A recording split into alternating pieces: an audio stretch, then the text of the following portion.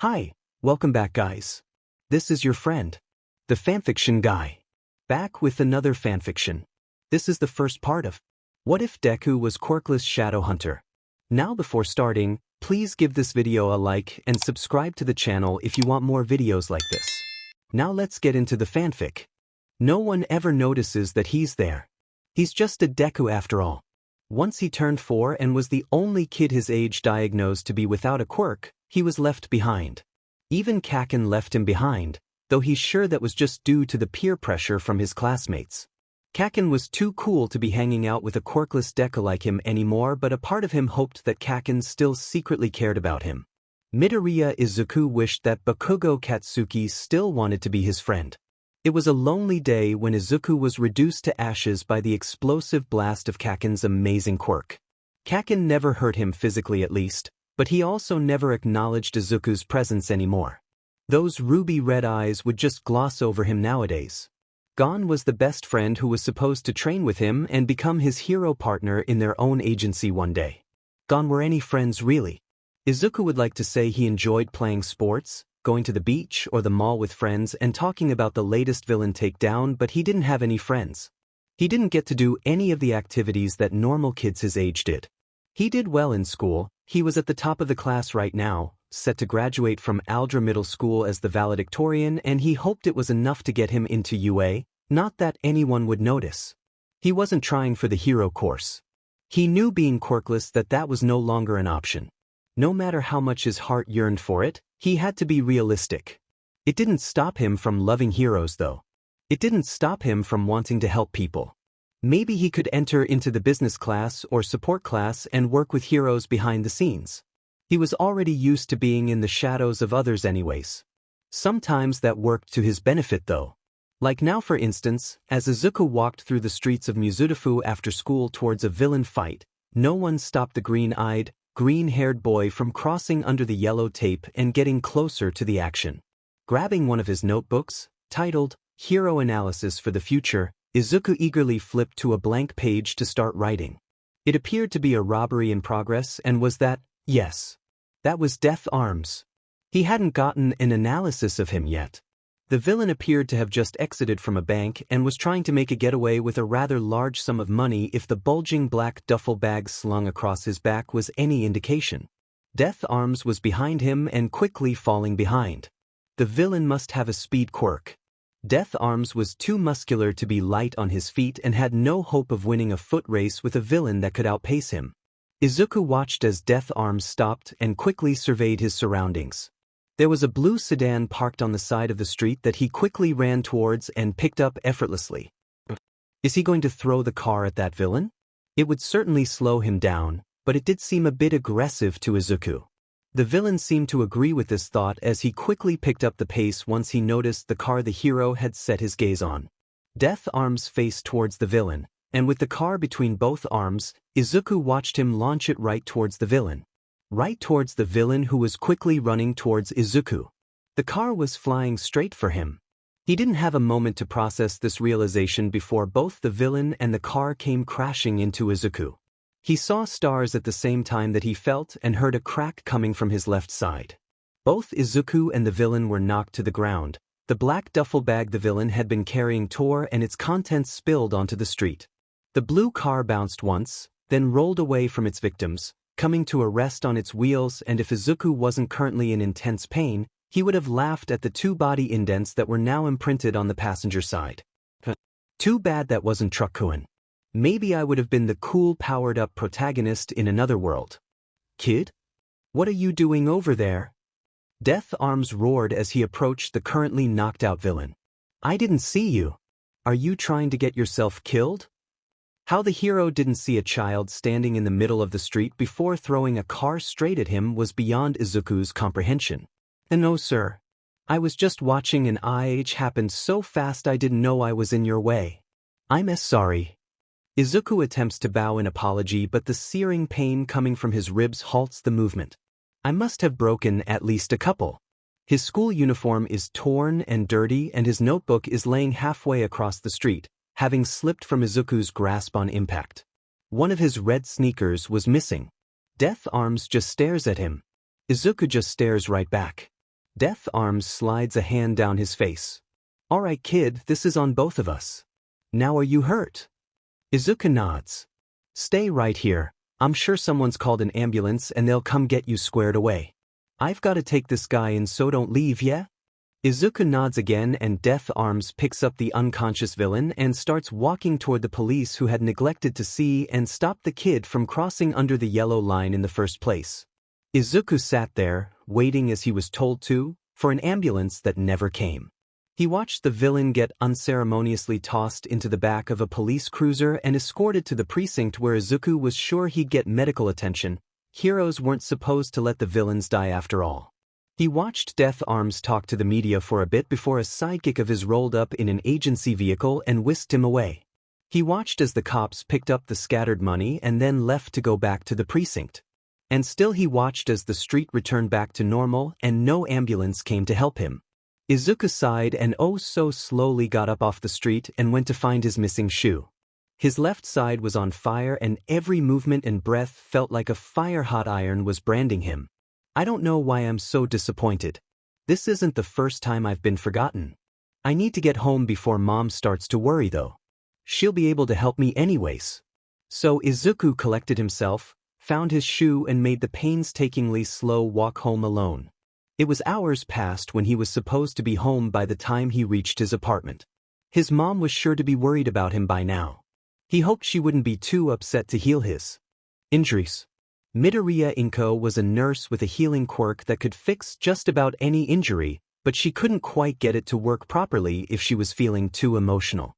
Her quirk created stem cells in the injured person's body and guided the cells to the injured site where she could speed up mitosis and make quick history of any kind of injury. It was really a remarkable quirk, and Izuku always thought his mom should get more credit for the work she did. But his mom was also a nervous and sensitive person, and if the person injured was someone she knew, half the time she would be crying too hard to be able to actually help the person. And so while Midoriya Inko was well loved by everyone at her job, she was never promoted to one of the higher paying positions she deserved and had to work extra shifts to provide for her and Izuku. Mom, I'm sorry I'm late but I'm home now. Izuku called into the dark apartment. It's dark? Izuku glanced at the clock in the kitchen. It read 6:07 p.m. She must be working late again. Guess I'll just have to bear it a little while longer until she gets home. Izuku figured he might as well get something to eat and wash up in the meantime.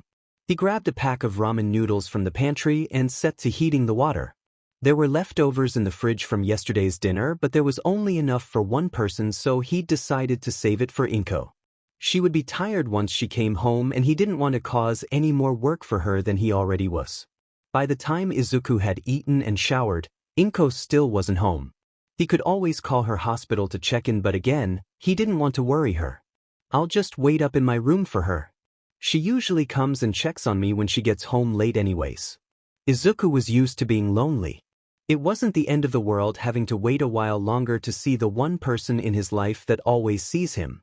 It was just a tad bit uncomfortable with the broken ribs he was sure he was suffering from at the moment. Izuku wakes up to the sound of his alarm. He cringes at the still burning sensation in his side, and it takes him a moment to remember yesterday's events. I must have been asleep when Mom came home and she didn't realize I was injured. In her defense, it probably wasn't easy to diagnose fractured ribs on someone who was asleep and tucked under the covers. Izuku slowly got out of bed and walked to his mother's room. The door was still open, just like it had been last night when she wasn't home. Is she already up and making breakfast? Izuku didn't hear or smell anything wafting from the kitchen, but he slowly trudged down the hallway to check anyways. The kitchen was empty and still in the same state as Izuku had left it last night, which was clean and tidied up. Thank you very much. He is not a heathen and takes pride in keeping his home clean. Izuku looked to the dining table chairs and didn't see her purse slung over a handle like it normally was when she was home.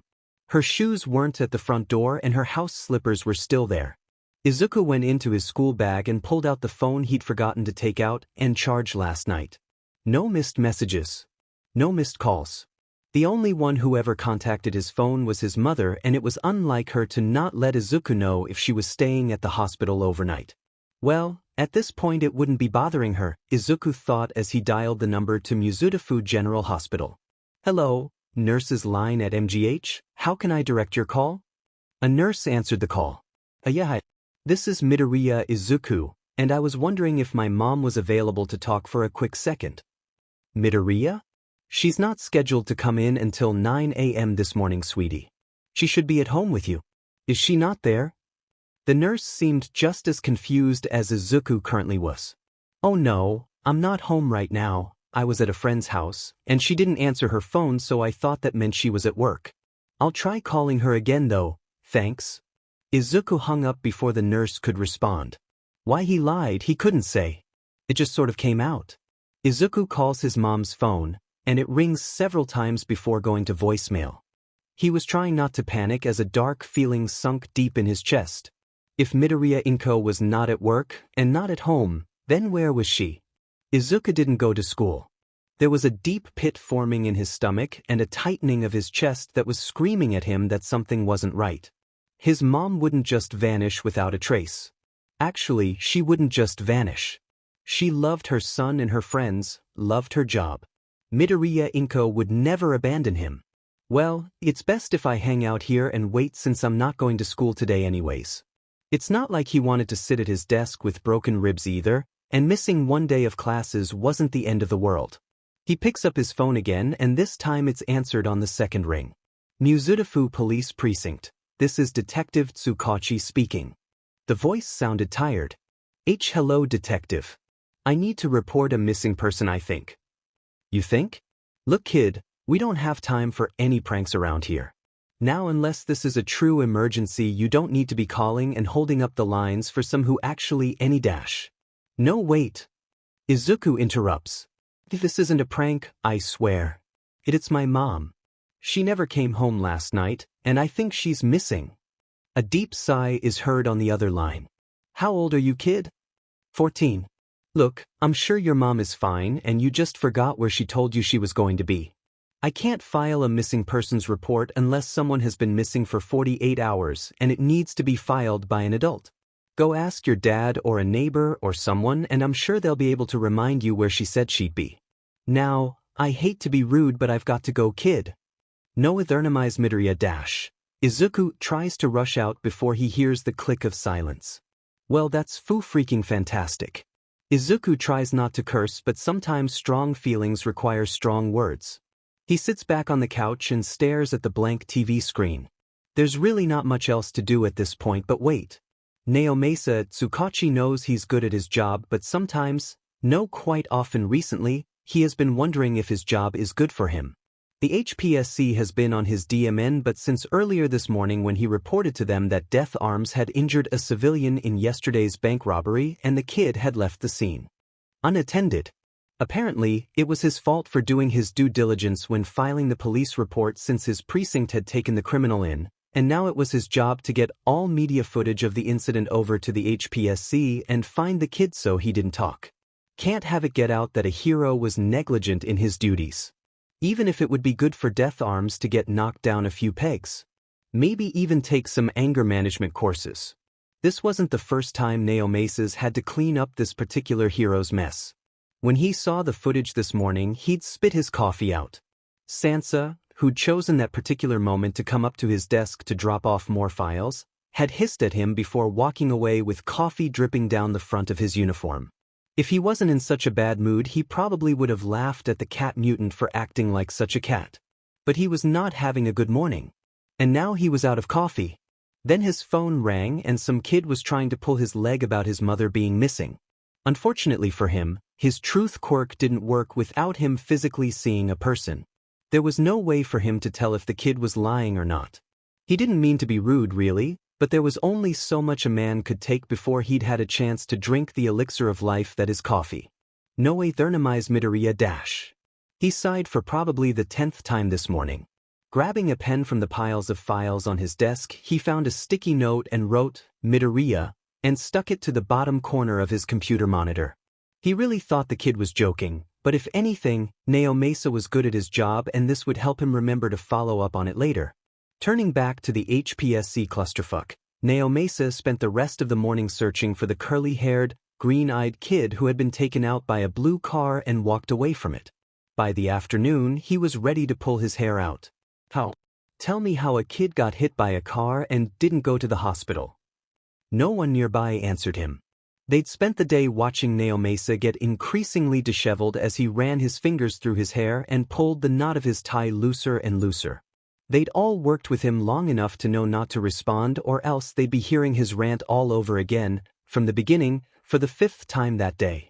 Sansa, on the other hand, hadn't been nearby, asked as soon as he came into the room, "What are you yelling about, Tsukachi? They can hear your voice all the way in the front lobby. This kid. I can't find him. It's like he doesn't exist, but he was right there. We have footage. Why can't I find him? Well, did you check the hospital records?" The precinct went silent as Naomasa froze and trained his eyes on his soon-to-be ex-coworker. Naomasa didn't think they'd keep him on as a detective after he murdered his friend. "Wow, Sansa. You know, after working here for the past 17 years and working on countless cases involving finding people, did I not once think of checking the hospital records to look for any intakes of children with potentially fractured bones from a literal car crash?" Tamakawa Sansa had been working at the precinct for as long as his friend, and knew he was just frustrated, but, being the good friend he is, couldn't resist riling him up a bit more. Makes the day more entertaining, he thinks. "Well, since you shared your coffee with me this morning, I figured your brain cells were just short-circuiting and it might have slipped your mind." Naomasa just stared at his friend. No kid fitting his description went to a hospital. "It doesn't look like he used a quirk, but I searched the registry for strength, armor, healing, hell, even telekinesis quirks, and there's no one that shows up matching him. It's like he doesn't exist." "Well," Sansa folds his arms across his chest and leans against the desk. "He looks to be of middle school age. Why don't you call all the school nurses and see if any of the students came in complaining about being hit by a car yesterday? There's no way a kid could have that much of a pain tolerance and not go see someone after something like that." Looks like Naomasa would not be committing murder after all. It was dark out by the time Izuku's stomach cried and startled him from his thoughts. His mom still hadn't come home, and still no calls or messages came from her to his phone. It just didn't make sense. He'd spent all day thinking about what could cause his mom to disappear. He hadn't done anything to upset her, he was pretty sure about that, and in general, everyone loved his mom. Her smile always lights up the room and she gives the best hugs. Oh, and makes the best katsudon. His stomach growled louder at the thought of katsudon. "I should probably eat," he says to no one in particular. Not that there is anyone in particular he could have directed that at. The only person who ever listens to him is missing and no one is doing anything about it. He gets up from the couch and shuffles into the kitchen, taking the leftovers he'd been saving for his mom out of the fridge and putting it in the microwave. He can't help but darkly think that she won't be home to eat it tonight either. Izuku goes to bed early. If Inko comes home, she'd come check on him, so it wouldn't be worth staying up all night and being tired the next day. Plus, he couldn't sit on that couch anymore, his ribs needed a break. Actually, they already had a break. He snorts.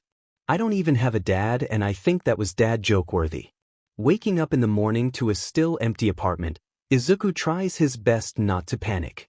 If he ever learned anything from his mom, it was that panicking did nothing to help the situation. And so he got up and got ready for school. He couldn't miss another day, someone might realize he was skipping. Plus, his ribs felt significantly better today.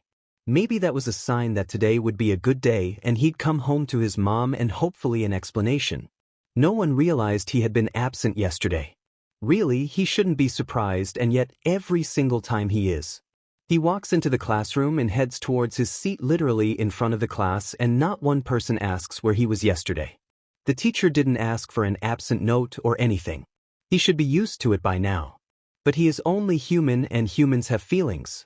Sure, he doesn't mind the peace and quiet that comes from being left alone, but after having your mother go missing, Izuku is feeling lonely.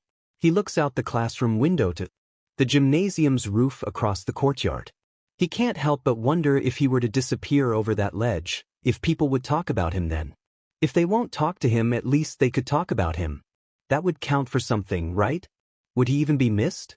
He can't help those dark thoughts that sometimes flit across his mind. He's never done anything to act on them, or anything self-destructive, but he's thought about it before. He knows it's cause he's craving human interaction though, and he's too prideful to walk down that path and admit that he's as weak as Kaken said he was when he bestowed upon him the name Deku all those years ago. It'll get better once I get into UA. And so Izuku spends the rest of the day as just another background character to someone else's story.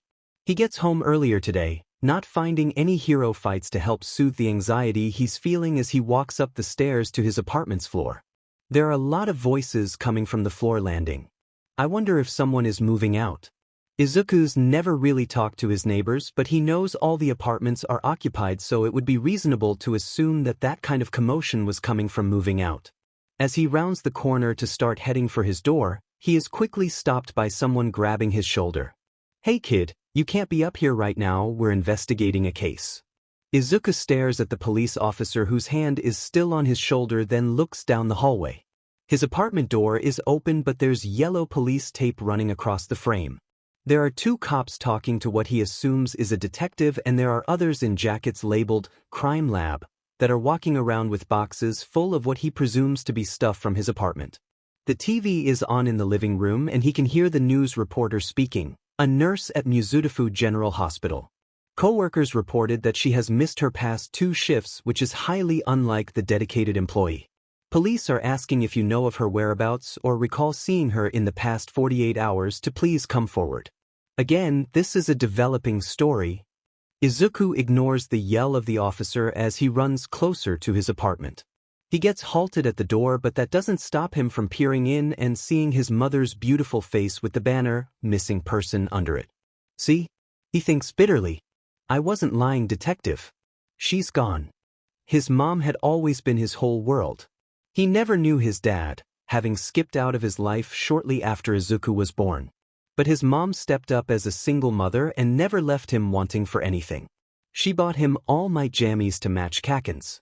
She hugged him and told him it'd be okay when his quirk never came in. She took him to the Hero Con and bought him a present Mike plushie and an All Might hoodie when no one showed up to his 6th birthday party. She always saw him. He was the spotlight of her world. The one person who allowed him to shine and feel what it was like to live. To be seen. To be heard. To be cared about. And now she was gone, and he didn't understand why. Izuku sat on the curb outside his apartment complex. Not wanting to be in the way of the police doing their jobs, he had walked back down the stairs and figured he could wait for them to come interview him or take him somewhere. He figured they wouldn't leave an underage child all alone, and it was only a matter of time before they came to talk to him about his mom. He thought about his mom while he waited and hoped she was okay, wherever she was. A car horn honked from several streets away, breaking Izuku from his thoughts. He blinked up at the streetlight that was on. It was dark out now, and the apartment complex was relatively quiet. Looking out at the parking lot, there were no police cars either. Did they really just walk past me and leave? Don't they know that Mom left me behind? Standing up and running his fingers through his hair, Izuku stared up at the stars. Izuku was starting to think he was cursed. Does the universe hate me this much that they gave me an invisibility quirk that's undetectable? He knew that just wasn't possible. He had the extra toe joint and everything. He could only wear the red sneakers that had to be special ordered specifically for quirkless people. Not that he minded that part. Those shoes were cool. But he was quirkless. He was a nobody and society didn't let him forget it. Well, actually, they forgot about him. That was the problem. Pulling his key from the lock, he ducked under the yellow tape that still spanned the width of his door and entered. The apartment was quiet. Walking around, Izuku looked for clues as to what the officers had been searching for. The living room was just as he left it, and they'd had the courtesy to turn off the television before they left. The kitchen was just the same. His plate from this morning that he'd neglected to clean was still in the sink. The door to his room was shut, just as he'd left it. It's like they didn't even come in here. Everything was exactly as he'd left it this morning. His mom's room was a different story. They'd most definitely taken things from here, but Izuku wasn't too sure of the specifics. All he knew was that the room felt cold. It was lacking his mom's presence. Her warmth and sunshine. He went up to the nightstand and grabbed the framed picture that had rested there for years. It was Izuku's favorite picture of him and his mom. With both of them having green hair and green eyes, Izuku looked like Inko's mini-me. He loved this photo because both of their smiles were so bright. He honestly couldn't remember why this photo had been taken. He was only 3 at the time, but just looking at it filled him with such happiness. It had always just been him and his mom. She was all he'd ever needed. And now she was gone. Izuku had to have faith that she would come back. That the police and maybe even the heroes would do their jobs and bring Midoriya Inko back to him. He took the picture to his room and placed it on his nightstand. It was only after he'd done his schoolwork and crawled into bed later that evening that he let the tears fall. Police currently have no leads as to the whereabouts of the missing nurse. Preliminary reports from their investigations have given no indication that foul play was involved. Midoriya's last known location was at her place of employment, Muzutafu General Hospital. Izuku closed out of his phone's browser as he walked up to his middle school. There was no use in not going. It's not like he could go out and look for his mother. He wouldn't even know where to begin. He would let the authorities do their job and watch over their home in the meantime. Most of the class were already in their seats by the time he walked in. Used to not having anyone acknowledge his presence, he kept his eyes trained on the ground as he approached his desk, missing the pair of ruby eyes that followed his movements. The day was uneventful as usual. Izuku took notes without really paying attention. He'd already read the chapters for modern history and had finished the math assignments for the next 2 weeks, so it's not like he needed to actively pay attention to the teacher drone on about the Pythagorean theorem. The only class he paid attention to was in History of Quirks. This was the class that Izuku lived for. Even though he didn't have one, he'd always been fascinated with quirks and spent much of his free time analyzing them and trying to figure out what a person's quirk was just by watching them. If Izuku didn't get into UA, if he couldn't help the heroes somehow, he thinks he'd be okay with being a quirk history teacher. The day ended soon enough and Izuku was walking back home to his empty apartment. "Hey Deku!" So lost in thought Izuku didn't hear a certain angry, blonde-haired teenage boy scream. "Deku, are you effing ignoring me? I'm trying to talk to you." A hand grabbed his shoulder and spun him around. Red eyes were staring into green ones. "KK Kaken? Are you actually talking to me?" Izuku said coldly. He couldn't help the sudden bitter feeling rising to his throat. For all the years that Izuku had spent still wishing he'd had his once best friend, he couldn't help but resent that it took his mom going missing for Kaken to finally speak to him again. Izuku just knew it. There was no other reason for him to being talking to Izuku. "Yes, shitty nerd, I'm talking to you. Listen, the old hag saw the news and saw your mom was missing, so she said I had to check in with you or some shit. I'm glad to know Auntie still cares. You can tell her I'm fine, Kaken. You don't have to talk to me anymore." He turns around to continue walking home. "I'm supposed to, don't walk away from me, shitty Deku." Small explosions were coming from the blonde's hand as he reached for Izuku's shoulder again. An explosion went off as Kaken gripped it, singeing Izuku's uniform. "I'm supposed to invite you to stay with us. Auntie doesn't want you be home by yourself." Izuku rolled his shoulder out of Kaken's grip again and peered at the now soiled shirt. "Tell her I'm staying with a neighbor. She doesn't have to be worried." Both boys knew that was a lie. Izuku didn't have anyone outside of his mom. "Whatever. Can't say that I didn't offer." Kaken aggressively walked away, bumping past Izuku's shoulder. He almost didn't catch the "I hope Auntie is okay" muttered by the angry teen. Izuku watches as he gets further and further away. He wasn't sure what to think about that interaction just now. He absolutely was lonely and wouldn't mind staying with Auntie and Uncle, but Kaken didn't want him there. He was a Deku and Kaken was amazing. He didn't interact with the likes of Izuku anymore. Kaken was going to get into UA and become a hero. He'd always be in that boy's shadow and he'd had enough of that to last him a lifetime at this point. He'd just do what he'd always done. Keep his head down and keep out of the way of others. His spotlight flickered out the day he'd been diagnosed as quirkless. He didn't want his shadow to dim the light of others. Izuku went to bed without eating dinner that night. It had been 2 weeks since his mom had gone missing and there was nothing new to report. The police never returned to the apartment, but the tape was still across the door, and Izuku no longer saw his mom's face on the evening news. Izuku had a new routine going. He'd go to school and afterwards walk around downtown looking for hero fights or anyone's quirks in general to analyze.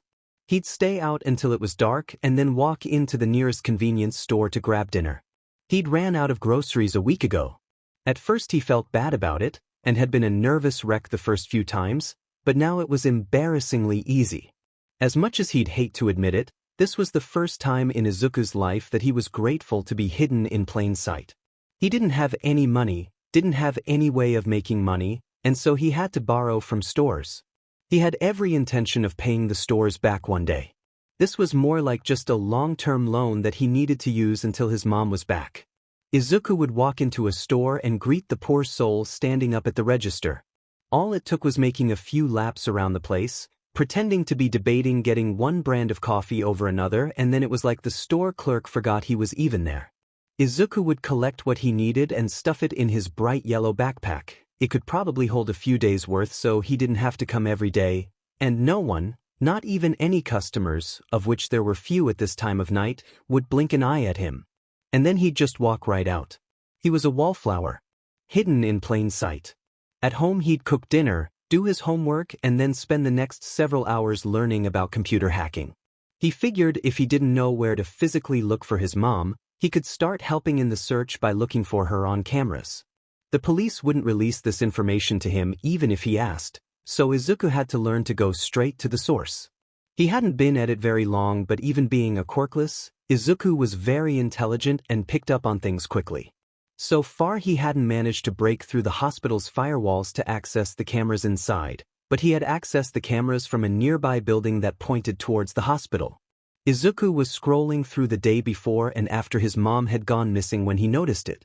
Rewinding several times, he watched again and again as Midoriya Inko walked into Mizudafu General Hospital, and several times he watched as she never walked out. There were multiple exits and entrances to the hospital, but all foot traffic entered and exited through the main doors. The rear entrances were really just loading docks for receiving hospital supplies, but those were only delivered once a week. Izuku knew that from how many times Inko would complain about the hospital running low on supplies and having to ration sometimes until the weekly delivery came. She went missing on a Tuesday. The deliveries were made on Fridays. Izuku watched again just to make sure, and no, not a single vehicle pulled in or out from behind the hospital in the days leading up to and after his mom's disappearance. Midoriya Inko never left the hospital when she disappeared. Izuku was deep in thought when the breaking news anthem sounded from the television. We apologize for the interruption, but we are coming to you with breaking news tonight from Mizudafu General Hospital. It appears that another nurse has gone missing only 2 weeks after the disappearance of Midoriya Inko. Police Chief Tsuragami will be holding a press conference shortly to discuss. What the hell? Here's what Midoriya Izuku knows. Since the news conference 4 weeks ago, a total of 10 nurses have gone missing from Japan. At first it was just Mizudafu General Hospital, but then reports started coming in from Hosu, Fukuoka, Kyushu, Jaku, and Esuha City. Having finally been able to break the firewall surrounding Mizudafu General Hospital, all the other cities' hospitals were easy to gain entrance into. They all ran off similar code. In each and every case, Izuku watched as a nurse walked into the hospital and never walked out. None of the hospitals had cameras in the patient rooms themselves, but they did in every hallway, excepting the hero wards. Izuku thinks they had cameras, but the firewalls were harder than the rest of the hospital to overcome, yet Izuku couldn't see any evidence that showed where the nurses went. He watched his mom walk into a room with a smile on her face, only to never walk out again. The nurses would enter a room and just vanish. And it wasn't even the same room they were walking into. I wish I had access to room assignments. There had to be a trend in these disappearances. Were they all the same patient? Or was it a group of people? How were they leaving the hospital?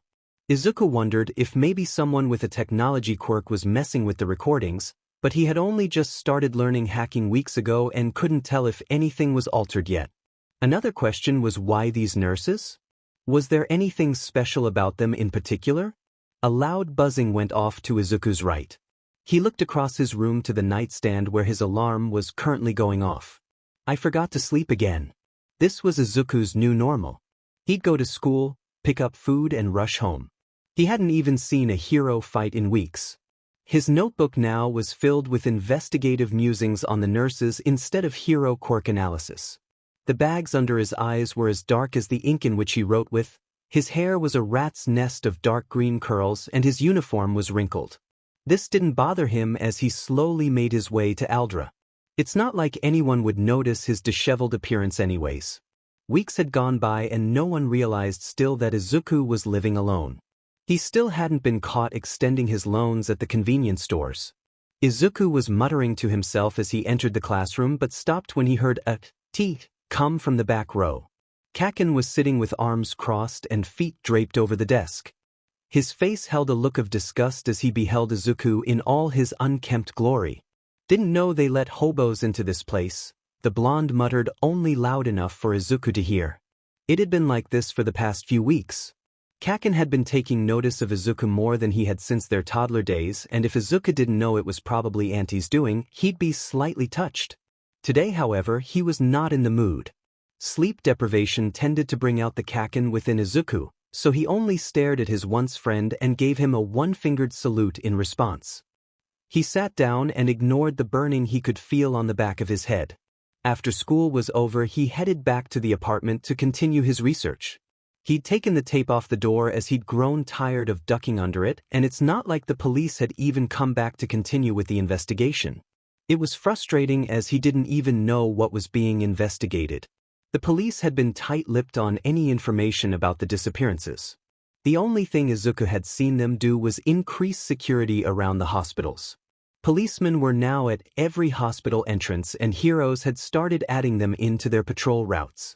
He'd even seen online that Hawks, the number 3 hero, had been spotted flying around the hospital near his agency in Kyushu. At least they were taking things seriously, as they should, but Izuku didn't know why they weren't sharing any information with the public. They hadn't even announced a suspect or a motive. Izuku opened his laptop and went back to work. Midoriya Inko, Muzudafu General Hospital, General Ward. Quirk, Stem Regen. The ability to create stem cells and speed up mitosis to heal any injury. Nakamura Yui, Muzudafu General Hospital, Hero Ward. Quirk, Patchwork, a single touch could heal even the largest laceration. Nishihara Ichika, Muzudafu General Hospital, Hero Ward. Quirk, Relimb, the ability to regrow limbs. Takahashi Akari, Hosu General Hospital, General Ward. Quirk, Erythro, the ability to create and replenish any blood cell. Watanabe Hina, Kyushu General Hospital, General Ward. Quirk, Rewind, the ability to rewind to the time prior to a wound occurring. Yamamo Himari, Fukuoka General Hospital, Hero Ward. Quirk, Osteo, Bone Regeneration. Ito AI, Jaku General Hospital, Children Ward. Quirk, Super Stitch, the ability to suture wounds with a single touch. Yoshida Rin, Jaku General Hospital, Children Ward. Quirk, Neogenesis, General Regeneration. Kondo Tsumuji, Esuha City General Hospital, Hero Ward. Quirk, Sylvadine, the ability to heal burns. Saito Emma, Esuha City General Hospital, General Ward. Quirk, Axon Genesis, the ability to reform nerves. Izuku stared at the 10 entries written in his journal. The 10 individuals whose only connections were that they were nurses and they had incredible healing quirks. He was almost ashamed it had taken him this long to think of looking up their quirks. Not everyone who worked in the medical field had healing quirks. Some had quirks that let them detect pain, kept their hands extra steady, or gave them super eyesight. But these nurses, they all had regenerative healing quirks. These were extremely helpful in healing major wounds, ones often caused during battles with villains. Whoever was behind these disappearances must have been severely injured. Maybe they were looking for a way to heal themselves. Izuku was certain he was correct. He'd finally found a lead. Now all he had to do was look through the fight archives on the Hero Network, a Hero-exclusive network that he just happened to break into the other day and now had access to most confidential files and forums, and look for any villains who'd been majorly injured recently. The first disappearances happened just under 2 months ago, so he'd figure he'd be safe and look up fights over the past 6 months. He was at a dead end. The past 3 days of research had yielded many villain injuries but no results. The wounds were either too minor or the villains were locked up in Tartarus and there was no way they were conducting business while trapped within those walls. The only thing he really noted were that Endeavor and Death Arms were ranked in the top 2 spots for cause of injury. He really wasn't surprised. What was surprising was the lack of records reporting All Might as the hero who'd made the takedown. As far as Izuku knew, and he knew just about everything there was to know about the #1 hero, All Might was currently in Japan, so why did it appear that he wasn't actively working on the front lines? It's not like he was an underground hero. Limelight heroes didn't do undercover stints, and being the #1 hero for the past 40 years would make it ridiculous for him to even try. He was recognizable worldwide. Izuku sighed and stared at the photo on his nightstand. As much as he wanted to know what his favorite hero was up to, it was more important for him to figure out where his mom went. It had been weeks and no word.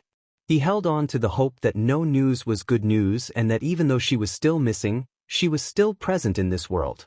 It meant he still had time to find her. Suddenly, Izuku heard the familiar sound of keys inserting into the lock of the front door. He lurched off his bed and sprinted to the front door. There's no way. No way, no way, no way, no way, no.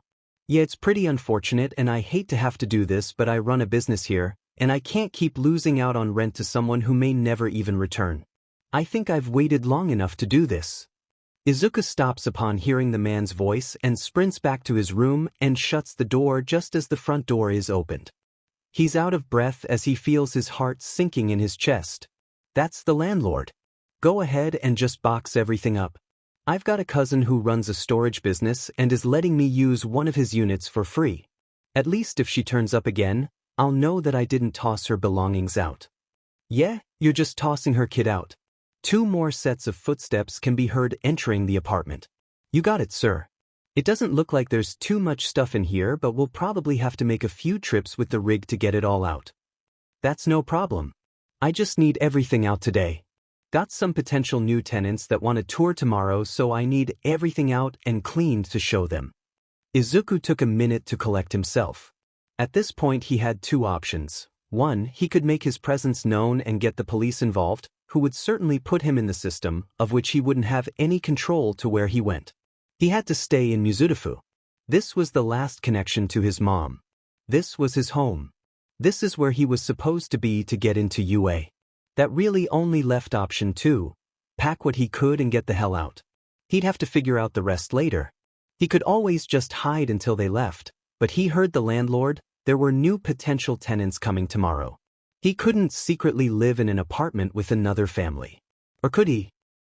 He couldn't. 1, that'd be too weird, and 2, if he were caught it'd probably go on his record for breaking and entering, and UA wouldn't let riff-raff like that in. His mom may not be here currently, but he still held on to being the best son he could be for her. They'd talked his whole life about him getting into UA. She'd done everything she could to get him prepared for it despite being quirkless. He wasn't going to let her down in the aspect. She might be disappointed about my grocery shopping habits, he internally cringes, but there's nothing to be done about that now. Izuku has his school bag and an All Might athletic bag. Whatever he could fit between the 2 would have to be enough. Maybe I can find out where this storage unit is if I ever need to grab something. He places his laptop, his school and hero analysis notebooks, and the photo of him and his mom in the school bag. In the All Might bag, he's able to fit a couple of his school uniforms, and couple shirts, a long-sleeved shirt, and a pair of joggers. He barely is able to fit his favorite bright yellow All Might hoodie too. Glancing around his room morosely, he realizes that all his hero merch will have to stay behind. He can't take his All Might figurines, his Edgeshot and Present Mic posters, or his limited edition hero-themed video game console. He knows it's supposedly just going into storage, but he may never get them back, and it breaks his heart a little bit more than it already has been. He hears the distant sound of a moving truck's engine roaring to life and takes that as a sign that the movers are making their first trip out to the storage unit with his stuff. Izuku looks around his room once more, imprinting it to memory, then turns and walks away from his childhood for the last time. They'd already emptied the living room and kitchen. Bare and naked, with only white spots on the walls where pictures used to hang, and the outline of the couch and coffee table in the carpet where they used to reside, are any indication that there had been life here for the past 14 years. He drops the keys on the counter as he leaves. It's already late in the afternoon as he steps out of the complex and begins walking. To where, he hasn't the slightest idea. His mind shuts down as he lets his feet carry him. No one pays attention to the crying kid with a bright yellow backpack and a red, yellow, and blue duffel slung over their shoulders. No one knows that this is a kid who has been ripped from the protection of his mother and now his home too. And all for what? No one even knows why this is happening, which is the most frustrating part, he thinks. If at least they knew the motive behind the kidnappings, they could be doing something about it. Could be one step closer to having his world pieced back together instead of slowly ripped apart. He looks up when his feet hit sand. Dagoba Beach. He used to come here with Kaken when they were little. They used to pretend to be heroes out at sea, saving captains and cargo from the villainous pirates who attacked them. They used to build sandcastles. Well, at least Izuku did. Kaken would always knock his down halfway through out of anger, and then he'd knock over Izuku's too. Now, the beach was littered with towering piles of debris. Garbage left by careless beachgoers or else washed up from the shore from who knows where. Well, at least for now, this is as good a place as any to go. He sets off through the towers looking for a spot that hopefully will protect him from the elements and not cave in on him. Luckily, it's only June, so the weather is warming up and it won't be too frigid at night. When he rounds the next corner, he stops and almost drops his belongings. Oh, cruel world and your sense of humor. He can't help but chuckle as he climbs into the back of a damaged vehicle. This is as safe of a place as I can be for the moment. I wonder if the doors still lock. Izuku settles in for the night, falling asleep against a car door that has two very familiar indents in it. Deku is struggling and Bakugo Katsuki doesn't know why he cares. At first he only talked to the nerd when the old hag had threatened to take away his gym membership, but now he finds himself anxious to see that front row seat filled every day. Auntie was missing, and Katsuki knew she was the only one in the world who cared for Deku. His dad had never been in the picture, and although the hag and old man cared for him too, it wasn't like Auntie's love. Hell, they had believed him when he told them Deku was staying with neighbors. It's like they'd forgotten that they were the only close friends Midoriya Inko had. Shitty nerd. Always having to make things harder for himself. They used to be best friends. They were gonna go to UA together. But then Deku just had to go and be quirkless. At first Katsuki didn't think it was a big deal. He could be the bronze and Deku the brains in their hero agency. Not that Katsuki wasn't smart, but he thought the nerd needed to having something worth bragging about in his life. But Deku couldn't keep up with him. As he went to quirk counseling and learned more and more about how his explosions worked, he attracted a new kind of crowd, ones with their own quirks. Katsuki was moved into the spotlight, where Ideaman well should be, and the nerd stayed in the shadows. Deku wasn't a moth drawn to a flame. He was smarter than that, knew he'd get burned if he flew too close to Katsuki. Before he knew it, he forgot that the nerd was even in the same classes as him. No more play dates, no more after-school study sessions. They just drifted apart, the chasm becoming too big for either of them to overcome. And then he had to go and let Auntie get kidnapped. And then Katsuki started paying attention to him whenever he entered the room. And it said Katsuki the F off. Deku's appearance was always a little wild, what with that untamable bush on his head, but ever since Auntie's disappearance he was getting more and more wild. He had constant bags under his eyes, his uniform was always wrinkled. His uniform actually started looking too big on his skinny frame. Katsuki almost wanted to ask the old hag for an extra bento for lunch. He could always tell her he was just burning more calories. That wasn't a complete lie, he was trying to get ready for the UA entrance exam. Even though it was still months away, Katsuki needed to be prepared. But he never did, even though he knew Deku wasn't eating school lunches or bringing anything from home. The last conversation he had with him didn't go great. Katsuki wouldn't know how to react if the nerd didn't accept his help. So he stayed quiet and just observed. If Deku really needed help, he was sure there were adults that could provide it. The police had to know what he was up to. Auntie didn't just disappear, she left behind a kid. They had to know that. But then he watched as Deku walked into the classroom one day sporting a black eye and, was that blood? Izuku hadn't meant to get in a fight. The walk from Dagoba to Aldra was admittedly not in the best of neighborhoods, so he'd started running to and from school in an effort to avoid lingering in the shadowed alleyways longer than necessary. It had done great for his stamina. He barely even broke a sweat by the time he arrived at school now. But on his way in last night he'd been halfway to the car. He couldn't call that his home, it was just too depressing, when he'd heard a scream. Without thinking he'd just run towards the sound. A young woman was crying on the floor with a nice bleeding gash on her forehead. Hovering over her and rifling through what he presumed was her purse, was a villain. Izuku watched as the villain was careful about sticking his entire hand into the bag. The skin around his knuckles were thickened, but if you looked close enough there were thin vertical gaps evenly distributed between each knuckle. So you pretty much have brass knuckles anywhere you go, don't you? Or are those knives that come out of there? You're like Wolverine, Izuku says, thinking of the pre-quirk comics he'd once seen on the internet. Both the villain and the victim jumped, not even realizing Izuku had approached them. Can you not control your quirk? Do blades pop out at any given time? Is that why you're not inserting your whole hand? Izuku starts muttering. Quirks were just so fascinating. What the sheet, kid? Get out of here if you know what's good for ya. The villain dropped the bag and turned to Izuku. The woman took this as her cue and grabbed her bag and ran out of the alleyway. Now, when Izuku ran headfirst into this situation, he obviously hadn't thought what he'd do with a confrontation. The villain rushed him and Izuku tried to dodge, but he wasn't fast enough and the villain got him in the left arm with a fist. Yeah, Izuku was right. This was Wolverine too. Actually -2. This guy was a villain. Small knives had protracted from the slits and caught Izuku in the arm. He hissed with the sudden pain and knew that he'd gotten hit deep enough to bleed. Then Izuku's face collied with the corner of the dumpster and he'd blacked out. When he came to, it was morning. He blinked against the brightness and the throbbing headache that seemed to swarm his entire face. That was embarrassing. Izuku, at least the woman had gotten away, he thought, as he scanned the alley for his own bag. Luckily it was still there and it didn't look like anyone had pilfered anything from it. Not that there was of much value to anything. He'd left his laptop back in the car. Taking his phone out of his pocket, the time told him that he could make it to Aldra if he started walking.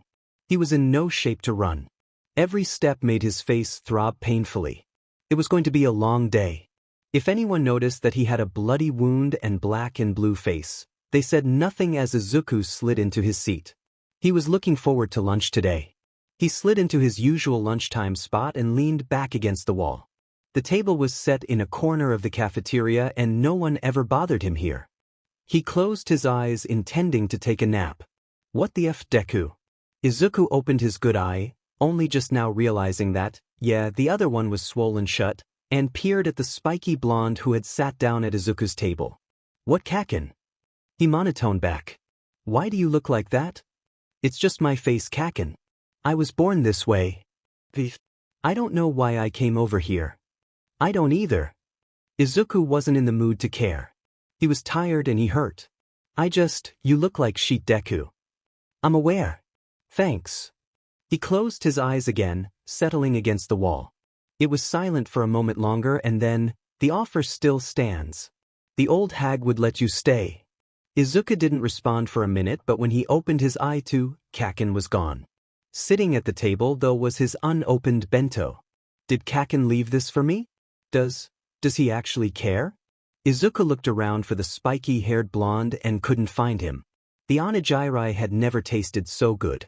Not wanting to repeat the literal dumpster dive, Izuku started spending his evening researching self-defense techniques. He figured yesterday's incident wouldn't be the last and he'd need to be better prepared. Plus, he was at a standstill with his mom's case. This was a good distraction for him. And it may help me prepare for the UA entrance exam. He shouldn't be having those thoughts. He was quirkless after all, but UA would allow him to take the exam. Maybe it wouldn't hurt to just try and see what happens. Worst case was he'd still end up in the business or support course. Or even general education. It was UA. You'd still be a step above your peers just by gaining admission. And so Izuku started to learn how to block punches and kicks, and maybe even throw a few of his own. His trash paradise was great for training. He could kick at whatever, further damaging the scraps of metals, plastics and what have you with no repercussions. He even started rearranging the trash piles, sorting them by material and then creating trash dummies in which to kick and block with. He found 2 throwing knives that way. Why someone would have tossed them out, he has no clue, but they were still sharp and in great condition. He stored them in the car to learn how to use later. He started moving large items like broken TVs, remnants of couches and desks for nothing more than to build muscle. Resistance training in the sand was no joke. The only drawback to this was Izuku was constantly hungry. He was still extending his loans from the convenience store, but having no access to a kitchen anymore, he was extremely limited on what he could take. He was practically living off protein bars. He needed to find a way to make money and purchase himself a hot meal every once in a while. The problem was, no one would hire a 14-year-old. It was near the end of June, nearly 3 months after his mom's disappearance and weeks of practicing self-defense, that Izuku ran into a group of thugs. Well, actually, it's more like the group had run into him. He was on his way back from the convenience store, having gotten there later than normal because he'd been hyperfixated on trying to move an old bookshelf. Demon thing must be made of solid oak. It was so heavy, I couldn't get it to budge, when he realized he'd been out of bars for dinner. Izuku had just been scrolling through the Hero Network on his phone when a thug ran into him. "Hey, who do you think you are, punk?" Izuku looked up at the guy, perplexed on how he was more offended than Izuku, who was the one who had just been knocked to the ground. "I'm nobody." He may have been practicing to fight, but he wasn't dumb. It wasn't wise to pick your first match as a 3 versus 1 setup. He went to collect himself from the floor when he saw the punch coming. Dodging successfully, this time, Izuku lays back flat on the ground and sweeps his leg out, catching the other guy off balance and knocking him to the ground. I guess there's no avoiding it now. He pops up and turns to face the other 2. Both come at him at the same time, so Izuku takes advantage of his smaller frame and darts between them, grabbing an arm in each hand and pulling. The momentum from his forward movement brings the 2 thugs together, and Izuku flinches a bit at the resounding crack as their skulls collide. All 3 of them are on the ground, unconscious. It didn't feel like a true fight to Izuku, but he did just successfully avoid getting himself injured and took down 3 men that were bigger than him. He can't help but feel a bit giddy. Is this what being a hero feels like? He knows that this was essentially a quirkless fight, and he didn't save anyone other than himself, but he still did it. His stomach growls as he continues to stare down at the men. Well, he thinks as he bends down and reaches towards the nearest one, they did technically inconvenience me. Consider this a restitution fee. For the first time in months, Izuku walked home with a warm meal and change to spare. The air is warm and the ocean's salt clings to him like a familiar friend as Izuku watches the sun set from atop his car.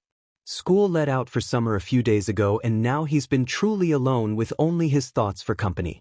The silence was deafening. Not even seagulls came to keep the green-eyed boy company. At least when school was in session, he could watch and hear other people's interactions. Live vicariously through them. At least at home I'd had mom. Past tense. It was how Izuku was thinking nowadays. Months have gone by and there was still no trace of any of the missing nurses. He'd lost faith in the police and the heroes finding them. He'd lost faith that she would return to him suddenly one day. That whatever task she'd been kidnapped for had been completed and the villains would let them all be free. Every new day she was gone led Izuku one step further towards a dark reality. The heroes save everyone. The villains don't. He'd been toying with the idea during the last few weeks of school. Whatever the police were doing wasn't working, but what if he went directly to the villains? High off the euphoria of having won a fistfight and money for food, Izuku had started taking to patrolling the back alleys of Mizudafu at night, and he'd learned a few things. First, no one paid any attention to him. He didn't have to hide around corners or jump from rooftops to ambush anyone. He could just walk up and make the first move. He wasn't ever on anyone's radar. Secondly, thanks to the lack of attention on him, it gave Izuku ample time to notice things about his opponents, who the ringleader was, what their quirks were, potential weak points, what they were talking about. Which led to his third observation, that villains knew things. Most of the villains he interacted with were in the minor leagues, not having strong quirks, or at least not knowing how to use them to their advantage. And yet they still knew what the other villains in the area were up to. Izuku overheard them talking about avoiding Cedar Park for a few days cause a drag deal was going down, or that they were free to roam the neighborhood on the west side of town cause the Yakuza had left for a business meeting elsewhere. They gossiped worse than the girls in his middle school class. He stared down at the knife he'd been twirling between his palms. I could do it. I could start tracking the villains. Take them down and question them. I can find some answers. 3 nurses had been taken from this area alone. Someone here had to know what was going on. But if he went down this path, there'd be no turning back. Self-defense was one thing, but going after villains with intent, that was vigilantism. Or maybe even toying with villainism itself. If Izuku did this, everything he'd been working towards his whole life, everything he'd been trying to keep together over the last few months would be for nothing. But I'd be doing it for her. If he was found out, he wouldn't get into UA. He'd no longer be just a shadow, but an outcast, always running from the law, wanted by heroes and distrusted by villains. He'd be signing himself up to a life of isolation. But if he succeeded, I'd have my family again. Izuku knew subconsciously that there was only one choice to make. He'd known it days ago when he'd been drawn towards the clothing section and had left with some dark gray joggers, a dark green hoodie, a black face mask and a knife strap. No one ever noticed him until he spoke up or threw the first punch, so he didn't need to wear all black. He wanted to go for the red joggers, but considering his shoes were also red, he didn't want to look like a walking Christmas ornament.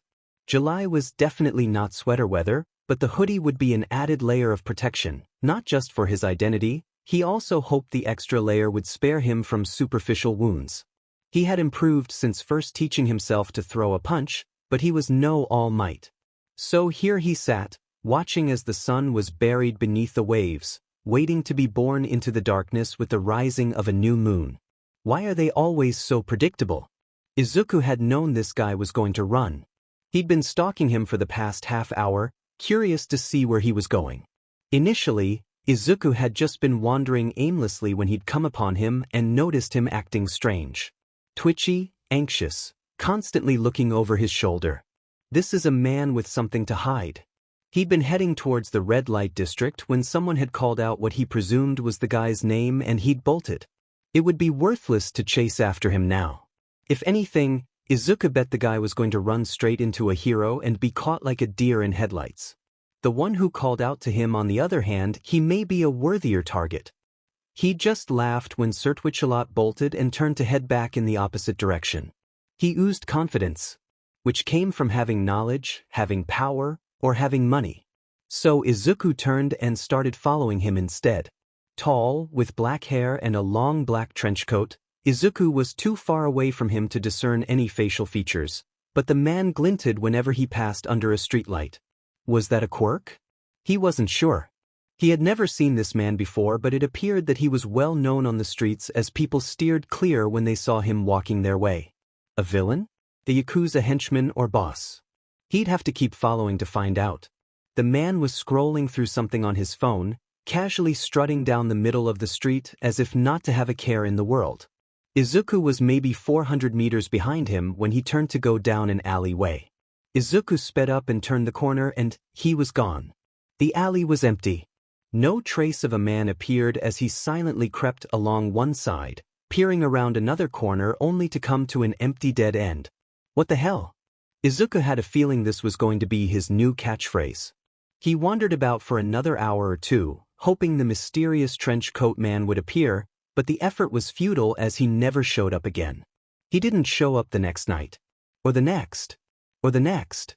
He showed up almost a week later. This time, Izuku had just taken down a petty thief when he'd seen Trenchcoat strolling down the street again. This time he'd been whistling. Izuku didn't recognize the tune, but it had sounded too cheery to be coming from a man dressed all in black. He followed closer this time.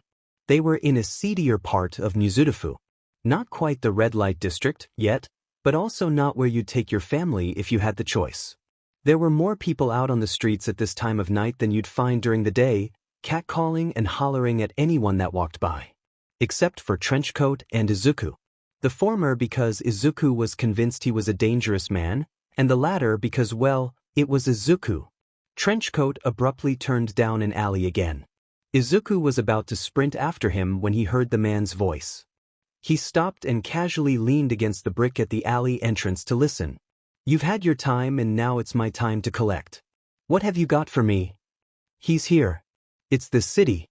He's not traveling back and forth anymore. I don't know for how long, but one of my sources was confident this was a more permanent residence. That's all I know." "Did you see him?" "And no, but I saw his assistant. I swear. This is legitimate this time." The second voice started pleading. "You've got another week." Silence fell, and then the second man, "Wait, no, Cirtwichelt," ran out of the alley and disappeared into the night. "We've got the location. Just here. Now pick me up." Who was he talking to? Izuku peered around the corner only to find it empty. What the hell? He had another week. It sounded like whoever Trenchcoat was meeting with was collecting information on a routine basis, so Izuku was under the assumption that they would once again be meeting in the same alley. Twice now he'd followed the mysterious figure and lost sight of him. Izuku needed to tail him differently. He had to be disappearing via a teleportation quirk, and it wasn't his own, otherwise he wouldn't needed to have called anyone. Teleportation quirks were rare. So rare in fact, that he hadn't even thought of that as a possible way of sneaking the kidnapped nurses out of the hospital until now. Holy hell, did I already stumble upon the right villains? Trenchcoat must be working for someone else then. No big-time villain would be out walking the streets to collect information. Whoever he was working for, they must be the real deal. Yet Izuku found himself once again asking who? Mizudafu was not Tokyo. Yes, they had crime, but it was never with the big league villains. There were maybe B-class villains at the most. Izuku had never even seen an SS-class villain in real life before. All Might always keeps them at bay. And who was this he that they spoke of? Was it another villain? Or a hero? Why were they coming here of all places? Izuku tended to browse the hero network before falling asleep each night, and he didn't recall any chatter of a new hero or agency coming to town. I have a lot of the pieces, but I still can't picture the puzzle. Izuku exhaled heavily through his nose. I should be counting my blessings. I already have a potential lead. It means I'm not wasting my time. Rehearse. He rolled up onto his knees and placed both hands on the window and pushed down before reaching back to grab his laptop and crawling out. He'd accidentally kicked in the good door of his car bed the other day when practicing jump kicks. Between that and the body impacts on the other side, he couldn't get them to open anymore. So manually rolling the windows down it was. The air was already balmy. It was going to be a hot day. Sounds like the perfect day to do some research in a cafe. He strolled up to Caffeinated, a relatively new discovery of his, right as they opened for the day. Izuku was never allowed to have any pets growing up for the simple fact that his mother couldn't afford the extra burden of feeding and taking care of another living being. So this was the best thing Izuku had access to in his life at the moment: coffee and cats. He'd ran across it, literally, one night while on patrol and had started visiting it weekly ever since. They had free Wi-Fi and delicious coffee. "Good morning, Suki," he greeted the owner. She always worked on Sundays, allowing her staff to have the day of rest. "Hey there, Green Bean," she called out fondly. Izuku hadn't wanted to give her his name the first time he'd come in, so she'd made up a name for him. He liked it. "What are you trying out today?" Izuku stared up at the menu hanging behind the counter. He'd been slowly trying everything on the menu at least once. How there was so many different types of coffee he didn't know, but it'd take him pilfering the pockets of many a bad guy to finally get through the extensive list. Well, almost completely through it. After trying an Americano once, he decidedly avoided trying the other flavors. It tasted like soggy water, and he didn't understand how people liked that crap. "Let's try the lavender white mocha, please. Iced." "Come in right up, Bean." Izuku smiled at her and walked to his usual corner. Situated to the left of the counter and tucked against a window, Izuku could see who was walking by the store as well as those coming in. Not that he thought he was on anyone's hit list, but ever since he'd started Vigilante ING, he'd thought it wise to be more observant of his surroundings than he normally was. An orange tabby jumped onto his closed laptop and booped Izuku's hand for attention. "Good morning to you two, Scones," Izuku said, complying with the cat's request. All the cats here were named after bakery foods. Only Scones and Muffin, A gray domestic longhair ever came over to say hi to Izuku. He was fine with that. 2 cats noticing him were more than he ever got from humans anyways. He'd take what he could and appreciate it. Opening up his laptop, Izuku immediately went to access the quirk registry and searched for a teleportation quirk. Results: none. Please try again. Transport. Results: none. Please try again. Portal. Results: none. Please try again. Travel. Results: none. Please try again. Well, that was interesting. It's not like all people were born as villains. Statistics showed that people tended to go towards villainy after finishing high school, and the HPSC were fairly good at extrapolating the offspring quirks of known villains. Not many were able to slip the registry. Maybe they were a late bloomer? Izuku had always wished he was. He dreamed of the day he got to go to quirk counseling and register his quirk. He still fantasized about it sometimes. Taking a sip of his coffee, he gave up the search and opened up the Hero Network. His next task was to try and find out who the was that trenchcoat was tailing. Heh, dad joke. They're even funnier when you don't have one. Izuku needed to sleep more. His brows raised at the first post on the homepage. Death Arms gone to rehab. Well, of course Izuku needed to click on that link. Death Arms, local hero, was forced by the HPSC today to attend anger management rehabilitation. While Death Arms has worked and protected many a civilian, his more recent saves have gone beyond the normal protocol of appropriate use of force, and as such, we have removed him from the front lines for the time being. A spokeswoman for the HPSC reports. It should be of no surprise as Death Arms, whose ranking have slowly been falling backwards, was accused of injuring a civilian a few months back and as recently as last week smashed a car through the walls of a public library, with civilian passengers still within the vehicle. We were told by the HPSC that those victims were compensated generously for their experience. Where was my compensation? Izuku thought sarcastically. Guess I could say he compensated me with my current place of residency. He scrolled down to the hero comments. Street shooter, I'm surprised the HPSC willingly made something like this public. Who gone and spilled the beans? Cat life. Ick, but you can bet the HPSC must be hella mad at them. Yearnin' for burnin'. I heard it was some cop-out in Nizudafu. Found some footage of some kid getting nailed by a car and showed it to the commission. Street shooter. Kid? The article didn't mention he'd hit a kid. Yearnin' for burnin', right? I think the cop's name is Tsuka something. I'd honestly like to shake his hand. Ballsy to do that to the commission. That name was familiar. Tsukachi? That was the name of the detective he spoke to when Mom first went missing. Izuku stared at the screen a moment longer. He didn't know how to feel about a man who had simultaneously disregarded him and recognized his existence. But maybe he was a good man. Everyone knew the hero commissioner liked to hide the hero's dirty laundry. It was pretty ballsy to have brought this to their attention. I hope he doesn't get fired.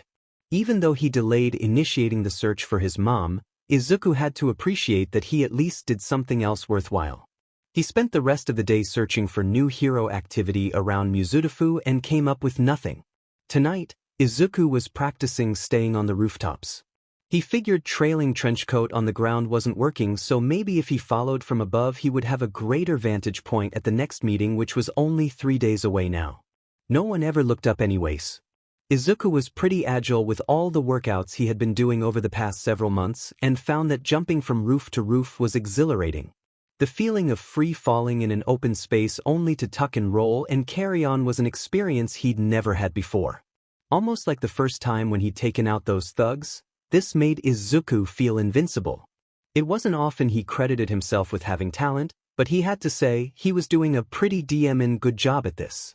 He stopped at the edge of the roof he just jumped onto and peered down. Hiding under the fire escape was a villain holding what looked like miniature lightning rods out towards a pair of teenagers. The villain's hair was sticking straight out as if he'd touched a light socket, and Izuku watched as a trail of lightning rolled down his arms and into the rods. He must be using those to control where his electrical charge is going. Must be like a human taser. Izuku looked around the rooftop. Not discerning anything that could be of use in resisting an electrical current, he moved on to Plan B. People never look up after all. He slowly climbs down the fire escape and towards the trio. He can hear the teenagers crying. The villain is griping on about how teenagers show villains no respect these days and they should have been running in terror from him as soon as they saw him instead of laughing at him and throwing an empty soda bottle at him. Izuku hovers just above the villain. Well, kids do just say the darndest things, don't they? They all look up at the sound of his voice and Izuku jumps from the escape onto the villain's shoulders. Not giving the villain time to grab at Izuku, he squeezes his thighs around the villain's neck and throws himself back, taking the villain along. At the last second, Izuku releases the pressure and hits the floors with his hands, bouncing into a back handspring and righting himself onto his feet. The villain was not so coordinated and hit the pavement, dropping the rods. He runs and kicks them away from the villain's reach. Before the villain can collect himself, Izuku places a well-aimed kick to the man's temple. He crumples fully to the ground unconscious. Quick and efficient. He has to be since he's fighting Quirkless. It's better to catch them off guard and end the fight quickly or else lose the advantage. What? WW, where did you even see Xiom from? One of the teens' lips are chattering. Are you a hero? The calmer of the two ask him. Izuku looks at them and then back at the villain on the ground. I'm nobody, he says. Call the cops on this guy and let them take you home. It's too late for you to be out right now. Don't do something so stupid again either. You never know if help is coming or not. He turns to head back up the fire escape. Dude, that guy was like a shadow. That was so cool. Izuku allows himself a small smile. A shadow, huh? It's nearing the end of his patrol and he's sitting on the edge of a rooftop just enjoying the views. He's always appreciated the quiet beauty that the city has in the hours before dawn. He's just about to start heading down when a flash of white material flies past, inches away from his face, and wraps itself on a pipe right behind him. A tired-looking man in a black jumpsuit with messy waves of black hair and yellow goggles obscuring his face follows quickly behind and lands right next to Izuku. Oh, my God. Izuku's inner fanboy is showing. Are you Eraser? Izuku doesn't have time to do more than close his eyes before a fist is impacting with his face and it's lights out. Aizawa Shota has always prided himself in two things: his ability to sleep anywhere, because dear God did he not get enough, and his situational awareness. He was an underground hero who thrived in the face of obscurity and yet saw everything. It was why he'd been successful for so long. Underground heroes didn't typically make it past 5 years before retiring or joining a limelight team. That was Shota's worst nightmare. He'd been in the underground for the past 12 years and had no intention of leaving the shadows. He was the best at seeing what others missed. That was, until 2 seconds ago when he was so startled by somebody, that reflexes took over and now there was an unconscious body on the ground. Please let this have been a villain or I'm going to be joining Death Arm shortly. Shota stared at the figure. Wearing a dark green hoodie with a black face mask, dark gray joggers and red sneakers, even with a knife strapped to their thigh, they didn't look like a villain. He continues to study the body. You're just a kid. He mutters under his breath. Was this who those teens were talking about? The kid looked like he'd had it rough. His clothes were dirty, his dark curls, black? Green? He couldn't tell in the dark. Unruly, and for all the muscle that he had, he also looked too skinny. And why was he on the roof? Kids didn't go on the roof. Especially at night. Unless they were up to no good. At least no good in the eyes of the law. He sighs and sits down next to the unconscious child. I'm going to be home late. Don't worry, I'm fine. He texts his husband. He was so close to being home on time for once. Just once he'd like to get in more than a couple hours of sleep. He'd just come from collecting a villain that had been harassing 2 teens. A witness had called it in and he was on his way to deal with it when he'd been radioed that the victims themselves had just called to report someone else had taken care of the villain.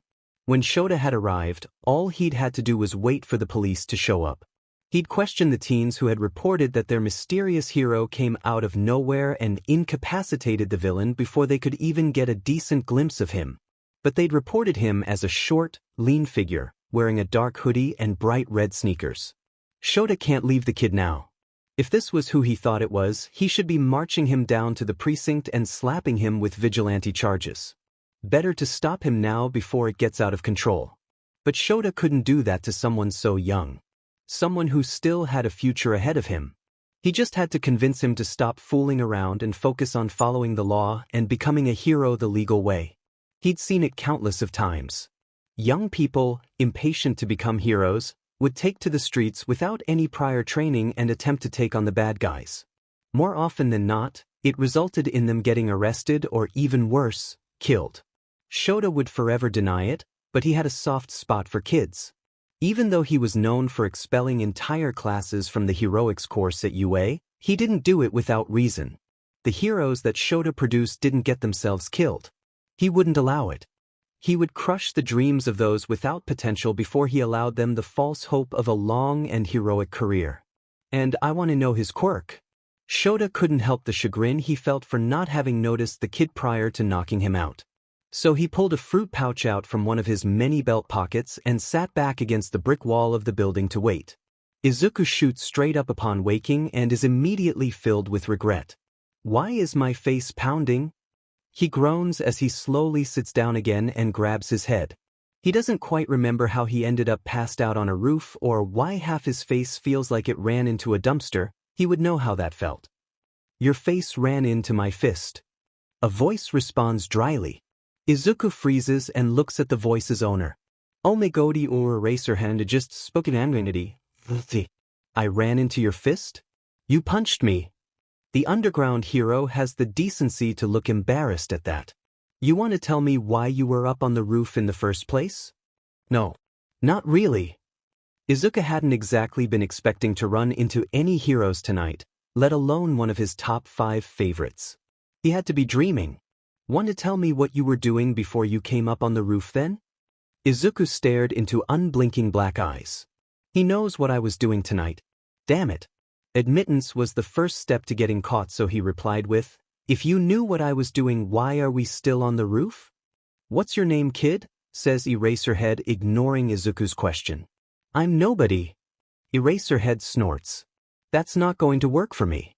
According to 2 teens tonight, you were their hero. In the eyes of the law, you were a vigilante. I should be taking you in, but I'm not going to, that is, if you promise to stop. You're young, why are you risking your life? He sounded genuinely concerned to Izuku. No one had spoken to him like they cared in months. Not since before. But he couldn't stop. And he couldn't tell the hero why he wouldn't stop. If he found out Izuku was going after potentially dangerous villains, he'd probably get caught and locked up faster than he could say the hero's name. Or thrown into foster care once they realized he'd been living on his own for months. He'd go to the authorities eventually, he just needed time to build up more substantial evidence. There are people that need saving. He answered vaguely. There are always people that need saving. That's what real heroes are for. All Might says anyone can be a hero. Eraserhead rolls his eyes. Well, you just said you were nobody. You're not just anyone, so they're not a hero. At least he didn't say that I couldn't be a hero. Izuku stood up slowly and Eraserhead mirrored his movements. I just need to get out of his reach. The longer we have this conversation, the greater chance I have of being captured. Izuku looks around at his surroundings. Eraserhead would be faster up on the rooftops, but if Izuku could make it to the streets below, he may have a chance at losing the hero and getting away. He'd already had great success using one fire escape today, time to try another. He takes off sprinting towards the edge of the roof with full intentions of dropping to the fire escape right below. Eraserhead shouts, and next thing Izuku knows, he's wrapped up in the hero's capture weapon and held in mid-air over the building's edge. Really, kid? The capture weapon brings Izuku back onto the roof. Now I'm going to have to bring you in and get your parents involved. That'd actually be nice if you could. The sarcastic comment slipped out before Izuku could control himself. The hero pauses and looks at him strangely. This was not going great for him now. Kid, what is that supposed to mean? The hero sounds wary and tired. Izuku thinks before responding.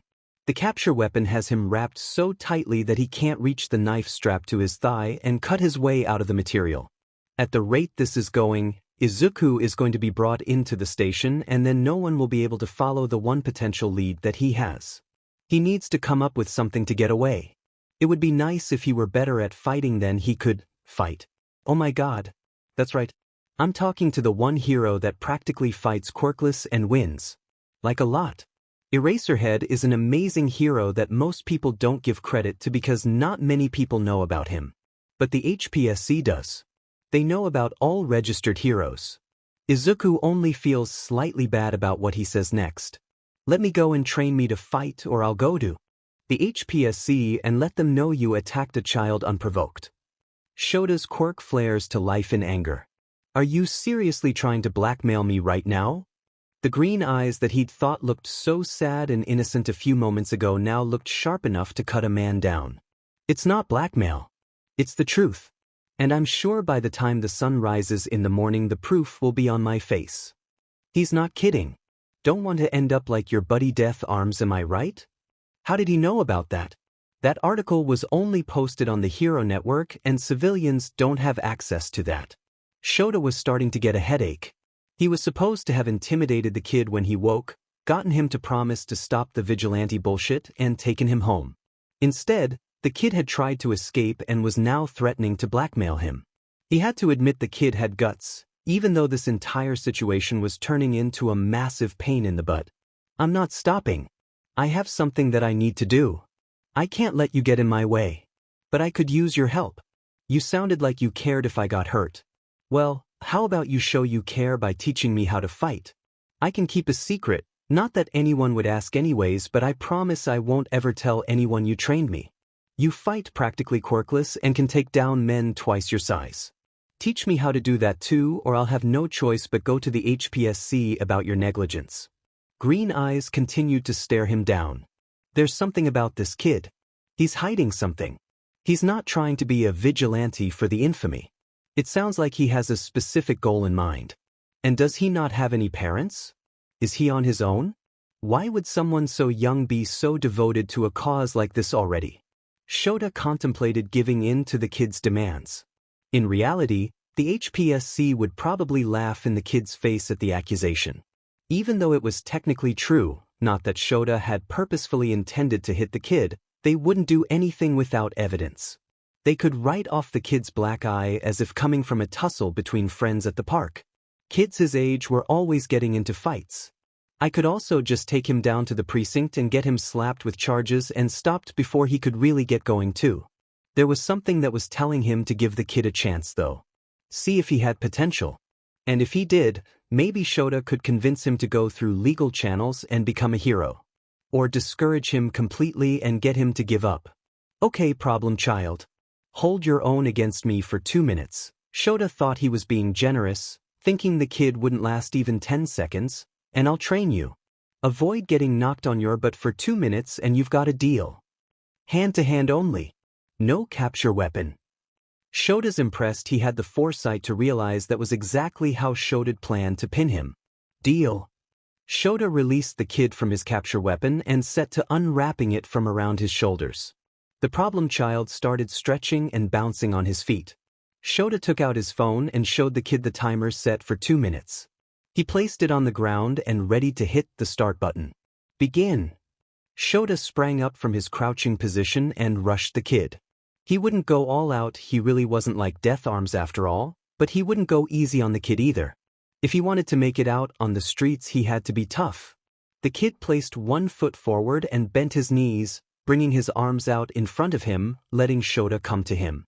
He went to throw a punch but missed as the kid dove forward and went between the hero's legs. Shota felt a kick on his back and stumbled forward, off balance. He turned around and ducked as the kid swung at him. He jumped back up and placed his own fist into the kid's stomach, then grabbed his arm and turned and threw the kid up over his shoulder. The kid cried out but took the toss in stride and rolled into a somersault before popping back up. He's surprisingly agile. Shota charged forward again, this time going to kick his opponent's feet out from under him. The problem child saw it coming and jumped, then tried to kick Shota in the chest. Shota just caught the kid's leg and pulled up, intending to lay the kid flat out on his back. He let go of the kid's foot too soon though, which allowed him to use his hands to go into a back handspring and walk back onto his feet. Shota was impressed. The kid wasn't effective at offense yet, but he had good defensive skills. Still, Shota wasn't about to let him win.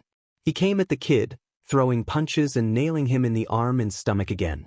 The kid took the punches and even attempted to throw his own in, but Shota was able to easily block them. He could see that the kid was getting frustrated. He was looking around for an advantage, but he wouldn't find one.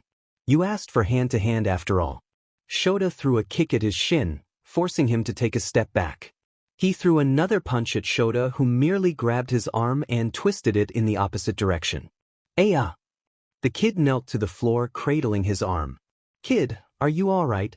Shota was crouching down, hero instincts kicking in, when the kid suddenly jumped back, putting his body weight onto his injured arm and swept both feet towards Shota's legs, effectively catching the hero off guard and knocking him on his butt. The timer went off. Shota sat there, stunned and looking up at the boy who was grinning triumphantly with one of his eyes currently becoming swollen and black as the night around them. Never said we had to play fair. He smirked. This kid. Shota got up and retrieved his phone. All right, problem child. You won. I'll teach you hand-to-hand combat. But I have 2 conditions. First, no vigilante work unless I'm nearby to help you if things go south. Or Shota could just take the villain out and not give the kid a chance to get involved. And second, I need your number. We'll have to come up with a training plan and the schedules might change from week to week. I need to be able to contact you. Not exactly a lie, but not the whole truth either.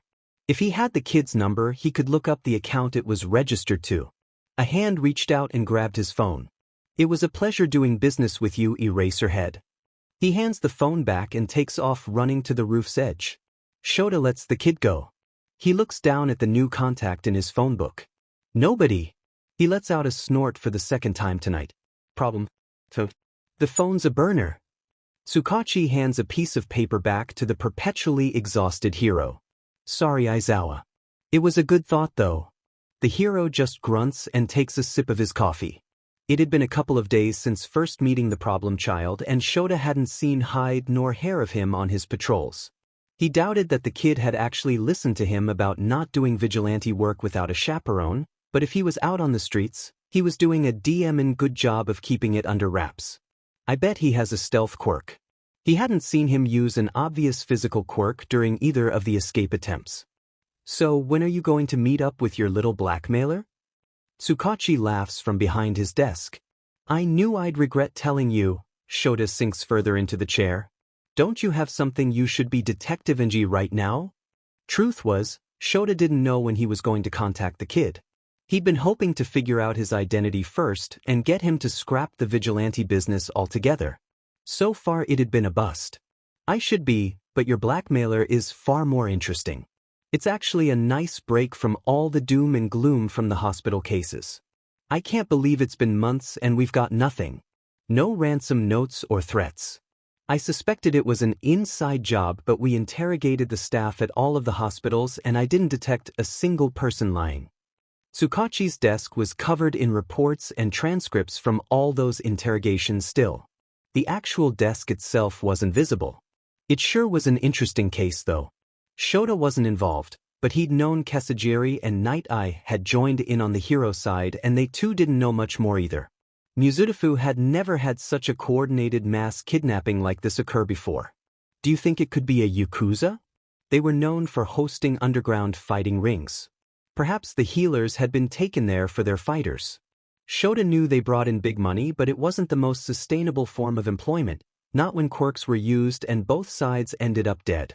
Night Eye was looking into it. You know how much experience he has with them, but so far none of his moles have come up with any credible sources of information. We have heard whisperings of a few new individuals to the area stirring up trouble and trying to recruit, but they haven't actually done anything illegal yet. We're keeping eyes on them, but if a new villain gang is emerging, it makes me glad that Yagi is in town now. Yes. The Golden Child. Don't make that face, Aizawa. He's going to be your new coworker next school year. Then why did he have to come now? Shota didn't dislike the #1 hero. He was actually a very kind man. He just hated all the publicity he brought. The reporters and the students were going to go nuts when they found out. Shota was considering taking a sabbatical starting then. The rat probably wouldn't let him. That's for Yagi to know and you to find out. Shota slowly blinked at his friend's cryptic response. Izuku was on a roof this time, overlooking the alley where Trenchcoat had last been seen. Tonight was when he had calculated there should be a meetup. He'd come hours earlier than normal so he didn't miss it. He scuffed a red sneaker into the ledge. Eraserhead still hadn't contacted him. When he'd woken up the next morning, sore and black and blue in several places, he was mortified when he'd realized he'd tried to blackmail a pro hero. Where that false confidence had come from, Izuku didn't know. Still, the hero had made a deal with him. Izuku had been hopeful he'd honor it. He knew Eraserhead was a heroics course teacher at UA. If he was able to train under him, it would have been like he was getting to attend UA in a way. He'd done pretty decent at teaching himself so far, but he was limited to what HeroTube could show him. Most of the advanced techniques started incorporating quirks into them, and that was something he didn't have. He needed someone to show him how to fight against quirks, not with them. Maybe how to use his knife too. Really, it was more like a faux threat at this point. Maybe I'll just have to run into him again. Izuku had given him his number. For a burner, of course, it was easier to pay for the minutes than remain on a cell plan, but he hadn't received the heroes in return. The whole interaction had been strange. At any time, Eraserhead could have taken him in and ended the whole thing, but he'd indulged in Izuku's request instead. And he swears that it felt like Eraserhead cared about him. He knew that sounded crazy, especially since they had only really met for a few minutes, but Izuku had felt seen by the underground hero, after the knockout at least. That was a feeling he didn't get anymore. He was desperate to hold on to it. Voices coming from below interrupted him from his thoughts. Izuku peered over the ledge and saw the two villains he'd been waiting to see for a week. Surtwichelot looked even twitchier than normal today. He was pale and sweaty and his eyes couldn't seem to focus on one spot for too long. Maybe this was why they told kids not to do drags.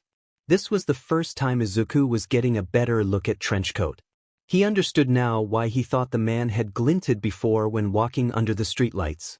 The sleeves of his coat were rolled up to his elbows and about 80% of the skin that was exposed was mangled and purple. Hundreds of surgical staples held the dead, burned flesh to healthy tissue. More could be seen peeking out from under his black shirt and crawling up his neck.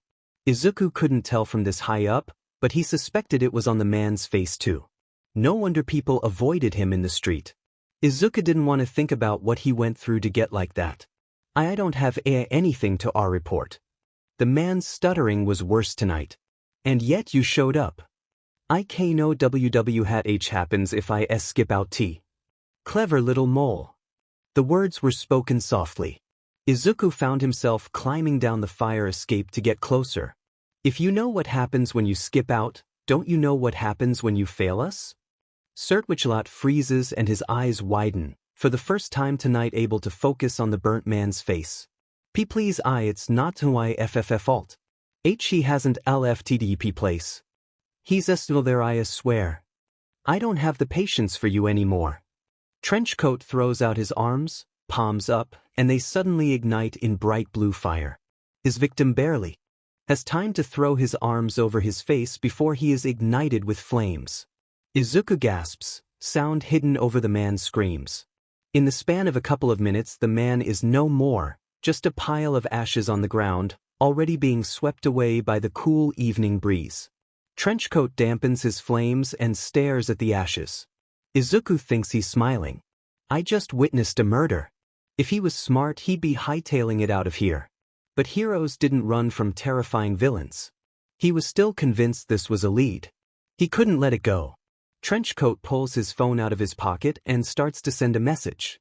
Before Izuku has a chance to think of the 10 million ways this could get himself killed, he leaps off of the fire escape, landing lightly on the ground just behind the villain. Who are you looking for? The man whirls around to face Izuku, palms burning blue once again. Effing hell, where did you come from? Izuku swallows and clenches his fists in the front pocket of his hoodie, hiding the fact that they're tremoring right now. I'm looking for someone too. Maybe we can help each other out. The man pps his head and takes a step towards Izuku. Izuku instinctively takes a step back. You're just a FNG kid. Shouldn't you be in bed right now? I know that you've been looking for someone and they're here in this city. You just lost your man. I can get you information. But I need some in return. Izuku is thanking the gods that he is not stuttering right now. Trenchcoat clenches his palms, dampening the fire. How did you know all that? I've been following you for weeks, not that you've noticed. He's making himself sound more skilled than he actually is. Perks of being a wallflower, I guess. That catches the burnt man's attention. Alright, bite. Who are you after? Izuku swallows. This is it. I can't screw this up. I'm looking for the ones who kidnapped the nurses. He can't outright say he's looking for the nurses. He has to sound ambiguous in his intentions. Teal eyes brighten and the man starts laughing. The staples around his mouth and eyes are stretched to their limits. Oh kid, that was not what I was expecting. Ha ha ha. Izuku remains silent. The man looks slightly crazed now and he's not sure how to answer. Alright, I've got the info you want. And I can do you one even better. I know where the nurses are. Izuku's heart is pounding in his chest. But I can't just give away that information for free, little mouse. It's gonna cost you a hefty amount that I bet you can't pay. You don't look like you have much to your name. The blue eyes scan Izuku from head to toe. If you think you can find the info that I want, then maybe my friends and I will help you out. I'll do it. Izuku feels like he's just sold his soul to the devil. The man's smile widens. A swirling purple mist appears behind him. I'm looking for All Might. Rumor has it that there's something peculiar about him nowadays. I want to know what it is. I'll give you 6 months. And if any other villains give you troubles in your search, let them know I sent you. You're Dobby's recruit now. See ya then, little mouse. Dobby steps back into the purple mist and they both vanish. The alley is now empty and silent, save for the heart that is threatening to burst from Izuku's chest. He's clammy and shaking, his body having gone into fight or flight mode. All Might? What did he mean by peculiar? These guys must be the real deal if they were going after the #1 hero. He was #1 for a reason. No one had ever beaten him before. Was this who they'd been talking about this whole time? All Might was in Mizudafu and staying permanently. The villains knew that before even the public did. All Might, Japan's #1 hero, was hiding something. And Izuku was supposed to find out for the villains. He turns and pukes in a corner of the alley. The walk back to Dagoba is long and Izuku knows he looks like he's seen death, because well he had, but no one stops him. He even passes 2 heroes who don't so much as look at him as he crosses in front of their paths. No one would notice if he failed at this and went missing. He had nobody. He was nobody. He was in this alone. But he'd shoulder the burden. Because according to Dobby, his mother was still alive.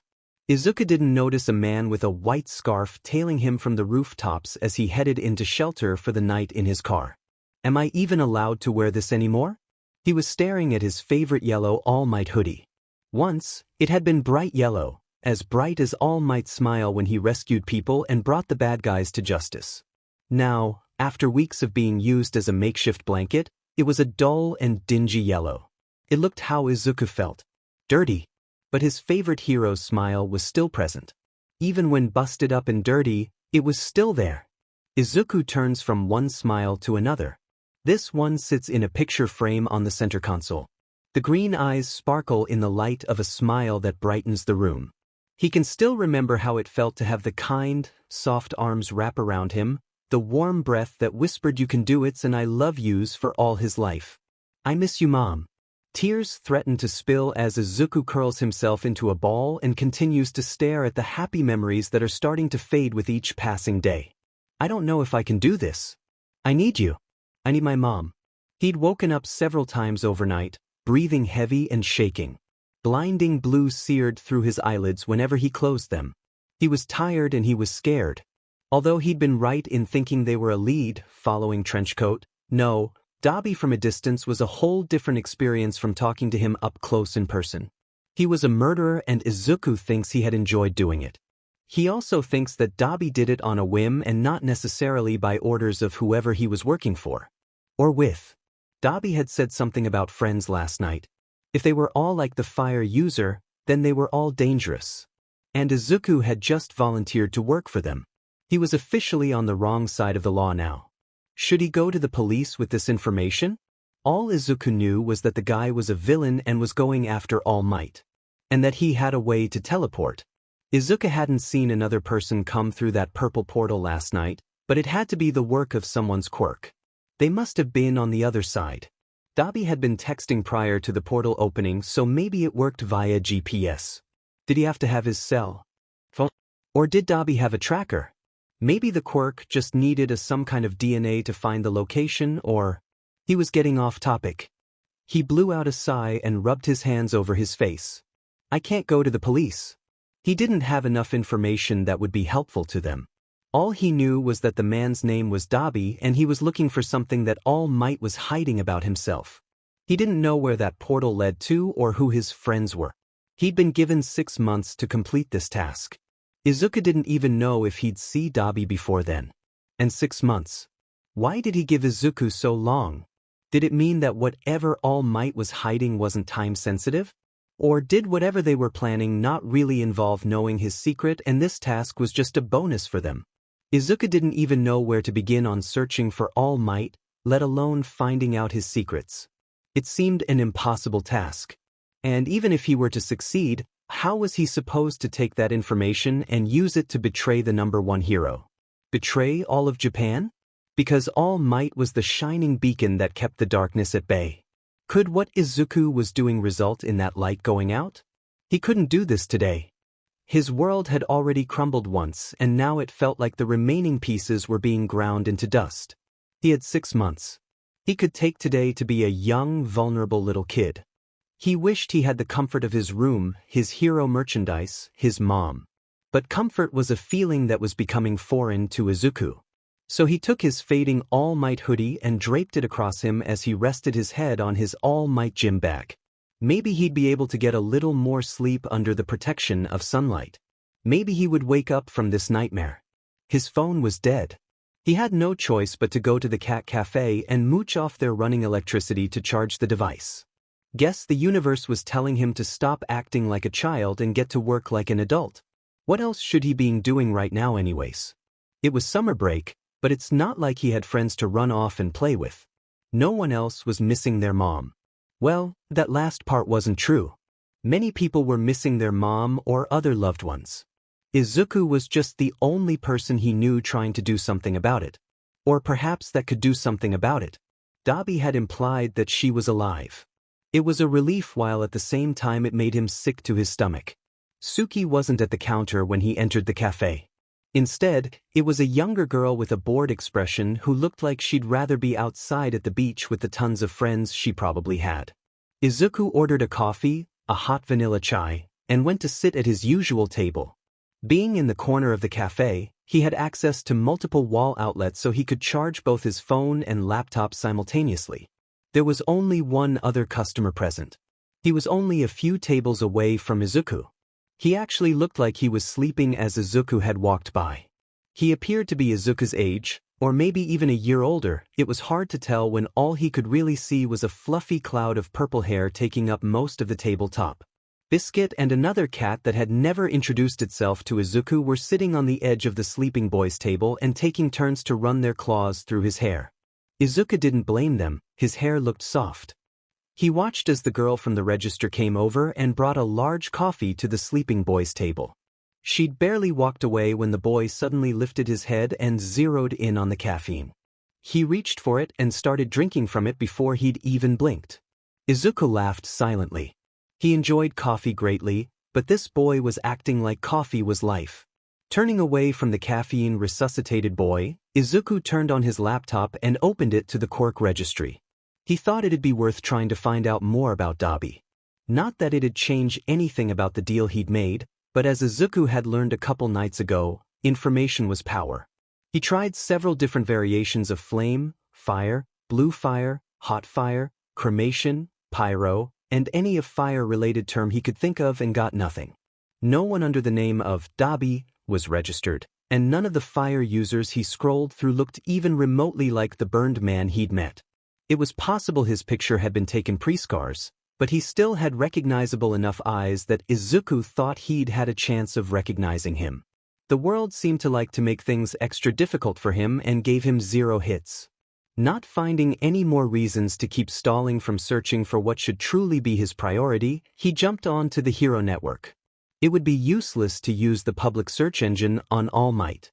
All he'd find would be the many videos and interviews from over the years of saving the people of Japan. The Hero Network barred civilians, sans Izuku, and was more likely to hold articles or even better, unfiltered comments from actual heroes. This was as good as any a place to start. Izuku should have known the search results would still be ridiculous. Being pretty positive typing All Might's secret wouldn't magically show him the answer, but would probably lead to his IP address being tracked and the HPSC coming down to collect him for questioning. He'd typed in just the hero's name and still over 500,000 results came up. This alone would take him months to comb through. Good thing he still had some change for more coffees. Izuku was about to become a frequent flyer at Caffeinated. Hours later and he hadn't found anything particularly useful or that he didn't already know. The heroes acted like most civilians did about All Might, in awe. None of the comments they left on his videos or interviews were ever disparaging or critical. Those who'd been lucky enough to work with him gushed about his strength and speed. All Might was everyone's hero. So absorbed in his research, Izuku didn't notice when Scones, who'd come to nap at his table a while ago, decided to swat at his phone and send it flying. The only reason it didn't fly across the cafe was that it was still connected to the charger. Giving the orange cat a dirty look, Izuku bent down and grabbed the device off the floor. It was only then that he noticed he'd never turned it on once setting it on the charger. It wasn't a huge deal since he didn't have anyone to contact him, but he went ahead and turned it on anyways. Izuku's brows shot up as his screen lit up with a notification. Message from unknown number. No way. Unknown. Cedar Park. 8 p.m. Izuku looked at the time. He needed to get going now if he was going to change and make it to the park on time. Problem child. Will you let me throw the first punch this time? I punch kids. No punches are being thrown tonight. I punch kids. How did you change my name? Change it now. Problem child. Not a chance. Izuku could just imagine the sigh the underground hero was letting out right now and it filled him with satisfaction. He hurriedly packed up his things and left the cafe, recognizing that the purple-haired boy was still there when he left. The park was technically open until 10 p.m. but no one was in sight as Izuku jogged further into its center. He had no idea where Eraserhead would be waiting for him, so he figured he could stay warmed up by jogging through the park until he found him. Izuku checked his phone as he jogged. It was 7:59 p.m. and he had no new messages from the hero. I'm sure he'll be here. This isn't like middle school where this would probably have been a setup to make fun of me. That had happened more times than he wanted to admit, until one day everyone just simply stopped acknowledging his presence. He's just coming up to the workout area of the park, where the public had access to pull-up bars, a long jump pit and throwing rings when he saw a flash of white out of the corner of his eye. He went to dodge the material that was flying towards him but wasn't quick enough in his escape and felt as the material wrapped around an ankle and tugged. Izuku went face first into the ground. You have more situational awareness than most for your age, but your reflexes were too slow. Now get up. Well, hello to you too, Eraserhead. Izuku grumbles while spitting the grass out of his mouth. How old do you even think I am? The hero walks up to Izuku and puts his hands in his pockets. His capture weapon, no longer around Izuku's ankle, has wrapped itself snugly back around its owner's shoulders. I don't know. Why don't you tell me, kid? Izuku just glares at him. The hero doesn't even pretend to look ashamed of trying to get information out of him. You're going to have to try harder than that, sir. Eraserhead dips his head in acknowledgement. Fair enough. All right, tonight is just an assessment. I want to see where you're at physically and build up a plan from there. We'll go over several exercises and call it a day for now. Sound good? It sounded more than good. It sounded like Eraserhead was serious about training Izuku. He wasn't going to give him one night and then just vanish. He was going to train him for real. Yes, sensei. It seemed more appropriate to give the man more respect now. Is this what you do for your students at UA? He couldn't help but ask. Eraserhead freezes and stares at Izuku. How the hell did you know I'm a teacher there? No one but the school and local heroes know that. Izuku smiles weakly. He can't tell the pro that he knows because he'd broken into UA's directory a few months back when practicing hacking. He'd learned all about the pro heroes that worked there. He'd been elated to discover that Eraserhead and Present Mike, both in his top 5, worked there. Instead, he just shrugs and says, nobody has to know about somebody or anybody could be everybody. He stifles a laugh as the hero just stares at him and his nonsense. I knew I was going to regret this. The hero mutters. All right, problem child, I don't have all night. Start by going to that ring over there and tossing this ball. Well, that seemed easy enough. Izuku takes the ball and steps into the ring. He's just preparing to toss it when the hero says, and you may use your quirk in any of these exercises. It will help me gauge where your potential strengths and weaknesses are. Izuku just nods and turns back around. I can't tell him I'm quirkless. Not yet. If he finds out, he may refuse to train me. He didn't think Eraserhead was quirkist. UA did allow quirkless students to apply for the hero course after all, but Izuku didn't want to ruin the illusion of skill he was pretending to have. If Eraser realized he truly was a nobody, he'd drop him like everyone else. And so Izuku went through all the exercises to the best of his abilities and didn't bring up why he wasn't using a quirk. The hero didn't say anything about it, instead taking notes and watching Izuku navigate through the course he'd set. Almost 2 hours later and Izuku is sore. In a pleasant way though. Eraser had made him work muscles he hadn't realized he'd been ignoring. He had a long way to go in his training. I'll text you when we next meet. It's time to get you home, kid. I can take you. The hero looks at him expectantly. No thank you, sir. I don't live far from here really, I'll be fine. The face the hero is wearing makes Izuku feel like he knows he's lying, but he doesn't call him out on it. Instead, the hero simply nods and turns to walk away from him. Wait, sensei. Eraserhead stops and looks at him. Izuku puts his hands on his sides and bows. Thank you for taking me seriously and giving me this opportunity. He looks up at his hero. I promise I won't disappoint you. Change my contact name by next we speak, problem child. Do you really think he's homeless, babe?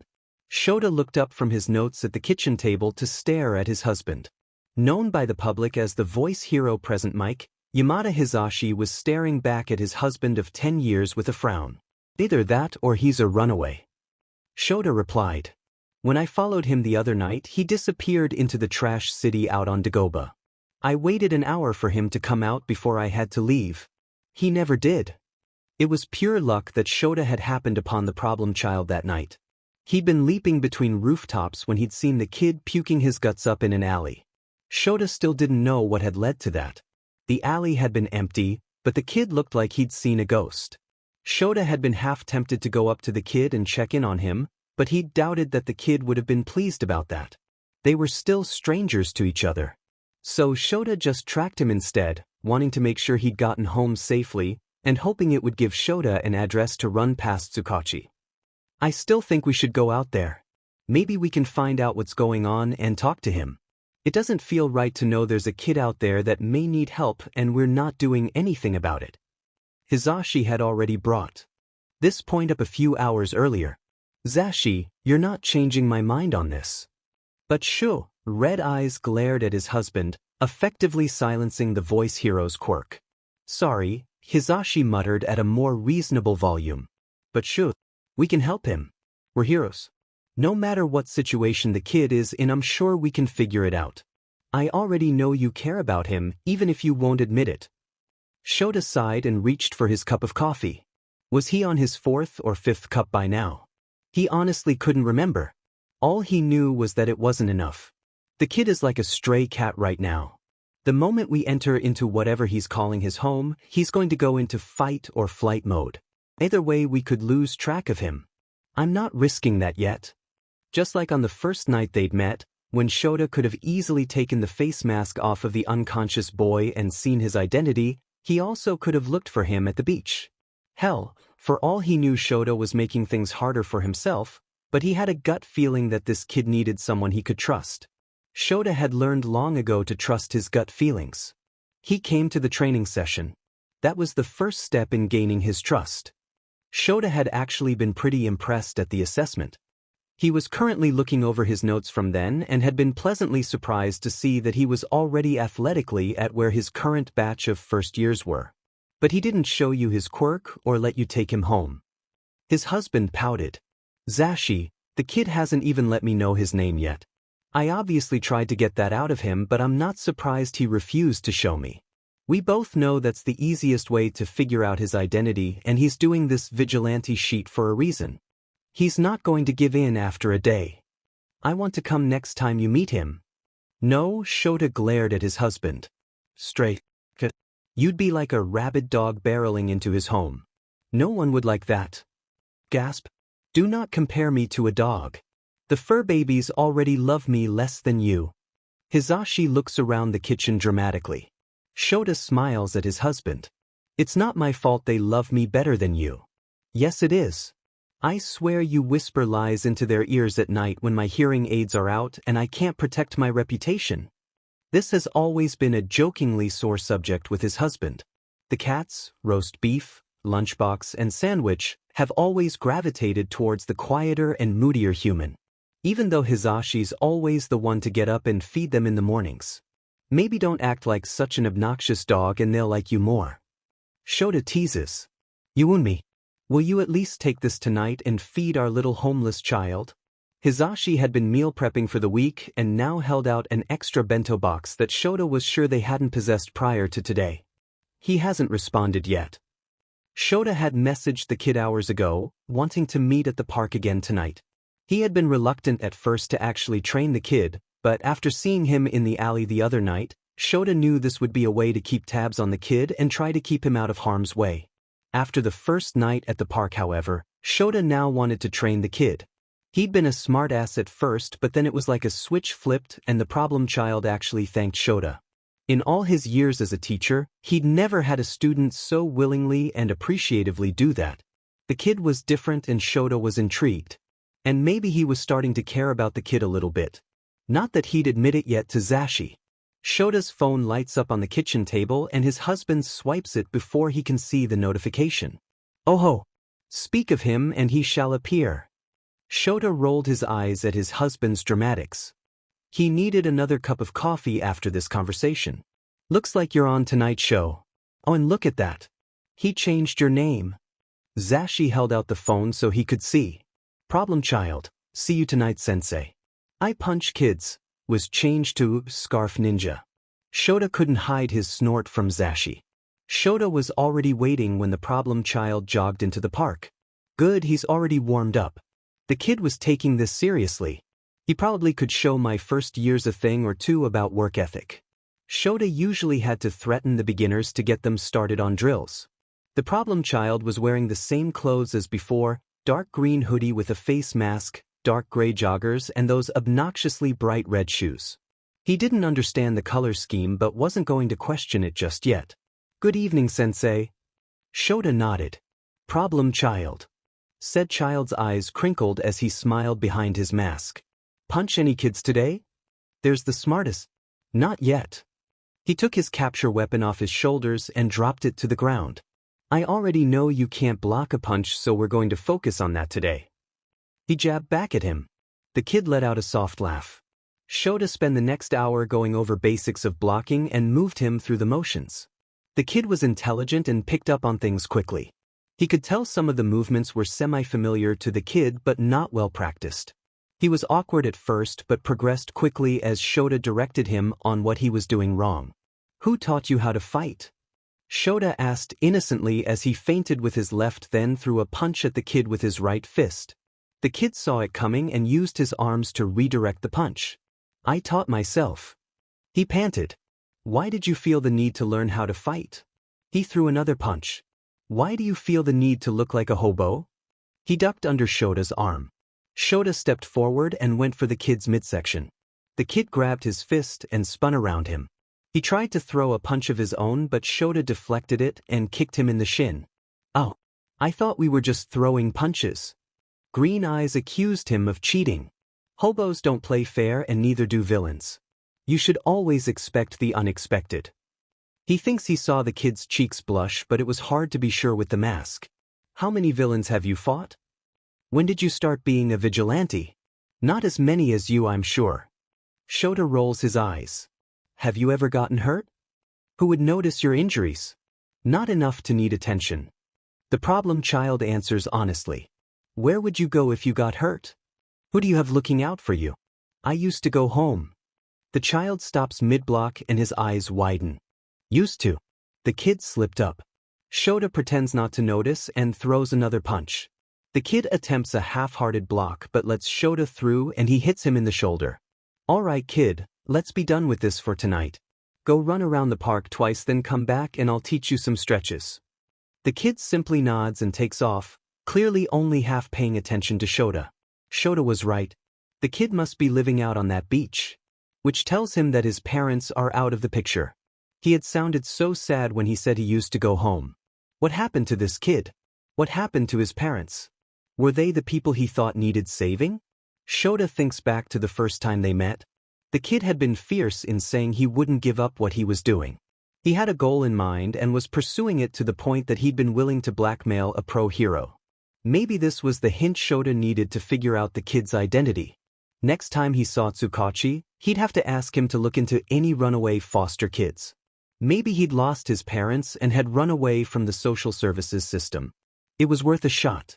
The kid comes back and goes through his stretches silently. Hey kid. Green eyes look up at him. If you ever need any help, you already have my number. No questions asked. He thinks he sees tears welling but the kid doesn't let them spill. Instead he nods and looks towards the ground. Well, if that almost made him cry, I think this surely will. Shota walked over to a tree that he'd placed the bento set earlier. Hisashi had made sure he didn't leave without them. Have you had dinner yet, kid? I usually eat before patrol around this time and brought extra food just in case you wanted to join. He holds out the bento. The kid slowly walks up to him with wide eyes. Are you as sure? He never heard him stutter before. I'm sure. My husband thought you might be hungry. What? You're married? And you told him about me? Yes, problem child. You tend to tell your husband about vigilantes who try to threaten him with the HPSC. He answers dryly. I'm only partially sorry about that, the kid mutters. The kid accepts the bento and they sit in comfortable silence. It's only as they each pull the lids off that he gasps and looks back up at Shota, this time with tears running down his face. Katsudon is my favorite. Shota may be all of their cat's favorite person, but Hisashi will be pleased to find out that he may just be their little homeless child's favorite right now. As he watches the kid inhale the food and gratefully give the box back to Shota, he finds that he can't wait to tell him when he gets home from patrol. Izuku's life had become a routine. He'd wake up, do some core workouts and training, go to the cafe to do more research on All Might and look for any sightings of him on the Hero Network, then meet up with Eraserhead on most nights for more training, do some patrolling, then turn in for the night and repeat the next day. It had been like this for weeks now. Izuku was now pretty decent at hand-to-hand combat, even making Eraserhead have to work a bit harder to knock Izuku on his butt, and he'd learned how to use his knife without injuring himself. Eraserhead, or rather his husband, had kept feeding him too. Izuku was actually starting to build up muscle now. He was still small for his age, but he was strong. And while the underground hero still poked and prodded to figure out Izuku's tragic backstory, it was a gentle interrogation. Izuku no longer felt afraid that the hero would suddenly drop-kick him to the curb. Figuratively, he'd definitely still do that literally. He actually thought he trusted the hero now. Izuku was adjusting to a new life and it made him happy. Which made him feel guilty. He felt like he was leaving his mom behind even though he was doing this all for her. Every day he was learning new skills, enjoying new coffees, and getting to live and he had no idea how his mom was doing. Was she being hurt and abused? Was she all alone? It had been months. Izuku had no idea what horrors she or any of the other kidnapped nurses were going through. Every time he smiled, he'd think of her and it'd wipe the smile right off his face.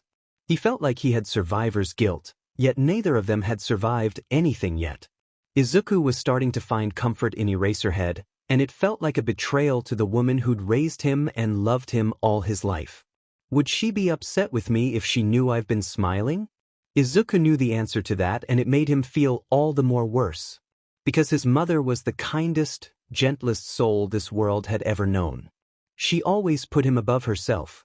So no, she wouldn't be upset. If only Izuku could have both present in his life. Not that he deserved that. He stared at his computer screen and soaked in those melancholy thoughts. It was nearing the end of summer and he only had about 3.5 months left to get the information he'd promised Dabi. Information that he didn't have. Internet searching was no longer working. The only peculiar thing he'd noticed was that over the past 6 years, All Might's appearances in villain fights had decreased by 63%. No one would realize unless they went looking through the dates like Izuku was. There had been a gap of a few months where the number one hero was just gone, and then when he'd suddenly come back, the fights were fewer and more spread out. Prior to 6 years ago, All Might would be seen in eastern Japan in the morning, and by evening was in western Japan, easily having taken down dozens of villains in between the two distances within the span of 12 hours. Now, he was more isolated and seemed to disappear for the day after about 6 or 7 hours. And ever since his presence had been confirmed in Yuzurifu, there'd been no appearances. Izuku hadn't seen him on the streets or reported in a rescue or fight once. It was strange. Since the internet wasn't working, however, and the villains obviously didn't know, or why else would Dabi have asked him? He had one last source to try since he couldn't find the hero in question himself. Eraserhead was an underground hero after all. They knew about things that other heroes didn't even know to look for. They were the shadows in the corner of every room. Always lingering and collecting information but never noticed. Like me, but in a cooler badass way. Izuku would ask him tonight. The hero had said weeks ago that he could reach out to him for help. Maybe it was time he started to trust him more than he already did. Izuku closes his computer and leans back in his chair. It was cloudy out, more humid than normal, and there was static in the air. Maybe a storm was coming. He was drawn from staring out the window by a sudden screech and a loud smack as something hit the floor. The purple-haired boy, who was in the cafe as often as Izuku was, if not more, was the apparent source of the screech. On the floor was the boy's apparent source of heartbreak. If Izuku had to guess, Biscuit or maybe another cat, but he had a strong suspicion it wasn't, must have thought it'd be amusing to swat at the cup of coffee that had been on his table and was now pooling along the tiles on the floor. Izuku thought he'd had the heartbreak look down to a science, but this boy looked absolutely devastated. Izuku looked at his own fresh cup of coffee that Suki had just brought over. Well, it's about time I leave for the day anyways. He collects his things and stands, grabbing the coffee cup and going over to the purple hair boy's table. He looks up as Izuku approaches and Izuku just smiles and sets his cup down on the table, then turns and walks away. Everyone needs help sometimes, I guess. He arrives earlier than normal to the park. As the hour crept closer to their agreed meeting time, Izuku had started to grow more and more anxious. It was one thing to think of asking the hero if he knew anything about All Might, and entirely different to actually do it. On the one hand, it was possible that Eraserhead didn't know anything about the number one hero being in Yuzurifu. On the other hand, he could know something and may find it suspicious that Izuku knew too and was asking about it. How did he bring it up without sounding suspicious? Eraserhead knew he was a fanboy, but this information potentially crossed the line to creepy stalker.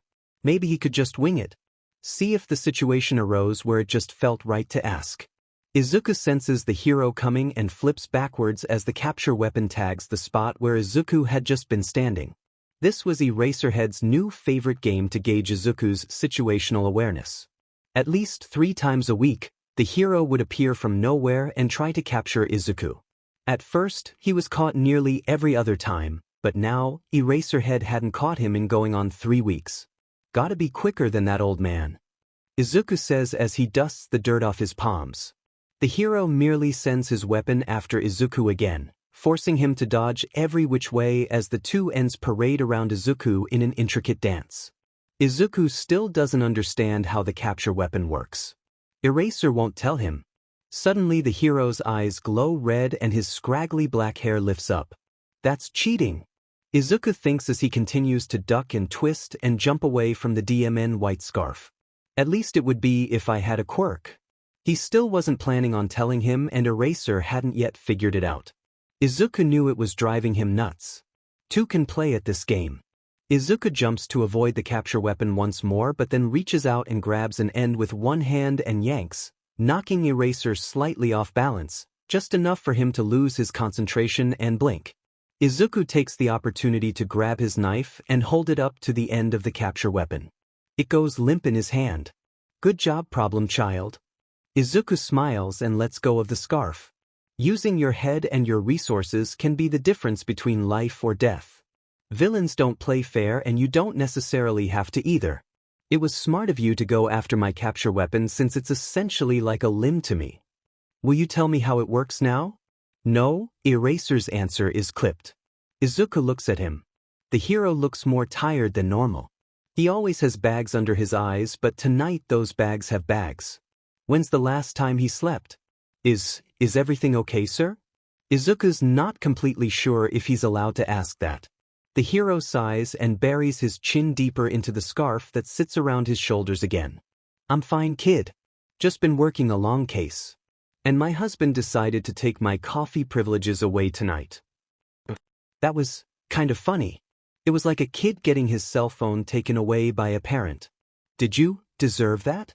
From what Izuku could tell of their relationship, his husband seemed to be the happy-go-lucky one of the two, so Eraser must have done something dramatic to have deserved this punishment. I apparently refused to kill a spider for him. He's terrified of them and bugs in general. I was in the middle of something and told him it'd be a minute.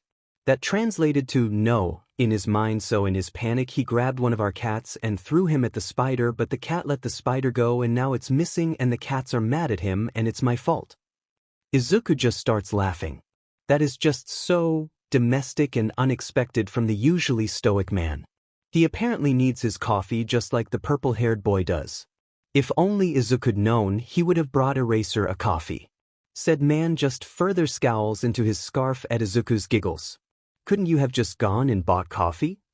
He asked between continued giggles. That's not the point. The hero whines. Izuku's laughter finally dies and he stares at the hero.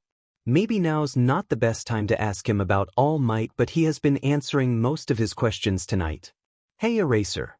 He begins but then is cut off by the hero's phone suddenly chiming. The hero looks at his screen. Sheet. Kid, I have to go. Go home. And with that the hero's capture weapon wraps around a street lamp and he begins to disappear into the night. Izuku watches in the direction the hero takes off towards. Eraser had looked tired tonight and whatever was going on must be serious with the speed at which he left Izuku. Go home my butt. Maybe it's time I started acting like an actual vigilante. Eraserhead did say all those weeks ago that Izuku was only to vigilante in his presence after all. Izuku heads in Eraser's direction and climbs up to the roof of the nearest apartment complex. He can see the hero's capture weapon catapulting him across the city from here, so Izuku continues to follow him. Raindrops start falling from the sky and Izuku hears a rumble of thunder in the distance. That's not good, he thinks as he continues to jump from roof to roof. Eraserhead relies on his goggles to protect his eyes when his quirk is in use. If it starts to rain and collect on his goggles, he won't be able to see his targets and use his quirk. He quickly approaches where he last saw the hero on the roof before he jumped down to the street level. Izuku stops at the edge of the roof and looks down. Why is it always alleys? Izuku thinks that villains could afford to get a little more creative. It's pretty dark down there and difficult to see. Eraserhead is running towards a villain who's bending over an unconscious hero halfway down the alley. From what Izuku can see, the villain has shark-like features, gray skin, a dorsal fin and rows of very sharp-looking teeth. Lightning flashes, illuminating the alley and Izuku can see blood dripping off of them. Eraser's quirk won't work on him. He's a mutant type. The underground hero will be fighting this fight quirkless.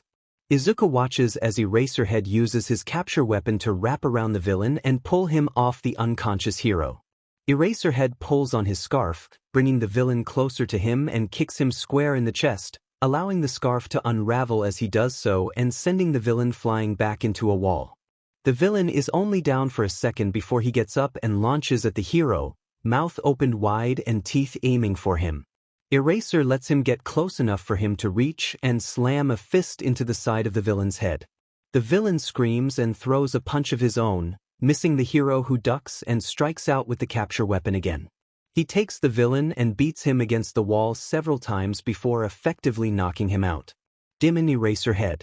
You're so cool. Izuku thinks that fight lasted less than 2 minutes. He watches as the hero reaches into one of his many pouches and pulls out a pair of cuffs to restrain the villain. Lightning flashes again, illuminating the alley as he bends down towards the villain. And that's when Izuku sees him. Hidden behind a dumpster, another villain appears and creeps up behind the underground hero. Something glints in his hand and Izuku is moving before the alley grows dark again. But he's not fast enough. Izuku watches in horror as his hero is stabbed several times in the back before falling to his knees. No! Izuku screams. I can't lose someone else. The villain, so focused on Eraser, didn't notice Izuku coming. He slams into him and steps between the villain and the one adult still present in his life that cares for Izuku. Sheet, there was another one of you too? The villain is tall but plain, wearing just a white t-shirt and some jeans. There's nothing distinguishing in his features to help Izuku identify a quirk. You be yesterday. Izuku shouts as he charges the villain. Don't let him strike first. Quick and efficient. I can do this. He pulls his own knife out and slashes towards the villain's thigh. The villain jumps back and laughs. Hey, you're just a kid. What are you doing out at a time like this? This your dad or something? Izuku ignores him and focuses on running towards the wall behind the villain. He jumps as the villain ducks, thinking Izuku had been jumping at him, and parkours off the wall to gain some height and flips backwards so that his feet are now aimed directly at this villain's head. The villain grunts from the impact and falls back towards the wall but doesn't go down. He does drop his knife, which Izuku promptly kicks away. Daddy showed you some skills, did he? The villain holds his arms out and Izuku watches as another knife seemingly grows out of his skin. The villain tosses it abruptly at Izuku, who dodges, but it still nicks the side of his cheekbone, just under his left eye. Lightning flashes again and Izuku can feel the blood mixing with the rain running down his face. Knife Man now has 2 blades in each hand and rushes towards Izuku. Izuku blocks his advances and kicks the man hard in the shin, forcing him down on a knee. Izuku goes to hit him in the head with the handle of his knife, but the villain blocks him and slashes at Izuku again instead. Izuku dodges this time but doesn't see the knife in his other hand swinging towards him.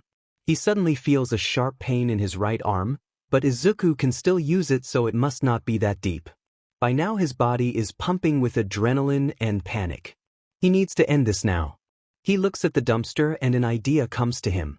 His legs are pretty strong, a lot stronger than his arms are, and the dumpster is on wheels. He quickly runs over to it as the villain gives chase and squeezes himself between the wall and the dumpster, bringing his knees up to the chest. Just as the villain gets close enough, Izuku pushes and sends the dumpster barreling into the villain. The villain grunts as he's pinned between the dumpster and the wall. Izuku runs and jumps on top of the dumpster, then brings the handle of his knife down hard on the villain's head. The villain slumps over the dumpster, unconscious. Eraserhead. Izuku runs over to the fallen hero and falls to his knees beside him. He's laying on the ground now, in quite a large pool of blood, and his skin has gone deathly pale. He must have hit a major artery. Izuku can't tell in the rain exactly where the bleeding is coming from, so he takes the man's capture weapon and does his best to wrap it around the hero's abdomen and apply as much pressure as he can. He sees Eraser's phone on the ground and grabs it.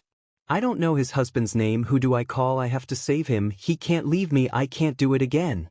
He's scrolling through his contacts when he sees the word detective. Izuku hits the call button. You're too late, Aizawa. Yamada already called me and forbade me from giving you coffee tonight. Detective Tsukachi laughs as he answers. He's hurt. Please, you have to save him. Izuku cries into the phone. Hello? Who's this? The voice is instantly seriously. The Eraserhead. He's been stabbed and has lost a lot of blood. Please, send help. There's another unconscious hero and 2 villains. I can't help him. Kid, send me the location. Help is on the way. Stay there with him, okay? Don't leave. Izuku hangs up and sends him the location in a message. Please, detective. You failed me with my mom. Don't make it round 2. Don't let him die, Izuku thinks. The man's breathing has become shallow. He's not my dad, but I wish he was. Tears are running freely down the boy's face.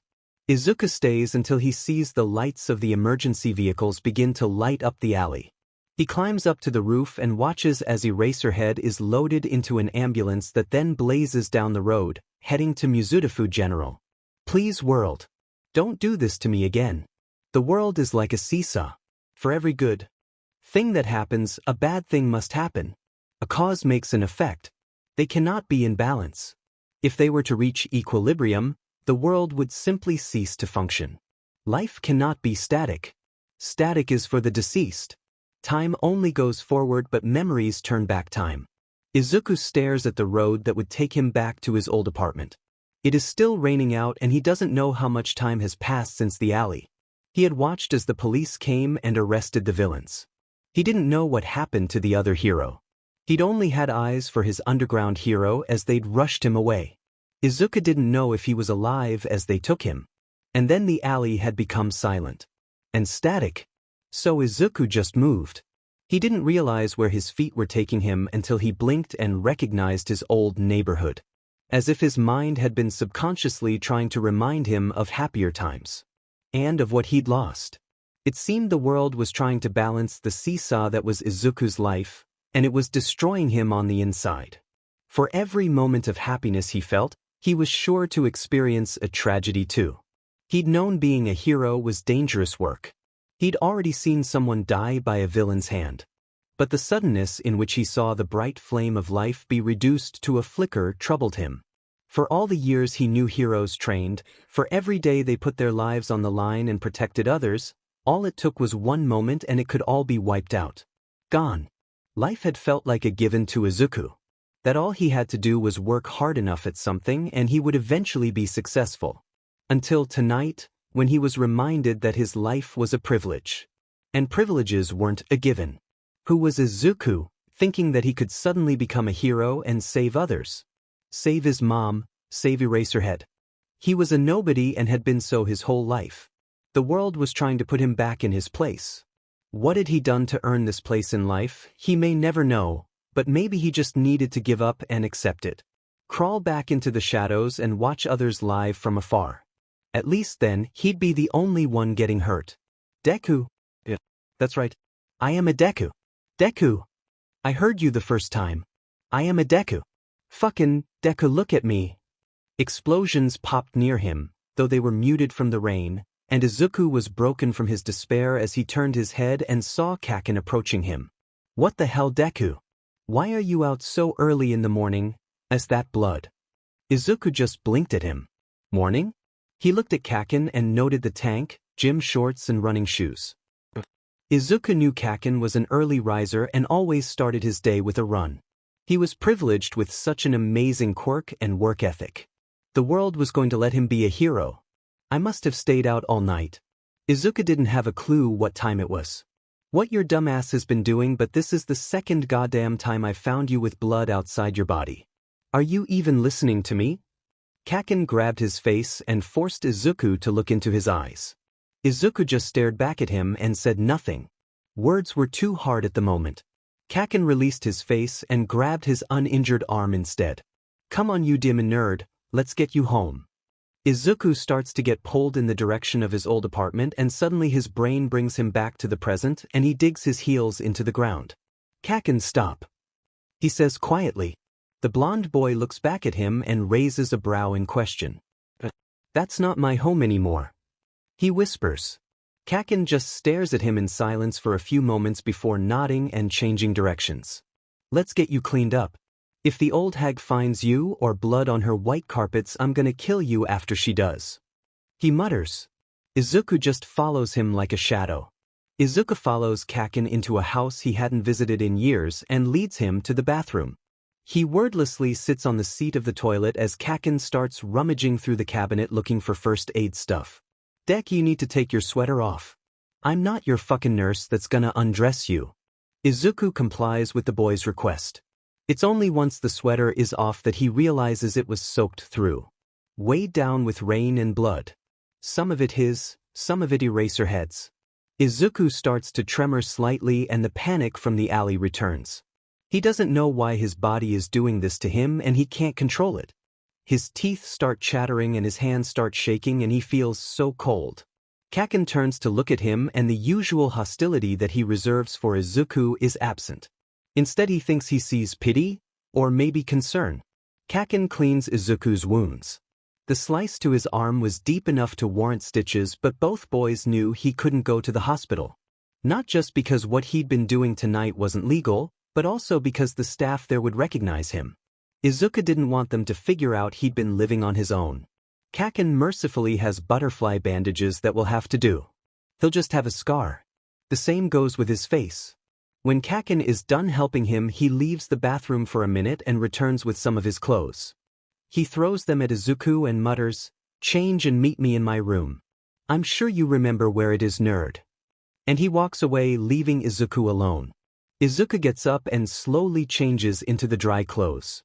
It takes him a few times as he's still shaking. He looks up in the mirror before he exits. His eyes are bloodshot, his face is pale and his hair is plastered to his head, making him look like a sad drowned rat.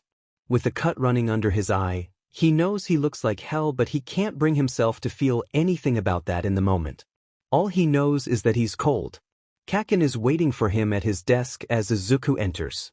He wordlessly gets up and grabs Izuku's arm again, bringing him over to his bed and pulling back the sheets, then forcing Izuku to sit. "I think you're in shock or some shit, so just stay here for a bit." Izuku thinks he nods as he lays his head on the pillow and lets the world go dark. Yamada Hisashi squeezed his husband's hand again. He knew he was alive, that he would be okay, but he needed to remind himself. Even though he was a hero, he'd still felt panic when he'd been awoken in the middle of the night by a phone call from Tsukachi saying Shota'd been gravely injured. They knew this was a risk in their line of work, and this wasn't the first time Hisashi had had to sit beside a hospital bed, but it never got any easier to deal with. The doctor in charge of Sho had told him that he was lucky to be alive. His abdominal aorta had been lacerated. Binding his abdomen with the capture weapon had saved his husband's life. I don't know how he did that himself. The EMTs had said they found him like that, collapsed in the alley with 2 other villains and another wounded hero. Hisashi didn't have any details of what led to his husband being hospitalized. The detective had yet to come in, probably knowing that Sho would be unconscious for a bit. He'd gone through a major surgery and 2 blood transfusions. So Hisashi waited by his husband's side and watched the sun rise higher and higher in the sky. It was a beautiful day out today. As if last night's storm had washed all the grime away. Around midday he'd stepped out to go to a cafe nearby that sold better coffee than what the cafeteria offered. His husband was going to want it and Hisashi was not denying him anything, and the moment he entered the hospital room and saw Shota sitting up in bed. He smiled and rushed over to his husband's side. "Oh Shota, I didn't know you'd be so dramatic over not having coffee last night." He teases. The black-haired man just grunts and accepts the cup that is offered. Hisashi knows the doctor is going to flip his lid when he sees his patient drinking the caffeine, but this is what love does to you. You break the rules to make them happy. "Do you remember what happened, babe?" he asks gently. Shota takes another sip before answering, "It's a little hazy. I remember receiving a hero down alert from the network and getting to the alley. I took a villain down and was about to cuff him, and, after that, I woke up here." "So you don't recall getting stabbed and nearly bleeding to death?" Shota looks at him sharply. "What?" At that moment there's a knock on the door as Tsukachi lets himself in. "Ah good, you're finally up. How are you doing, Aizawa?"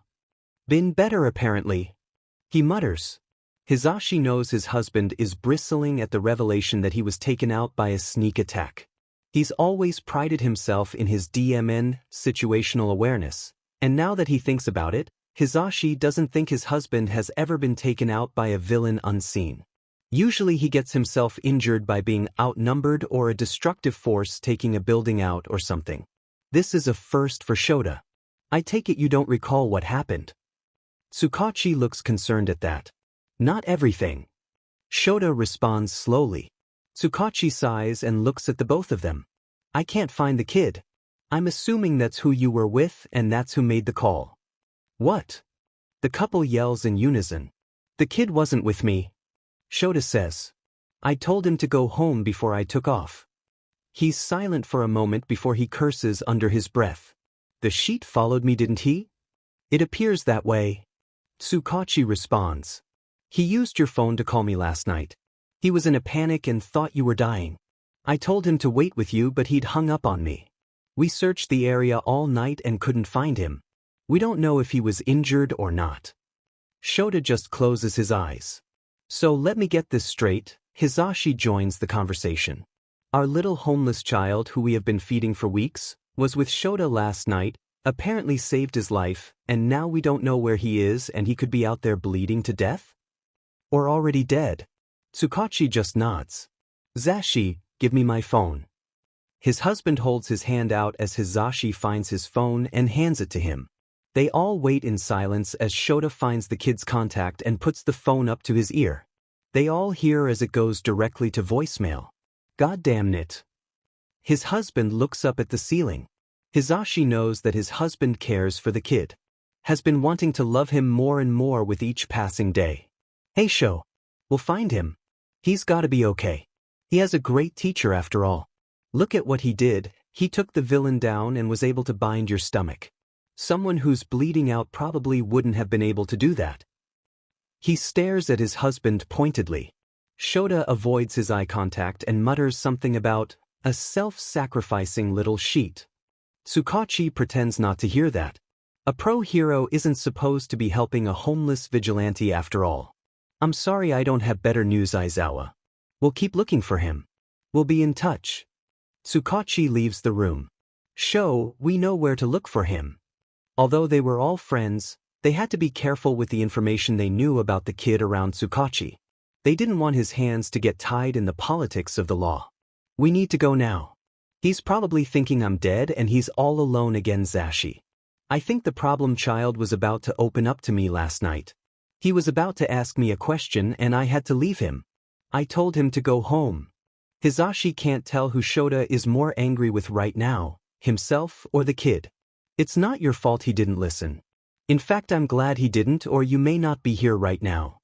He puts an arm on his husband's shoulder and gently pushes him back against the mattress. You're in no shape to leave right now. I'll go. I have my phone on me. I'll bring the kid back. His husband mutely nods and looks down at his phone. Hisashi presses a kiss to his temple and leaves the room. It's a beautiful day to go to the beach. Hisashi scans the trash city towering before him. He hadn't visited this place in years. Maybe even a decade, he thinks, now feeling old. There's no one else in sight. The beach, once a popular summer destination for the locals, has now become a no-man's land. A place to dump the broken and unwanted. You should never have needed to live here, little listener. He says quietly.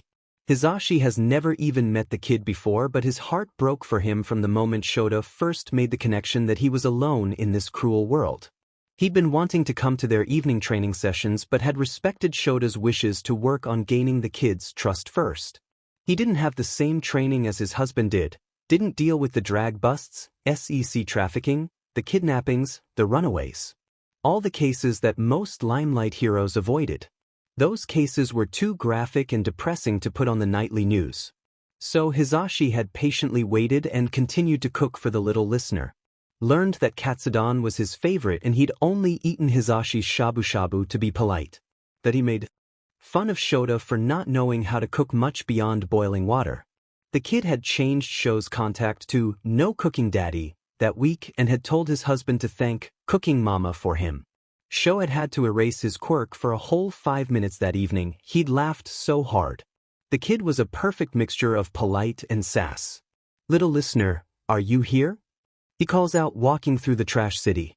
You wouldn't know it from the parking lot, but walking through the maze of debris, Hisashi could tell that someone had been living here, had been using the trash as target practice. Objects of similar size or shape were lined up in rows or at even intervals. Old tabletops had been set upright and there were varying indents in them from a knife being repeatedly thrown at them. Hisashi could see the clear pattern of when the kid had first started practicing to where he was now. His accuracy was impressive on the later placed tables. Other piles had long pipes or ropes, A sort of obstacle course to run through. The kid was resourceful. Little, oh wait. That's not what Shota calls him. That was a habit from his radio show and hero persona. Problem child? He calls out uncertainly. No sound calls back out to him, so he continues forward, calling out every once in a while. He has a sinking feeling that the kid isn't here. He turns the corner of a particularly tall mountain of trash and sees a blue car sitting up against one of the piles. He almost would have disregarded it as just another piece of trash except for the fact that something was giving off a bright glare from inside. He noticed the passenger side had what looked like 2 body indents in it, and the other side had been kicked in enough to bend the door frames. The window closest to him has smudges from handprints all over the inside and is partially cracked at the top. He peers into the window as he approaches and sees that the glare he was seeing was from the sun reflecting off of a picture frame resting on the center console. The back seat also has an All Might duffel bag in it, and a yellow book bag rests on the floorboard. This is where he's been sleeping, isn't it? These are his belongings. Hisashi looks around the place again. He doesn't think the kid is here. He doesn't want to be that adult and rummage through the kid's things, but at the same time, he is a pro hero currently looking for a missing child. He'd like to think that the kid will forgive him. He pushes down on the window, figuring out the reason behind all the handprints as he fails to get a door open, and reaches in to grab the duffel bag. A computer, a phone charger, and a couple pairs of clothes are in there, including a school uniform. He looks at the school logo embroidered on a jacket sleeve. Aldra Jr. High, huh? Sho figured he was close to his first year's age. Hisashi's heart broke again. How cruel the world was to allow someone so young to live like this. The backpack contains various notebooks which he doesn't open. He finally looks at the item that had caught his attention in the first place. He gasps as he gets a good look at the 2 green-eyed, green-haired individuals, one in the prime of adulthood, the other in his youth, both with a smile too big and pure for this world. Oh little listener, you've been alone for a while, haven't you? He pulls out his phone to take a picture of the picture. He knows this must be the boy's most prized possession and can't take it with him, can't let the boy think he's lost his mother yet again. But he takes the picture because he recognizes the young woman in the photo. Had seen her face plastered on the news months ago. Had vanished without a trace. She was the original missing nurse from Mizudafu General. I haven't gotten the image yet. Yamada, slow down. Naomasa is at his desk waiting for the message to come through on his cell, talking to the voice hero through his work phone. He had been attempting to clean his desk before the disturbance. Having finally gone through all the transcripts for the hospital interviews and not finding anything of significance, he was getting ready to file it all away. Unfortunately, the case was going cold and protocol was protocol. He couldn't spend all his time working on something with no leads. She has a kid, Tsukachi. How did he slip through the cracks? He's been alone for months at least and could be injured right now. How have we all failed this family? Yamada Hisashi is practically screaming into the phone. Let me get the image first and look into it. I can't tell you if I don't know who it is. Naomasa looks down at his phone as the image finally uploads. He recognizes the woman, but what makes his heart stop is the small boy that she's hugging. The wild bird's nest of green curls looks vaguely familiar to him. Yamada, Naomasa says, trying to cut off the voice hero's rant on the other end of the line. Detective, where did you say you found this photo again? He'd heard the first time, but he just needed to confirm as his thoughts flitted back to an incident with a certain hero by the name of Death Arms. It was in a banged-up blue car out at Dagoba Beach. He swallows. It's starting to feel hot in the office all of a sudden. Did the car happen to have any dents on the outside? Yes. How would you know that? The voice hero replies suspiciously. If me. Naomasa breathes out. Excuse me? Yamada, I've got to go. I'll call you back. Yeah. He hangs up. His eyes flicker to a sticky note sitting stuck to the corner of his monitor. A corner of which he hasn't seen in months because his desk was covered in stacks of papers. Midoriya. The kid who'd called before anyone knew. The kid he hadn't believed was being serious. He realized a day before anyone else that she was missing. The kid he hadn't paid much attention to because he was too busy looking for another kid. But it wasn't another kid. It was this kid. This was the kid that had gotten nailed by Death Arms. Naomasa has never felt like such a failure before. He pulls open the school directory to Aldra Junior High from his computer. It was where Yamada had said the uniform was from. He types in Midoriya, and sure as shit there he is. Midoriya Izuku. Naomasa takes several deep, slow breaths. The police chief is not going to like this. There is an incessant clicking noise that Izuku can't tune out. He rolls over and pulls the sheets further over his head. He's never felt so tired upon waking.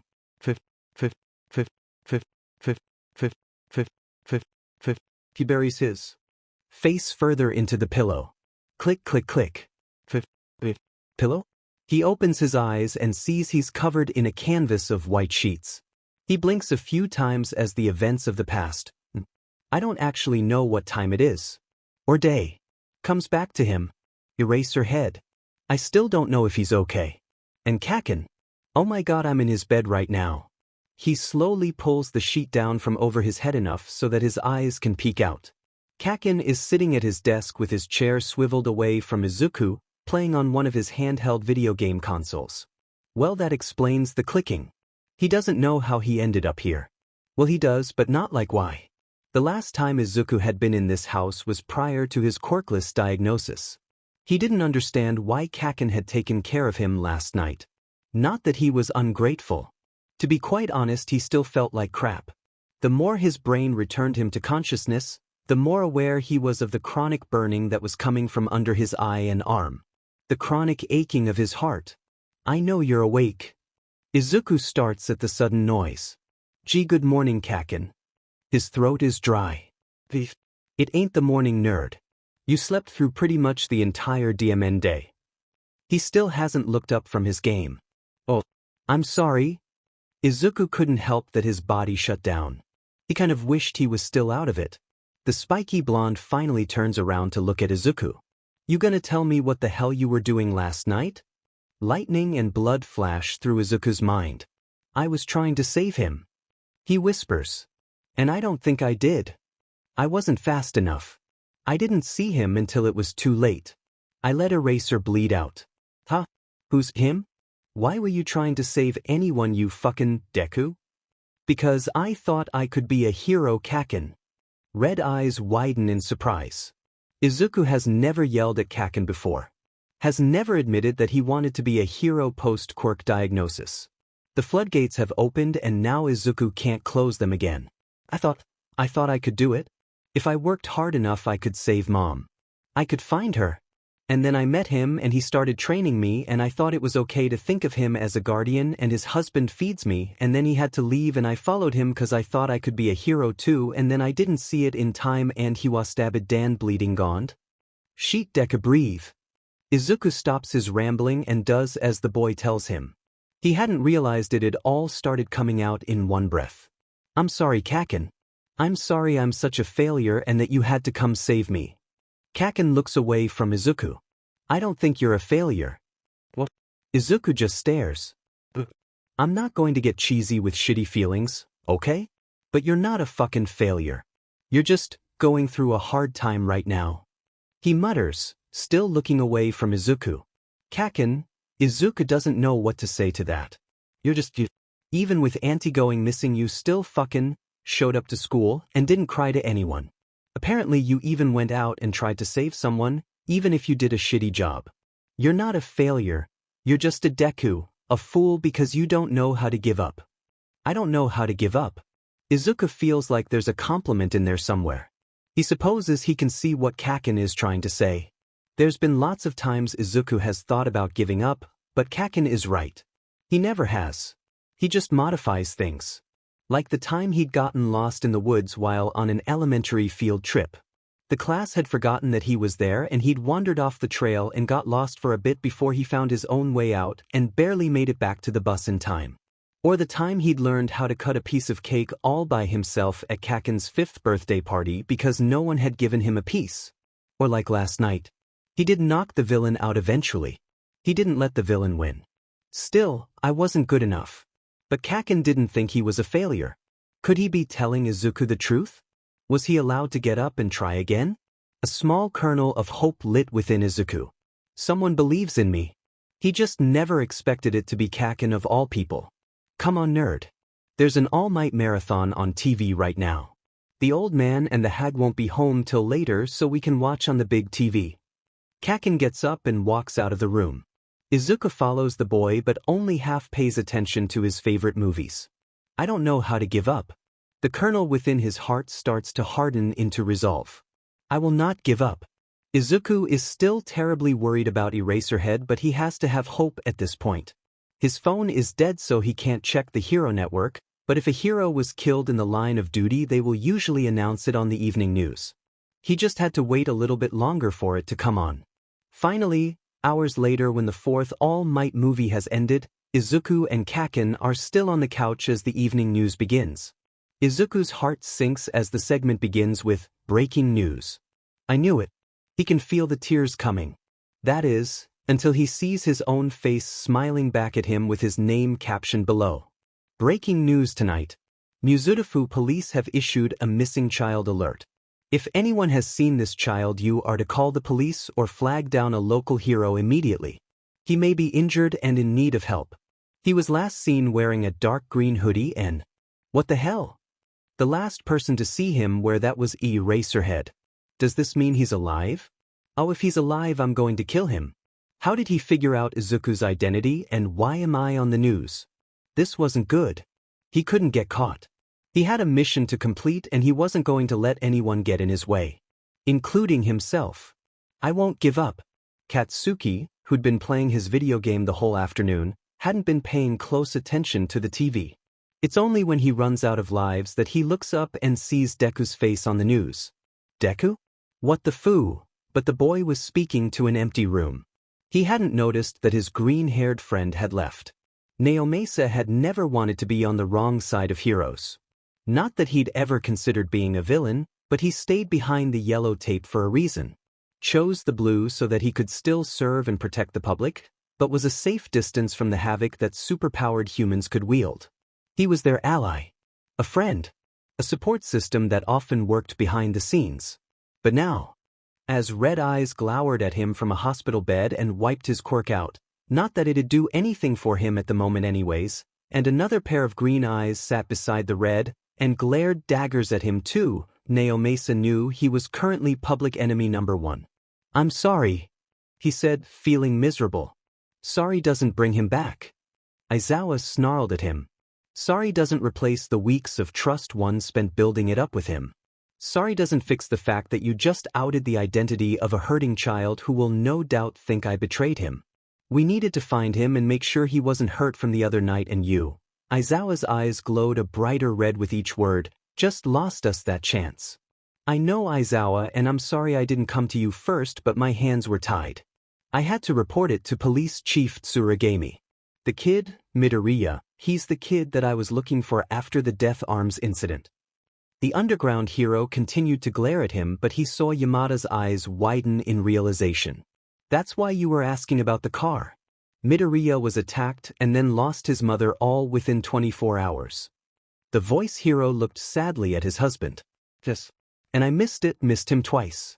And it resulted in him being out on the streets. Where he still is, I hope. Naomasa was still berating himself for it. When I told Tsuragami that he was the child of one of the missing nurses, he officially became a ward of the state. The kid doesn't have any other family. We had to post a report on him. Or you could have come to us first and given us more time. I didn't even get to go look for him. The red eyes finally look away from him and he can't help but breathe out a quiet sigh as he feels his quirk again. But now Naomasa's also angry. Aizawa, I had to go to Tsuragami. You don't understand, the nurse's case was going cold. No one was going to be looking into it anymore. Midoriya having a connection to at least one of the victims has allowed it to go active again. He's the only person that was never interviewed. This allows me to try and help him. Fix what I effed up. Find him and his mother. Oh shit.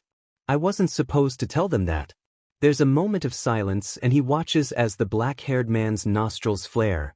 Then he says in a deadly quiet voice, "Are you telling me that kid, that child who saved my life, is now one of your suspects?" Naomasa nods slowly. It's protocol. He knows one of the victims. Everyone has to be cleared, Aizawa. You know that. We know he's just a child. That's why Tsuragami put the bulletin out as a missing persons case. The public doesn't know he's a suspect. Naomasa had argued for it. Do you remember what he told me the first night we met? Aizawa doesn't give him a chance to respond but continues. There are people that need saving. He was talking about his mother. He has no goddamn involvement in this case beyond being a victim. And now you've just scared him away. He's not going to turn himself in and give up on her. Red eyes point toward him again. Yamada just stares down at the floor, gripping his husband's arm and avoiding looking at Naomasa. Take your protocol and get the F out of my room. He sighs. He knows Aizawa is just angry at the situation and there's no use continuing to argue about it. He'll understand when he's had time to cool off and think about it. Still, Naomasa leaves to go back down to his car, each step filling him with remorse. I had to do it. He sits in his car gripping the steering wheel when a thought comes to him. Pulling out his phone, he calls the number of a dear friend. And someone who has always been able to pull off the impossible. Yagi, I need your help. It was surreal to see your face plastered everywhere and it seemed a bit overkill, to be honest. Izuku still hadn't figured out how his identity was discovered and why the police were so intent on finding him. It's not like anyone had ever cared about him before. Well beyond his mom, that is. But he didn't just see his face on the TV at the Bakugos. It was on every storefront and bus stop for miles around. He'd felt bad about leaving in Kaken's clothes, but considering everyone was looking for him in his vigilante outfit, this was his best chance at getting by unnoticed. He wasn't about to let himself get caught. He wasn't about to let anyone get in his way. His little talk with Kaken was a pep talk he didn't know he needed. He always knew what he was attempting to do was dangerous. Seeing Eraserhead get hurt had shocked him and he hadn't dealt with it very well, but now that he'd had a chance to regroup, now that he'd been exposed to it, he realized it wasn't the end of the world, it was motivation to do better. Izuku may be quirkless, but he wasn't a goddamn pushover. He had a brilliant mind and a natural athleticism and was often overlooked by others. He was going to make them regret that. He felt as if the alley incident was a turning point. Like his skin had been shed and Izuku was about to be reborn, for maybe the second time this year. Or, he thinks dryly as he looks at one of his missing posters again. Maybe I am older and therefore wiser now. His poster said he was age he hadn't realized he'd missed his own birthday. He makes his way back to his car as the sun is setting. The light racing to creep under the waves has lit up the trash city with an orange glow. As he gets closer, he sees a set of footprints in the sand that are larger than his own. He follows the tracks to his car and sees that they go back out again. The window to his car has been pushed down and Izuku is certain that he'd left it cracked a few nights ago. Peering in, he sees that all his things are there, but they've definitely been moved from where he left them. This is how they found me. He stares at his school uniform with his logo displayed on the sleeve. But who? How did they know to come here? Izuku had thought it was Eraserhead at first, but there's no way the underground hero, who he was strongly starting to suspect had lived to his relief, would have made it out here. He had to still be hospitalized. Izuku didn't have a clue who the prince belonged to. All he knows is that his trash city is no longer safe. He couldn't continue to stay here. What if they come back? Are they watching me now? He didn't have anywhere to go. Could he risk staying here? He stares at the mystery footprints and contemplates his options. I have to go. He looks at his things. I can't take them with me. He wasn't about to walk around the city at night with his stuff. That was just asking to be mugged. He takes the dead phone out of his pocket and places it in the duffel bag. Not like he has anywhere to charge it now. He refolds his All Might sweater and shoves it in there too. Hopefully whoever found this place will leave it be in peace. He doubts anyone else will come here. Maybe in a few days or so when he finds a new place to inhabit, he can come back and collect it all. Before he leaves he stares at the framed picture. I promise, Mom, the next time I see your face, it will be in person. Arg. Izuku jolted from his sleep as a dirty shoe presses into his abdomen. The body the foot was connected to fell over him and into the alley wall. What's a kid doing? Great, it's another drunk. Izuku sighed and uncurled himself from the corner of the alley he'd been sleeping in. Turns out he'd been pretty lucky the day he'd found his car at Dagoba. It had been a couple weeks now and Izuku hadn't found anything comparable to replace it. He'd taken to sleeping in the dark corners of alleys. Most nights he was left alone, but others, like tonight, people tended to trip over him or step on him or involve him in whatever fight had brought them into his alley in the first place. He was pleased to say he ended those fights quickly. The clothes Kaken had lent him were now darker under the layers of grime that had collected in the weeks he'd been wearing them. The gray hoodie was now more like a charcoal gray and the pants, well, good thing they'd started out black. Even his shoes, once a bright red, had been dulled by life on the streets. Izuku grabs the drunk man and half drags him back out onto the main street. He finds the nearest street lamp and plants the man under it. Stay here. A hero will be by soon and wonder what a random man is doing sitting against the light. They'll help him get home. Thanks Whittle, Iro. The man waves and falls to his side as Izuku walks away. He's up now and it looks like the sun is starting to rise, so there's no reason to go back to sleep. He might as well patrol the streets for a bit before the public awakes from their slumber. Izuku wasn't as afraid anymore of someone discovering him to be the missing kid. He still wore the hoodie up and had found another face mask, but as time wore on and the novelty of the missing kid wore off, he saw less and less posters of him still posted, heard less people talking about it. He was turning into old news, a forgotten face on the wall. He was a wallflower again. But he still didn't dare go back to the beach. Whoever had gone there had known to look for him. No one would know which random alley he'd end up in now. It was safer this way. He tosses a knife in the air as he walks. He'd lost his original one that night with Eraserhead, but he'd picked this off a villain a few days ago. It was a nice knife. Sharper than what he'd had. The streets are quiet as he continues walking. He's just passing a 24-hour grocery store when he spots a public spigot. Izuku hasn't had a proper bathing in a while, so he decides to take the opportunity to wash up a bit before the streets become active. Looking around, he only spots an old man walking out of the grocery store carrying a single paper bag.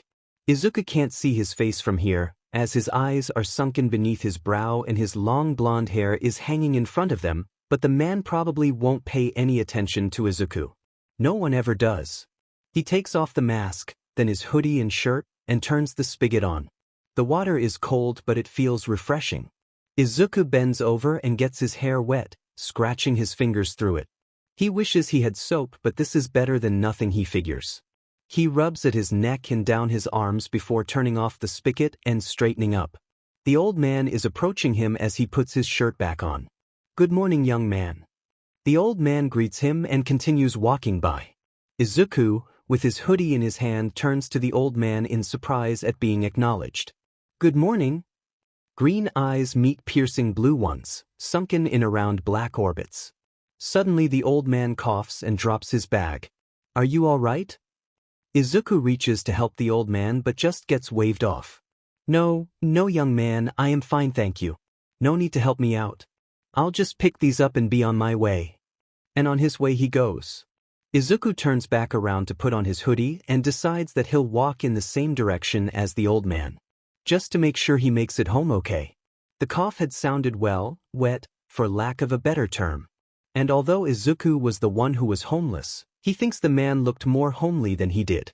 He was honestly surprised he was able to carry his groceries and walk around with that skeletal frame.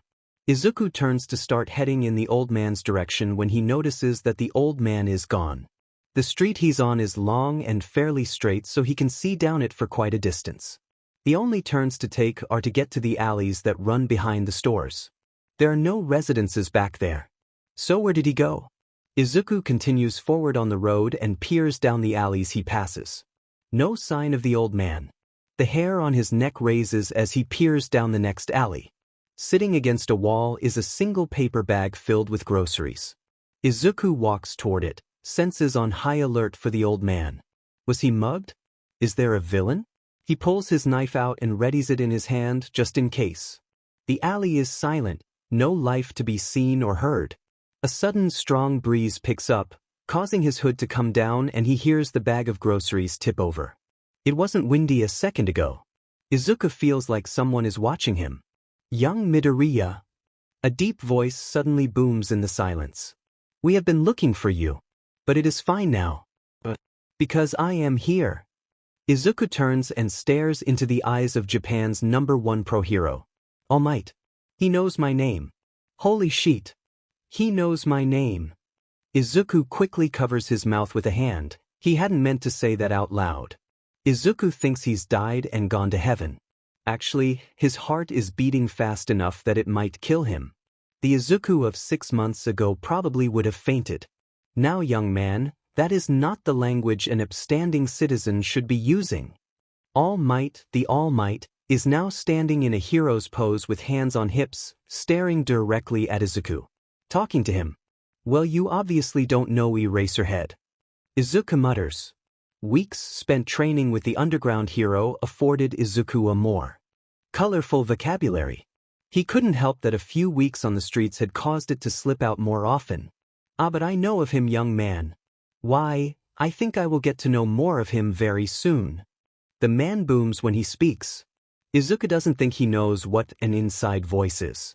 It's a good thing they aren't in a residential area. All Might would have probably woken up the entire prefecture by now. But wait, very soon. Izuku latches onto the words. All Might had just spoken of the hero in present tense. Does that mean that Eraserhead is alive? It was hard to hear the news reports when generally avoiding people during the day, and he hadn't had access to the internet in weeks. He'd been fairly confident before, but now Izuku felt starved for the confirmation. Yes, my boy. I was told by a mutual friend that he was released from the hospital a couple days after the incident. The hero looks expectantly at him. An attack that I'm told you saved him from. Izuku can't help as tears of relief spring to his eyes. He should be more embarrassed that he's about to start crying in front of his favorite hero, but considering he probably looks like a hobo anyways, what's a few more tears to complete the look? Young Midoriya, I need you to come with me. All Might says gently, as he extends his right hand towards Izuku. I can't go with you. But I do need information from you. When Izuku had first accepted Dabi's mission, it was under the presumption that Izuku wouldn't have ever spoken to the hero, but rather have gleaned information from a distance. He couldn't quite believe that the man had found him instead. Izuku was almost afraid of why the world had allowed this chance meeting. Is it fate? Is this your way of apologizing for the shit you've put me through recently, world? I must insist you come with me, young man. A child like you should not be living out on the streets. I can help you. Please, don't make this more difficult on yourself. His hand is still extended. Izuku takes in a deep breath. This is it. The fate of Mom and the other nurses rests on this moment. He hoped he didn't screw this up. Channeling all the inner bravado he could muster, he glares at the #1 hero, his #1 hero, and says, I know your secret. You're not making me do anything I don't want to do. Ha, blackmailing a hero the second time is a lot easier to swallow than the first. Izuku closely watches his reaction and doesn't miss when the hero's left arm rises from its position on his hip to graze his ribcage before quickly relaxing at his side. If Izuku hadn't been watching so closely, he would have missed the almost protective nature of the movement. The villain said he was hiding something peculiar. Whatever it is must be originating from his left side. Izuku needed to find out what. How do you know, young man? Izuku is shocked to hear All Might sound so shocked. He believes me. Holy shit, there is something. No, wait, we cannot discuss this here. Come with me, please. All Might goes to reach for Izuku again, but lucky for Izuku, All Might's not using his quirk. Izuku doesn't have a chance of holding his own in a fight against the pro hero's super strength or speed, but without his quirk? Very slim chance. And Izuku was going to take any chance he could get. Aiming towards All Might's left side, Izuku lets the knife fly. And watches as the hero stops it only inches away from penetrating where his stomach should reside. All Might looks at the knife and then at Izuku. Did you just try to stab me? The hero says in disbelief. To be fair, he's probably never had a teenager throw a knife at him before. It hits different when it's not a villain. I needed confirmation. Izuku says vaguely. Apparently, those were the wrong words to say. A sudden breeze picks up, and faster than Izuku could blink, The hero is suddenly face to face with Izuku. "You're coming with me now, young Midoriya." The hero has lost all cordiality. He reaches for him and Izuku lets out a shriek and dodges to the right of the hero before jumping up to the nearest fire escape and climbing like his life depended on it. He didn't have a plan. All he knew was that All Might was a very large man and had been blocking the exit to the alley. If Izuku wanted to have a hope of outrunning the symbol of peace, he needed to find somewhere where the hero couldn't fit. All rooftops had a small stairwell, perhaps that could give Izuku a chance to think of something. He crests the last rung of the ladder and pulls himself over the edge, just to see All Might standing in front of him. F-. He turns around and jumps back over the ledge. "You cannot outrun me, young Midoriya. I will catch you." His voice booms behind Izuku. Izuku parkours off the walls and is back on the alley ground in no time. He dares to look up and sees All Might watching him from above still. Izuku turns left out of the alley and starts sprinting. Unfortunately, it's early enough in the morning still that there are no witnesses to his plight. All Might is free to move about without garnering much attention. Izuku looks and sees a construction site up ahead, maybe only 800 meters away. There are ladders and rickety frames and small spaces created by various tarps and drywall that Izuku could hide in. All Might wouldn't dare destroy public property in pursuit of him. Heroes had to minimize property damage or else the public would be up in arms. Heroes were supposed to protect, not destroy. If they found out he caused damage for chasing a kid, they would be upset. If they found out it was over a quirkless kid, it would be a scandal. He picks up his speed but dares another look behind him to see where the hero is, only to find All Might in the air behind him with a fist raised back above his head. "Tigzea smaz." The hero throws his fist forward and a gale of wind erupts from around his fist and heads straight towards Izuku, knocking him in his chest as he's still turned around. The blast sends him off balance and he hits the ground hard before rolling, only coming to a stop mere feet from the construction site. The building rocks gently in the dying gust. Izuku takes a moment to stop seeing stars and remind his body to SCK in air, as quite literally all his breath had just been knocked out of him. "Did you seriously just Texas smash me?" He sputters. "Consider it repayment for the knife, young Midoriya." The hero is walking towards him now, semi-amused.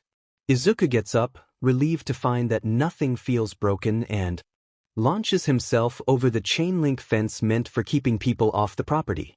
He runs into the half-constructed building and books it into the first dark corner he can find.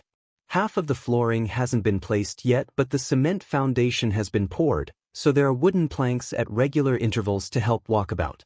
Izuku jumps and hides underneath one, standing on the foundation. He holds his breath as he hears slow footsteps approaching.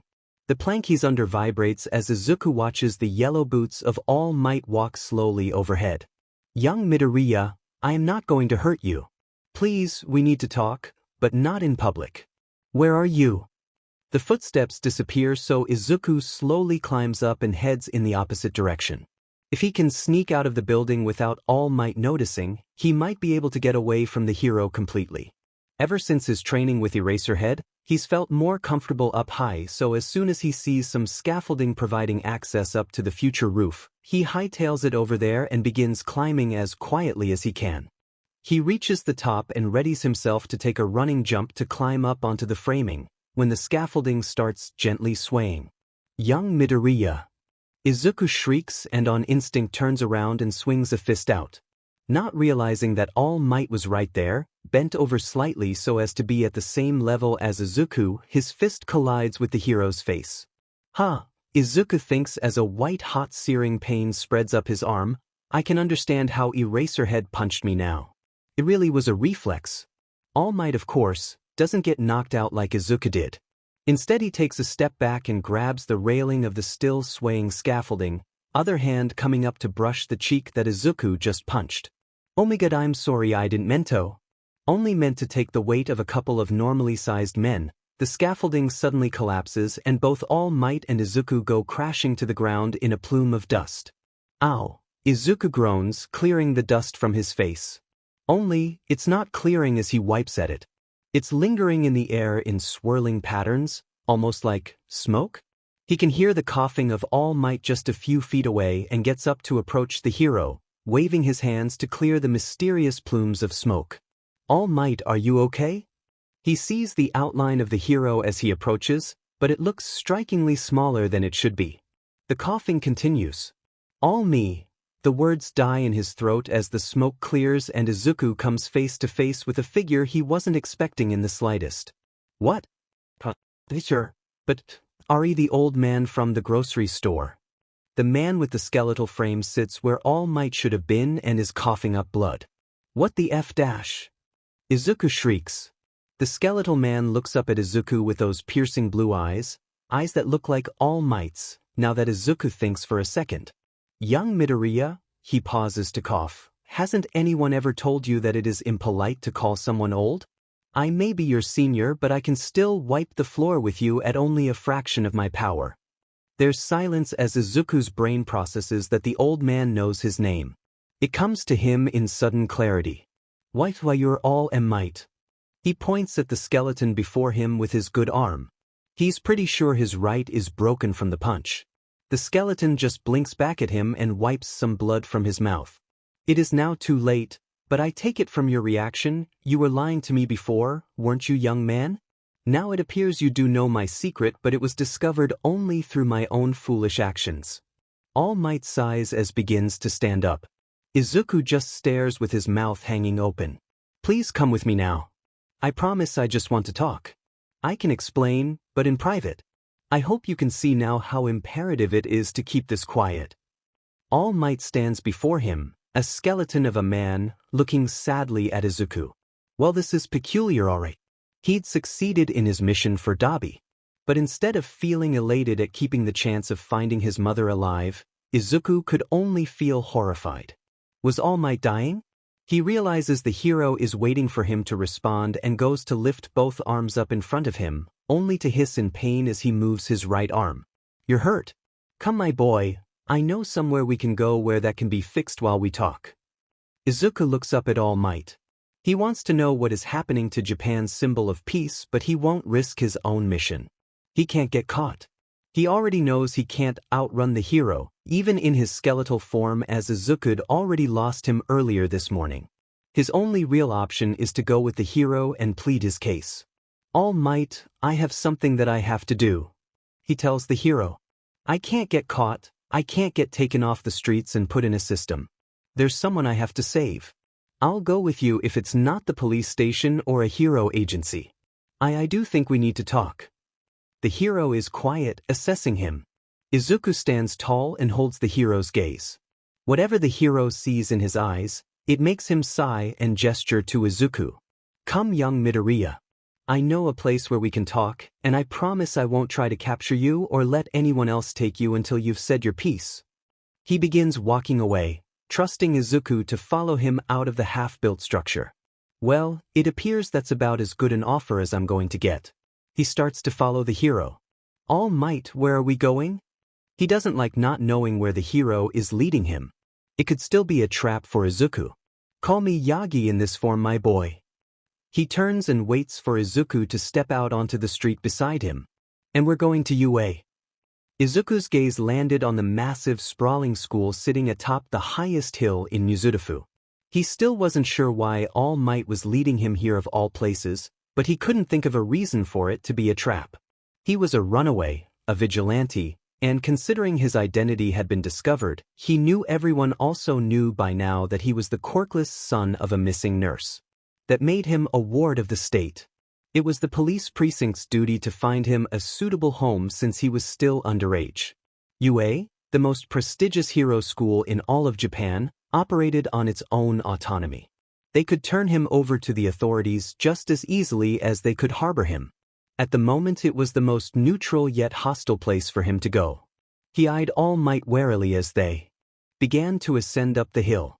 He knew UA was his alma mater, but it didn't explain why he was bringing Izuku there. UA had the best security in all of Japan. You had to have clearance as either a student or a staff member for entrance unless personally invited by Principal Nizu. Izuku wasn't either of those options, and as far as he knew, neither was the hero. Are you one of those kids that peaked in high school? His nerves couldn't take the silence of their walk any longer. "Pardon, young Midoriya?" All Might looked at him slightly confused. He gestured towards the acres of sprawling forests that housed various training facilities and the massive main building that housed all the classrooms and administrative offices. The only people who return to their high school after graduating are the ones who peaked in high school. They come back to relive their glory days. "Is that what you're doing now that you look like?" He waved his good arm towards the hero, "Skillmate." The hero mouthed the name Izuku had bestowed upon him a few times before laughing. "I can assure you that I am not here to relive my glory days." He responds, still slightly laughing. "How did you know who I was?" Izuku was curious. He was a nobody and shouldn't have been worth the #1 hero's time. "I saw your missing poster all over the city, as I'm sure you did. But I also have a dear friend that works at the precinct. He was determined to find you and asked me to keep a lookout. It was completely by chance that I ran into you this morning." "Why?" Izuku didn't understand. No one ever bothered to care for him before. Why were they looking now? "But because you were a child all alone on the streets. You should have never been there in the first place." All Might doesn't understand Izuku's confusion. "But I was out there for months and the police never looked for me before. What made me their priority suddenly?" "Well, my boy, it appears you've got a certain underground hero wrapped around your finger. I am told when he awoke from his injuries and found out you'd been the one to save him, that he tried to go out and look for you. In fact, none of us knew for certain that you hadn't been mortally wounded that night too. They will be relieved to know you are all right." Izuku is silent and stares at the ground as they continue walking. "I can't believe someone cared if I died." He'd wondered before if the world would miss him if he left it, and he was feeling emotional over the fact that someone beside his mom would. They're approaching the security gates by now. Izuku looks up in awe. He'd only seen images of UA on the internet and it didn't do justice to the prestigious energy that seemed to permeate the air. Everything was pristine. No graffiti along the security walls, the grass was manicured and the windows sparkled in the sunlight. Izuku felt too dirty to be in its presence. He also felt nervous. If this was a trap, would he be able to escape? He watched as All Might took an ID out of a pocket and held it up to the gate scanner. A green light blinked and suddenly the gates were open and they were walking within the grounds of UA. Do you work here now?" Izuku hadn't seen All Might on the directory when he'd hacked it months ago. All Might holds a finger to his lips and says, "Wait until we are inside, my boy, I will answer your questions then." The grounds are empty. Summer is still in session for a couple more weeks before students have to return for fall term. Izuku wonders if they might run into any of the other teachers though. He knows they still come in and work on lesson plans during the breaks. They walk in silence. Izuku follows All Might as he is led through quiet tiled hallways with closed classroom doors. At any other time he would have been itching to look into every classroom and been fanboying over all the hero memorabilia of notable alumni that are displayed in cases along the way. He had given up on ever entering UA months ago. His heart skipped a beat to think he was given a chance to walk these halls, even if it was as an unofficial, temporary guest. They stop outside a door that reads, "Infirmary," and All Might knocks once before opening the door. The lights are off and no one is in. All Might turns on a light and gestures Izuku inside where he chooses to take a seat on one of the many made-up hospital beds. I guess they have a lot of injuries considering they train future heroes. It looked like an actual hospital in here. The bed was pretty comfortable too. Izuku hadn't sat on anything so soft since he was at Kaken's. All Might had gone into an office tucked behind a door across from the bed Izuku was sitting at.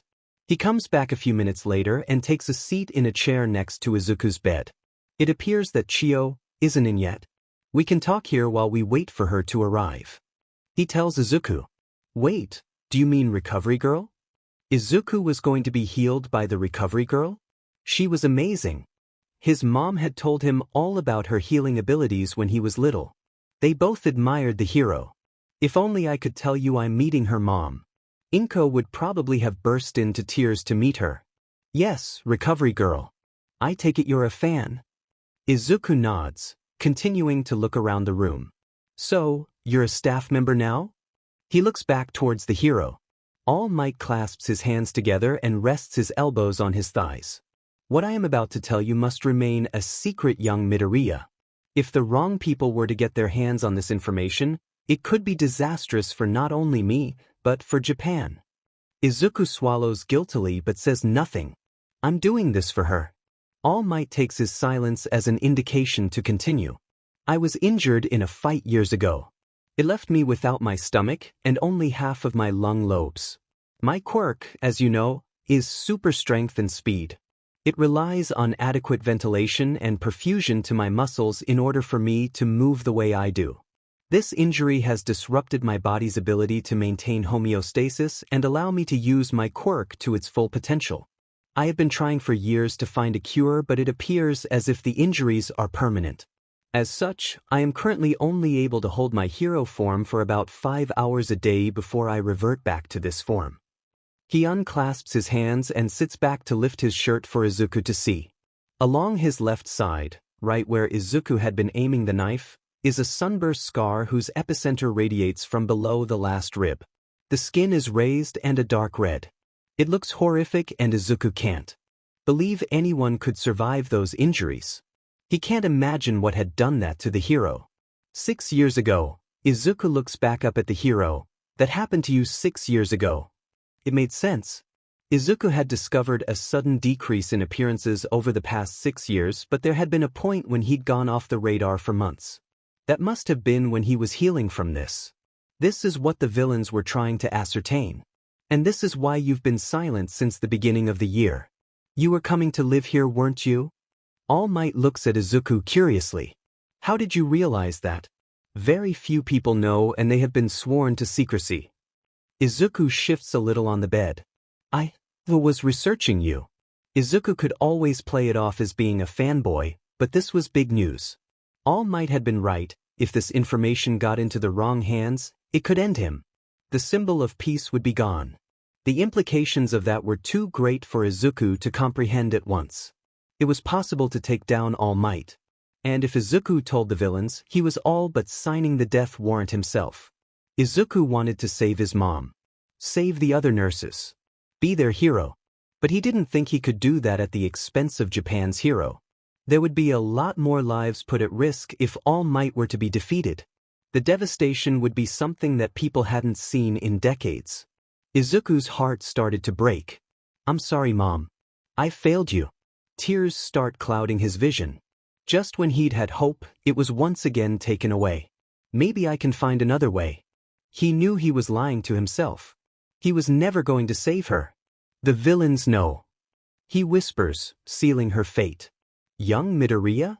All Might looks at him with concern. Izuku closes his eyes and lets the tears start to fall. A couple months ago, I ran into a villain interrogating a man about your whereabouts. I didn't know they were talking about you at the time. I put myself in the villain's path and made a deal with him. He said he had information on where the missing nurses were, knew who'd taken them. He said they knew something was different about you and set the task for me to find out in exchange for the information I wanted. Why? It's why I've been out on the streets, why I didn't want to get caught. I was so close to finding where they'd gone. I just had to figure out what happened to you. You were my key. Izuku opens his eyes but looks at his hands resting in his lap. He can't bear to look at the hero he was going to betray. He didn't think the secret would be this bad. The reality of what he'd been trying to do for the past few months was setting in. All Might had always been invincible his whole life. The hero that would always win with a smile. Izuku hadn't realized until this point that All Might wasn't immortal, he was human. And Izuku had been trying to help in his destruction. I was trying to be a hero, but I think I was turned into a villain. Izuku lets the statement fade into silence, still looking at his hands. He hears the shifting of a weight and suddenly All Might's hands appear in his vision, coming to clasp over Izuku's. You are not a villain, my boy. All Might sounds incredibly sad. A person who acts in the interest of saving others is a hero. At any other time Izuku's heart would have ceased to beat out of happiness for having the number one hero call him a hero. But it felt false now. I'm not a hero, All Might. I'm a nobody. I was selfishly trying to save someone at the expense of others. He was ashamed he hadn't realized it until now. He felt alone in his grief. Wished a hole would open up and swallow him. Young Midoriya, look at me. Izuku reluctantly looks up into the piercing blue eyes.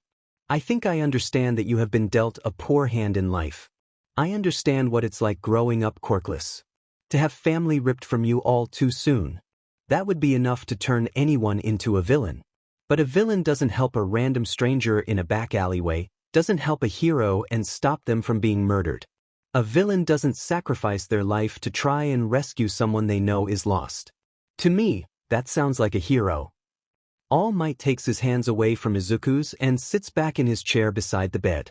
The life of a hero is a dangerous one, something we all know the day we sign up. For the sake of Japan, I tried to keep my injuries a secret, but if it will help to save someone, there's a sudden poof, and a swelling of clouds surround the hero before he steps out in his muscle form. I am here to help you. What? Either Izuku got hit harder than he thought and is concussed, or he just heard All Might say he was going to help Izuku. My boy, I will help you. You do not have to shoulder this burden alone, nor can I let you deal with villains on your own. But there are lives at stake. Maybe we don't have to tell them all of my secrets, but just enough to get the information you seek. All Might is smiling at Izuku. I can tell him? Izuku's definitely been concussed. Maybe he's passed out and is dreaming. Or hallucinating. He might be in an alleyway talking to another drunkard for all he knows. Maybe only tell him about my injury. Let's not tell them about my true form, only that I am weaker. I can still protect myself, if only for a limited time per day. But it will be helpful that I know they know. What is this villain's name? Dabi. I've never heard of him. I will have to ask my friend to investigate him. You won't find anything, I've already looked through the databases. Izuku mutters without thinking. All Might's eyebrows raise. Do I want to know how you know to get into secure databases? Izuku smiles slightly. Was All Might really going to do this? Was all hope not lost? No, you don't. But you might want to tell Principal Nizu to up his game. I've accessed UA's network before too. All Might blinks. I think I'll let you be the one to disclose that information. Now, when do you have to meet up with this Dabi? Izuku thinks a bit. He gave me 6 months, which is still another 2 months away. Perhaps I could find him earlier than that though. If Izuku truly was going to have help, he didn't want to waste another minute trying to find his mom. Then we have time to plan. If you can get their location or the names of the villains that took your mother, we can figure out a plan to get them out. Izuku can't believe he's hearing those words. All Might thank you. Those words won't ever be enough to convey the feelings Izuku has towards the hero at the moment, but they're the only words he can currently choke out between the tears. My boy, we are just doing our jobs. Heroes must help other heroes out sometimes too. Which reminds me, I have one more thing to tell you about my quirk. The reason I'm here at UA is to look for a successor. He cuts off suddenly as the infirmary door opens. An elderly woman with a walking cane comes through the door and pauses upon seeing the room occupied. Izuku's sure she wasn't expecting to see All Might and a dirty, crying kid first thing in the morning. All Might? She inquires. Ah yes, hello recovery girl. I am sorry to be intruding like this, but I needed to request your services for young Midoriya here. All Might gestures to Izuku. Recovery girl approaches the bed. What happened, Sonny? She asks Izuku. Izuku, suddenly feeling giddy with hope again, replies, All Might tried to kidnap me, so I threw a knife at him and he Texas smashed me, then I punched him and he broke my arm. He sees All Might poof and then Skill Might returns, sputtering as Recovery Girl turns to eye him menacingly. She knocks him in the shins with her cane. All Might, you are going to be a teacher here soon, you should know better than to use your quirk on a child. I ought to tell the HBC on you. Izuku laughs out loud. This conversation's about to give him déjà vu. Recovery Girl turns back to Izuku, ignoring the still sputtering All Might as he grabs his shin. Izuku bets he's going to have a bruise there now. Let me see it, Sonny. Izuku carefully takes off his sweater to reveal a very purple-looking right arm. Yes, well, I imagine that is broken. Nothing a healing kiss can't fix. But you're probably going to be very sleepy after this, okay? Izuku nods his consent and Recovery Girl leans in and kisses him on his forehead. Suddenly his arm is warm and tingly and there's a dull pain and then, it's gone. That was incredible. Thank you, recovery girl. How does your quirk work? A sudden wave of exhaustion hits Izuku mid-sentence and he's out like a light. Oh my, recovery girl says. He must have been more worn out than I thought. What did you do to that boy? All Might smiles nervously and just shrugs his shoulders. For the first time in weeks, Izuku sleeps peacefully. The waves are a restless companion, mirroring his mood as Shota sits in silence on an old, dilapidated mattress.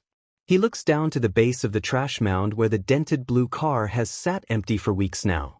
A ruin in the sand, its inhabitant nothing but a ghost that has vanished into thin air. Midoriya. The problem child had an identity now. It wasn't discovered how he'd been planning, but the cat was out of the bag.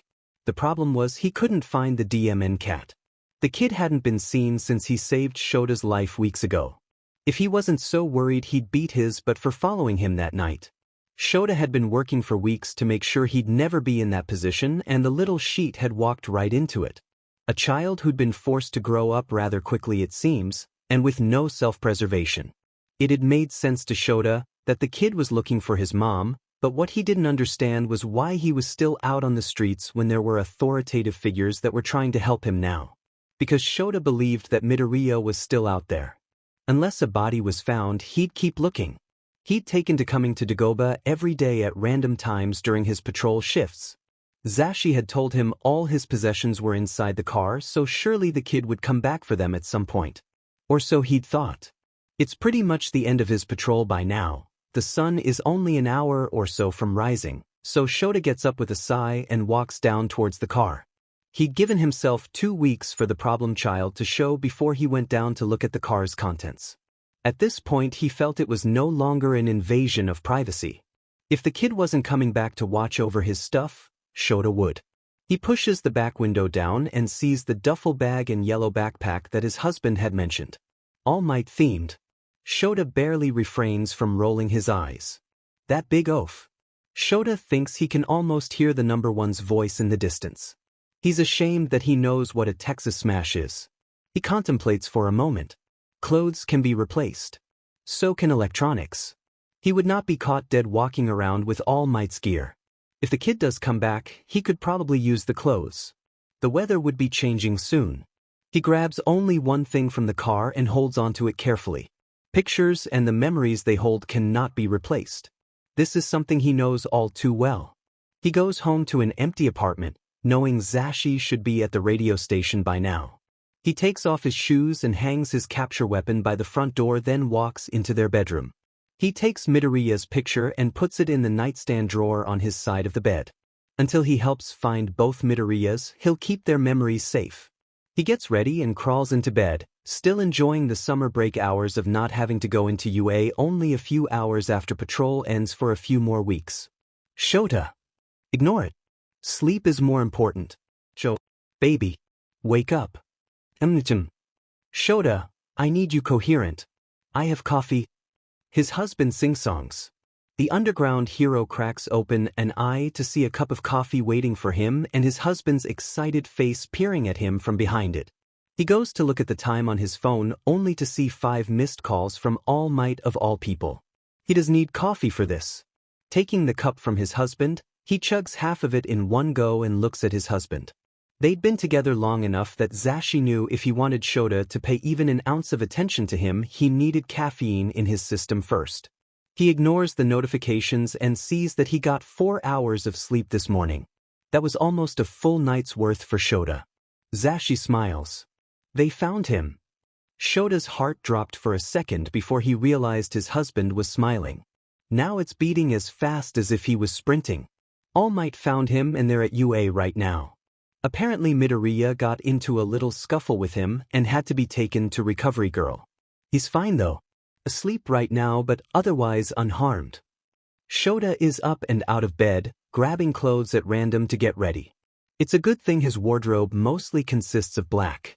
He runs through the kitchen and finds a thermos filled with more coffee waiting for him. His husband is already waiting at the door, keys in hand. Let's go see our problem child. Izuku wakes to muffled voices beyond the door. Blinking sleep from his eyes, he realizes he feels the best he's felt in weeks. Still tired, but all the aches and pains are gone. No one is in the infirmary but him, and he can still hear multiple voices coming from out in the hallway. He quietly gets out of bed and slips his sweatshirt back on, because sorry Kaken, you're never getting it back at this point, and listens in. What do you mean you can't tell us? He's not a hero, he's a child. He doesn't have missions. Erase her head. Izuku's eyes widen. Now Aizawa, All Might responds. I know he is a child, but he is not without skill. I know that because I was training him. Eraserhead hisses, interrupting All Might. I was training him so he could protect himself until I could gain his trust and try to get him off the streets. That is until you. Eraser's voice sounds quieter as if he'd turned to look towards a different person, blew up his identity all over the city and sent him into hiding. Well, it turns out it was a good thing I did because it allowed Yagi to find him now, didn't it? The semi-hostile voice sounds vaguely familiar to Izuku. Yes, and now he's apparently buddy-buddy with a child and keeping secrets with him. Izuku has never heard Eraserhead sound so angry. He's gotten us a lead, Aizawa. We have the potential to find his mother and the missing nurses. He's done something none of us have been able to do in months. We can't let this opportunity go. No, Tsukachi, you can't just let it go so you'll just let him waltz in to make a deal with a villain that none of us have ever heard of before and whose capabilities we don't know. Izuku recognizes the detective's name. At least he can admit he SCKS at his job. He may have helped get Eraserhead to a hospital, but he failed to stop his mother from disappearing from one. Sue him for holding a bit of a grudge. He won't be alone, Aizawa. We have time to make a plan. If I am to understand young Midoriya correctly, he'd already been in contact with this villain for as long as he's known you. He hasn't hurt the boy before. He may truly just be an informant. An informant who's been harboring information about 10 missing people for months. Who's to say that he isn't somehow involved in their kidnappings and this is a trap for the kid? They have his mother, maybe they want him too. A new voice, one that Izuku swears he's heard before but can't recall right now, chimes in. Yamada, he is Quirkless. No one is going to kidnap him. The detective says exasperatedly. Izuku's fists tightens at his side. That is a PSS poor excuse and you know that. I pretty much fight Quirkless. I was impressed to find out that Midoriya is Quirkless. He can hold his own in hand-to-hand and has been developing quite a skill with the knife. Get him, Eraserhead. Izuku preens at the praise. He hears a low, I knew about the knife skills, muttered by All Might. Then that proves that he is more than capable of setting up this meeting and getting the information we need. The detective refutes. No. I will not allow him to be put in harm's way. He is too young. Whatever is allowing you to cloud your judgment, All Might, and give sensitive information to a child to use as bait on villains, will not be occurring. As soon as he is awake, Hizashi and I will be using our emergency foster licenses and taking him into my custody. You both are a danger to him. Izuku isagas in a breath. No, Eraserhead. You can't do that. You don't understand. He didn't know All Might's secret. Didn't know that he'd made the deal with Dabi, so he was the one that had to find him again. He was touched that Eraser cared so deeply for him. Was Hizashi his husband? The name too sounded familiar, but he was about to F everything up. All Might had given his blessing. He didn't need the hero present to find Dabi. He could get his info and bring it back to them. Izuku would step back only then.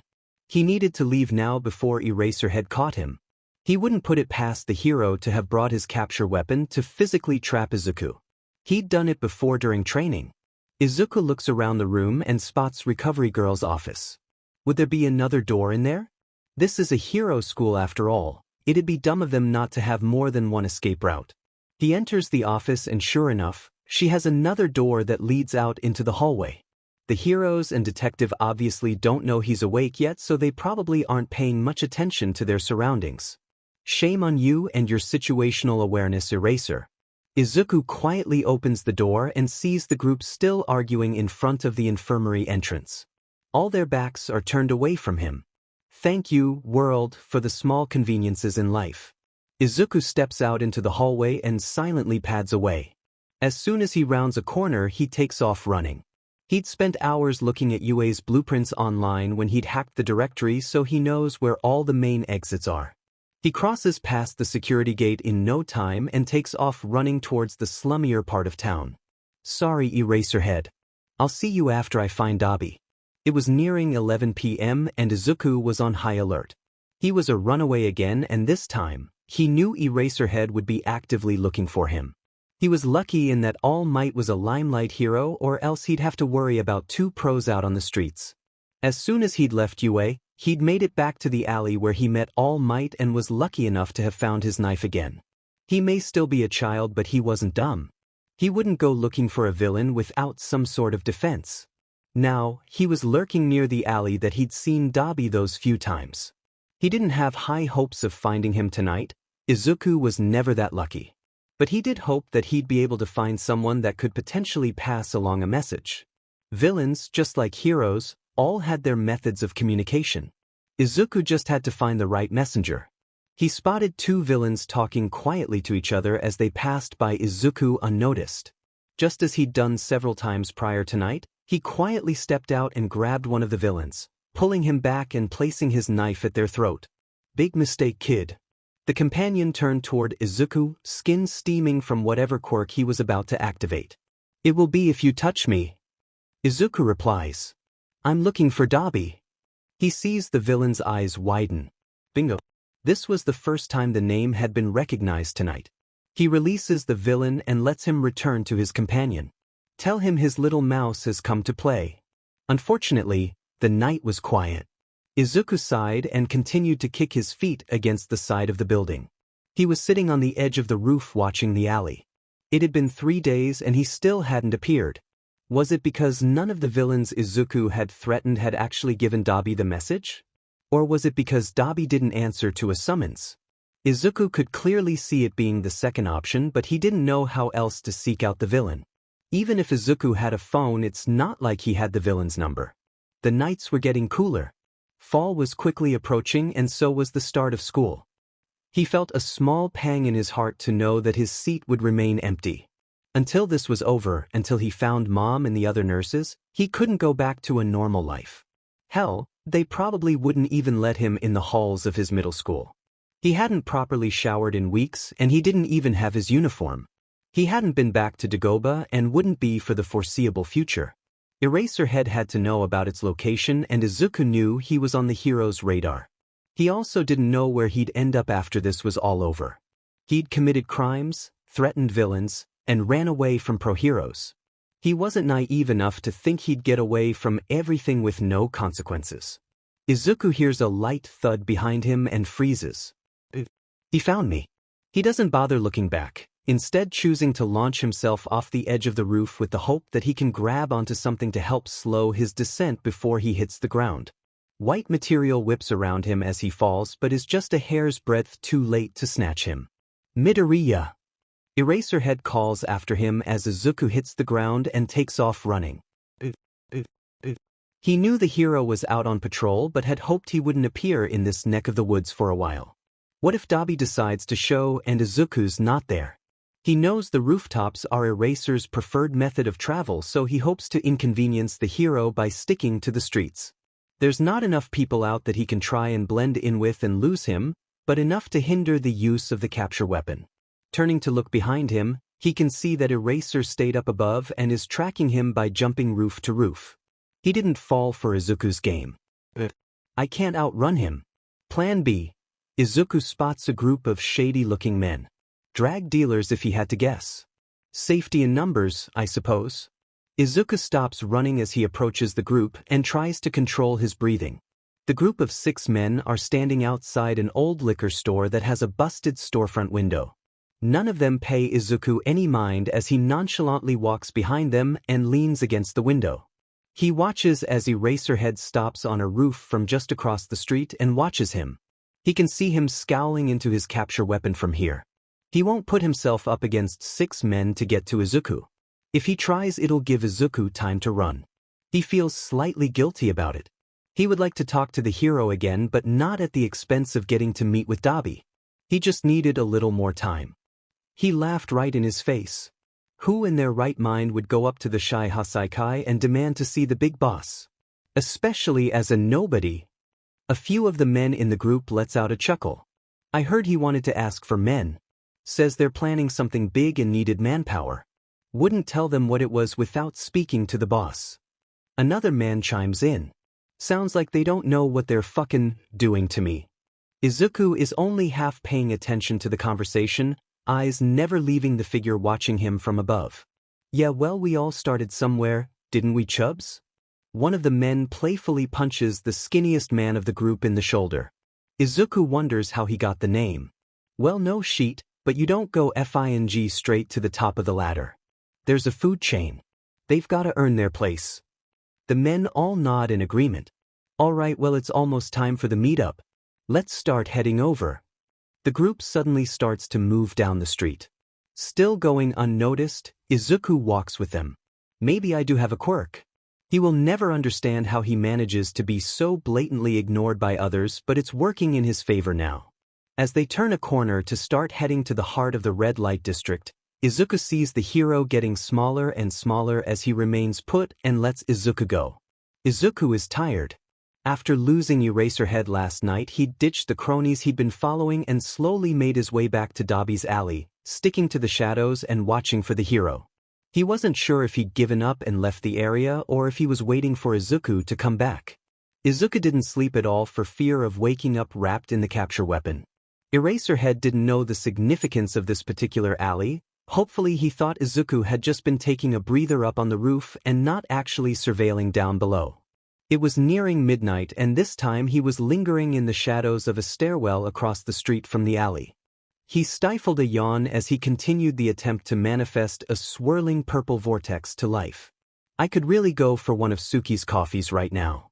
Anything warm would be nice actually. He'd had to resort to stolen protein bars for breakfast, lunch, and dinner again. He was starting to detest the things. He's just about to doze off when he spots movement above Dabi's alley. God damn it, you stubborn old hobo. The hero was peering over the ledge down into the alley looking for him. Izuku lets out a sigh and rubs his fingers into his eyeballs. He cares for the hero, he really does, but at the moment he is making Izuku's life so much harder than it already is. Izuku feels like he's at the finish line of a marathon and Eraser is waiting to trip him before he can cross. I just want to finish this. He looks around for inspiration. How can I chase him off without getting caught myself? The streets are quiet tonight, not a soul in sight. He doesn't have a phone so he can't call in a fake emergency to lead the hero away. He's too tired to go on a wild goose chase. If he runs, the hero will surely catch up to him quickly. He grips the handle of the knife he has placed in the front pocket of the hoodie. Well, guess we'll find out how durable that oversized scarf really is. He waits until the hero's back is turned to him, then quietly leaves the stairwell to go into the alley and climbs the fire escape up to the roof. He makes sure to keep to the shadows and stays light on his toes and takes a running leap to jump across the street, landing on a roof adjacent to where Eraserhead is. These two buildings are much closer than the one he just came from, so he's able to make it across with minimal noise. The hero still hasn't noticed him. It is so illogical not to be aware of your surroundings, sensei, he thinks, mocking his teacher.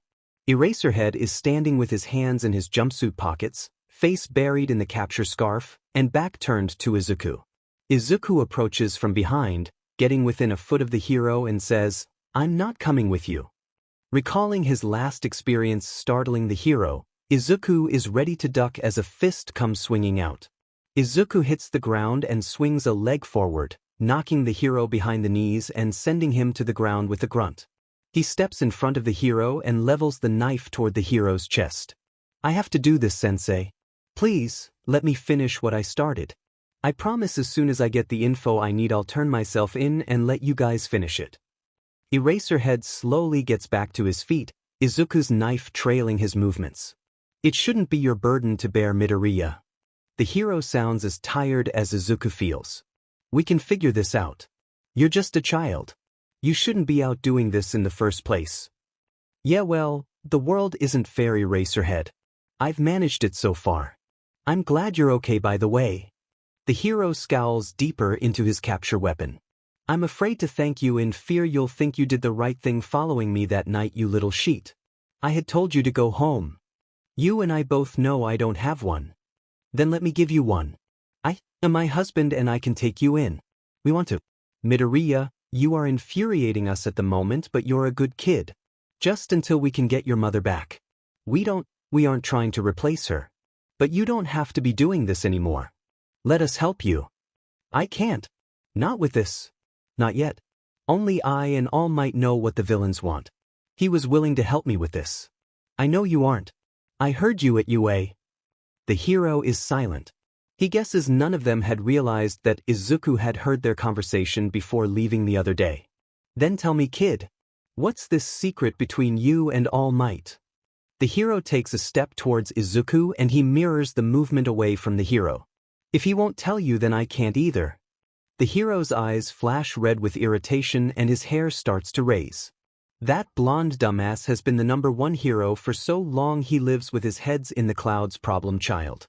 His judgment is clouded and he doesn't see the danger that I do in allowing a child to help out with an unknown, potentially violent criminal.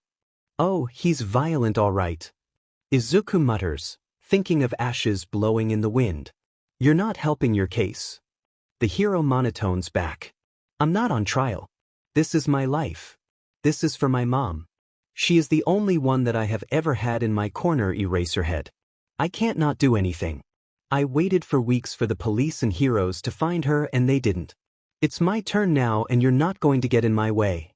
A tear starts to escape from the corner of his eyes. You gave me hope, Eraserhead. You gave me a chance to train me and made me feel like I was worth something. Not just another decoration on a wall. Please, don't take away my hope. Not yet.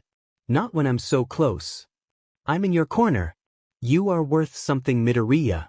I see a lot of potential in you. It's why I don't want you taking this unnecessary risk. You are not a hero yet. I think one day you can be, but you need proper training. You need guidance and you need to have the chance to grow up first. He takes another step towards Izuku.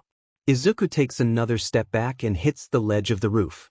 He didn't realize he'd already backed up to the ledge and wasn't prepared to butt up against the wall. He gets knocked off balance and falls over the edge, down towards the alley ground. Midoriya. Eraserhead launches himself from the roof, one end of the capture weapon reaching for Izuku and the other end grabbing on to whatever leverage it can find to suspend both their weights. Izuku grunts with pain as the weapon manages to wrap itself around his arms and chest, bringing his descent to a sudden halt. He looks up with wide eyes at Eraserhead. I didn't mean to do that. Eraserhead's eyes are just as wide as Izuku's. The hero lets out a breath and slowly takes them both safely down to the ground. He doesn't let Izuku out of the weapon. Kid, you've trusted me once before. Please, trust me once again. I promise you I will do everything I can to help you, but we can do it without putting you in danger too. What would your mom think if you got hurt in the process? No one wins if we lose you while saving her. Before Izuku has a chance to respond, a sudden stream of blue fire comes barreling past Izuku on either side of him, aiming for the hero. Eraserhead attempts to pull Izuku back with him, but a familiar-looking burned arm cuts in front of Izuku's vision, and next thing he knows is that the capture weapon has been cut in half and a wall of blue flame now separates him from the hero. Now hero. We can't have this little mouse here stuck in a mouse trap. I'm sure there are many other rodents out right now for you to catch. You can't have this one. Dabi grips the ends of the capture weapon that still surrounds Izuku and starts tugging him backwards. He's mine. As Izuku is pulled through the purple mist, the last thing he sees is Eraserhead's pale face as he frantically screams and tries to get past the flame. Hello, little mouse. Dabi whispers into his ear. Izuku feels a sharp pain crack across his skull and the world fades to black. Never having had one before, Izuku could only imagine that the pounding headache and dizziness he feels must be a concussion. He slowly opens his eyes and is grateful to find that the room is dimly lit. He's laying in what appears to be a restaurant booth and the remnants of the capture weapon are still loosely around him, like he was just dumped there as soon as they came through the portal. Carefully, he rises to a sitting position and takes a second for his environment to stop spinning before he assesses the situation. He shrugs the capture weapon off and is pleased to find he still has his knife on him. He slips it in his hoodie pocket and slowly looks around. He's in a bar. It's surprisingly clean, with a few more booths set up on either side of Izuku's and a few round tables scattered between them and the bar front. There are two men sitting at the bar, quietly talking to one another. Dabi occupies one chair and listens to what the other one is saying.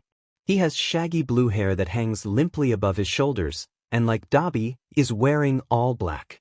He's hunched over the bar top, nursing a drink with amber liquid between his hands.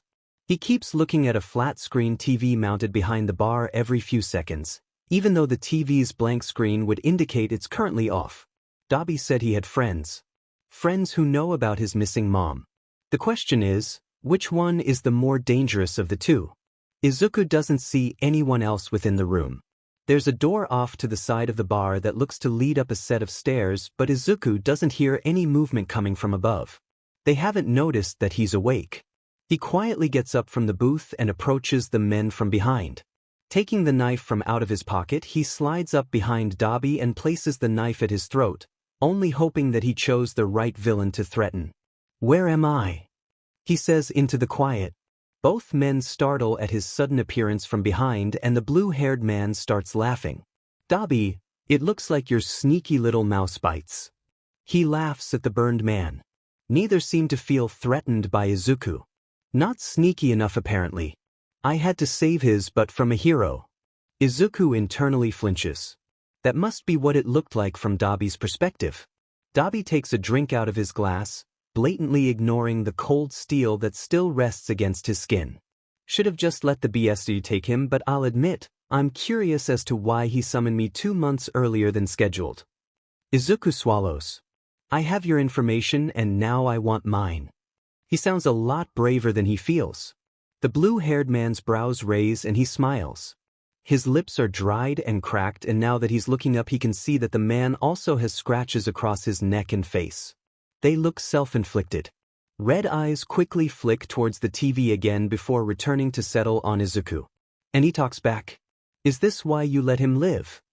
Dabi grunts and suddenly grabs Izuku's wrist, allowing blue flames to come to life. Izuku cries at the sudden heat and he drops the knife, backing away from the flaming villain. "No. I was bored that night." Izuku bites his tongue in pain and inspects his right wrist. Streaks of red now blister from his wrist to halfway up his forearm, the sleeve of the hoodie burned through. He cradles his arm to his chest and looks to see where he dropped the knife on the floor. It's sitting right under Dabi. There's no way the villain will let him grab it unless he wants to be burned by the scorching flames again. "What were you doing with a hero, kid?" Red eyes are staring at him again. They look nothing like Kaken's. These eyes are filled with malevolence. "I was running away from him." He decides to stick with half-truths. They don't need to know that he cares for the hero. "Why were you running from him? An innocent-looking kid like you shouldn't be on a hero's radar." The eyes continue to study him curiously. "He was trying to stop me from finding Dabi." "Why?" Izuku stares at the back of the burned man for a moment. Is he trying to figure out whose side I'm on? Izuku never told Dabi why he wanted the people who took the nurses away. He'd been in his vigilante gear the first time he spoke to the villain. Vigilantes were known to toe the line between hero and villain. "He knows I found out All Might's secret." At his statement, Dabi starts laughing again and turns around from the bar to face Izuku. "Did you think I was serious, little mouse? Are you trying to make us believe that someone who looks as pathetic as you was able to track down the symbol of peace and discover what we've been trying to find for months? You've got to be shitting me." Izuku sees red as he glares at the villain. "I'm not lying, and you better not have been lying to me either, or I will find the #1 hero and let him tear you to pieces." He snarls. He did not just spend months of his life, ruining his life, to have been led on a false hope. Dabi stands up from his seat and takes a step towards Izuku. "You little sheet," he raises his arms, "who are you to talk back to me?" and lets a burst of blue flame fly towards Izuku. Izuku rolls out of the way, but it appears as it was unnecessary. He watches as a purple mist opens up between them and the flames are redirected to just behind Izuku. "Tamura. Dabi. That is no way to treat a guest." A deep voice speaks quietly. The blue-haired man, Tamura, turns and looks up to the TV. The screen is still black, but Izuku notices a small red light is now on in the bottom panel. There's now a man behind the bar too. He's wearing a gray vest suit and is polishing a glass, but Izuku can't see any distinguishing features behind the purple mist that encompasses the man. He has yellow glowing eyes and what looks like a metal neck brace.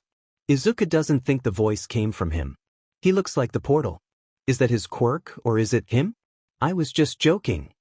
Dabi mutters and turns back to sit at the bar. Midoriya Izuku. The voice is coming from the TV. Izuku looks up with a start. How did he know my name? Your face was plastered all over the news. Of course we would recognize who you are. The voice continues to emanate from the TV. What the hell? Can he read minds? I would have already been busted. Dabi told you the truth. We know who took the nurses. If you prove to be of value to us, I'll leave it to Tamura to disclose this information you seek. The blue-haired man nods his head. Yes, sensei. He tells the TV. Red eyes turn to look at him again. Well then you heard, sensei. Prove your worth to us. Izuku can feel the chills crawling up his spine. These men are the bad type of villain, but he's already in it this deep, so he retaliates with, how do I know you're not lying to me now? I'm not disclosing anything without proof. Midoriya Inko. Worked at Muzutafu General Hospital. Has a quirk called stem regen. She can create stem cells and manipulate mitosis to heal injuries. And she's your mother. The voice from the TV lists off. And if you want to see her again, Dabi looks at Tamura and they smirk at each other as if sharing an inside joke before turning his gaze at Izuku. You'll give us what we want. Izuku glances at the TV before looking back to the two sitting at the bar. The purple mist guy is still cleaning glasses behind the bar, impartial to the conversation occurring. Mom's quirk wasn't shared with any of the news stations. No one knew she had a kid until recently. And they never said I was connected to her when I was plastered all over the air. The voice from the TV isn't lying. They know something. I saw All Might. He has an injury that has weakened him. Left side of the chest. He's missing part of his stomach and a couple lung lobes. I saw him coughing up blood. They don't need to know about his skinny form or his time limit. They don't need to know he actually spoke to the hero about it. Tamura glances back at the TV. When it remains silent, he turns back to Izuku. And how do we know you're not lying? You could have made that up. Izuku clenches his hands into fists, hissing when it tugs at burned skin. I'm not lying. I saw the scarring. He's weaker now.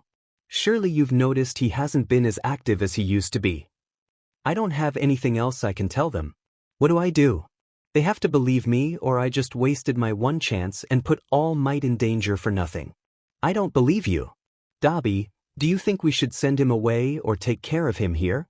Dabi smiles and lets the flames flicker to life again on his palms. Seems like we have a rodent problem, Shigaraki Tamura. He starts advancing towards Izuku. Izuku's heart starts to beat rapidly and his sweat drops. This cannot be happening. Eraser was right, I should have listened. Wait.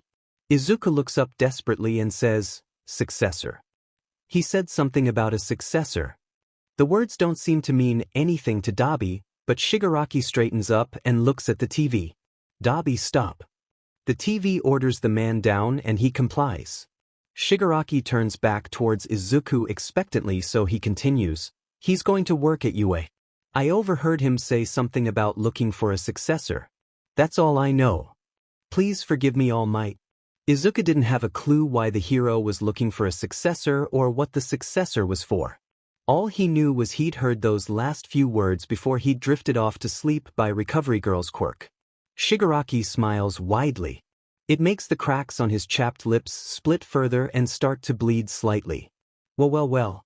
Looks like our little mouse did put in the work. I leave him to you, Tamura. The light on the TV suddenly goes out.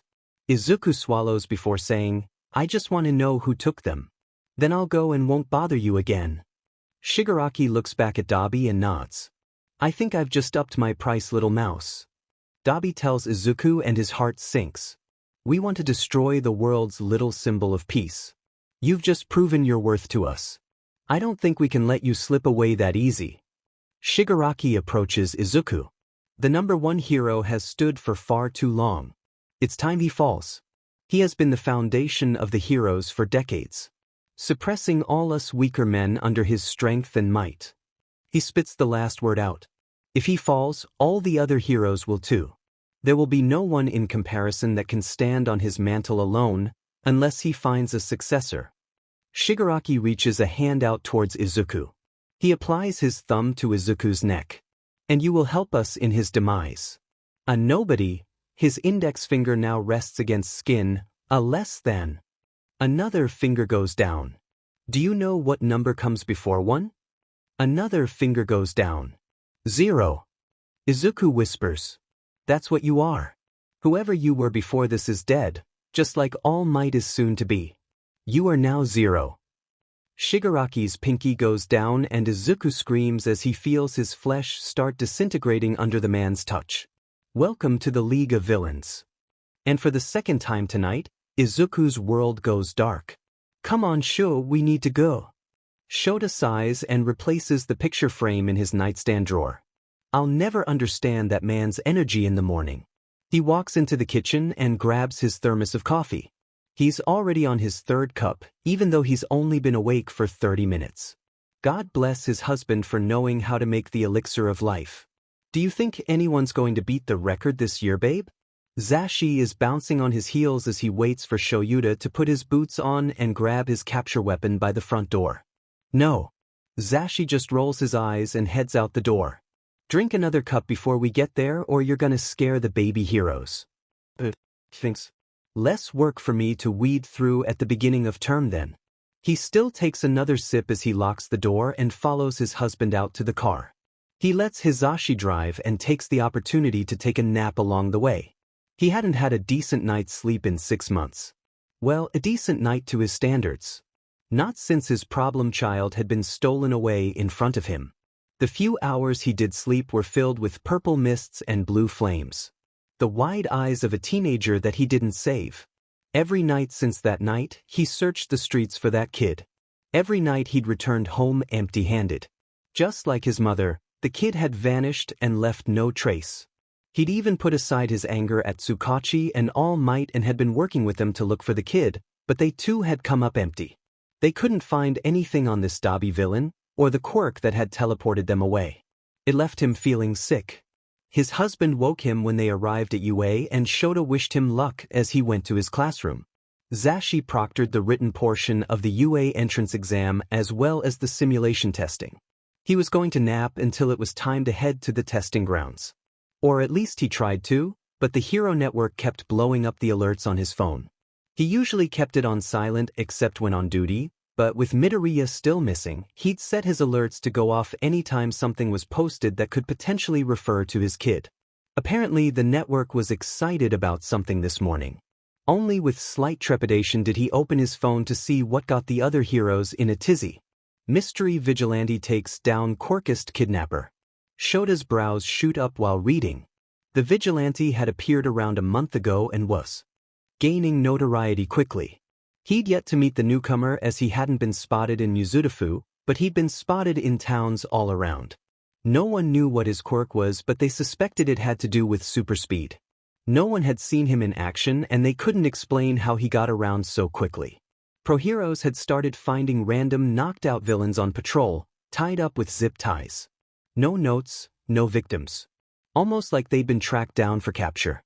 Wanted for the kidnappings and abuse of over 32 quirkless victims over the past 4 years, authorities were shocked to discover the unconscious body of the villain that had been dubbed the Quirkless Kidnapper earlier this morning in Fukuoka.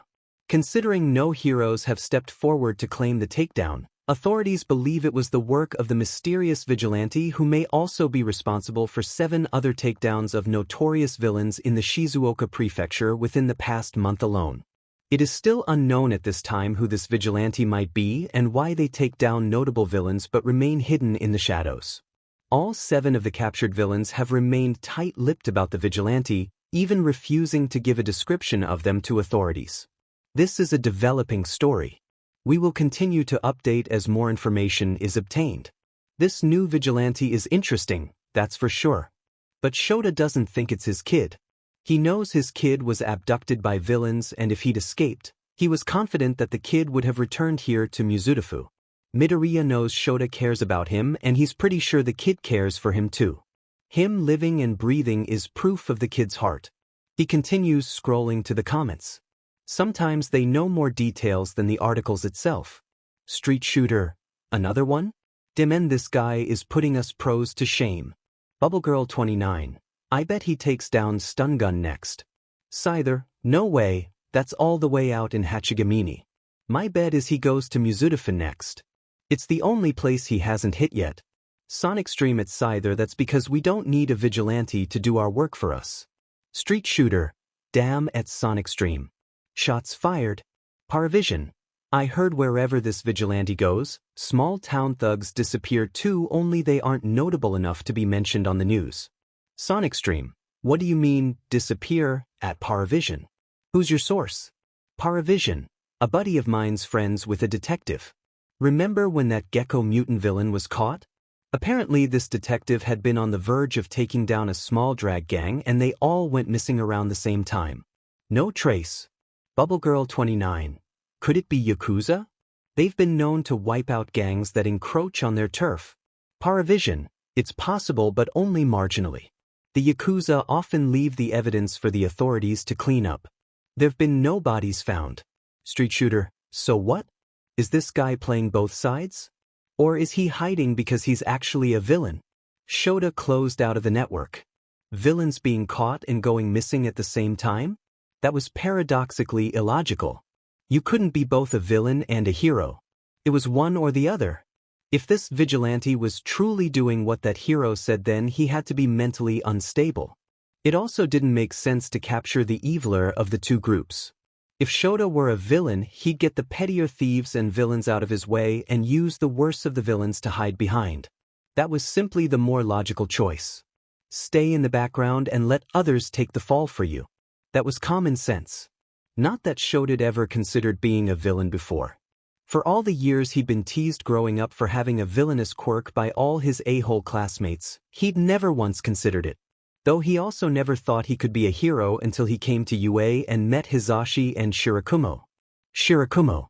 Another one of his failures that would haunt him for the rest of his living days. Shota closes his eyes and releases a long sigh through his nose. This day had just begun and he already had a headache. A chime plays over the school speakers. The written portion of the exam has finished. Shota gets up and goes to the teacher's lounge. He has time to get one more cup of coffee before he goes to the testing center. Most of the UA staff is already inside the observation room by the time Shota slinks in. He takes a spot against a back wall and looks at the monitors displaying different views of the 4 different testing areas. There seem to be a lot more applicants this year than in previous years. Poor Maijima is going to have a hell of a time fixing up the robots after these hero wannabes are done with them. Shota has been trying for years to get rid of the robots in the physical exam. Maybe he'll gain an ally if enough of them are destroyed. He sees a spiky blonde-haired kid that looks particularly excited to destroy, if the literal explosions popping from his palms are any indication. Zashi announces the start of the exam and the kids take off running, charging into the mock cities awaiting to have havoc rain down on them. The explosion kid takes down 3 robots before the others even make it into the city proper. In another arena, he thinks he sees an engine quirk. Guess Tensei's little brother is finally of age. He wonders if the kid has finally loosened up a bit. Shota hadn't seen his friend's younger brother in years. Shota can't lie, it seems this year's crop might have some potential. Hizashi looks pointedly at him as the explosion kid takes out 4 3-pointers by himself. Shota still shakes his head no. The record was set by All Might decades ago, and only Endeavor has ever come close to it. They may be close this year, but he doubts the record will be broken. A flash of green catches his attention in the top left monitor and his heart skips a beat for a moment. Midoriya? He looks for the green again, only to bury his face in his capture weapon to hide the hope that had been on his face. There's a kid with green hair, but it's not his kid. This kid has brown eyes. Not the emerald that Shota last saw shining with fear. He scowls and continues watching the monitors. He can't help but think if he'd been better, if he'd been faster, that his kid could have been taking that exam down there too. Die. Bakugo Katsuki is sweating profusely and it's only adding to the excitement of the exam. This was it. He was finally here. Years of preparation was finally coming to fruition and he was having a blast. The written portion of the exam had been a breeze. He'd be graduating at the top of his class from Aldris soon after all. Only because Deku isn't there, a small voice in the back of his mind reminded him. Die, you stupid extra. He lets out a particularly violent explosion on another three-pointer. He would not think of his missing childhood friend right now. Not today. Today was his day, where he would be free from the haunting nightmares he'd had, wondering where the demon Deku had gone. He couldn't lie to himself and say he wasn't shocked when they'd started school again last fall and he just hadn't returned. He couldn't understand the pit that had grown in his stomach since the last time he'd seen the green-eyed nerd had been the day a missing person alert had gone out about him. As far as Katsuki knew, Deku had chosen to go AWOL. It was his own goddamn fault he wasn't graduating from junior high. Wasn't going to UA with him. Even though Katsuki knew they wouldn't be in the same class, Deku was a DMN nerd obsessed with heroes. He could have gone into the support or business courses and helped Katsuki reach the top 10 within a year of graduation. Not that he needed the nerd's help. But after seeing Deku that last time, a very small part could admit that he wanted to be friends with him again. He still didn't know why they'd drifted apart. Why he'd kind of just forgotten about Deku, even though he'd always been present in Katsuki's life. Deku looked like he'd needed someone that day. Heroes were supposed to be there for people, even the nobodies, right? Shitty robots. Stupid F-. Katsuki whips his head around looking for the source of the expletives. Usually he's the only source. He spots another examinee attempting to take on 2 three-pointers and doing sheet nothing to them. He has purple hair that seems to defy gravity and the darkest bags under his eyes that he has ever seen. He's punching at one of the robot's legs and only barely denting the outside sheet of metal. He's never going to take it down without more strength. Why doesn't he just use his quirk? Katsuki continues to watch the boy. 2 minutes left, little listeners. Present mic announces over the PA. Eyebags lets out a cry of frustration and continues to punch at the robot. Erg. Why did I even? He continues punching at the robot. Try. Right. Now he starts kicking at the leg. I thought I could be a hero. He cries out in frustration. I thought I could be a hero, Kaken. Katsuki's eyes widen. Goddamn nerd is everywhere. Katsuki doesn't think as the memory of the green-haired boy possesses him to propel himself in the air with explosions towards the new dumbass in his life. Oidamus. Go for the throat. Katsuki yells as he aims explosions at the robot's legs, bringing them down to the other boy's height. The neck exposed the circuitry that kept the robots running. If you couldn't bust through to their interior like he'd been doing with his blasts, that was the next best weak point. Eyebags gapes as Katsuki flies by but then quickly collects himself and does as the explosive blonde tells him. Katsuki grabs whatever remaining robots are in the vicinity and fires them towards the boy, who quickly takes them out now that he can reach their weak points. Time's up, little listeners.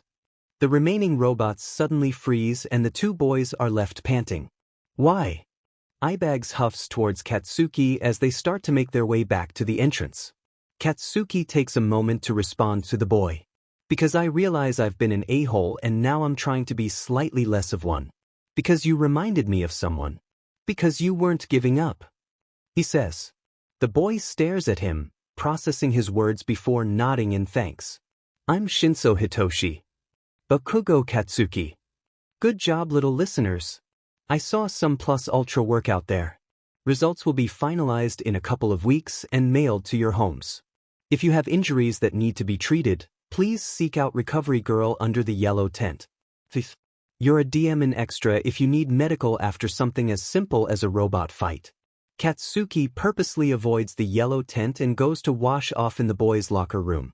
The entrance exam was a piece of cake. There's no way he didn't get into the hero course. He wondered if he could convince the old hag to bring some spicy ramen home for dinner to celebrate.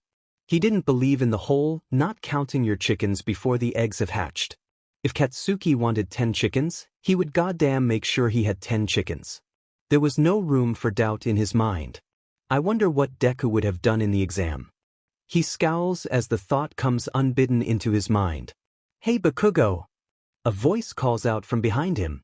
He scowls further. Only one person could know him here, and he's already regretting having been the one to tell them his name. He keeps on walking, pretending he didn't hear eyebags calling out to him. Footsteps approach closer to him now. That's not a hero persona, is it? You're really just a ray of sunshine all the time, aren't you? Eyebags has caught up to him. It's not my fault I'm surrounded by you dim and extras all the time. He mutters back. I remember why being an a-hole is easier now. Do one nice thing and they latch onto you like a parasite. Eyebags just snorts. Hey, I know I said thank you earlier for helping me with the robots, but do you think I could treat you to a coffee or something as a proper thanks? Katsuki eyes the purple-haired extra. He's doing a good job of hiding it, but Katsuki can tell he actually looks nervous. I don't drink coffee. That sheet's gonna stunt your growth. You can get me a tea. It's not like he had anything to do with the rest of the day anyways. Eyebags runs a hand through his hair with a small smile. Yeah, I can do that. Do you like cats? Katsuki just shrugs his shoulders and lets the other teen lead the way. He finds himself in a cat cafe, located not too far from Dagoba Beach, a place he hasn't been to in years. If he'd known this is where the purple-haired dumbass was going to take him, he would have declined. They enter the cafe and Eyebags goes to order while Katsuki claims a window seat. The place is pretty empty right now, and he eyes the few cats that are roaming suspiciously. He's never liked the little devils, doesn't trust them and their retractable claws, but he'd never admit that to someone he just met. He's eyeballing a particularly gray and fluffy cat that's only pretending to groom itself but is probably plotting. Katsuki's murder when Eyebags slides into a seat and sets their drinks down on the table. That's Muffin. He'll leave you alone for the most part. As if the cat heard him, it gets up and slowly walks away. Murder. It's definitely plotting murder. Katsuki vows to keep an eye on their whereabouts. One predator to another, he knows it'll strike when the prey least suspects it. And this one is Biscuit, Eyebags continues, not noticing Katsuki's inner monologue. You have to watch out for her. She thinks it's fun to knock your drink off the table. He points out a blonde domestic shorthair. Its eyes are a dark amber which are staring at Katsuki now. Well, this one looks more trustworthy than the long-haired freak though. He just grunts in acknowledgement to the other boy and takes a sip of green tea. It's surprisingly good. There's another one, Scones, that likes to come out but I don't see him wandering right now. Eyebags takes a sip of his coffee. Katsuki's not one to make small talk unless it's to yell about something, so he's content to just sit in silence and finish his tea. Yeah, spicy ramen sounds great tonight. The other teen shifts in his seat. He looks like he wants to say something but is fidgeting and looking everywhere else but at Katsuki. Katsuki rolls his eyes. Whatever you want to say, just say it and stop acting all nervous, dumbass. Eyebags huffs a quiet laugh. Sorry. I don't get to talk to people very much. Why? The boy looks at his hands in his lap. My quirk. It's not exactly popular with people and why I was struggling during the exam. Just then a cat, Butters, Bisquick Biscoff? Katsuki didn't FNG know, jumps onto the table next to him and he can't help the flinch that escapes. He avoids the other boy's gaze and just waves an impatient hand to continue. It's called brainwashing. I can control the mind of someone if they respond to me. I know it's villainous, but I think it could be great for underground work. It's why I want to go to UA. The best underground hero teaches there and he has a quirk like mine. Katsuki didn't have the slightest clue which hero he was talking about. Villainous quirk? Did you brainwash your own brain? Do you even have a brain? There's no such thing as a villainous quirk, dumbass. It's what a person does with the quirk that makes a hero or a villain. He does understand the teen's frustration during the exam now though. The test really was only beneficial to people with combative quirks like his. Eyebags stares at him and blinks slowly a few times before responding. I don't get you. You're like nice but also in butt. A nice butt? Katsuki lifts a brow. You think I have a nice butt? Eyebags goes beet red and sputters. That is not what I meant. Katsuki just laughs. It's alright, Eyebags. I know I've got a nice butt and now you know it too. Eyebags scowls in his direction and his eyes flick past Katsuki's shoulders for a quick second before looking back at him. You know what I'd like to do to that nice butt? Wah! Get up and go pet the cat that's behind you. Suddenly a haze goes over Katsuki's vision and he feels the strong urge to listen to the voice. No matter how much his own mind wants nothing to do with any cat, he can't stop himself as he walks over and pets the beast before the haze is lifted and he suddenly has control of himself again. He jumps back and turns towards the boy who's smirking at him. But what the hell? Now it's Katsuki's turn for his face to be red. That's what you get for being in butt. Katsuki just scowls and sits back down. Hitoshi dear, you're not using my cats to terrorize your friend, are you? An older woman approaches the table carrying a small plate of cookies. We ain't Ifinji friends. Katsuki mutters quietly. Eyebags either didn't hear him or pretends not to. No, Suki. He did that all on his own accord. Katsuki just rolls his eyes. The woman, Suki, doesn't seem to buy it but she lets it go. Hey Suki, has he been back yet? She sighs and shakes her head. I've asked all the staff to keep an eye out for him and they haven't seen him either. Oh. Thanks Suki. The woman nods her head and walks away. What was that about? Katsuki asks, reaching for a cookie. He worked hard today. He can have at least one before dinner. There was a kid, probably around our age, that used to come in here all the time. I didn't notice him at first cause he always sat in a corner back there on his computer and kept to himself, but one day Biscuit came and knocked my coffee over. I'd been having a pretty bad day and that was just icing on the cake, but anyways, he got up and gave me his coffee as a replacement. We'd never even acknowledged each other's existence before. I never got to thank him. It was a small gesture but it made my day so much better. I was planning on thanking him the next time he came in but he just disappeared, hasn't been back since that day. Suki and I are worried about what happened to him. Well, it looks like you and me have something in common there, Eyebags. He says only slightly sarcastically. What? You missing a little green bean too? Eyebags jokingly responds. The F does green bean mean? It's a nickname that Suki gave the kid. 'Cause he had green hair and eyes. And was a short little sprout, as Suki said. Katsuki's stomach drops and he stares across the table with wide eyes. Did he wear obnoxious red shoes by chance? Eyebags stares at him suspiciously as he responds with a slow, yes? That FING nerd. That was Deku. I just know it. When did you last see him? Katsuki was going to kill the nerd when he saw him next. What was the DMN idiot doing hanging out in a cat cafe instead of going to school? Deku? What's a Deku? Are we missing the same person? Not what, that's him. The boy you've been looking for. When did you see him last? I don't know exactly, but like 6 months ago? Give or take a week. Katsuki thinks back to when he last saw Deku. The timelines fit. That's around the last time I saw him too. 6 months. What happened to you, Deku? First Auntie and now him. Katsuki was starting to think the Midoriya family was cursed. Well, sheet. So he really is missing then, isn't he? Eyebags looks upset at the news.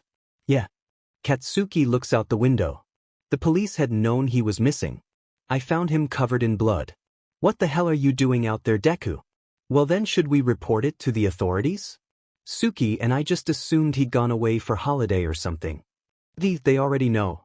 Don't you ever watch the FNG news? His face was plastered all over the place for a while.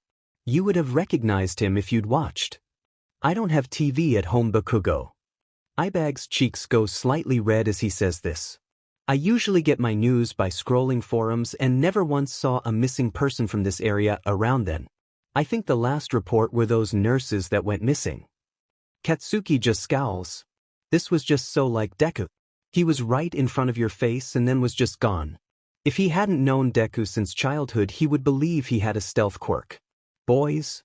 They both look up to see Suki calling from behind the counter. The police are telling us business owners that a villain attack is heading our way. You two better run home now or else you're going to get locked in here with me until it passes. Katsuki would rather face the villain than get locked in here with the Satan's spawn that people call cats. He pushes back from the table and grabs his bag to head out the door. Wait! Ibags is holding his phone out towards him. Let's exchange numbers in case either of us sees him. We can let the other know. Katsuki just nods and puts his number in.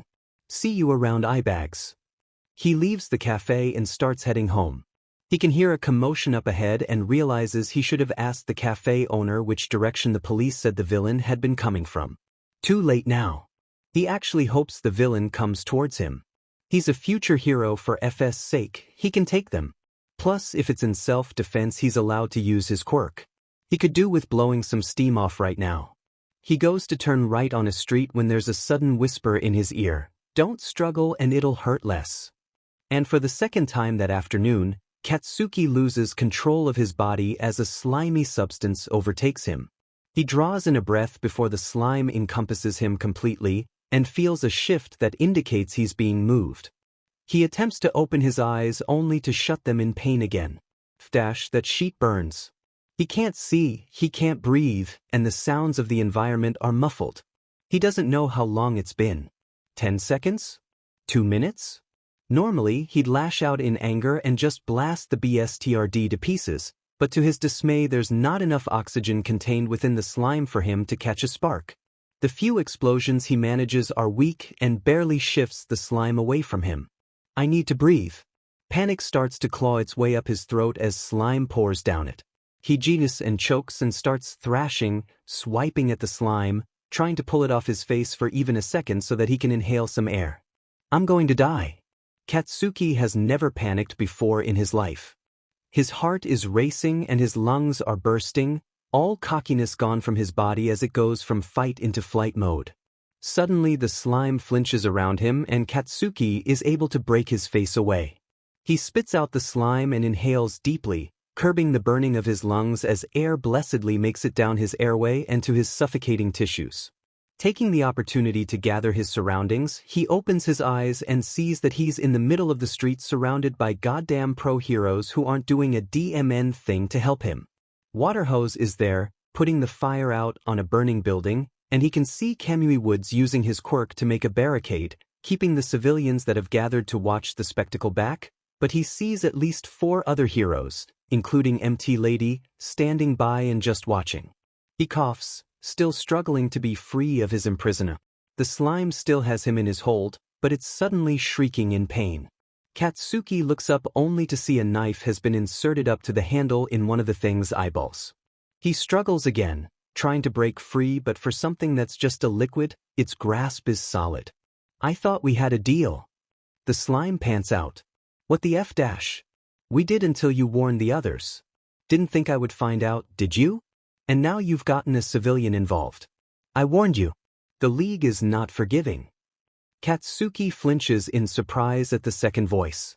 Where did that come from? He looks around wildly, only to have a clear fluid suddenly splash onto his head from above. He looks up again to see the knife has been removed from the eye and its contents are dripping down onto Katsuki. He almost GG's. Is that this thing's blood? I'm sorry.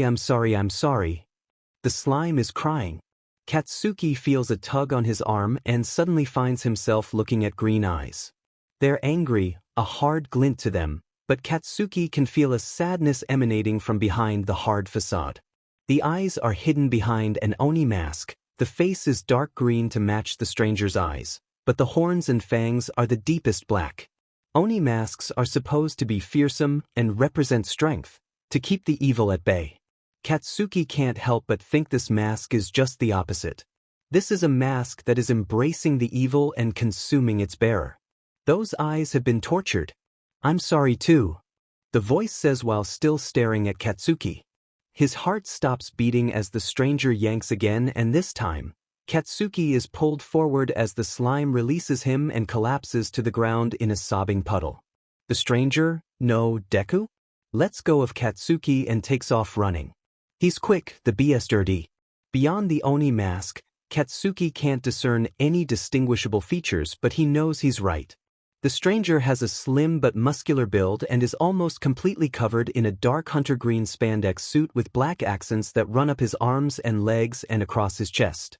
He can't tell if the hair is green or black in juxtaposition to the suit colors.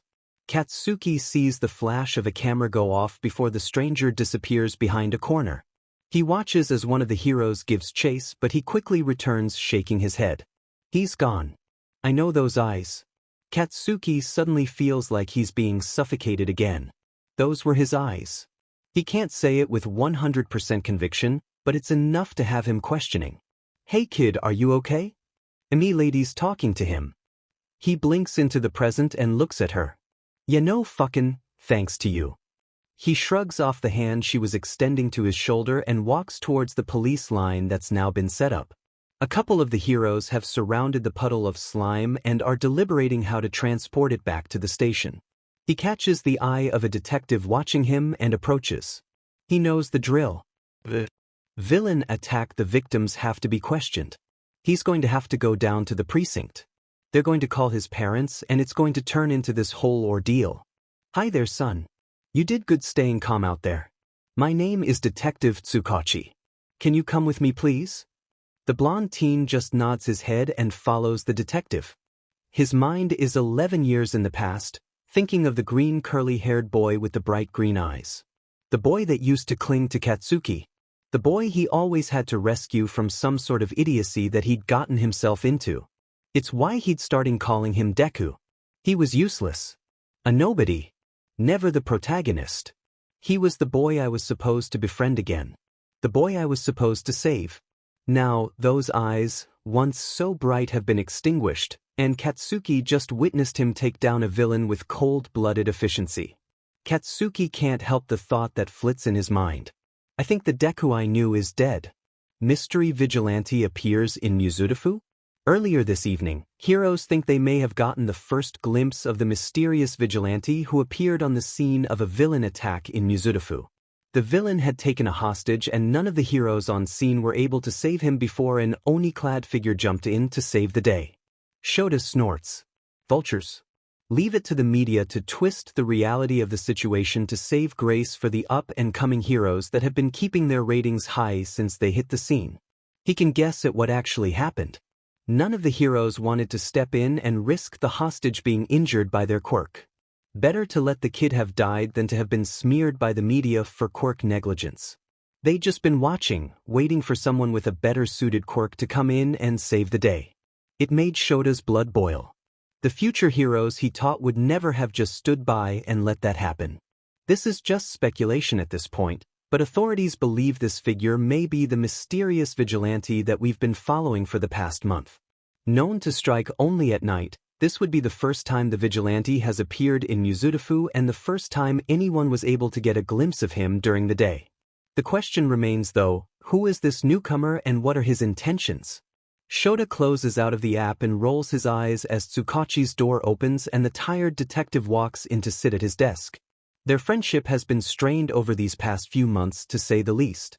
Shota still blames his kid's disappearance on the detective but has grown to accept with time that he was in a tough place and had only been doing what he thought was best. It still didn't stop from rubbing salt in the wound though. Why did he have to show his face here? The detective groans, leaning back in his chair and rubbing at his eyes. Shota says nothing and just takes a sip of coffee. He's due to start his patrol soon. It's him. Not that we're confirming to the media yet. But just like all the other villains that were taken into custody, they're not talking. This one won't stop apologizing though. Like he's scared of the vigilante. A vigilante or a villain? Shota wasn't sure what to think yet. True, he'd saved a kid today, one Shota recognized from the entrance exam actually, but his track record didn't give clear intentions.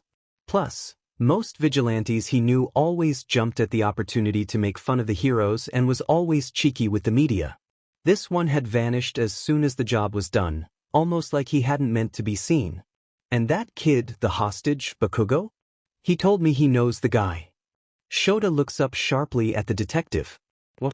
I think he must have been in shock cause he kept saying that it was Deku, and my quirk said he wasn't lying, but then when I asked if that was the vigilante's name, he kept saying not anymore, which was also true. He heard the vigilante talk to the villain. Sounds like they'd had a deal go bad or something, but the kid didn't know what. I wanted to question him further, but then his parents came and collected him before I could. Tsukachi lets out a sigh and just stares blankly at his computer screen. Did this vigilante force the villain to get arrested then? Is that what he'd done with the others? What kind of deal? And why so widespread? He'd been seen in several other cities, all leading to villain arrests and thug disappearances. A feeling of unease settled in Shota's gut. This wasn't a run-of-the-mill vigilante on the loose. They needed to get the guy off the streets. And Bakugo? He remembers the explosive blonde at the entrance exams. He was wild and violent, but he'd also helped a fellow test taker. Were they really connected? Why would a junior high kid know a potentially dangerous vigilante? Shota didn't know the examinee's written test scores yet, but the blonde had gotten top marks during the practical. He was sure to get an offer into the hero course. Now that Shota knew his name, he was going to make sure he got put in his class. That way Shota could watch him without suspicion, for it was only logical what Tsukachi was going to ask him next. I need your help to capture this vigilante Aizawa. And there it was. Shoyuta didn't get called into the detective's office before patrol just for social hour anymore. Their relationship hadn't gotten back to that. But he'd already given Shota a potential lead and suspect. I don't know if he's going to stick around Muzutafu, but I don't want to risk downplaying his significance and missing something big. And before you ask, I already searched for the name Deku in the registry and nothing came up. Shota just grunts in response. If anything, the past 6 months had proved that nothing was going to go easily for him. He didn't expect that to change anytime soon. I know you're still looking for the kid, Aizawa. I hope you believe me when I say I'm still looking too. I just hope that we can work together on this as well. I'll never be sorrier at how things turned out with Midoriya. I hope you know that.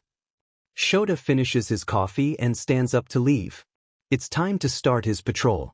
I know, he says and walks out the door. Me too. Are they here? He asks as he steps through the portal. No. They'll be gone for a few hours yet, I imagine. Kurojiiri replies from behind the bar. Izuku nods and glances at the TV before breathing a sigh of relief at the lack of a red light. He won't need to go out for a bit and he smells like that nasty slime villain. I'm going to go rinse off. I'll be back. The mist man just hums in response. He throws the Oni mask on a booth table as he heads for the stairs and to the shower. He turns the shower on and lets steam fill the room as he slowly peels off his suit. A gift from Sensei, much to Shigaraki's chagrin, for his success over the last couple of months. Success. Every day I continue to live is a success, he thinks bitterly. His image stares back at him from the cracked, fogging mirror.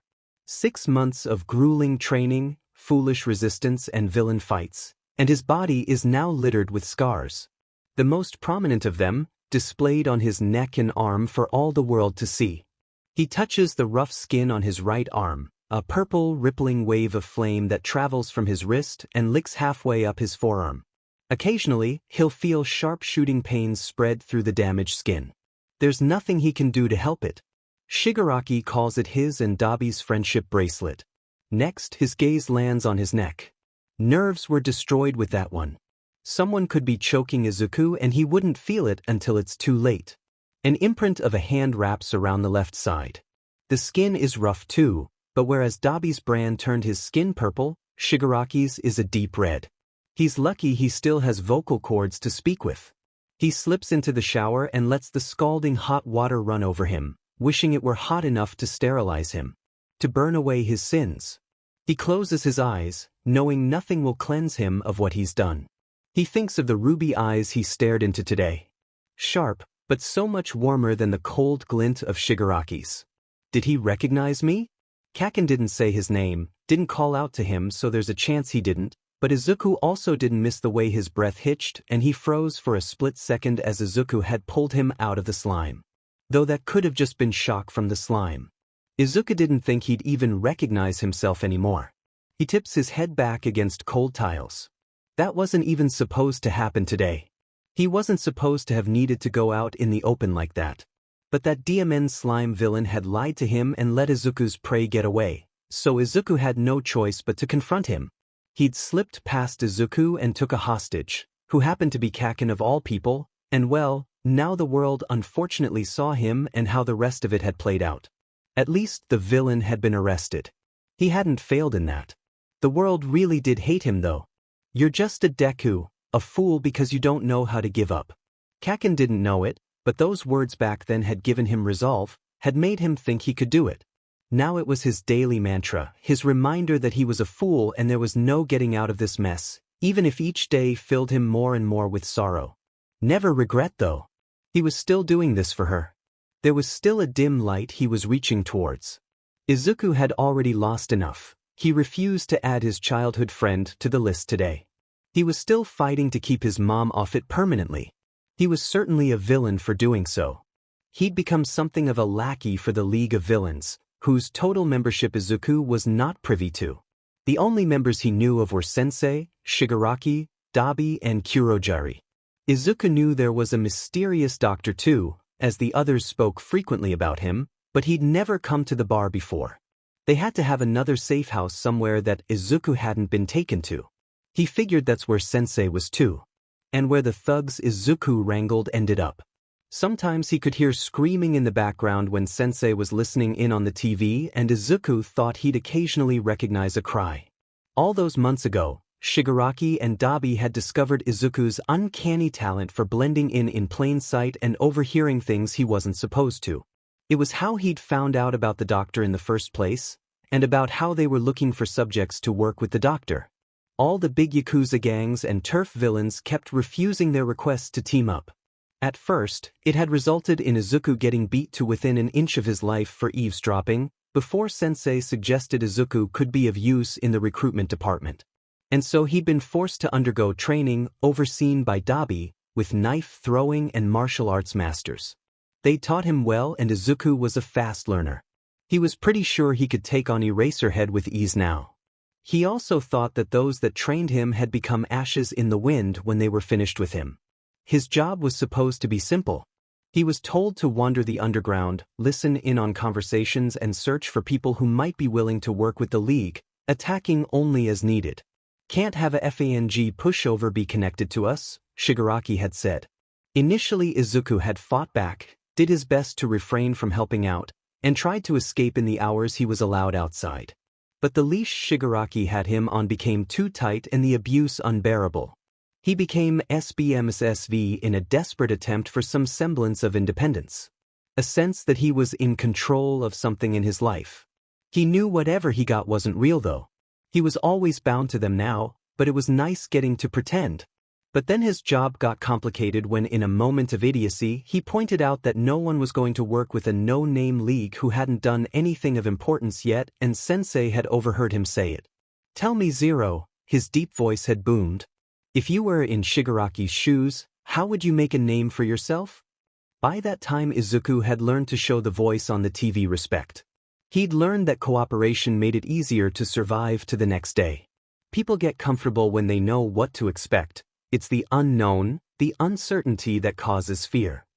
He had said, people know that a new villain group is trying to form and they don't have men, therefore they don't have power. We need to become something unknown, something unexpected that leads us to be feared. From that fear evolves power over others. Dabi had started smiling at that while Shigaraki just glared at Izuku and scratched his neck raw. "You just said we have no men? How would you unlock the fear in others?" The TV asked. "You make someone an example. For a villain, what is worse than death?" Izuku doesn't wait for a response. It's imprisonment, and living every miserable day knowing you failed, knowing everyone else knows you failed. He was only speaking how he felt at that point, voicing his own failures to his own prison guards. You get them thrown into Tartarus and take their men for yourself. And that's what had led to Izuku's leash being loosened. He was sent out into the underground to become that unknown, unexpected entity, and it was easy for Izuku to blend in with the unsuspecting. After his first successful infiltration and takedown of Obake, the leader of the Ghost Yakuza who Izuku had been ordered after just for the affront that he had spit in Shigaraki's face, word spread in the underground, and soon Izuku could walk anywhere freely as long as he reported back at the end of the day and responded to any messages Kurogyari might send. It was how he started receiving gifts from Sensei for doing such a good job and staying in line. People, if they noticed him on the streets, would steer clear of him now and mutter behind hands to their friends with wide eyes as he walked by. Izuku hadn't gotten Obake thrown into Tartarus. He'd let Dabi have him and then left the results out for all to see. He coordinated the fall of 7 villains who ended up in Tartarus on Shigaraki's whim. And Izuku did his job so thoroughly that none of them would speak to the authorities. They knew keeping quiet was what was good for them now. Izuku would go out, collect the information, get the boss captured, and then call Kurogyari to take the other men. Izuku never got to see where they went. It became a routine, another cycle that followed the passage of every sun. It left Izuku feeling dirty. Hollow. But he'd already come this far. He was digging his grave and prepared for the day he'd have to lay in it. The only small solace he had in his actions were that at least his targets so far had only been villains. The ugly voice in his mind figured some of it was karmatic, and the villains deserved what Izuku was dishing out. Izuku didn't know what he was going to do if he was sent after a hero though. He saw himself as a villain now, but he still didn't want to harm those who provided protection for the greater good. He couldn't sever his love for heroes completely, even after being failed time and again by them in the past year. Shigaraki and Dabi started disappearing from the bar a lot when the bodies started coming in. Said they were working on something to defeat All Might. You don't need to know, little mouse. We own you, you're not one of us and we don't have to tell you shit. Dabi had responded when Izuku had worked up the nerve to ask about it one night. Keep your head down and act like a good little nobody, Zero. Do as we say and help us wipe All Might off the face of this earth and we'll let you find your little mommy. Shigaraki also chimed in. Dabi continued to laugh every time Mom was brought up. Izuku sighs and starts working shampoo into his curls. It was easier now to wash as he'd had to get an undercut to get the Oni mask to fit around his head properly. The nest of curls had been too thick and the mask had kept slipping off. Today had been a first. An anomaly on his perfect track record. He'd been working with the slime villain to track down a small time drag gang that had a boy with a mental quirk that Shigaraki had been interested in. When Izuku had gotten to their compound late this morning, he found it deserted. Only the slime thing had known Izuku was going after them. He'd given them the heads up and they'd wisely left town. The slime villain hadn't been as wise. Zero. Kurogyari's voice sounds through the door, bringing him back to the present. Izuku quickly rinses his hair and turns the water off. You've been in there too long. Come downstairs. My leash has been lengthened but I'm still attached to a handler. Yes, Giri. He towels off and changes into whatever clean random clothes he can find. Some could be Dabi's, some Shigaraki's. He didn't have anything of his own. Except his suit. And that needed to be washed. He makes his way back downstairs and crawls into the middle booth. It had sort of become his spot since waking up in the bar in the first place. He pulls his knees to his chest and rests his head on them, watching as the mist man resumes wiping the glasses. Izuku doesn't understand the man. He's the kindest to Izuku out of all the others, but he's also very impassive and follows Shigaraki's orders to a T. Dabi will occasionally bark out orders to him and Kurogyari will ignore him until Shigaraki gets annoyed enough and tells him to listen. Dabi finds it amusing to annoy the hell out of Shigaraki when he can. But Kurogyari's response is just so unnatural. Izuku can't tell why it makes him anxious being around him sometimes. Izuku's mind wanders again as time passes, wondering what his punishment will be for failing to get the psychic quirk for Shigaraki. The degree of punishment varied based on Shigaraki's mood. At first, they had often been violent, kicks to the ribs, the head, knife slashes across his chest, especially in the earlier days when Izuku still had the heart to try to fight back. He hadn't eroded his skin away again though. Sensei would stop him with a few words when Shigaraki got close. But then as Izuku started gaining street cred and notoriety for the league, the punishments became milder. Forced to eat food from the dumpster or not allowed to eat at all. Being locked in a closet until his next job. Petty dumb things. Izuku could tell that the real mastermind behind the league was Sensei, but he didn't know why he allowed Shigaraki the authority to act as leader. He certainly was a terrible one. There were a lot of things Izuku didn't know, and he was tired of being in the dark. He was tired of being here. He just wanted it all to be over. He'd been hanging around here long enough that even he was starting to feel resentment towards the symbol of peace. It was his fault he was in this mess after all. Izuku had convinced himself of that a few months ago, even though in his heart, or what was left of it, he knew it wasn't true. A familiar chime sounds from Kurogiri's phone, and within seconds a portal appears and Shigaraki and Dabi appear. Izuku curls into himself even more and avoids eye contact. He knows they had to have seen him on the news by now. They'd already know of his screw-up today. Zero, he hears Shigaraki's voice call out to him, "Come get a drink, whatever you want. We are celebrating tonight." It takes Izuku a moment to process the words, as it was not what Izuku had been expecting at all. Timidly, he gets up and approaches the bar, sure that this is just an act and Shigaraki will strike as he gets closer. He quietly asks Kurogiri for a soda and waits for the hammer to fall. Instead, both Dabi and Shigaraki smirk at him and raise their glasses. "Start your countdown, Zero. Our weapon was perfected. Soon, the #1 hero will be no more thanks to you." For the first time, Izuku notices that Shigaraki's smile reaches his eyes. So, it will be over soon. And Izuku can't stop the thrill of excitement that runs through his heart. The excitement from the other night had died down fairly quickly. Apparently whatever project Shigaraki and Dabi had been working on still needed a few tweaks, and Shigaraki spent most hours away from the bar. Thankfully that meant he wasn't there to give Izuku any orders. He was sitting in his booth like normal, tossing his knife up in the air and trying to catch it handle first in his palm. Kurogiri was, as usual, behind the bar. Dabi was there too, scrolling on his phone. Izuku was feeling restless. Day in and day out of being cooped up in the bar was starting to drive him crazy. He puts his knife away and walks over to the bar. "Hey Giri." Kurogiri pauses mid-wipe and looks at Izuku. At least Izuku thinks that's what he does since he can't see his eyes beyond a yellow glow. "Can I go out?" If Shigaraki wasn't present, Kurogiri had authority over him. He sees Dabi pause mid-scroll. "Go out." Kurogiri places the glass down and gives his full attention to Izuku. He's the only one kind enough to do so when Izuku speaks. "Yeah. Just out. Go anywhere. But here. I'm bored." Izuku whines. He's the only one he'd dare whine to. "That makes two of us." Dabi mutters. Izuku glances at him sideways but otherwise ignores him. "Shigaraki would want you to stay out of trouble.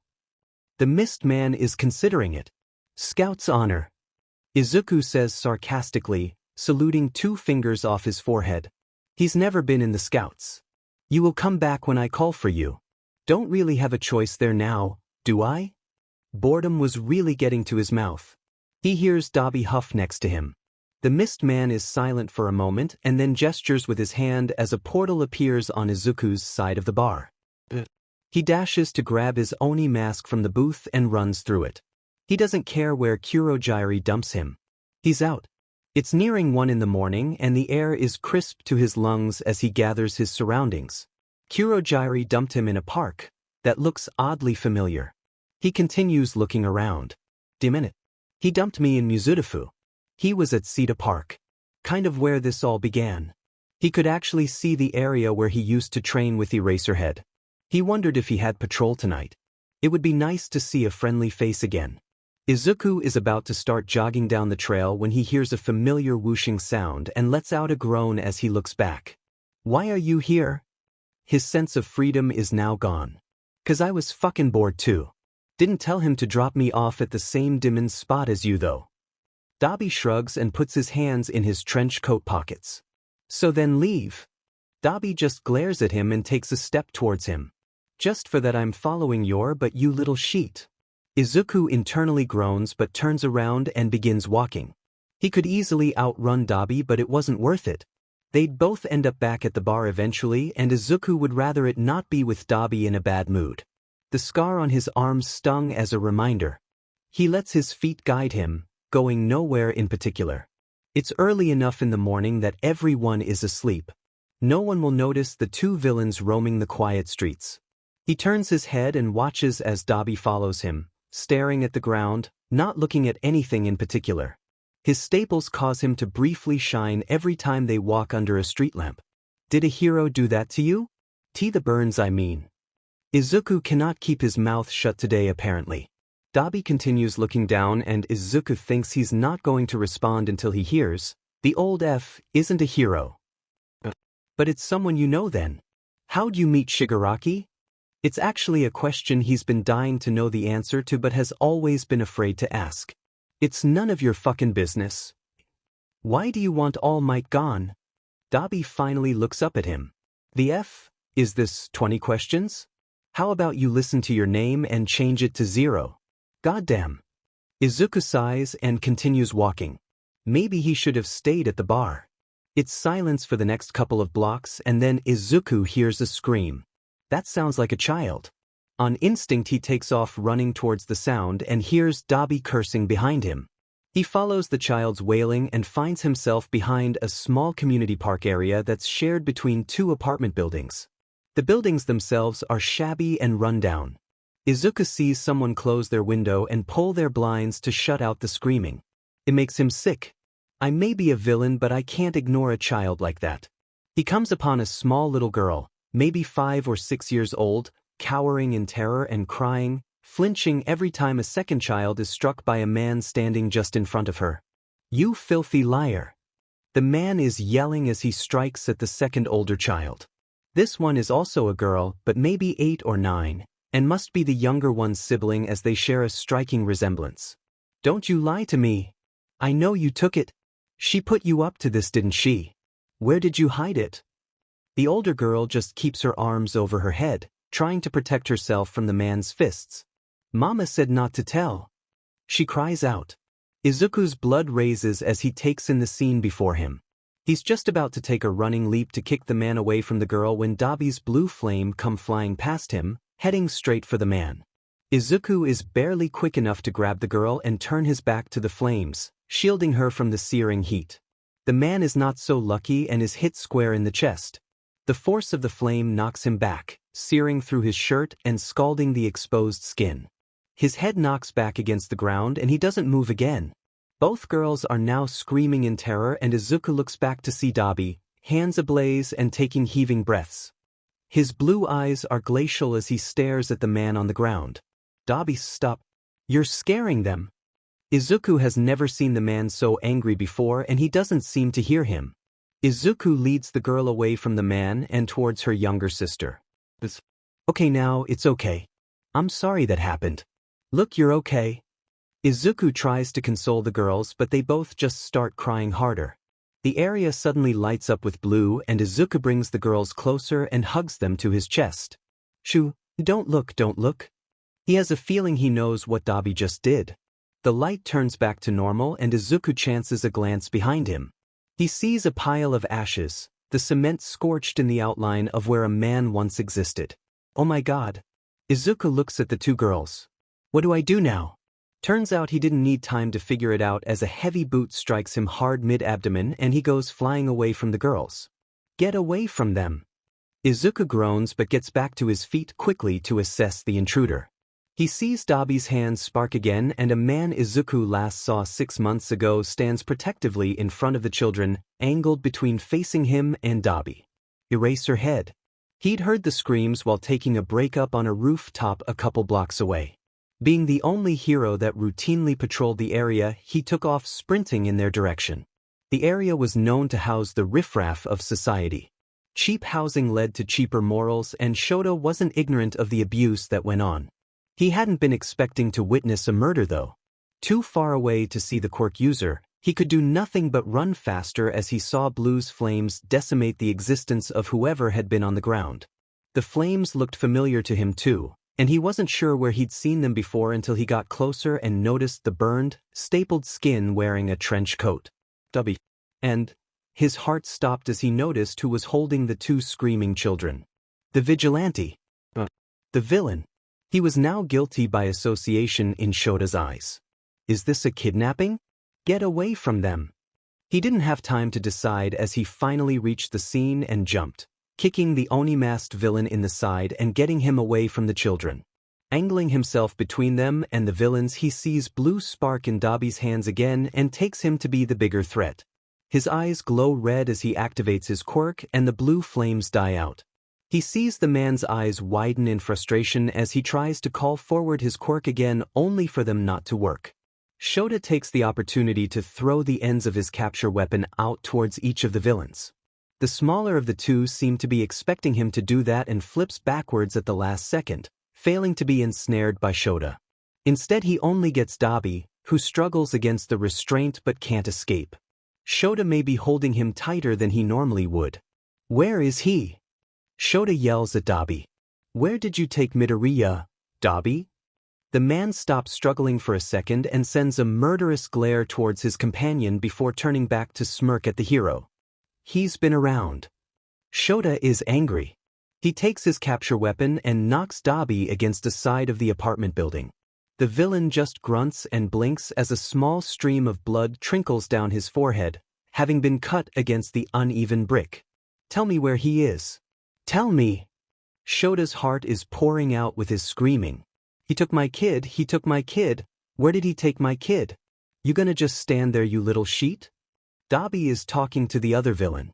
You better help me, you fucker, if you know what's good for you. This stirs the second villain into action and Shota moves to protect the children as a knife comes sailing his way. He's forced to look away from Dabi for a split second as a second knife slices into his skin, just under his goggles, and that's all it takes for the flame user to light up his capture scarf. He throws it off him and takes out his own knife, prepared to defend the girls, but then the smaller of the villains is running towards Dabi with a phone out and a purple portal appears. The same goddamn one that took Midoriya. He can't chase after them and abandon the girls, so he's forced to watch as the first lead to his kid's whereabout in months vanishes in front of him. I thought I told you to stay out of trouble. Kurogyri monotones from behind the bar as Izuku and Dabi crash to the floor. Why, you little shithead? Dabi ignores Kurogyri, instead grabbing Izuku by the neck and pulling him up before slamming him back against a wall. Izuku's vision flashes white. How did that fucker know my name? He breathes into Izuku's face. Izuku panics. That's right. He doesn't know I know, Eraserhead. All those months ago, Dabi had thought the hero was simply capturing Izuku to turn him in, not as someone who cared for the boy's safety. It doesn't matter that he can't think of a good excuse. Dabi is pressing against his windpipe hard enough that Izuku couldn't speak even if he wanted to. Dabi, let the boy go. Neither of them realized Sensei was listening in. Dabi does only after giving Izuku one last shove and turns around to find Shigaraki is back and watching them with curiosity. Dabi ignores him and goes to sit at the bar, taking a drink from Kurogyri and ignoring the wet towel he's given to clean his wound. Does someone want to explain, or do I need to make them? Shigaraki threatens. We went out and ran into the same goddamn hero that caught fucking Zero back when I brought him here. He takes a long gulp of his drink. The hero knows my name and I'm betting it's because this fucker told him. Izuku swallows. Technically it was All Might that probably told him, but Izuku is not about to admit that out loud. He needed to come up with something quick. Shigaraki looks at him and waits for a response. He may have told him your name, because he knew I was looking for my mom. Izuku couldn't think of anything less incriminating to say. Shigaraki eyes him suspiciously. Why were you talking to a hero about Dabi? Izuku looks off to the side. Because Eraserhead was trying to help me. Help you? Dabi exclaims and turns around on his stool. Are you a goddamn mole? Did you plan to get caught to spy on us? No, I swear. I didn't mean for him to catch me that night. He found out I'd left UA and then found me stalking your alley and he really was trying to catch me? Shut up. Shigaraki says with deadly quiet to stop Izuku's word vomit. Did I just hear you were at the goddamn hero school where All Might is going to be working, where we have been trying to figure out how to infiltrate for weeks, and you've been inside there? Izuku's eyes widen as he realizes his mistake. They were never supposed to know about his ties to the heroes. Tamura, calm down. I think you have just been presented with a solution to your problems. Sensei says to his student. Shigaraki turns around and grabs his phone off the bar top. Yes, Sensei, He breathes angrily, scrolling through something on his phone. He approaches Izuku, still hugging the wall that Dabi had thrown him against. Our little mouse is about to turn into a rat. He grabs Izuku's face, keeping his pinky hovering just above his skin. Here is your next job, Zero. You are going to infiltrate UA and you are going to find us an opportunity to put us in the same room as All Might. If you tell the heroes about us, if you seek rescue from them, then I swear to God I will kill her. He flips his phone around to let Izuku see the screen. His face pales as he stares back at his mother's crying face, mouth bound by a GG and hands tied behind her back. They'd had her all along. Tears welled in his eyes, just like the ones he was staring at, and his body started to shake uncontrollably. She looks terrified. This isn't right. He thought he'd been living the nightmare so she didn't have to. It had been his turn to shoulder the burden. He'd been her burden his whole life. They knew. They had her all this time. Why? He just didn't understand. He looks away from empathetic emeralds to malevolent maroon eyes. He doesn't have control over his body anymore. He's looking at Shigaraki, but his mind, his soul is no longer there. Why are you doing this? His hand slowly starts moving. She did nothing to you. None of those nurses did. He grips around a handle. Because the world is unfair and that allows me to do what I want. Because the world ripped my life from me before I was even born. Because what he is the bearer of should have been mine. And I will do whatever it takes to right the wrong that has been done to me. Shigaraki hisses into Izuku's face, not paying attention to his surroundings. We not so different then, are we, Shigaraki? He lets one tear glide down his cheek. His world had been ripped from him too. And he also was going to do what it took to right that wrong. They say an eye for an eye makes the whole world go blind. That's a lie. It just leaves two less villains to roam the earth. Izuku would gladly lie in the grave if it meant keeping the innocent out of it. Izuku explodes, taking a knife out of the sheath and stabbing Shigaraki in the chest.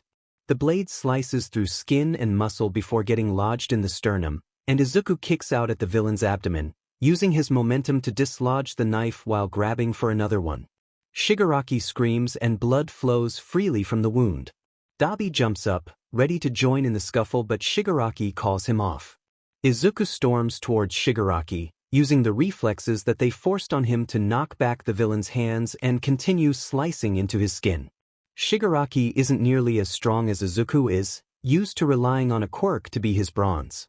Izuku gets a few good kicks in that has Shigaraki bending over and gasping, which Izuku takes as another opportunity to stab him again in the chest. This time the knife stays put. You just signed her death warrant, the villain wheezes, looking up at Izuku. Not if I sign yours first. Izuku snarls back at him. Shigaraki stands with a yell and swipes furiously at Izuku with the one hand that isn't applying pressure to his wounds. He forces Izuku back until he's butted against a wall and hovers his hand above Izuku's heart. Izuku freezes. Staring at Izuku with hate in his eyes, he rips the knife out of his side and replaces it in Izuku's. Izuku, so amped on adrenaline, doesn't feel the stab, but can't help the cough of blood that escapes right after. In our benevolence, we gave you a chance to be her little hero. Do you still remember what comes before one, you effing rat? Izuku just spits blood in his face. Shigaraki doesn't even flinch. Zero, he says as he slams his hand down on Izuku's chest. It's time there was nothing left of you. You can't mourn your little mommy if you don't exist. He smiles at Izuku, blood stretching across his lips. Izuku screams and tries to grab at the villain's wrist, but his vision is darkening and he can't catch his breath to give him the strength he needs to pull Shigaraki off. He feels as his suit disintegrates and the quirk hits his skin. Tamura, enough. Sensei calls from the TV. Shigaraki ignores him. Dabi, get Tamura off the boy and take him to the good doctor. He's bleeding out. Dabi gets up and shoves Shigaraki off Izuku, grabbing him by his shirt collar and dragging the screaming man through a portal provided by Kurogiri. Suddenly it's silent. The only sound coming from Izuku, gasping as he slides against the wall and hits the ground. His chest now has a gaping hole, but Izuku doesn't think Shigaraki got beyond the layers of skin. I'm sorry, Mom. Tears mix with blood. Midoriya Izuku. Izuku forces his eyes up to look at the blank TV. I have high hopes for you. It is the only reason why I pulled young Tamura off you. You're not going to kill me? Izuku doesn't have the breath to voice the question out loud. Tamura is young and impatient. He is currently lacking the intellect to plan and achieve his goals. But that is alright. He is still learning. We share the same goal in ending All Might. I am giving this task to him as an opportunity for growth. But as with every plan, a good strategist always has a plan B. You are my backup, Izuku. To be honest, I do not care if Shigaraki succeeds. I know that All Might is weak. With every day his power is fading. I will protect your mother, Izuku. Do not fear Tamura's wrath. She will be safe in my custody. You will carry on with Tamura's wishes and infiltrate UA and get him into contact with the symbol of peace. Simultaneously, I now task you with finding All Might's successor. Take as long as you need, for I am patient. I know you will figure it out one way or another. I would just love to see a happy reunion at the end of the day. Izuku coughs up more blood. His adrenaline is starting wear off, and each shallow breath he takes feels like shards of glass grinding against his lungs. But, the voice continues, unfortunately it looks like your lease is up. Tamura will not allow you to remain here after tonight, I imagine. You are on your own for now. You know how to contact Kurogyari. Send for him when you succeed in at least one of your tasks. That is, if you make it past tonight, as I will not heal you. After all, I cannot fully condone your behavior, Izuku. But I have faith in you. You are a rare talent indeed. A quirkless prodigy. Why, I think my brother would have adored you. Izuku is starting to feel lightheaded. How much blood can a human body lose before it starts to fail? Kurogyari. Strip the boy and dump him somewhere. I don't want him traced back to us. Kurogyari steps out from behind the bar and does as Sensei commands, taking care not to jostle Izuku too much as he strips him of his weapons and his villain suit. Kurogyari pauses for a moment when he's done as stares in Izuku's direction. Why is he so kind to me? Izuku understands what he's silently asking. D Dagabapi please. B beach. Izuku whispers. A portal opens and Kurogyari picks him up and takes him through the portal. The cold ocean breeze sends a shiver down Izuku's naked spine. He can see the sun beginning to rise above the waves. The mist man sets Izuku down gently on the sand and walks back through the portal, letting it vanish without once looking back. He's free. But the leash of which he'd been held for so many months has never felt tighter. He tries to get to his feet but is ataxic from blood loss, every movement weak and causing more blood to bubble up from his lungs and drip down his face and chest. I'm not going to make it. He meant that in more ways than one. Izuku knew as soon as he'd stabbed Shigaraki that he was forfeiting his life. It was a moment of uncontrolled insanity. Months of pent-up anger at the world being unleashed all at once. What had he ever done to deserve this? He knows his mother didn't do anything wrong. This was all his fault. Still, he fought his way across the beach, looking past the black spots decorating his vision as the mountain of trash, his home, got closer and closer. Even if he made it to his destination though, no help was coming. He was a nobody, remember? But if he was going to die, he didn't want the last time he saw his mother to be her bound and gagged. He wanted to look at her lovely smile and eyes shining with happiness one last time. Wanted to see if he could feel her love one last time. He reaches the mountain and uses the pieces of debris to slowly walk towards the familiar blue car. He's relieved it's still here.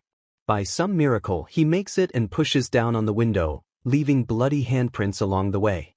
After several attempts, he makes it through the window and crashes into the back seat and takes a moment to catch his breath. His breathing is harsh and sounds wet now. It won't be much longer, I imagine. This is a guess. 1010 would not recommend doing this again. He laughs with delirium, knowing there won't be an opportunity for an again. He feels cold and his body is shivering now, so he works his yellow All Might sweater out of his duffel bag and wraps it around him. It smells musty after all these months of sitting in the oceanfront air. He finds it ironic that the hero that has caused him so much comfort in his life has also been the source of his recent grief. He coughs again and settles into the seat. You will be the last thing I see in this life, Mom. The best thing that had been in his life. I'm so sorry I wasn't a better son. I will see you again in the afterlife. He turns his head towards the center console where he had left his most treasured item, only to see it's not there. The tears flow freely as his vision tunnels and consciousness slips away. He'd taken to going on longer runs since after the exams. He was fit, but he needed to be better. He'd even reached out to Ibags to see if he wanted to join since he wasn't a complete dumbass, but the purple-haired freak had said he'd join over his dead body.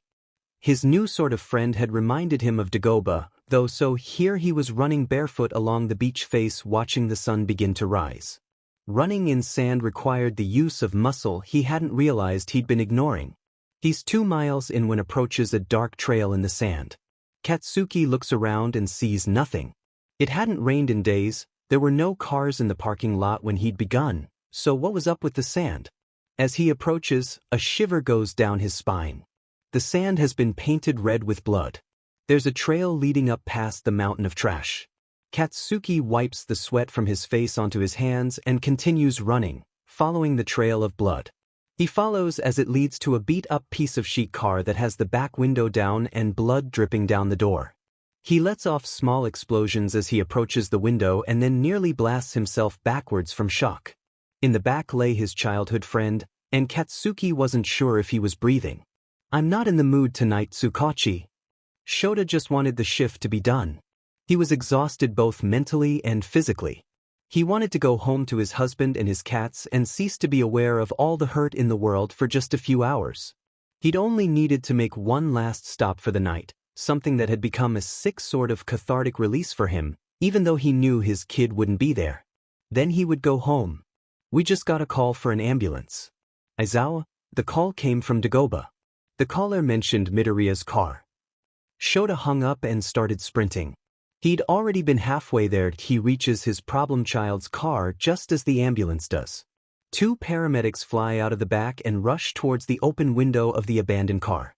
Shota can see a trail of blood leading up to it in the sand. "Get out of the way, kid. Move." Both medics yell at a familiar-looking teenager who stumbles away from them as they approach. What is he doing here?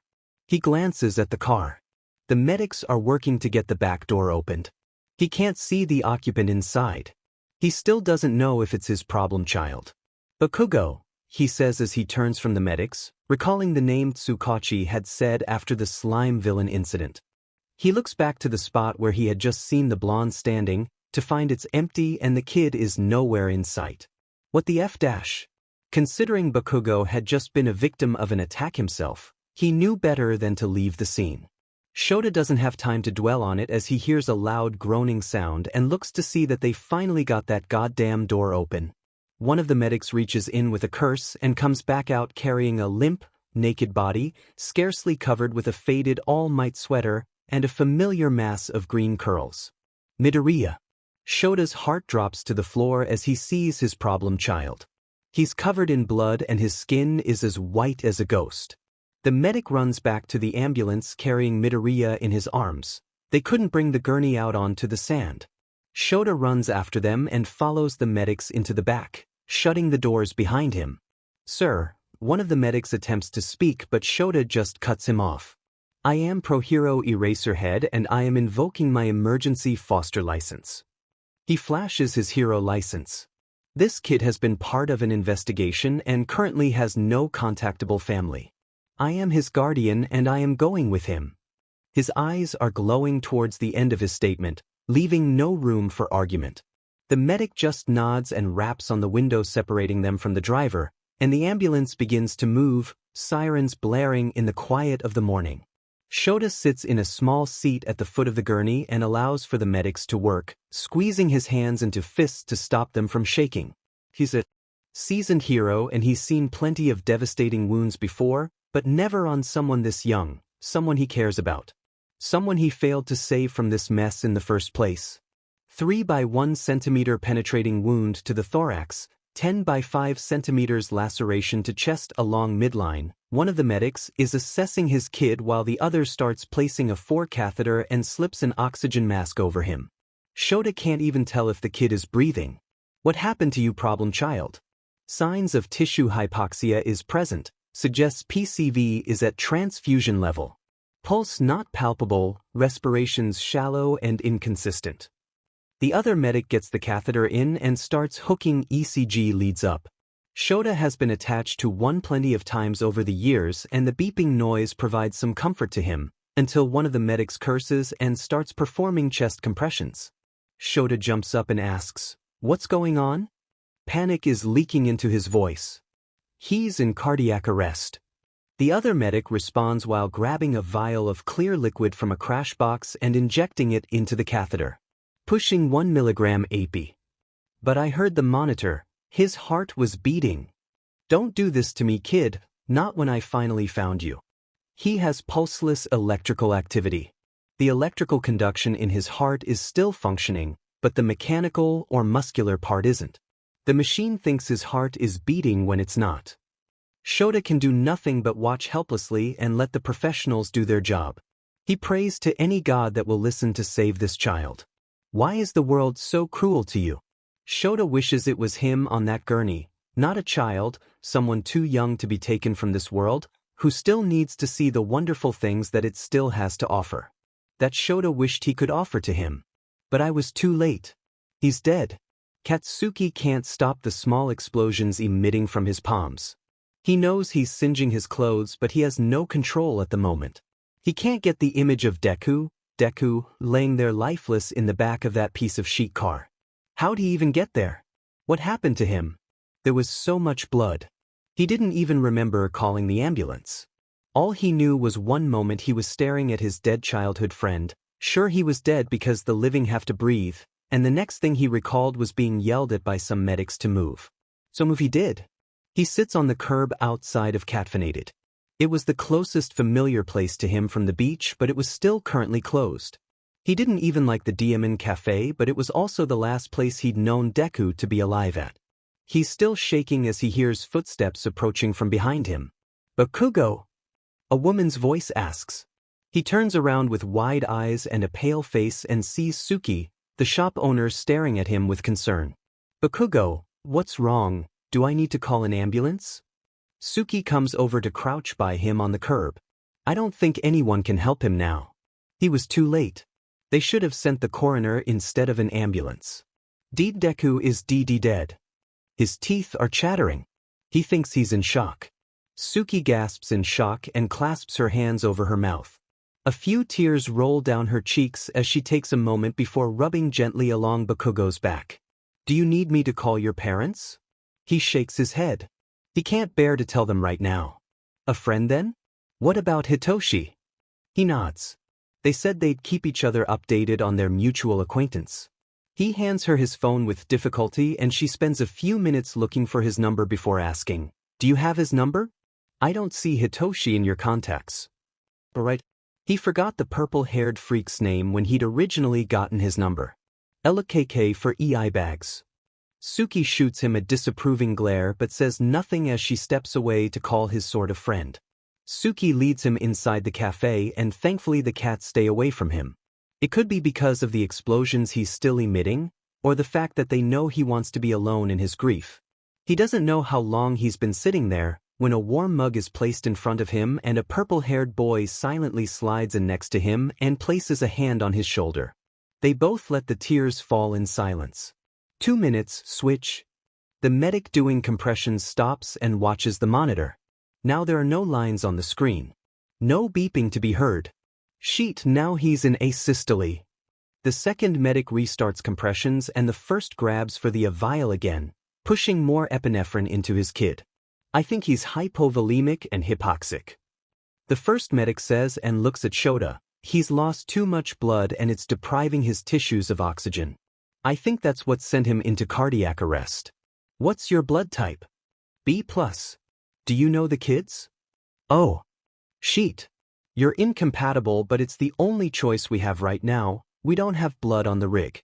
If we get him back from this, it may prolong his recovery since his immune system's going to attack your blood, but we don't have a choice. He needs blood now." He looks to Shota for permission. Shota rolls up the sleeve to his left arm and sits down, holding it out to the medic. "Do it. DMN the potential complications. They can deal with that when it comes." Shota just has to make sure the kid lives to have the potential for complications. He'd give Midoriya all his blood if he needed it. He'd give this kid everything. The medic grabs an empty transfusion bag and quickly gets to work on Shota. He looks away as the medic inserts the needle into his arm and watches Midoriya instead. Fight, kid. Fight like hell. He'd known the kid long enough to see the strength the kid had. The fierce gleam that came into his eyes when Shota approached with a challenge during their weeks of training. The smile of triumph when he conquered it. I know you've already fought like hell, Shota whispers under his breath, but don't give up now. I know you're tired, but you're not alone anymore. I'll fight with you. They say the unconscious, the comatose, can still hear when loved ones speak. Shota can only hope it's true, and that he's on the kid's list. Switch. The medic stops compressions and they all stare at the monitor again. Silence rings inside the ambulance, only disturbed by the sirens screaming from outside. The two medics switch places and compressions begin again. The second medic sees that enough of Shota's blood has been collected and takes the needle out, telling Shota to put pressure on the site before turning. To grab a new foreline and starting to transfuse Midoriya. His body is still lifeless and pale. His lips and the tips of his fingers and toes have turned blue. Why aren't we at the goddamn hospital yet? He thinks desperately. He watches as the compressions continues and holds his breath as the medic calls out to switch again.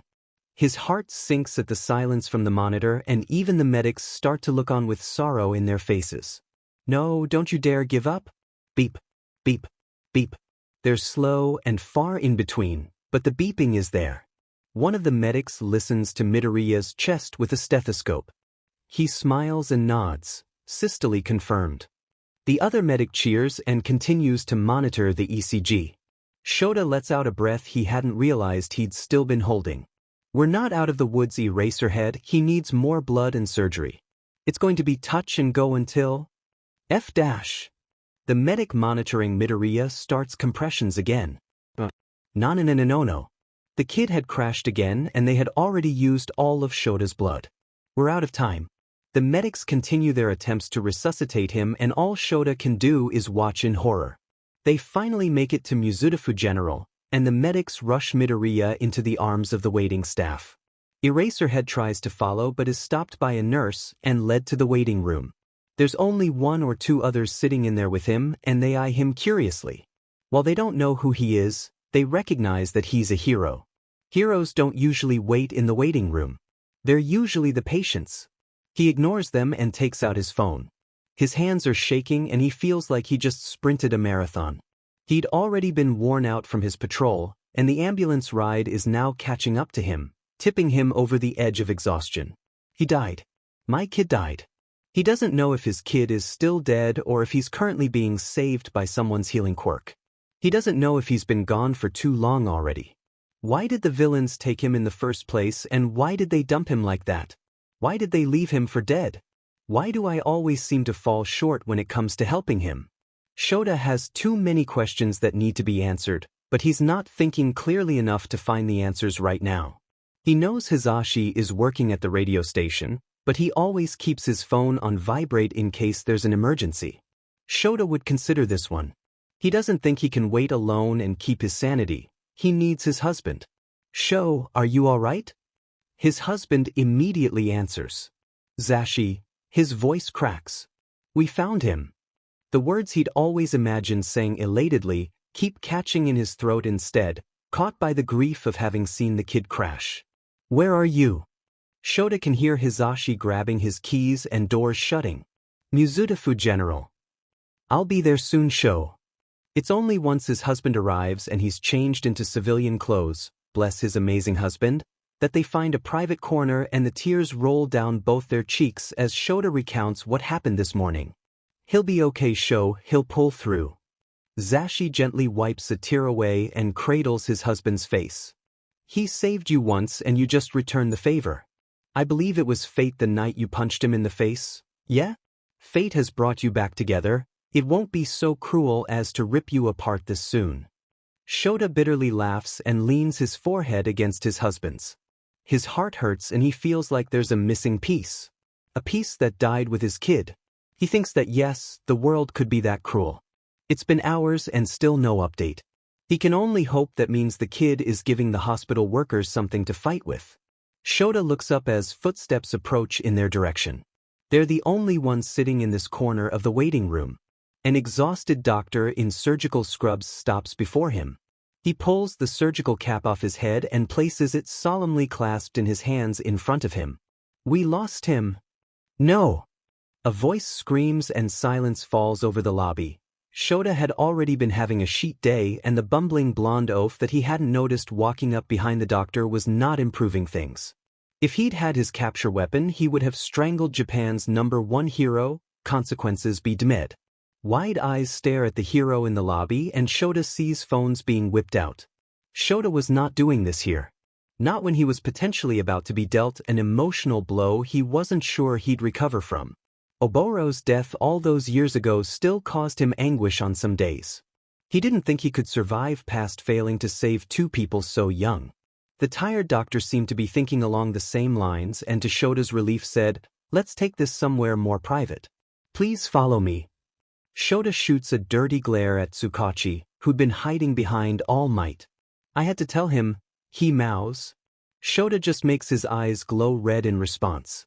They're led into an empty conference room, and the 3 heroes and detective all take a seat as the doctor stands at the head of the table, more nervous now that he's in All Might's presence. "Eraserhead, I would like to update you on the patient, but he looks nervously at the 2 newcomers to the party. I am only supposed to release patient information to their guardian and whoever they give me permission to tell." Both All Might and Tsukachi's mouths hang open in shock. He sees All Might mouthing the word guardian a few times. "Yeah, that's right." Shota thinks bitterly. "I got to him before you could. But I'm still probably 2 DMN late." But he understands they care for the boy too. In some convoluted way. He takes a deep breath in and looks to the doctor. "You have my permission to release Midoriya's information to everyone in the room." The doctor breathes a sigh of relief and rings the scrub cap in his hands a few times. As I had been saying, he looks at Shota. "We lost him several times during surgery, but with all hands on deck, we were able to repair the wounds to his lungs and chest, and he's received 3 additional blood transfusions, in addition to the 1 given in the ambulance. Mr. Eraserhead, when he was brought into the hospital, his PCV was at 5%. That's not conducive to life. Your transfusion, your blood, saved his life. It bought him enough time for us to get him to the OR and begin stabilizing. He may be tired for a few days, but the boy will make a full recovery." There is a collective sigh around the room. Shota's heart is bounding out of his chest as adrenaline surges through his veins. He wasn't expecting to hear the good news, and it sent his body into fight mode. Zashi is gripping Shota's hand so tightly he won't be able to feel it for a while, and his husband is crying tears of joy. All Might is smiling, and Tsukachi has his hands over his face, leaning back in the chair and probably praying to the heavens. He is currently in recovery, and we were planning on moving him to the pediatrics ward, but I think with his current visitors, it would be best to move him to the hero ward. We will let you know when you can visit him." The doctor begins to bow, and Shota stands up abruptly. "Wait, please don't bow," Shota bows instead. "We should be bowing to you and all your staff. Thank you. Thank you for saving him." The other 3 stand up and follow suit. The doctor's cheeks redden. They all straighten up, and the doctor begins to leave the room before he adds, "And those 2 are not allowed to see him." "What?" All Might booms, and Tsukachi exclaims in unison. Shota turns to them, quirk activated, and the doctor quickly scurries from the room. "I meant what I said 6 months ago. You both were a danger to him. You gave him bait, allowed himself to be bait, and it resulted in him missing for 6 months and dying. You weren't in that ambulance. I was." Shota's chest is heaving with pent-up emotion from the past 6 months. Anger that this happened, fear of what the kid had to go through, relief that he would recover, uncertainty at what the kid would be like once he woke up. No one knew what had happened to him in the months he'd been missing. How'd he'd escaped, but not without first knocking on death's door in the process. "I don't trust your judgment when it comes to Midoriya. I gave you the grace of knowing he's okay, but that's it for now. You are not to see him without my or Hisashi's permission, and I sure as hell am not about to let you see him as soon as he wakes up." All Might looks angry but doesn't say a word. The man must be using his tiny brain for once and realizes that Shota is right. Wait a minute now, Aizawa. I'm on his case, you can't kick me out. I have to interview him. Tsukachi retorts. No, you don't. Get Sansa to do it. Shota will not budge on this. Gentlemen, Zashi speaks up and comes to stand next to him. I think emotions are high right now and we are all tired. We know you were just concerned about his well-being as we were. Let's just take this slowly. Let us get the little listener home and settled first. I imagine he's going to be more exhausted than we are. Reunions can come later. But it's protocol. Red eyes flare again as Tsukachi starts to dig himself into an early grave. I recall saying once to take your protocol and get the F out, Tsukachi. Shota snarls at the detective. Sansa. Just get Sansa. I'll text you when he's awake, I promise. Zashi tries to calm the quick escalation. The detective grinds his teeth together but nods and stiffly gathers his belongings. All Might takes the cue and rises to leave as well, but not first without turning back to the couple. I know I made a grave mistake all those months ago. I was foolish for helping him without thinking of the potential for complications. It was an uncalculated risk. For what it's worth, I am sorry. But it is imperative I speak to young Midoriya at some point. You too, for that matter. It will be coming out in due time anyways, I'm sure of it. Shota doesn't say anything. Too upset to accept the unexpected apology. He just nods and moves to sit again, his back facing towards the door. The two leave and the silence is sweet. Sho. Hands wrap around Shota's shoulders and Zashi rests his head on top of his own. Shota grips his husband's arms and squeezes, unsure of what to say. He's alive. You saved him. He just nods this time. Throat choked with emotion, tongue too swollen to produce coherent words. His body feels weak. Hollow. Too overwhelmed to do anything. His kid, his problem child, is safe. He didn't fail him. It was over. This nightmare was over. His husband doesn't press him for words. He understands that Shota goes mute sometimes when he's too overwhelmed. It's another reason he loves Yamada Hisashi. His husband gets him so completely and loves him for all his flaws. Understands them. He feels his chair slide back and Zashi pulls him up. Taking his hand, he guides him over to a couch and makes him lay down. Sleep, Sho. I will wake you when we can go see the little listener. He's safe now. He's safe. Shota falls asleep, holding his husband's hand, and dares to dream of a future that now includes a green-eyed, bushy-haired boy.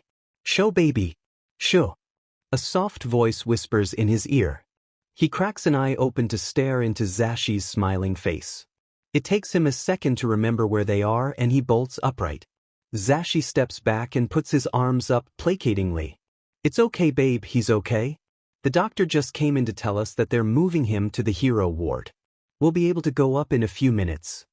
Shota breathes a sigh of relief and wipes a hand down his face. He could really use some coffee. His husband holds out a cup of the liquid gold. Shota takes it and chugs the whole thing in one go. His husband merely holds out a second cup and Shota huffs out a laugh. His chest feels lighter than it's been in 6 months. Like he's allowed to have these moments again. To laugh and enjoy the moment. He takes the second cup and gets up from the couch as a nurse steps into the room. Mr. Eraserhead? And Mr.? It's Aizawa now. Aizawa and Yamada. Shota responds. The nurse nods. Very well. Mr. Aizawa and Mr. Yamada, please follow me. I will take you to Mr. Midoriya's room now. The nurse leads them to the top floors of the hospital. Since it's the hero's ward, there are several checkpoints of security they have to go through before they even reach the nurse's station in front of the patient rooms. Shota is relieved his problem child is up here. The nurse stands in front of Midoriya's door and turns to both of them. He is still sleeping and maybe for a few hours more yet, so this will give you time to prepare. It may be a bit shocking when you see him. He had quite a few wounds, some of them old and unable to be healed with any of our healer's quirks. Hisashi looks at him and Shota squeezes his hand.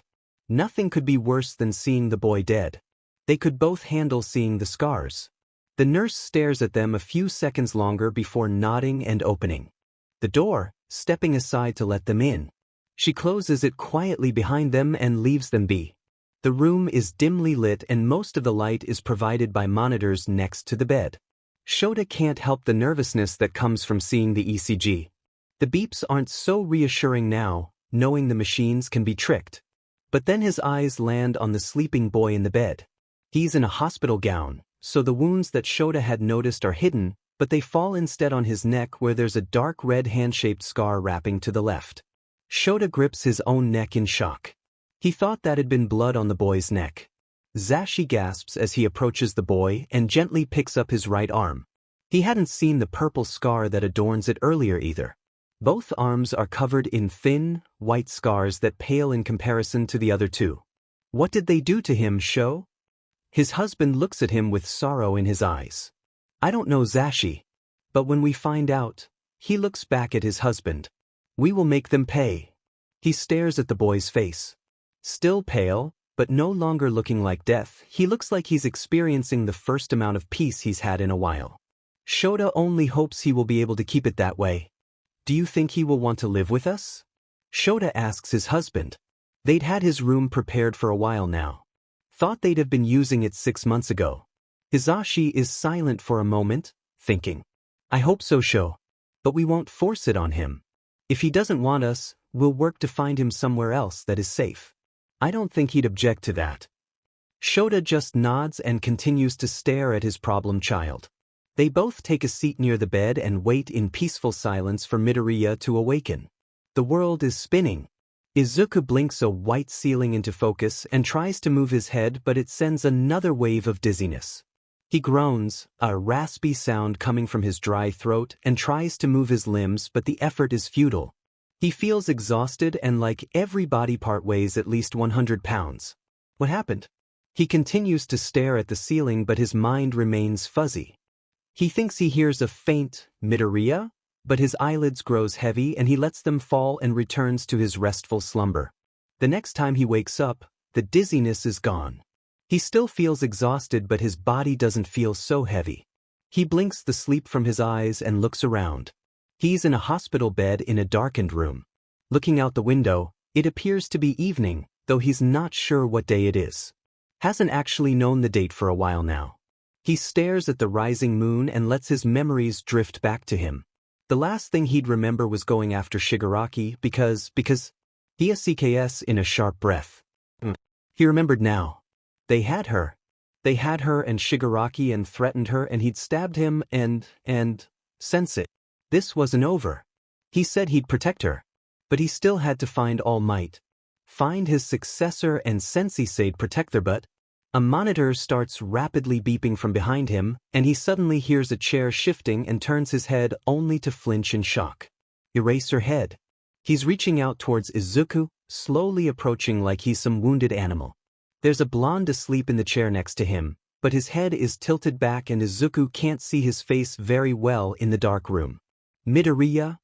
Eraserhead says cautiously. Izuku can't help the tears that spring to his eyes as he hears his hero say his name. He found me. I'm alive. He doesn't know how, doesn't know whether to thank the world or curse it that he's still here. Eraser. Midoriya sobs and lifts his arms wide open. He doesn't care that it's childish.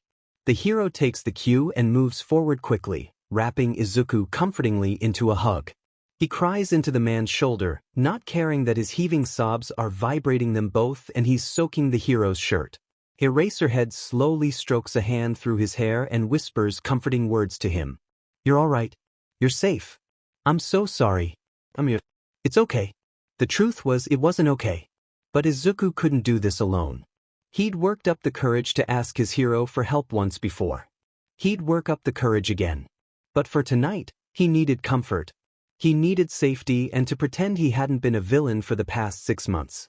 He needed time to heal from his wounds, both physically and mentally, and be allowed to act his age. He needed rest. He doesn't realize he's drifting back to sleep as the tears slowly subside and the hero lays him back gently against the pillows. He's not aware as his guardian brushes his hair off his forehead and plants a gentle kiss on the bare skin and wipes away the remaining tears. He doesn't hear as the blonde, who had awoken during his cries, looks at the black-haired man with love in his eyes and says, "I think he'll want to live with you, Sho." He doesn't know the black-haired man answers with a wet laugh, also wiping the tears from his eyes. All he knows is that darkness welcomes him again with open arms. All he knows is that he is warm and safe and that maybe things will be alright, but they haven't released the scores yet. He wasn't at the testing area. There are multiple areas. No one would notice he wasn't at any of them. Do you even think he wants to go after all this? It doesn't have to be the hero course. We still have to talk to Nizu. The meeting's in a couple days before letters get sent out. We'll bring it up then. Izuku continues feigning sleep. He can feel sunlight warming his face and the whispered voices are coming from behind him as he lays on his side. The moment he woke and heard them, instinct kicked in to let them carry on with his presence unnoticed. He had a feeling he wasn't supposed to be hearing the conversation. Perks of being a nobody strikes again. He needs to go there. They're still out there, Zashi. I didn't have a chance to tell you yet, but before all this happened, out on patrol, I had run into Dabi. He just murdered someone. That vigilante was with him. The one no one's identified yet, from the slime villain incident? The one that blasty kid called Deku. Oh no. Kaken did recognize me that day. But then, why haven't they connected that I'm Deku? Izuku wills his breathing to remain steady and his heart rate constant. He doesn't know if he's still hooked up to the monitor. Yeah, that one. He's working with them. He's not a vigilante, he's a villain. He helped Dabi escape. He's the one that got me here. Izuku internally cringes as he imagines Eraserhead touching just under his eye where a thin cut mars the skin. A cut that Izuku made. He doesn't know how he's even going to begin to explain himself. I have a feeling they're all connected. Until they're caught, I don't want him wandering where they can find him. They left him for dead. They wanted him dead. If they find out, who knows what they will do to finish the job. We still don't know why they did it in the first place. He would be safer at UA. You're right, babe. Hopefully the little listener will be able to give us some info on them. The kid's had enough happen to him. We have to protect him. We have to capture those guys. Especially that vigilante, Det. He's the worst of them. Pretending to play both sides but really siding with the villains. It makes me sick. He's the lowest of lows. And he's dangerous. He should be thrown in Tartarus with the rest of them. Izuku's heart sinks. He knew he was a villain. Last night had been a moment of weakness. He's almost embarrassed at himself for begging for Eraserhead's comfort. He should have known he doesn't deserve it. He does belong behind the notorious prison's walls. That he does deserve. We'll get them. I'm going to go grab some food for the little listener before they close the cafeteria for the night. In case he wakes up. Izuku hears the soft sliding of a chair as Zashi, who he assumes is Eraserhead's husband, gets up and quietly leaves the room. He hears the sigh of the underground hero and then it's silent. What do I do? Last night he'd been ready to ask for help. Ready to turn it over to the heroes and pray that they would be able to rescue his mom and the rest of the nurses. Willing to risk Shigaraki's wrath, knowing that Sensei would protect her.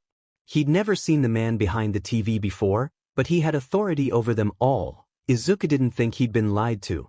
I now task you with finding All Might's successor. But Sensei would only protect her for as long as he thought he was working for them. He would be safer at UA. All Might is there. Looking for this successor. To what? Still, no one had told him. But considering UA was a school, it was implied they'd be a student. Eraserhead worked there. It could be his way in. Especially that vigilante, Det. He's the worst of them. He was a traitor to the heroes. He'd leaked All Might's information, which was despicable, blessing given or not. He'd led 2 men to their deaths. He'd attacked Shigaraki with intent to kill. He'd attacked Eraserhead. He couldn't ignore the facts. Deku really had died.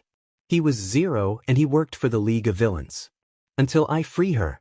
Then I will gladly turn myself in. He thought he'd been living a nightmare these past 6 months. Turns out it was just beginning.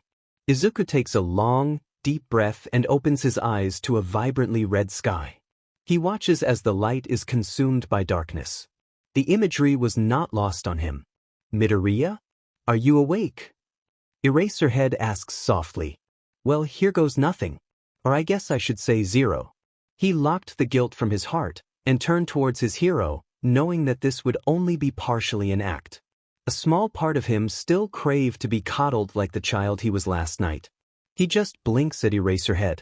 The hero looks more tired than usual, his hair oily and slicked back, like he'd been repeatedly running his fingers through the same spot. How are you feeling, kid? Real concern shines in his eyes. Izuku takes a minute to answer truthfully. He hadn't really thought about his reason for being in the hospital upon waking. Tired. Sore. His voice was raspy from all the crying. How long was I out? 2 days since you woke up last. Oh. An awkward silence settles between the two. Izuku doesn't know what to say, and Eraser looks like what he wants to say is making him uncomfortable. Do you remember what happened? Eraserhead finally asks. Izuku sits up in the bed and bunches the sheets between his fists. I can do this. Mix lies with truths. They have her. I'm pretty sure they have all of them. He hears Eraser SCK in a breath. The nurses? You saw them? No. But he showed me a picture of Mom. She was gagged and bound in restraints. It wasn't fake. We'll get them back, Midoriya, I swear it. We will help you. Please, let us help you this time. I can't go through losing you like that again, kid. Izuku nods but remains silent. His heart is breaking to hear the desperation in the man's voice. We don't have to do it tonight, but at some point we will need you to speak to the police. Do you think you can do that? Izuku nods again. He'd expected that much. Eraser, Aizawa. Aizawa Shota. I know you know my name, kid. We're not out on the streets here. Please, call me Shota or Aizawa. You don't need to use my hero name here. Aizawa. The name felt too personal to say. I'm sorry. I'm sorry for everything. For what I've done and what I've yet to do. Aizawa gets up from the chair and comes to sit on the edge of his bed. He leans over and gently ruffles Izuku's hair. Midoriya, I should be the one telling you sorry. I failed you all those months ago and I will forever regret it. It wasn't your fault. Izuku mutters. I'm the one that went looking for him. Yeah, well, you're just a kid. And if I recall correctly, you never got to make the decision. He came and stole you away. Izuku keeps quiet.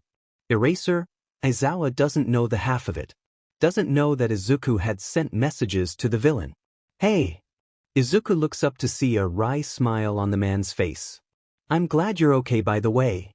Izuku huffs a laugh, recalling saying those exact same words to him that night. Guess we're even now, aren't we? He responds. Aizawa just shakes his head. I didn't know we were keeping a tally. The door to his room swings open and a tall man with long blonde hair piled into a messy bun and white-rimmed spectacles walks in carrying a food tray. He briefly pauses in surprise before sending a beaming smile towards Izuku. Little listener, you're up. Izuku's jaw drops in shock. He turns to Aizawa with wide eyes. How did I not recognize him before? Izuku had listened to his radio show every morning since he was 7. Present Mike? You're married to Present Mike? Aizawa just laughs and turns to his husband. I told you Zashi. He's good with heroes. You owe me 200 yen. The blonde man just chuckles and approaches Izuku's bed. It's nice to finally meet you, little listener. I've been waiting a long time. Why you been waiting to meet me? Why, of course. There are not many who've managed to ruffle Shota's feathers before. I have to say that's usually my job, but you got him good with the HPSC thing. He griped about it for weeks. He hears Aizawa muttering under his breath, it wasn't for weeks. He smiles at that. It most definitely was weeks. Sho? Have you asked him yet? The underground hero shakes his head. I was waiting for you. The blonde raises a brow and nods towards Izuku, as if saying, well, go on then. Aizawa clasps his hands in his lap and looks at Izuku from the foot of the bed. Midoriya, when you were found, I told the medics that I was using my emergency foster license on you. That I was becoming your legal guardian. Though we know that your mother is still out there, and we're not trying to replace her, but you need somewhere to live, someone to watch over you. Hizashi and I had a room prepared. We were going to ask you months ago, but obviously that was interrupted. I know I've failed you before, but kid, we care about you and your safety. It's completely your choice, but... Hisashi rolls his eyes and cuts his husband off. What he's trying to say is that we want you to come live with us, little listener. We want to take care of you. He holds out the food tray to Izuku. They want me? Izuku slowly reaches out to take it and sees the hero's eyes land on Dabi's scar. He self-consciously pulls his arm back and hides it under the covers, looking down. The silence is awkward once again. They need to know the kind of monster they're inviting into their home. He can't lie to them completely. It was Dabi. The first night I was there. Hisashi puts the tray down and sits on the other corner of the bed, shoulder to shoulder with his husband. Midoriya, you don't have to tell us if you're not ready. Aizawa says softly. Izuku looks at the both of them and sighs, pulling the hospital gown down to expose his neck. This was Shigaraki that same night. It was my fault. I had threatened them for information. He wouldn't tell them everything, but they had to know he wasn't completely a victim in all of this. They held the information over me. Said they'd tell me if I helped them. I didn't know at the time they were the ones that had Mom. A few nights ago I found out. He looks back up at the heroes. I stabbed Shigaraki. His voice cracks. I tried to kill him. I'm a V-villain. Why you don't want me? He can't stop the tears that fall. Midoriya. His eyes jump to Aizawa. We don't blame you and we're not upset. You're just a child. You did what you had to survive. As a hero I'm not supposed to be saying this, but I'm glad you fought back, kid. Because I know you. You were fighting to save someone's life. You're not a villain. Izuku just chokes out a laugh. You called me a villain 10 minutes ago. And you're not a hero yet either. But you will be. Let us help you. We still want you, kiddo. Have since day one. Izuku didn't deserve their kindness. But he wanted it. It would make his task a whole lot easier to have some support, even if they didn't realize he was a traitor. Sensei had said he could take his time. She would be okay. Maybe he was allowed a little bit of rest, a little bit of time to figure this mess out. A little bit of comfort. Okay. Are you sure you're feeling okay? I feel fine, Aizawa. I'm not an old man like you. He smirks at the scowl now present on the underground hero's face. It was easy to slip back into his old banter with the man. It felt natural and like they hadn't been separated for months. Even though a voice in his head reminded him this was temporary, he couldn't help it. He had missed it. The interactions where he didn't have to filter himself for fear of bodily harm. Felt nice. I'm not that old. Aizawa mutters from the doorway. The doctor had just cleared Izuku for discharge, and he was waiting for Izuku to finish putting on his shoes. His brand new red shoes. He wasn't ashamed to admit that he cried when Yamada had presented them to him along with a set of clothes. It had been so long since he'd had anything that was his, and that he didn't have to steal. They'd gotten him a t-shirt and a long-sleeved turtleneck compression shirt to let him choose to hide his scars or not. He'd chosen to hide them but had thrown the t-shirt on over the compression top too. He was grateful for the thought Yamada had put into it. We both essentially almost died from blood loss. I'm out of here in 3 days. You took 7. Hence you're old. Izuku's pretty sure he heard, you did die, and then a fondly muttered, little sheet, before hearing Yamada's voice chime in from the hallway, I'd better not be hearing you two argue about who almost died better or I swear I will make you walk home. Izuku smiled and stood up from the bed. It's not like he had any other personal possessions, so he just put his hands into the pockets of his joggers and approached the two heroes. His guardians. Temporary guardians. He had to remind himself again. All right, little listener, you've got a choice to make. Yamada peers at Izuku through his glasses. We will support you with whichever choice, okay? Izuku merely nods, not sure what the hero is talking about. The police need your statement. We can go to the station from here, or we can go home and go over there in the next couple of days. He thought about everything he'd already confessed to last night. There honestly wasn't much more he could say without incriminating himself as the vigilante, but he understood that the police wouldn't accept Aizawa or Yamada's recollection. It had to come from him. Did he need more time to make a cover story? He knew why the villains had taken him. He needed a good fake reason for exactly why they had kept him. He couldn't tell the police All Might's secret, unless he recalled that detective at UA the one time. Tsukachi. He had been on All Might's side and had known there was a secret involved. Maybe if he could talk to him, he would be able to get away with lying. Would Izuku be so lucky as to have the detective working today? He sighed. He was about to find out. Let's get it over with. Are you sure, kid? What you went through was traumatic. If you need more time, or to talk to a counselor first, we can do that. Aizawa told him. I'm sure. I mean, I guess it was traumatic, but I kind of got used to it. He'd always been an adapter. Good at blending in and getting by. Until he started stabbing people, that is. The two adults share a look before glancing back at him. Okay, little listener. Let's get going then. Yamada says sadly. Izuku's not entirely sure what he said to make him sad. Izuku follows them out of the hospital, averting his eyes as they pass by the hallways that Mom used to roam. He realized this was the first time he'd come here since her disappearance. He couldn't stop the image of her bound and gagged from flashing across his vision. He felt nauseous and stopped to grab the wall. Midoriya? Aizawa pauses and starts to reach out towards him with concern. I'm fine. He takes a deep breath to hold the nausea at bay. She used to work on this floor. He whispers. Out of all the nurses, why did they have to take her? He knows it's selfish, but the reminder of the past and knowledge of the present has hit him harder than he expected. Aizawa approaches him and tentatively wraps an arm around Izuku's shoulders. When he doesn't protest, the hero holds him close and leads him to the hospital exit. We'll get her back, Midoriya. The car ride is silent except for the occasional whistle from Yamada to accompany the music playing on the radio. Aizawa is asleep in the front seat and Izuku sits behind him looking out the window. He hadn't been in too many cars before, having always taken public transportation as Mom didn't own a car, but he knew that this one was fancy. The seats were leather and he saw seat heating options to use on cold winter days. There was a fancy navigation system built into the dash and all the windows were tinted to near black. Izuku was pretty sure you weren't legally allowed to have them this dark. He wondered if it was a perk of being a hero. He liked the privacy of it. In seemingly no time at all, Yamada stops the car outside the Mizudafu police precinct. Aizawa and Izuku get out of the car but Yamada remained at the wheel.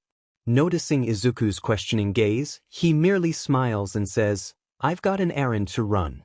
I'll be back in no time.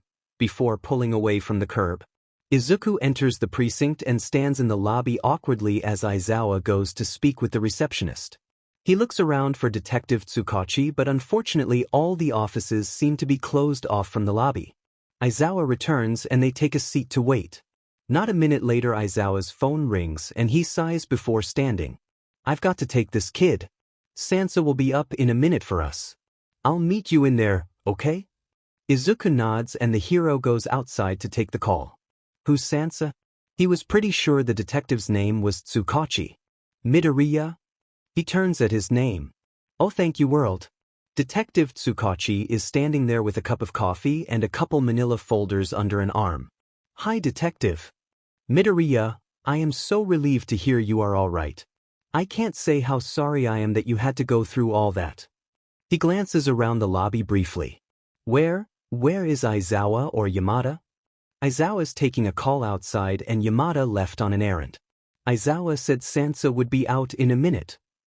He thinks he sees the man mouth, thank God, before turning his attention back to him. Sansa? Here, let's go. I can take you.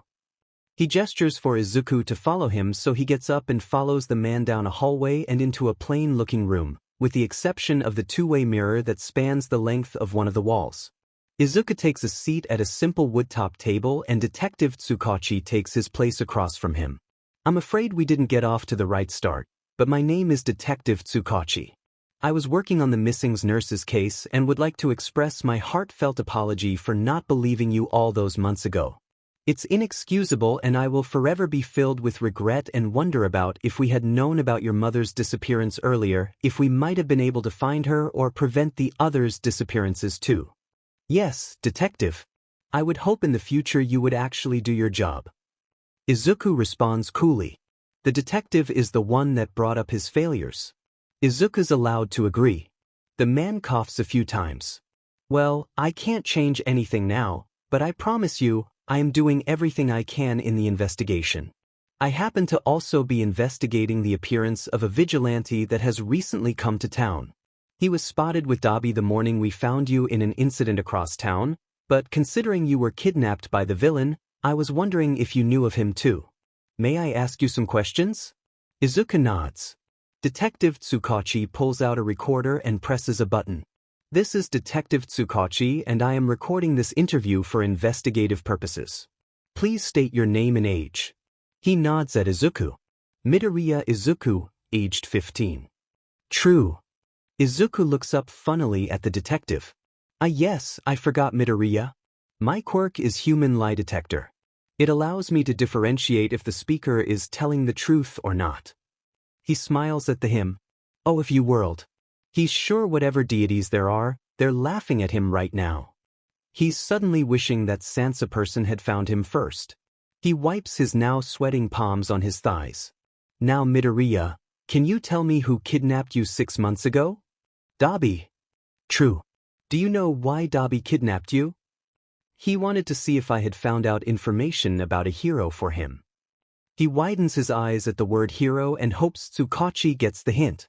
True. Do you know how he found you? Izuku thinks for a second. He does know why the villain had found him, but not how he found him in that exact moment. He was about to find out if the detective's quirk had any escape doors. No. True. Izuku quietly stops holding his breath. I can do this. Did you give the villain what he was looking for? Yes. With the hero's permission. He adds quickly. True. Izuku sighs. He can feel his blood pressure rising with every question. Why were you selling hero information? Because I thought they knew where the missing nurses were. I was looking for one of them. My mother. True. And did they give you the information? Yes. They have her. I think they have them all. True. Why didn't they let you go after? Why did they keep you for 6 months? Izuku thought quickly. He couldn't tell them that he'd been recruiting for the league. That he'd become a member, even if it was in order to get more information on the nurses. Why would they keep a kid like him around? Maybe he could get around the quirk with being vague, telling the truth, but not the whole truth. I think because they thought I could be used to get more information about the hero they were interested in. The detectives seemed to know All Might pretty well, maybe he could test the theory. Because they want to find his successor? He carefully watches the detective's face. Does it make sense to him? Detective Tsukachi pales and eyes him sharply before elaborating. What can you tell me about where you were taken? Who were the others? He knows something. I was in a bar. I don't know where it was. There was a man, Kurojiri. He has a teleportation quirk, so I was never allowed to see outside of the bar. The others were Shigaraki, Dabi, and Sensei. True. Can you tell me what the others' quirks were? Shigaraki can disintegrate whatever he touches. It requires a 5-point contact. It's how I got this. Izuku pulls down his compression tee to show his neck. The detective further pales at the sight. Dabi has a fire quirk, but it burns extremely hot and is volatile. He gave me this. Izuku pulls up his right sleeve.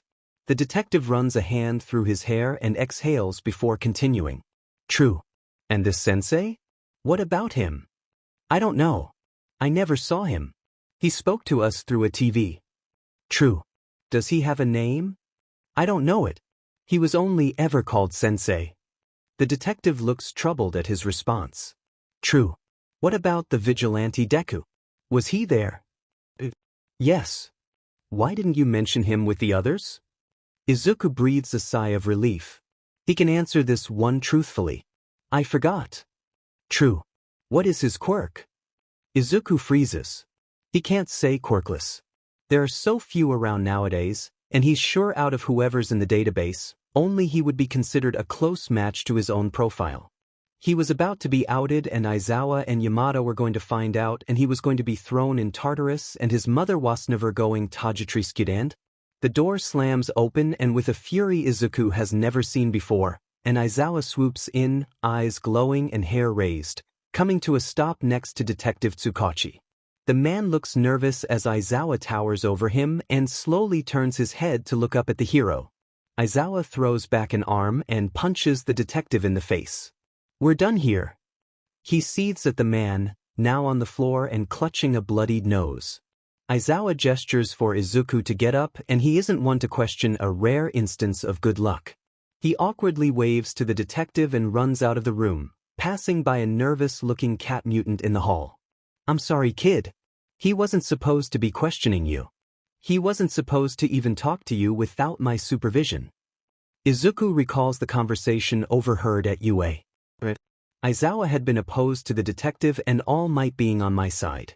I guess he's still upset at that. Izuku feels slightly bad for the detective, but it doesn't last long. He didn't deserve the punch for interviewing him, but it definitely felt like a small justice for his first interaction with the detective. He follows the still seething man outside to see Yamada is back with the car. They get in and Yamada only has to look at his husband's face before he sighs. "Tsukachi?" The responding glare is enough confirmation. The blonde just sighs and smiles before looking back at Izuku. "Let's go home, kiddo." Izuku has never felt luckier. Naomasa is lucky there's a healer at the precinct. They're mostly there for when villains come in more than a little battered and bruised. Aizawa was starting to make him feel like a villain these days, so he felt he qualified to have his nose fixed. He didn't regret questioning the Midoriya kid though. If anything, he was glad he had, even if it left him with a deep pocket of dread in his gut. He could tell the kid had been working around his quirk, purposely being vague with some of his answers. He was proud the kid had seemed capable of keeping All Might's secret where due, but he was concerned about some of his other answers. Naomasa knew why the villains wanted information on All Might. Being the #1 hero made him the #1 target. The problem was, how did they know about the successor? Why was there a sensei looking for them? It was just a feeling, but he'd learned to trust those over the years. They thought the man was dead. But if he was right, then Midoriya potentially had been housed by an extremely dangerous villain for the past 6 months. One with a dark history of manipulation and murder. There's no telling if he held any influence over Midoriya, and that made the kid dangerous. With a sigh, he pulls out his phone and presses the call button. The ride home is a quiet one. He's still sad at Tsukachi for going behind his back and interviewing Midoriya. Shota had wanted to be there, wanted to hear what Midoriya had gone through while giving his statements so that the kid only had to relive it once. He was worried about the kid. He died for FS sake, and accepting the first time he'd awoke, was acting like it was a normal day occurrence. Shota didn't believe he didn't have trauma from the past 6 months. He was just hiding it incredibly well, and that in of itself was concerning. Not to mention that the kid looked like sheet and he didn't seem to realize it. Ignoring the many scars that now littered his body, he had constant bags under his eyes, even after being healed in the hospital and sleeping for almost 3 days straight, and he was still pale and tiny. Shota had thought he was pale due to blood loss before, but now he barely looked a step above dead in his opinion. Like he hadn't seen the sun in months. He could tell he'd been fighting too, but his muscle mass was still below where a kid his age should be. Shota was going to lose his hero's license the day he ran across Midoriya's kidnappers. He glances back at the kid as they pull the car into the parking garage. Midoriya is looking out the window with a neutral expression on his face, but the clenched fists resting in his lap give away his anxiety. They all pile silently out of the car when Zashi parks and head up into the elevator. Every door and elevator in this building requires a key code for access. "We'll get you one in the next few days, but until then, don't leave the building without one of us or you'll get locked out," he tells the kid. Midoriya just silently nods and looks everywhere but at Shota and Zashi. They ride up to the 4th floor and walk down the quiet hallway. He wonders what the kid is thinking of it so far. They don't live in the most upscale of apartment complexes, but they are in the nicer part of town. All the residents are heroes or relatives of heroes, meaning the security is tight and the anonymity high. Shota loves it for the peace and quiet. Zashi loves it for the soundproof walls. He'd gotten them kicked out of a complex once, years ago when they'd first married, and he couldn't control his quirk in his more excited moments. He still couldn't control it even now, so this place was perfect for them. "All right, little listener, here's your home sweet home." Zashi opens the door wide and gestures for Midoriya to enter first. The kid eyes the both of them cautiously, then enters the apartment slowly. We'll get you house slippers and whatever else you need over the next few days, but for now just use the guest slippers. Give him a tour and I'll take those back now. Zashi grabs the bags that Shota had been holding for him and disappears into the kitchen. Sho sighs at his husband's energy. Come on, kid. He sets off towards the living room and the kid follows behind like a silent shadow. Living room. He points to a doorway behind the couch. Kitchen. He points to an area just off to the left. Living room. Dining room. He takes off down the hallway and the kid makes his first noise since leaving the precinct. Shota turns around and lifts an eyebrow. Midoriya just covers his mouth with his hands, fighting back another snort. What? He monotones. Midoriya shakes his head before laughing through his hands. You must not have guests often. You'd be a terrible realtor. Shota just scowls at him and turns around to continue walking. It's illogical to say anything more. You can see the rooms with your own eyes. I'm not going to tell you what color paint is on the walls or the kind of baseboards.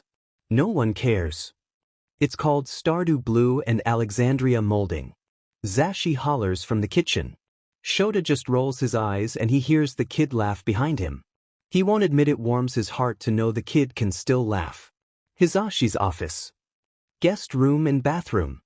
He stops before the next room and points down to the end of the hall. Our room. He puts his hand on the doorknob in front of him and opens the door. And this is your room. He steps aside and lets Midoriya enter. Zashi had gotten him a few more sets of clothes while Midoriya had still been unconscious in the hospital, as well as a new laptop and cell phone which were sitting, still in their boxes, on a desk.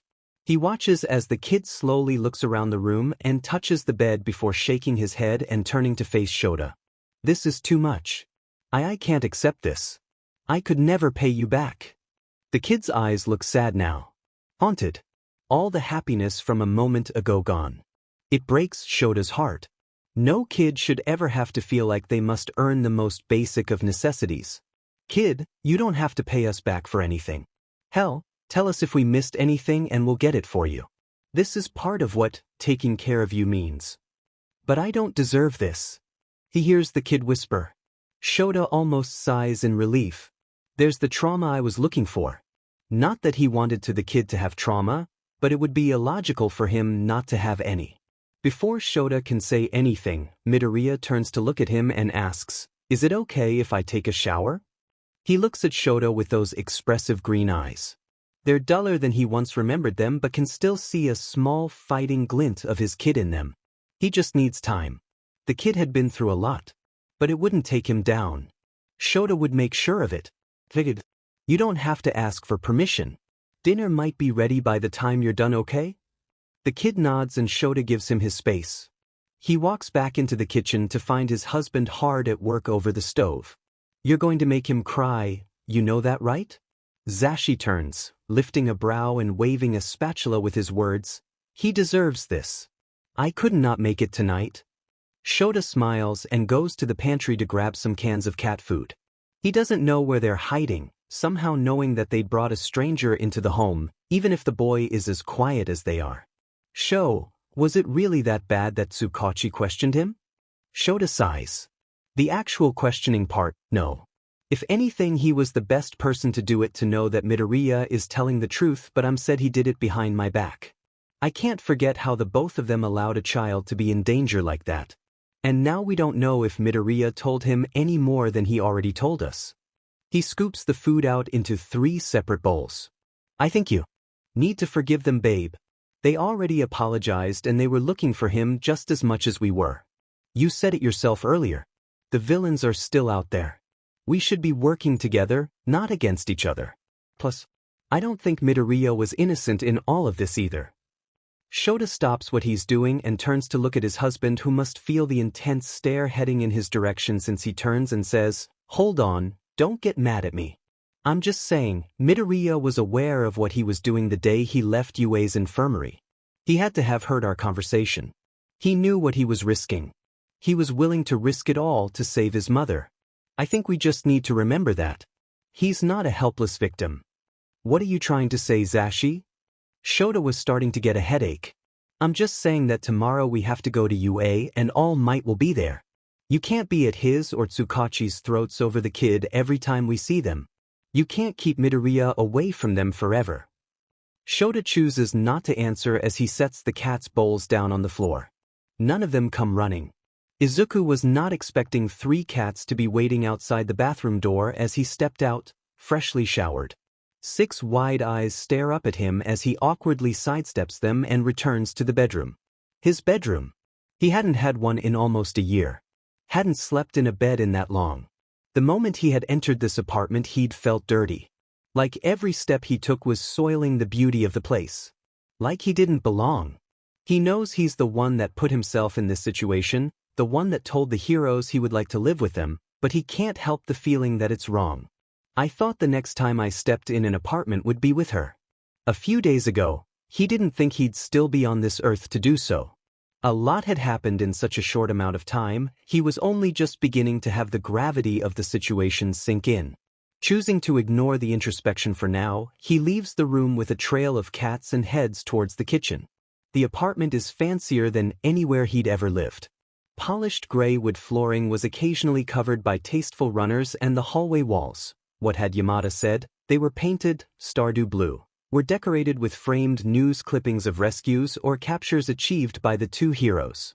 It was funny to see the juxtaposition between the limelight voice hero and the underground hero. Yamada's face smiled in victory in all his clippings while Aizawa's usually only showed the villain or the grateful citizen he'd helped. The 2 were quite contrasting. He couldn't believe they were married. It was so unexpected that no one would guess. I guess it's how they've kept it a secret for so long.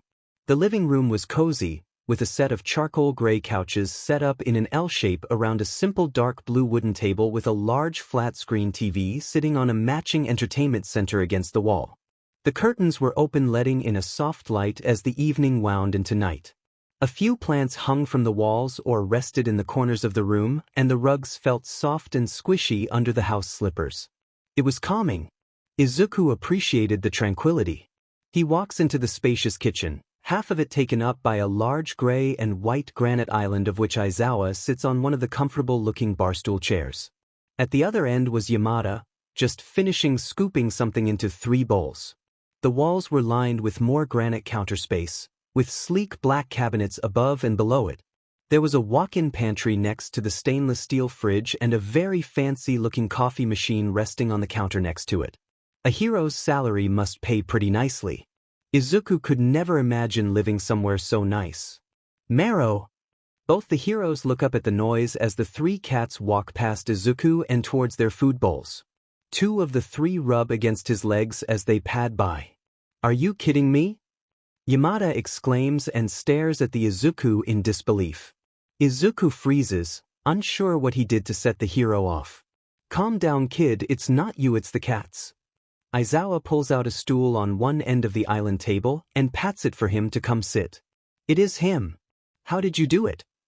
Izuku quickly moves past the blonde hero to sit on the bar stool before clearing his throat and quietly asking Aizawa, "What did I do?" The underground hero smirks and looks at the cats. He points to the mostly brown cat with black feet. That is roast beef. He points to the one in the middle of the 2 others, a tuxedo, that is lunchbox, and finally to the one at the end, a white and orange, that is sandwich. We have had them for 8 or 9 years now. And they've never introduced themselves to a stranger so fast or rubbed themselves against his legs like that. Years. I've cared for them for years like precious babies. Why don't they live with me? Yamada complains to the room. Izuku gently smiles. This is actually a first for him. Excepting scones at the cafe, usually the cats avoided him too. He has no response for the hero's laments. But he does have a question. Why did you name them that?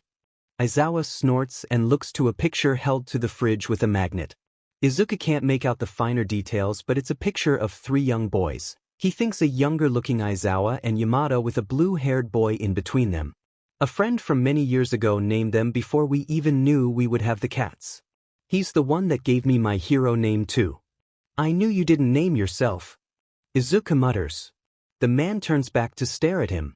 Izuku just shrugs. You just don't seem like the type to care. It's illogical. Yamada laughs as he carries 3 bowls over to them. That's exactly what Sho said the day we picked out hero names. Said he was going to be underground and didn't need to waste time coming up with a name that no one would know. So he let Oboro pick it for him. That must be the blue-haired boy in the photo. Izuku smiles. I would have chosen Hobo Ninja if I was there.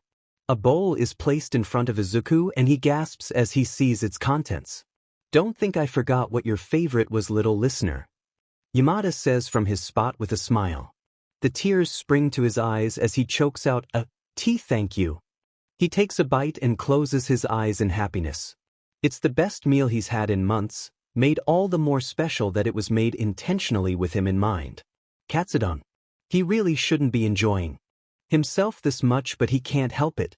He misses the I told you so look. Aizawa shoots towards his husband as the tears still roll silently down his cheeks.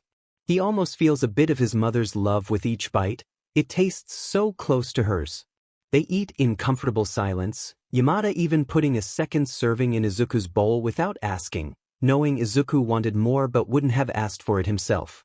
When they finish, Izuku stands to take the bowls and wash them, but Yamada tries to stop him. I got it, little listener, you can just sit down and relax. Embarrassment flushes through Izuku's cheeks, but he ignores it and stubbornly grabs the bowls back from Yamada. Please let me help. I can't pay you back for anything you have already done for me, so let me help with the chores. It would be disrespectful otherwise. Yamada steps back in defeat. Thank you, little listener. He sits back down and talks quietly with Aizawa as Izuku cleans up the mess. He's grateful the hero allowed him to do something to thank them for their kindness. That I don't deserve. Izuku rejoins them when he's finished and looks down at his hands in his lap. He's not sure what he's supposed to be doing right now. Normally his nights had consisted of finding whatever edible scraps he could find at the bar, then spending the evening running through the cities and looking for new victims for Shigaraki. It was incredible to be suddenly sitting in a kitchen like a normal person. So, little listener, Izuku looks up. Sho and I have to go to UA tomorrow for a staff meeting, but before we go we wanted to talk with you about the upcoming school year. Izuku briefly recalls the conversation he overheard from a night, or was it 2 ago? I didn't finish my last year at Aldera.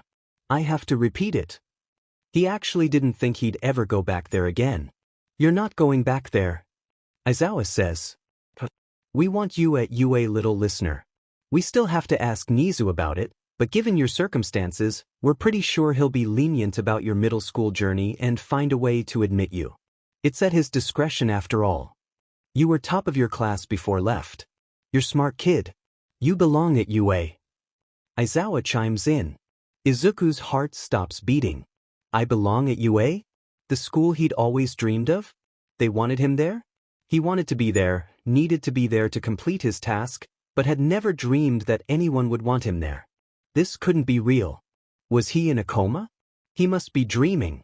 He surreptitiously pinches his thigh under the table. Nope, this is real. The villains are still out there. UA is the safest place for you to be, and since we both work there, it means we will be available to you at any time of the day.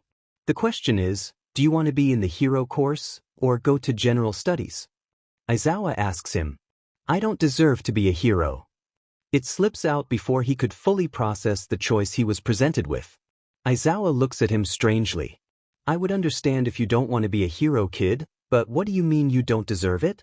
The silence is loud as the two heroes stare at Izuku. He looks away and stares at the now empty cat food bowls. I've done bad things. I can't be a hero. I'm a villain. Little listener, you've done what you needed to survive.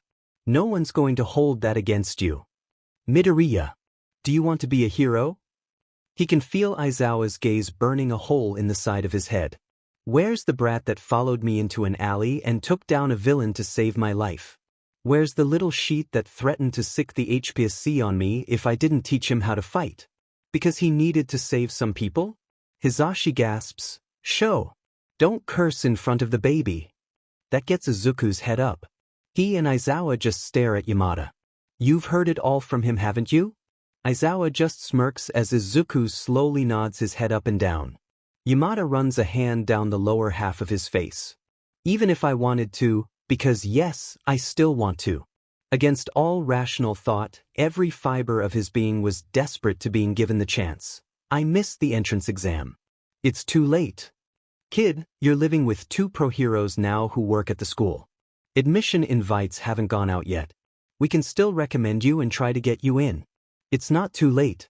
We just want to know it's what you want so we can bring it up at the meeting tomorrow. I know it's sudden and you've been through a lot recently, but we can't delay. You're just a Deku, a fool because you don't know how to give up. Kaken had called it right all those months ago. Even with the changing tides of his feelings, that was the one thing that kept him afloat, wasn't? He was a stubborn fool that kept trying, no matter the cost to him. But what about at the cost to others? If he got in, he would be stealing a spot from someone more deserving. He would still be a villain, pretending at being a hero. Could Izuku live with the guilt of betraying everyone he would meet? It would get me closer to rescuing her. Not having to rely on sneaking about, Izuku could be right there, at UA, and look for a way to get All Might and Shigaraki to meet. He could more easily look for the successor. Was it wrong to be excited at the prospect of getting into the hero course? A dream that had been taken from him at the age of 4? His heart knew the answer, even though it didn't line up with his morals. I'd like to try for the hero course, he says quietly. Yamada smiles and Aizawa nods with a knowing gleam in his eye. Izuku thinks he almost looks proud. Then rest up, little listener. Tomorrow morning, you're getting admitted to UA. The sun was just starting to rise when he heard motion outside of the bed, his bedroom. He didn't know what time it was as the room didn't have a clock and he hadn't taken the electronics he'd been gifted out of their boxes. He had no intentions of doing so. Well, if they're up I might as well be too. It's not like he'd been asleep anyways. He gets up from his spot on the floor and quickly throws the blanket he'd stolen from the bed back on it, making sure to tuck in the corners and make the linens look presentable. He may be a villain now, but his mother had ingrained proper manners into him that he'd never outgrow. At least he hoped he never would. He slips his feet into the slippers and quietly opens the door, padding his way towards the living room. All the lights are still off, but the soft light of the rising sun is filtering through the windows, leaving the apartment glowing a soft. He sees motion by the front door. Walking over, he sees that it's Yamada, dressed in workout clothes and lacing up his hero boots. He must be going to train before we go to UA this morning. Could he ask to go with too? He'd been healed completely at the hospital and no longer felt exhausted. The doctor hadn't given him any restrictions either, so there was no reason not to. It would probably help to clear his head so he could sort through his thoughts and feelings. He was nervous about going to UA today. He continued making his way towards the hero, stopping when he was directly in front of him. Good morning, Yam. Yamada jumps straight up and flicks on the lights, while a half-asleep Aizawa comes barreling out from their room still wrapping his capture weapon over his pajamas, which turns out, doesn't look much different from his hero's suit. Izuku covers his ears as Yamada's quirk hits him and steps back from the hero. I guess he hadn't heard me approach and didn't see me stop in front of him. Oops. Izuku hadn't meant to startle him. Aizawa takes in the situation within a second and turns his quirk on, looking at his husband to silence him. Yamada grabs his chest with one hand and uses the other to lean against the wall. He looks at Izuku and says something, but all Izuku can hear is the ringing in his ears. His quirk is amazing. Aizawa says something to the both of them and Yamada responds before they both look at Izuku, who just stares at them, still covering his ears. Yamada's mouth suddenly pops into an O shape and he waves his husband away, who promptly turns around and goes back down the hallway towards their bedroom. Izuku takes his hands from over his ears and waits awkwardly with Yamada for the ringing to stop.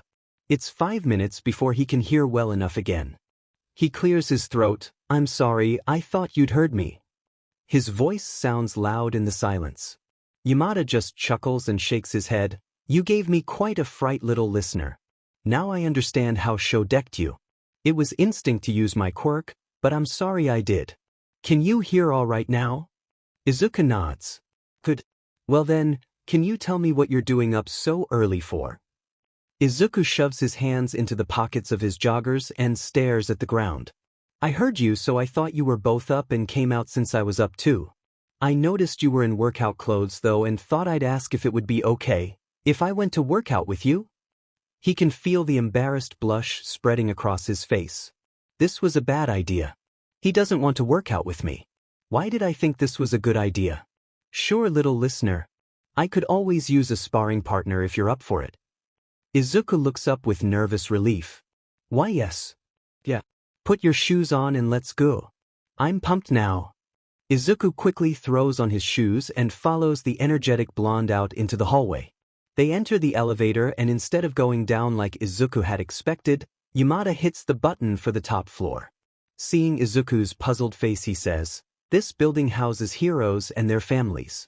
In addition to the top-notch security of the place, they've got a training gym too. No one really uses it this early in the morning, so it's when I like to go." They step out of the elevator when the doors open and Izuku's jaw drops. The only training he'd done had been out in the trash city at Dagoba, with Aizawa out in the park, and then a shoddy backroom of the bar. He'd never had access to this before. The entirety of the top floor is an open space of varying workout equipment. Treadmills and stationary bikes line one wall, facing towards the windows that look out onto the city below.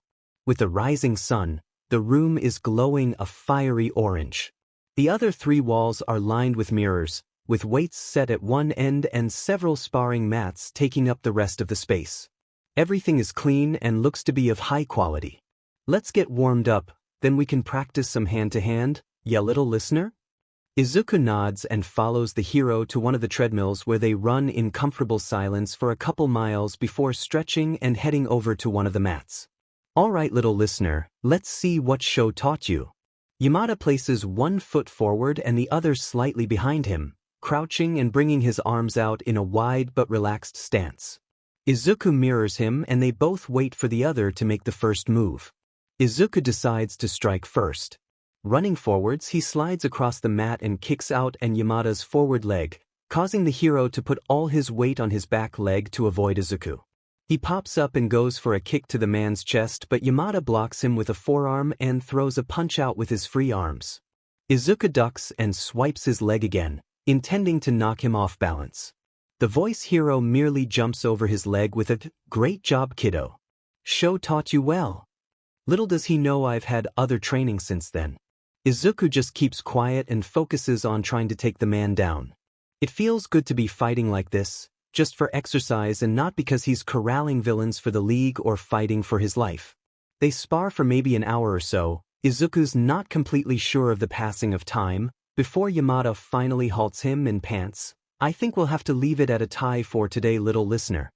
They'd each managed to pin the other several times. They'd been trying to go for a tiebreaker but neither were giving in. "You did good, kiddo. Color me impressed.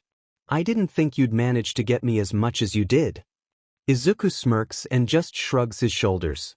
He's dripping with sweat but the exertion felt good. Yamada reaches over and ruffles his hair before pulling back his now sweaty hand with a grimace. "We better clean up before we have to leave for UA." They both head back to the apartment and part ways in the hallway. Izuku quickly showers and changes into a clean set of clothes. He heads back into the living room and sits on the couch. One of the cats comes by and sits on the armrest next to him. He absent-mindedly strokes their head while he thinks about the upcoming meeting. Will All Might be there? They'd said it was a staff meeting. Maybe he would have the chance to speak with the hero. Warn him that the villains did know his secret now. Maybe come up with a way to ask about the successor. The detective had seemed concerned when Izuku had brought it up. Does that mean he already has one? Given the detective's reaction, it was possible he knew who it was.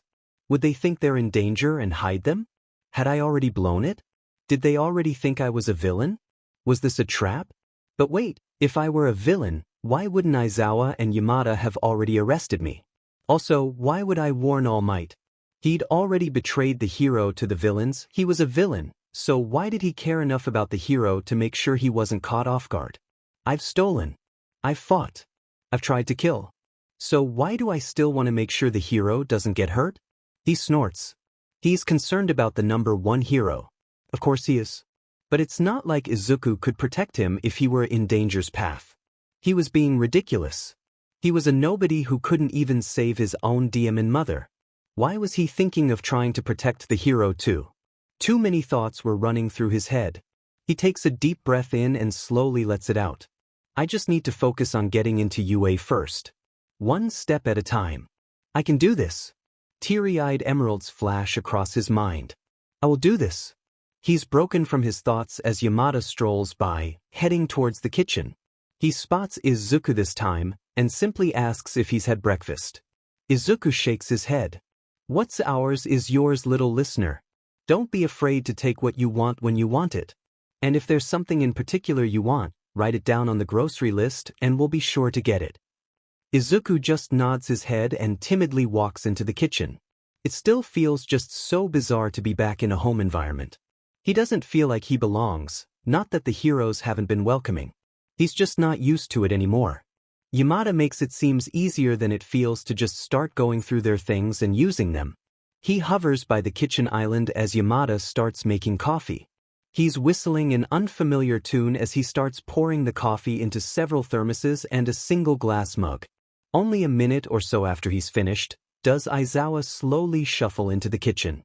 He's in his hero suit, as is Yamada, and has his face buried deep in the folds of his capture weapon. Ignoring everyone, he goes straight for the glass mug and drinks it whole in one chug. I knew the man liked coffee, but DMN Eraserhead. No wonder he was in such a grumpy mood that night all those months ago. Yamada must hold all the power in the relationship with his coffee-making skills.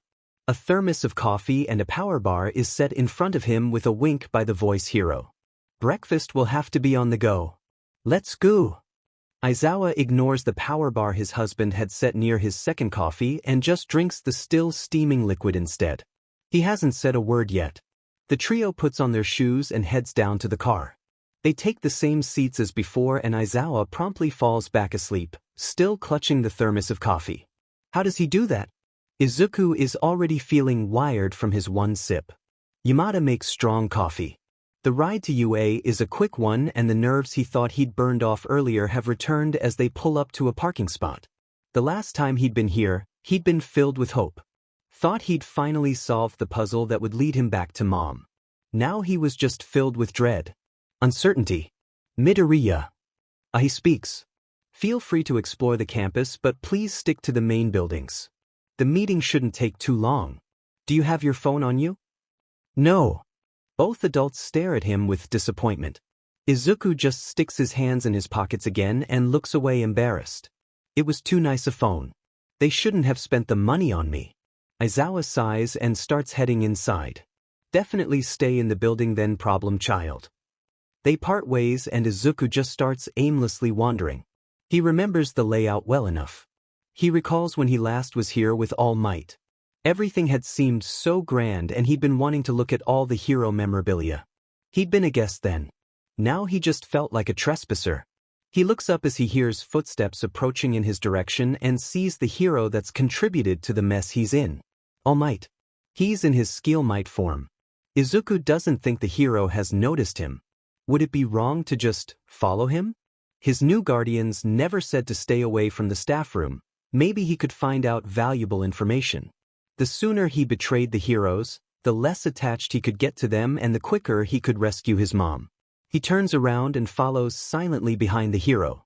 As they approach what he assumes to be the staff, All Might poofs into his muscular form and enters the door, closing it behind him. Izuku quickly sticks his foot in the door jamb, stopping the door from closing all the way and hopes the others don't notice. He doesn't hear anyone else coming down the hall and the voices are suddenly silenced inside with a simple, "Good morning everyone," so he slides down the wall to sit on the floor and listen in. "Thank you for coming this morning. I am pleased to see everyone is here." That must be Principal Nizu. There's a barking snort. Did we have a choice? That sounds like Hound Dog.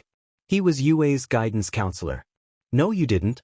But I'm still happy to see all your cheery faces. Principal Nizu must be sadistic.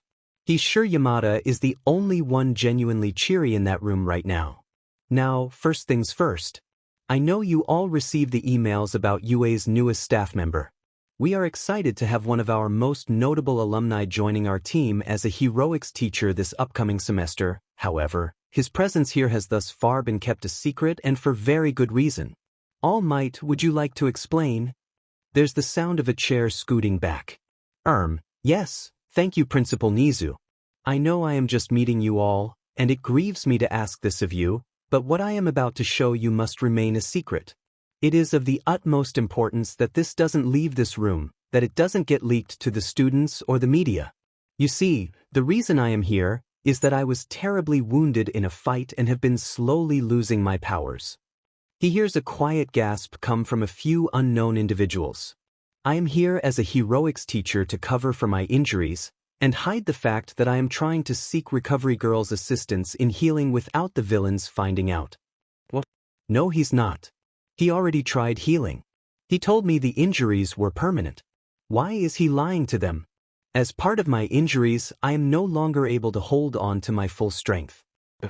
Only have about 5 hours a day before I lose this form. He hears a poof, and there's suddenly a small trickling of fog that leaks out of the open doorway, and revert to my true form. There's silence in the room. Izuku quietly snorts. They're taking it better than I did. I'm sure you can see the gravity of the situation. Principal Nizu takes over.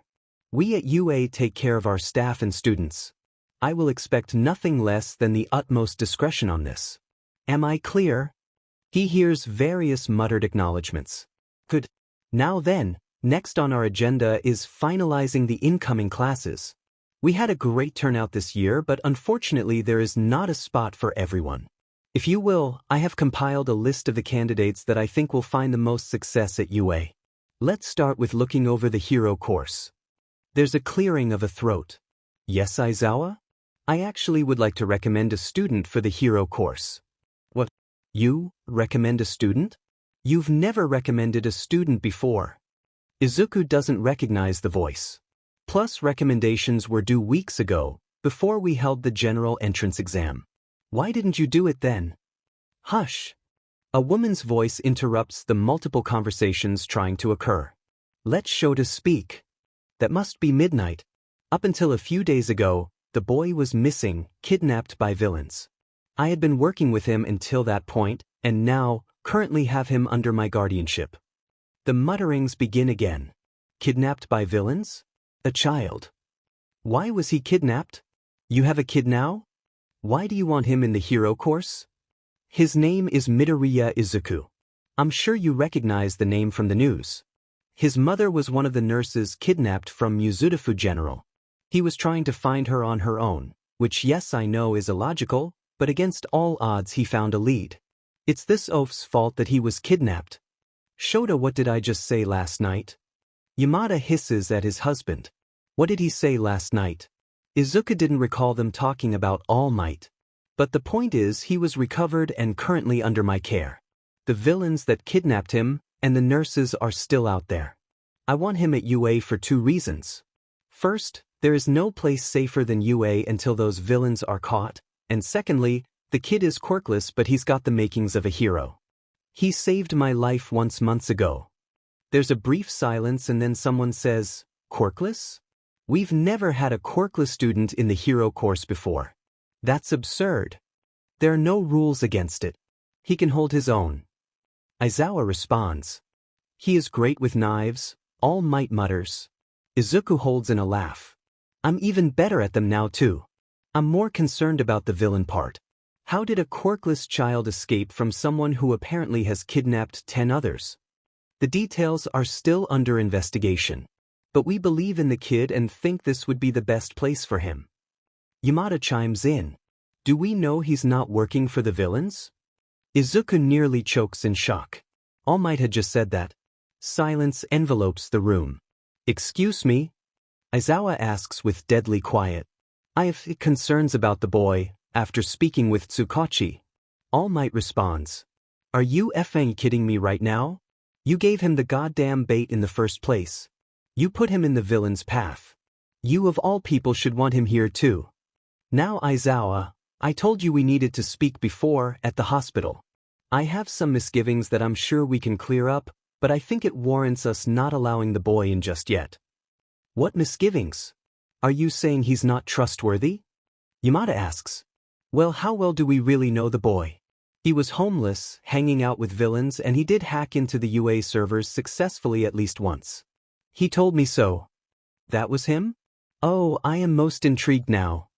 Principal Nizu says aloud. You trusted him with what I'm assuming is the secret you just told us after only knowing him for a few hours. How can you be so hypocritical of the boy now? Aizawa ignores the principal. Who is this kid? He sounds like more trouble than he's worth right now, honestly.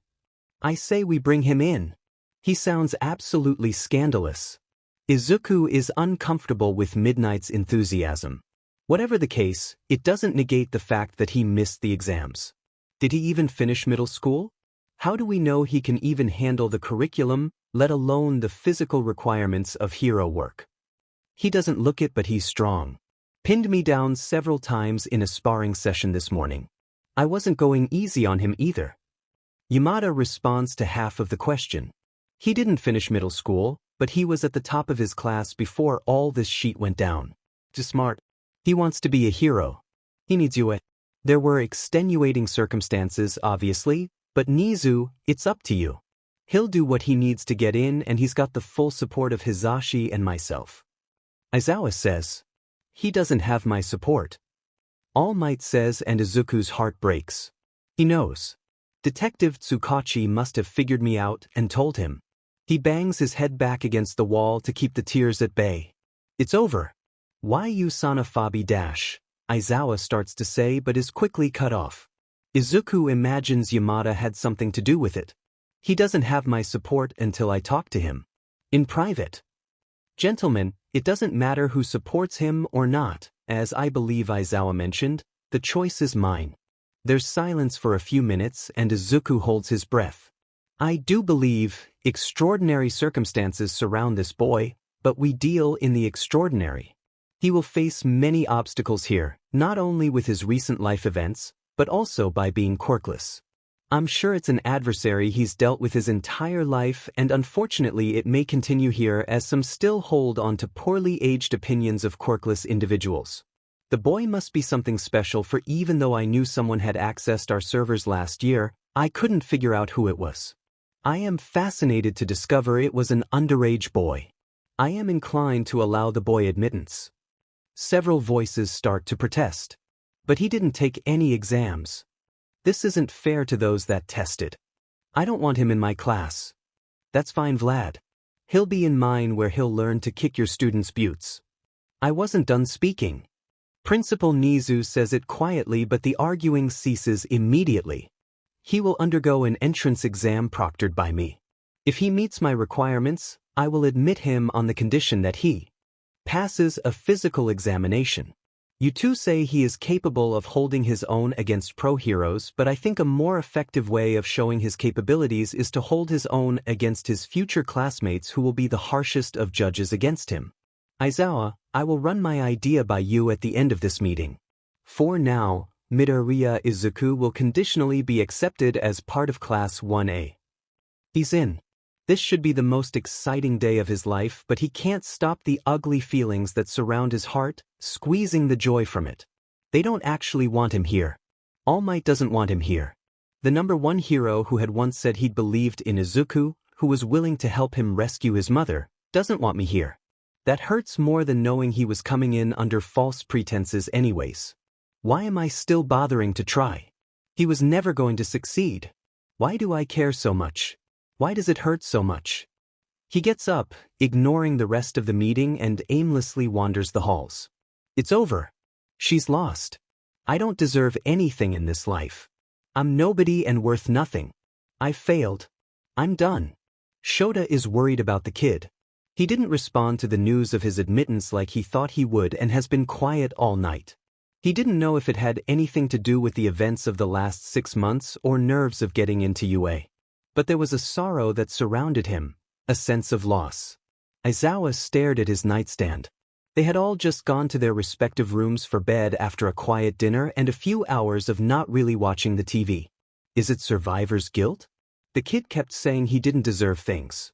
Would have moments where his eyes lit up and they'd have fight in them again, only to be swept away by a wave of despair. He didn't know if this was the best time for a discussion, but the kid was lost. He hoped this would help him find his path again. He opens the drawer to his nightstand and quietly leaves the room. Not that Zashi, who'd already taken out his hearing aids and promptly fell asleep, would have heard him anyways. The lights are off in Midoriya's room, but Shota is positive the boy isn't asleep yet, so he knocks before opening the door and calling, "Midoriya?" There's no answer, but he turns the lights on anyways. He expected the boy to still be awake, but he didn't expect to see him piled under a blanket on the floor. "Midoriya? Why are you on the floor?" A nest of green curls suddenly shifts and he sees sad green eyes peer up at him from among the blanket folds. "It's too good for me," he whispers. Shota sighs and runs a hand through his hair, looking around the room. The DMN's cell phone and computer are still sitting untouched on the desk. "This kid, I swear." He goes over to the pile and sits on the floor next to his problem child. "Midoriya, how is a bed too good for you?" The kid sits up and brings his knees to his chest, wrapping his arms around them and the blanket. "I don't deserve it. I don't deserve any of this. I can't be trusted. And yet here I am sitting in this wonderful place and being handed OPP opportunities while SS is still locked up somewhere." He starts crying and Shota's heart squeezes. "I understand the guilt you feel, kid. Knowing that there's someone out there suffering, someone out there that you didn't save. How can it be okay to enjoy your life, have fun, laugh, when there's someone out that's in trouble?" Glistening green eyes look up at him. "You say you don't deserve these things because your mom is still being held against her will, right? Because you didn't save her? Because you did things you never thought you would in the attempt?" Midoriya quietly nods. "I don't know your mother, but I can see the kind, fiercely caring kid she raised. She would be proud of you, Midoriya. You're fighting for her. You're fighting like hell." He eyes the scars that mar his body. "You've already gone beyond what a normal son would do for his mother. I'm sure she knows how much you've been fighting, that she thinks of you every day. But kid, the harsh reality of the world is that time doesn't stop for anyone. We have our failures as much as we have our successes. I don't know if there is such a thing as fate, or if we can alter the path we walk. But if you only dwell on the failures, it will destroy you and stop you from being able to change your path. To change her path. We can't go back and fix our mistakes or prevent others' suffering from happening. But what we can do is live to become stronger and rescue those who are suffering. That includes using the resources that are available to you. Use them. Become stronger. Become a hero that can save them all. Don't let the guilt eat you alive. Use it as motivation, but don't let it stop you from living. You won't save anyone if you're dead. Part of living is experiencing happiness, excitement, love. It makes you stronger and reminds you of all the things that are worth fighting for." He pulls out the picture frame of a mother smiling with her son. The son's eyes grow wide as he sees what Shota's holding. "This is worth fighting for. This is worth living for." How did you? You weren't coming back. I couldn't find you. So I took it to keep it safe. It became my reminder." He hands the picture over to the boy, who gently traces over his mother's face. "I'm not asking you to forget about her or what she's going through. But she wouldn't want you to be suffering either, so can you live for her, kid? Stop denying yourself a life too." Midoriya stares at the photo a moment longer before getting up from the floor. Shota gets up with him and stands to the side as the boy gently places the picture on the nightstand next to the bed and replaces the blanket in its proper spot. He turns to Shota, still with tears in his eyes, but the sharpness that Shota had witnessed on the top of a roof during their first meeting all those months ago has returned. "I'll live, Aizawa. I'll fight. I promise." He climbs into the bed and stares at the frame with determination. Shota returns to the doorway and turns off the lights. "I'll fight with you too, kid." He placed the small vase of fresh red spider lilies in the back corner of the table. He'd never been one to be sentimental, but seeing a person your age who used to be your best friend, dead and covered in blood, tended to make you reflect on life a little bit. He wouldn't take life for granted ever again. Excepting the ones who had found him that day, no one knew that Deku was dead.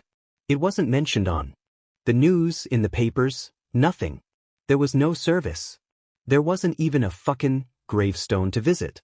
It was like he'd never existed on this planet. So he'd made this small memorial on the table that he used to sit at.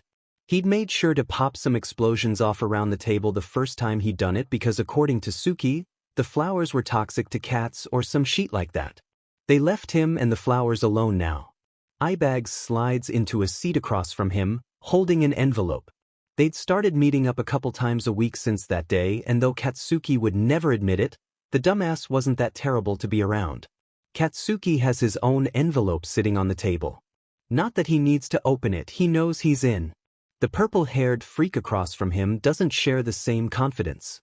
He looks pale and his hands tremor a bit as he nervously fidgets with the envelope.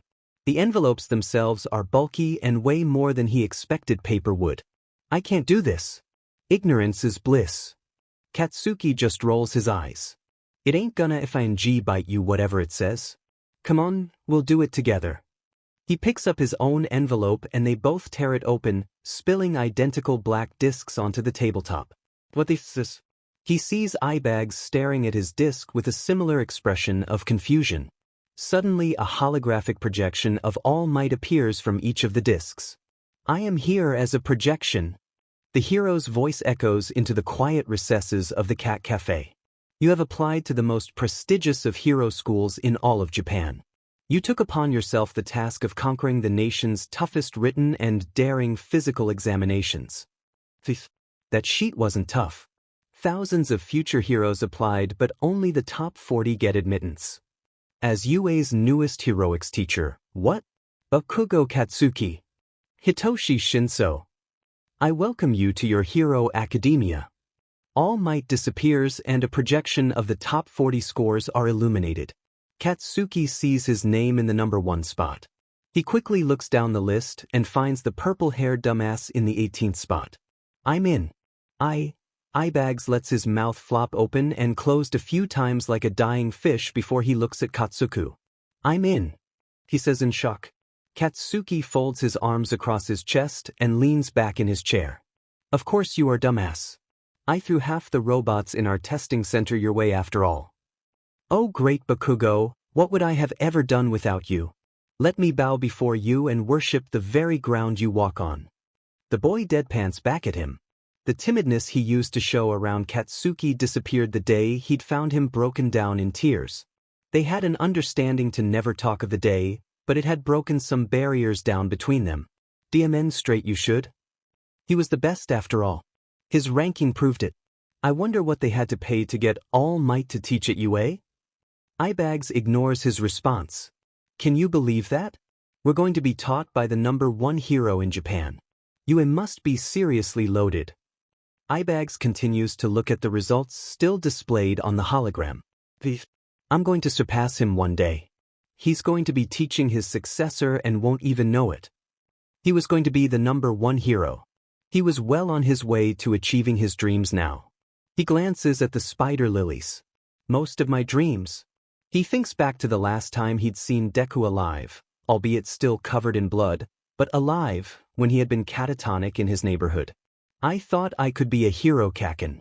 The DMN nerd would have died on the spot to learn that All Might was going to be teaching at UA. Probably would have begged Katsuki to get him an autograph or sign the plethora of All Might merchandise he was sure to have collected over the years. Katsuki only assumed he'd amassed a collection. It's not like he'd visited Deku in his home after his quirkless diagnosis, but they both had been obsessed with the hero as toddlers. Katsuki squeezes his fists. If Deku had taken the entrance exam, would Katsuki have helped him too? Would he be sitting across from him right now instead of Ibags? It wasn't right what had happened to Deku. He'd been murdered and there was no word on who or why it happened. Auntie was still missing too. She may never know her only son is dead. Would she ever be found? Katsuki had been thinking lately, and he'd bet his own, secret, All Might collection that the DMN nerd had gone looking for her and got himself mixed up with villains. It was just so like him, to stick his nose where it doesn't belong, to walk headfirst into a situation with no self-preservation to make sure he got out again. He recalls the sad, haunted eyes from the slime villain incident. He was still so positive that had been Deku. The vigilante hadn't been seen since that day. Katsuki didn't think they'd ever see him again. Katsuki made a silent vow to find out what happened to him. Find the villains that did it and bring them to justice. The DMN nerd would never know that in the few interactions he had leading up to his disappearance, Deku had triggered something within Katsuki, something that had made him pull his head out of his butt and try to be a better person. Someone who helped the fools of the world. The ones who couldn't save themselves. I was too late to save you, Deku, but I will still be your hero. He would become the best DMN hero. The nerd would hear about his greatness from up in the heavens. That's weird. What do you think this means? Ibags points towards the bottom of the hologram. Katsuki scans the list again. The students who got in on recommendation, FING Nipo babies, occupy the 36th to 39th spots with NA scores since they took a separate exam from the masses, but the 40th spot is grayed out. Do you think that's an open spot? Why wouldn't they have filled it? Katsuki doesn't know. To him it doesn't look like it's an open spot. It looks like it's a spot for nobody. You've passed. Izuku breathes out a sigh of relief. He'd been hyper-aware of the rat-mouse-bear thing watching him the entire duration of the test. What he was watching for, Izuku didn't know, but it had made him feel like he was somehow being accused of cheating the test even though he wasn't. He'd spent every waking minute of the last few weeks studying for it. He'd broken down after the night Aizawa had given him his most prized possession back and had started living like he had asked him to. Opened the computer and turned on the cell phone. Not that he had much use for the phone. He didn't have any friends to talk to and was always around either Aizawa or Yamada these days. But Aizawa had been right. Not about the live laugh love stuff. Izuku still found it funny that the moody underground hero could even be that cliché, but about using his resources. Getting stronger. Not letting his emotions drown him like his tears sometimes did. He was tired of drowning. He'd always known that his goal had been getting his mother back. He'd never strayed from that path, but it had become convoluted because for the first time in his life, people had started acknowledging his existence. Whether it was from the heroes taking the time to look for him, saving his life and now caring for him, or the villains utilizing his skills, for the first time in his 15 years, he was being seen. Still just a wallflower, but one that was starting to bloom bigger and brighter than the others and catch the attention of passerby. For the first time, the recognition had caused him to start caring what others thought of him, and he tried to please them all, but he realized no matter what he did, someone would be disappointed in him. If he was a villain, the heroes would hate him, but then if he was a hero, the villains would come after him. He'd tried being one over the other, and both times hadn't resulted in Mom returning to him. So when he'd awoken that next morning, and stared into her shining eyes, he'd decided to stop caring what others would brand him like.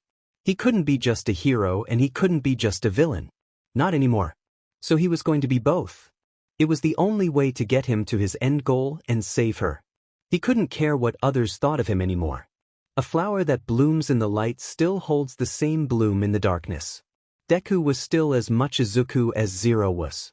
So he'd use both sides of him to get stronger. To save her. I have to say I am impressed. Even with missing most of your third year of junior high, you still managed to outscore most of the examinees. Principal Nizu's whiskers twitched as he spoke. You still have to pass the physical examination, but your guardians don't seem concerned that you will have any issue with it. We have never had a quirkless student in the hero course before. Are you concerned? He takes a sip of tea as he waits for Izuku's response. No, I'm not. Because that was the truth now. He'd let go of his feelings of self-doubt. He knew he would never be at the top of the class, not like Kaken certainly would be, because he would always be limited by the lack of a quirk, but he wasn't helpless. He'd already proved that over the past year. He'd figure out how to make everything work moving forward. He wasn't coming to UA to be a hero, and he wasn't coming to help the villains. He had simplified his feelings down into the fact that everything he was doing was to save her. He was coming here to utilize resources that he otherwise wouldn't have. He had no other choice. He would play both sides, say what the other wanted to hear as long as it got him closer to the end. There are many people with non-combative quirks who have still made the hero course. You can just say that my quirk is, well, invisible for lack of a better term. The stoat stirs his tea, silently watching Izuku with those intense, beady eyes. Why do you want to come to UA? To rescue her. My mother. He wasn't lying, but he wasn't telling the full truth either. The principal narrows his eyes at Izuku. It will be 3 years before you are a licensed hero. Do you not trust the heroes enough to think that your mother will already be rescued by then? I won't be here to graduate. I'll have already rescued her by then and be surrendering to the consequences. I would hope she would be rescued by then. But currently she's not. Until she is, my goal doesn't change. As I'm sure you know, vigilantism is illegal. Considering you have a pro-hero watching over you, I'm willing to overlook many of your past transgressions, but I hope you know that you will be watched while you are here, Midoriya Izuku. Not everyone will be welcoming or trusting of your presence here. It's Izuku's turn to internally narrow his eyes. He knows I was listening to the meeting, doesn't he? It had sounded like the stoat wanted him here during the meeting, but Izuku gets the feeling that it was all an act. He looks at the scar crossing over the stoat's right eye. The mammal was one of the most intelligent beings to walk the earth. It was how he had climbed out of his own prison to now lord over the most powerful hero school in all of Japan. Would Izuku be able to fool him and sneak around the school for information? He had a feeling the principal already saw through Izuku and was exacting a plan to catch him. Keep your friends close but your enemies closer. He could see the rat doing that. But that was okay now. Izuku wasn't scared anymore. He could play fair but wouldn't be afraid to play dirty either. He wouldn't be afraid anymore. Purity. I understand that there would be some mistrusts about my past. I can only hope to prove to everyone that my intentions are true and work to gain their trust. He stares into the depthless black eyes and keeps his face full of wistful innocence. I look forward to watching you grow. Welcome to UA. Izuku bows at the clear dismissal and leaves the room. He pokes the body passed out in the yellow sleeping bag just outside the door. Are you done already? The tired hero mutters, further burying his head into the bag. Yes, Aizawa. I passed. The underground hero sighs and slowly climbs out of the bag and starts walking down the hallway, dragging the object on the floor behind him. Good job, kid. Now let's go talk to Power Loader. You'll need gear for when school starts next week.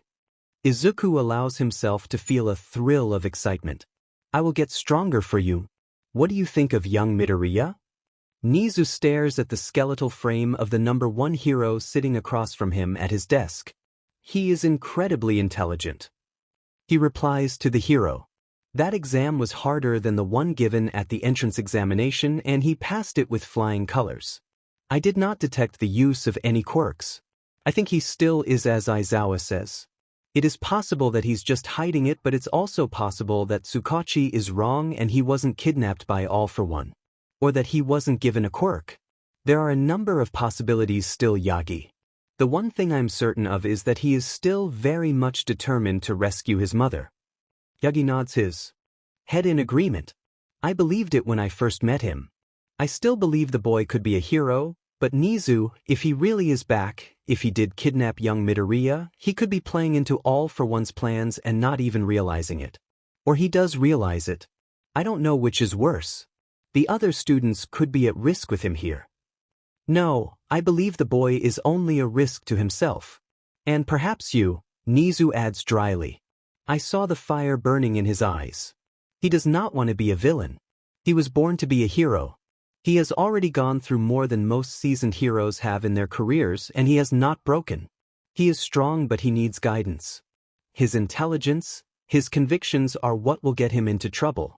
We need to be there to guide it and to utilize it. Utilize it? Nizu folds his hands on the desk and smiles, causing the pro-hero to scoot his chair back a few inches and eye him warily. Midoriya Izuku is potentially the only link we have to All for One. If he has been sent here to spy on you in order to save his mom, I don't see why we can't turn the tables on All for One and beat him at his own game. What are you saying, Nizu? I'm saying that if we have a traitor in our midst, why not try to turn him and find the location of one of the worst villains in modern history? If we are wrong, we will still have found the location of someone dangerous. It's not often a crime goes unsolved for so long nowadays. All those nurses are still missing and only this boy has been able to find a clue. Nizu looks out the window and watches as a green-haired boy walks beside a black-haired man. I'm saying that we will watch the boy and you will befriend him. Gain his trust again. He looks back at the hero sitting silently with a grim expression. We will turn him into a double spy. He toyed with the edge of the gray jacket that had been laid out on his bed.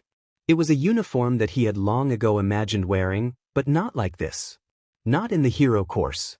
To think, within a year's time he had gone from an invisible worthless nobody to a quirkless hero in training. It wouldn't last, he knew that, but no matter what happened to him, he could say that he was the first quirkless hero in training.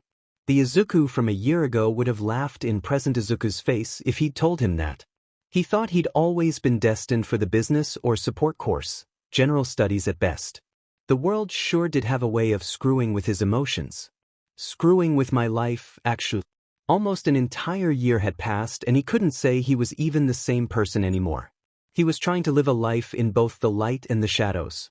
The past year had shown him he could still be the kind, gentle, caring boy his mother had raised.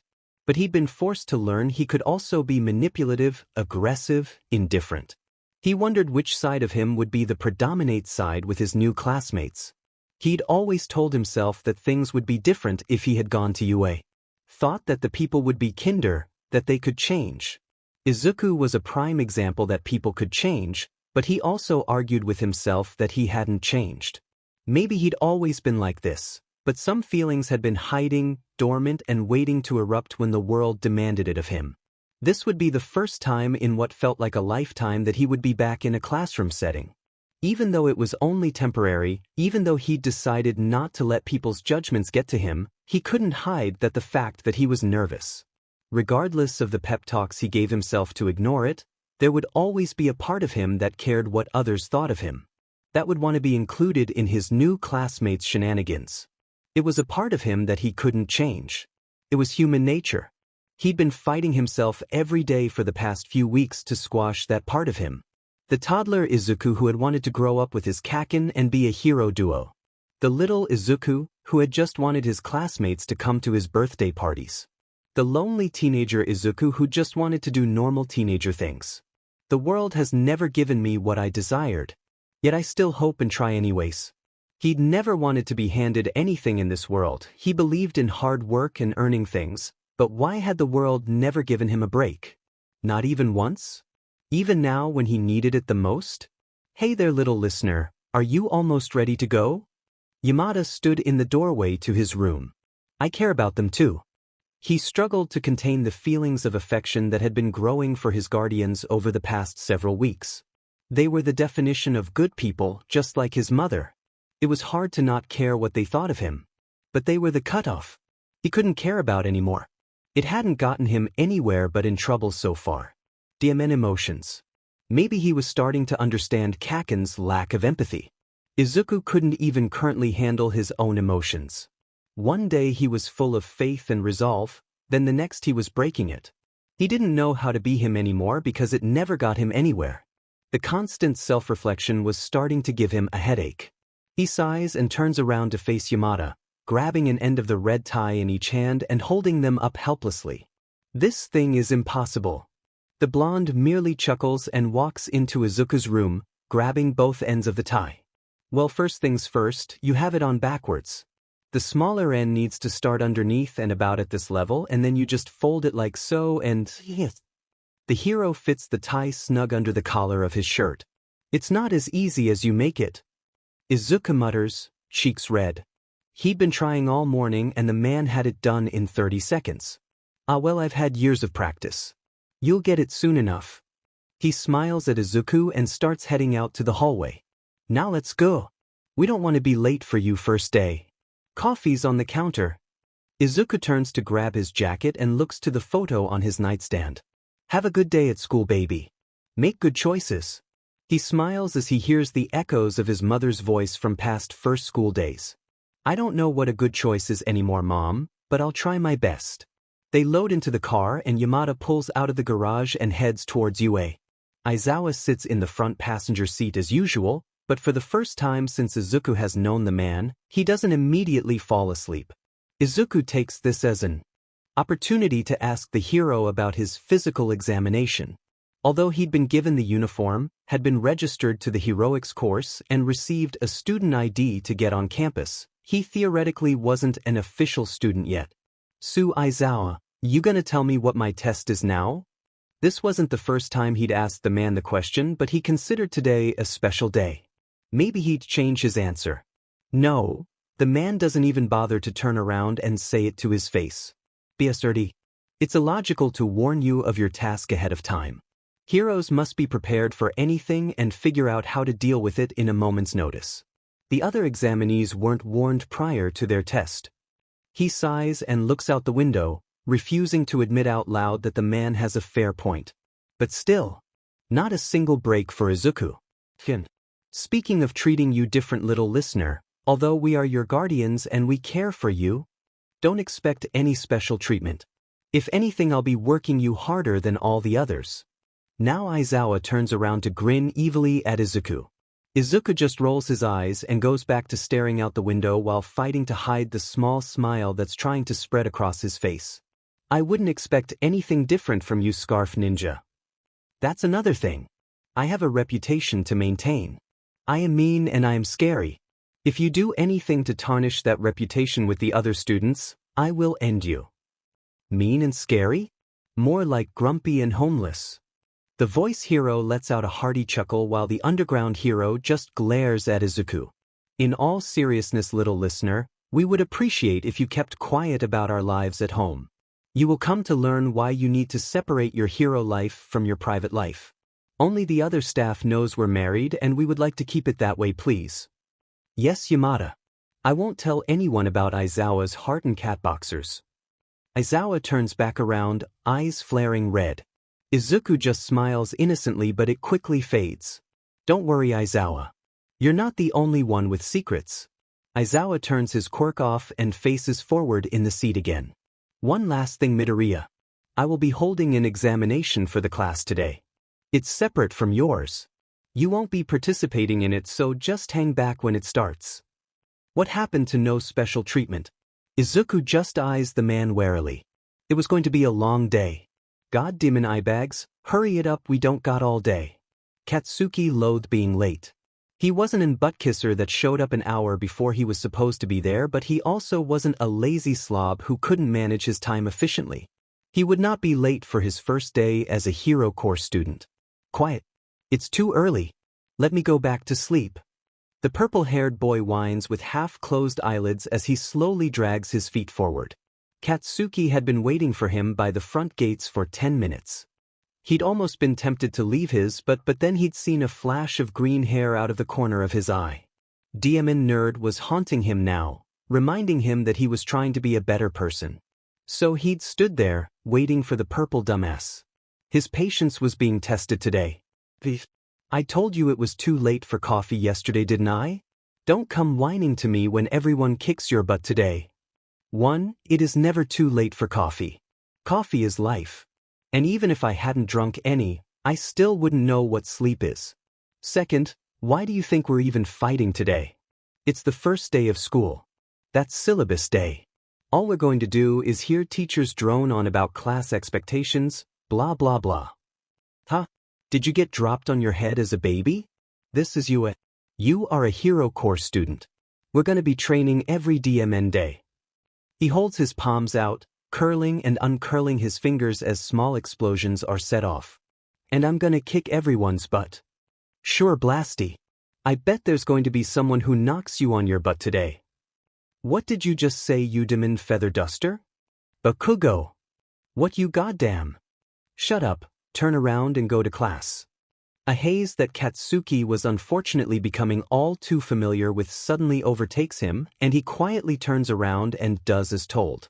It's only when they've entered the halls leading to the classroom that he is given back control of his self. He immediately turns around once the haze has lifted and slaps his hand against the back of Eyebag's head. God damn it, stop doing that. He hisses. The other boy just smirks while rubbing where Katsuki had smacked him. I promised your mom I'd keep you in line. Disappointing Mama Mitsuki scares me more than you. He just scowls further in response. I let him come over one time and now it's like I have a fucking babysitter. They both had a mutual interest in a new video game that had come out recently. He'd made the mistake of inviting the boy over to play it, and the old hag had fallen in love with the freak. Why Katsuki, he is a delight. I don't know why you don't bring friends over more often. I remember you used to have Izuku over all the time. Is he going to UA too? How's he doing? I still cannot believe they haven't found Inko, that poor family. Anyways, Shinso, thanks for putting up with the brat. You have my full permission to keep him in check. I know his but can be rude most days. He's lucky to have you. He still hadn't had the heart to tell his parents about that day at the beach. He just couldn't tell them. Talking about it out loud made it too real. Internalizing it made it a distant memory. Those were easier to deal with. Not that he was very good at dealing with feelings in general. His emotional spectrum was very, very limited. Usually to that of the explosive kind. He's brought back to the present by the sudden collision into a body. What the F, eyebags? The dumbass had stopped right in the middle of the Class 1A doorway. Bibakugo. I thought you said he was dead. They boy half whispers, pitch rising with each word. He turns to look at Katsuki with wide eyes, still blocking entrance into the classroom. The F you talking about?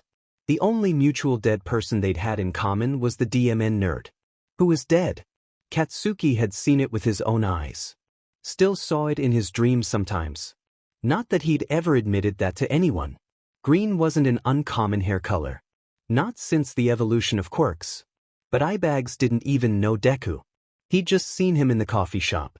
Whoever he was freaking out over was not Deku. Just some extra that had green hair like him. Plus, this was the hero course. Deku wouldn't be here even if he was still alive. They'd known that since the age of 4. Stop blocking the door. He shoves past the boy, giving him a dirty look as he enters the classroom only to stop dead in imitation of only a few seconds prior. Sitting at a desk, currently with his head turned and staring out the window, is a green-haired teen that reminds him of Deku. But it couldn't be him. Katsuki's heart beats in his throat, stopping the sudden sensation to yell out the DMN nerd's name and see if he turns in response. See what face is hidden under the unruly nest of green curls that resemble that of his dead once friend. He's even posed the same as the dim nerd, with his head resting in one hand, half covering his mouth as if to stop the rambling thoughts from coming out. But it's not him. I saw his body. He'd read in an article once that grief can make you see things that aren't truly as they are, but as you wish them to be. Katsuki had never wanted Deku to die, for as much as he'd yelled it as kids while playing heroes and villains. That was just a move catchphrase. He'd never meant it. He'd never meant to lose his once best friend. He clenches his clammy fists and turns back to eyebags who's staring at him warily. He just shakes his head. It's not Deku and I'm not about to make myself look like an idiot and call his name out. There were others in the classroom besides him. It didn't matter that they were all extras. He wasn't going to embarrass himself in front of them. He walks up to the teacher's desk at the front of the class to look at the seating chart of FING course. His seat is the one in front of not Deku. He goes over to the seat and throws himself into his chair, putting his feet up on the desk, purposely ignoring his new neighbor who continues to stare out the window. Looking everywhere but behind him, he can see the classroom is quickly filling with his new classmates. There's a girl with a high black ponytail talking to a two-toned boy whose facial expression must be made of stone for all the enthusiasm he's showing, and a girl that looks like a frog is sitting nearby listening in. He sees a yellowed-haired boy clasping hands on a desk with a red-haired boy towards the back of the room. It takes a second for him to figure out why the yellow-haired boy looks distressed while the red-haired boy just laughs, revealing rows of shark-like teeth. Katsuki just rolls his eyes. Demon extras are arm wrestling. Eyebags sits near them with his head on the desk, ignoring any and all those around him. My name is Ida Tenya and I must insist you take your feet off that desk at once. Katsuki swings his head around to look at the owner of the voice. Huh? Are you talking to me, Four Eyes? He glares at the tall black-haired boy who is currently staring down at Katsuki through his glasses and making chopping motions with an arm. Yes. You are disrespecting our school to be sitting in such a casual manner. We are future heroes and should display exemplary behaviors at all times. I must ask you again to put your feet down where they belong. His chopping motion stops, aiming his hand at the floor. I'll show you where my foot belongs, right up your effing butt. Katsuki lets out a few small explosions from his palms as the tall boy looks at him with wide eyes. The classroom has fallen silent with the last few students who had been trickling in pausing near the doorway. The entire class is looking at the two causing a scene with wide eyes. Katsuki slightly flushes but doesn't let his gaze leave the other boy, not until he hears a quiet laugh from behind him and a voice that makes his heart stop completely. That's not how you make friends, Kaken. He knew it was a possibility that he'd be in the same class as Kaken, but he hadn't expected to be assigned the seat right behind him. He thought it ironic as he continued to stare out the window that this was the closest yet furthest he'd ever been to Kaken. The spiky blonde hadn't even said 2 words to him upon throwing himself at his desk.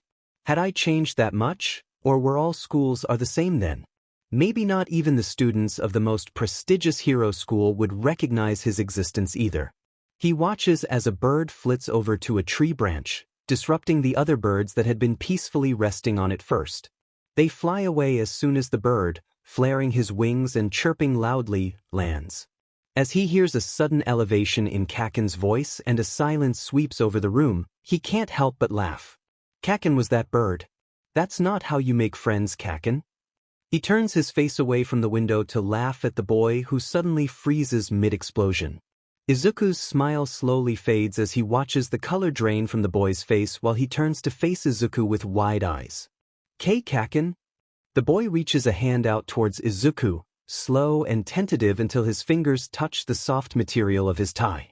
They both look at Kaken's hand on him before looking back up at each other. Confused green eyes stare into smoldering red ones. I thought you were effing dead. Kaken says in a low gravel. What? Izuku looks nervously around the room. Everyone is staring at them.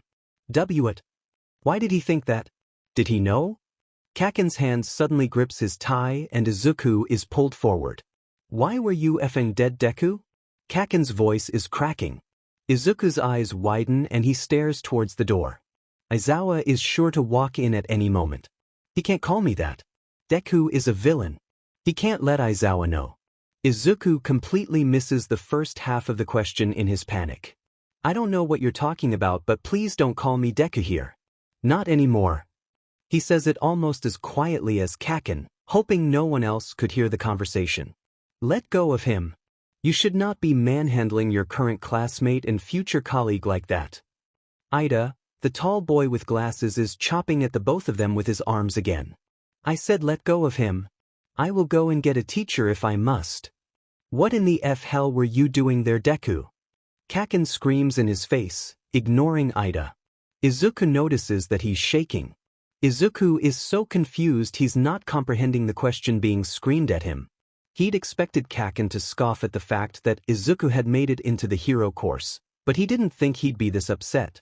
His heart sinks at the rage being emitted from the boy.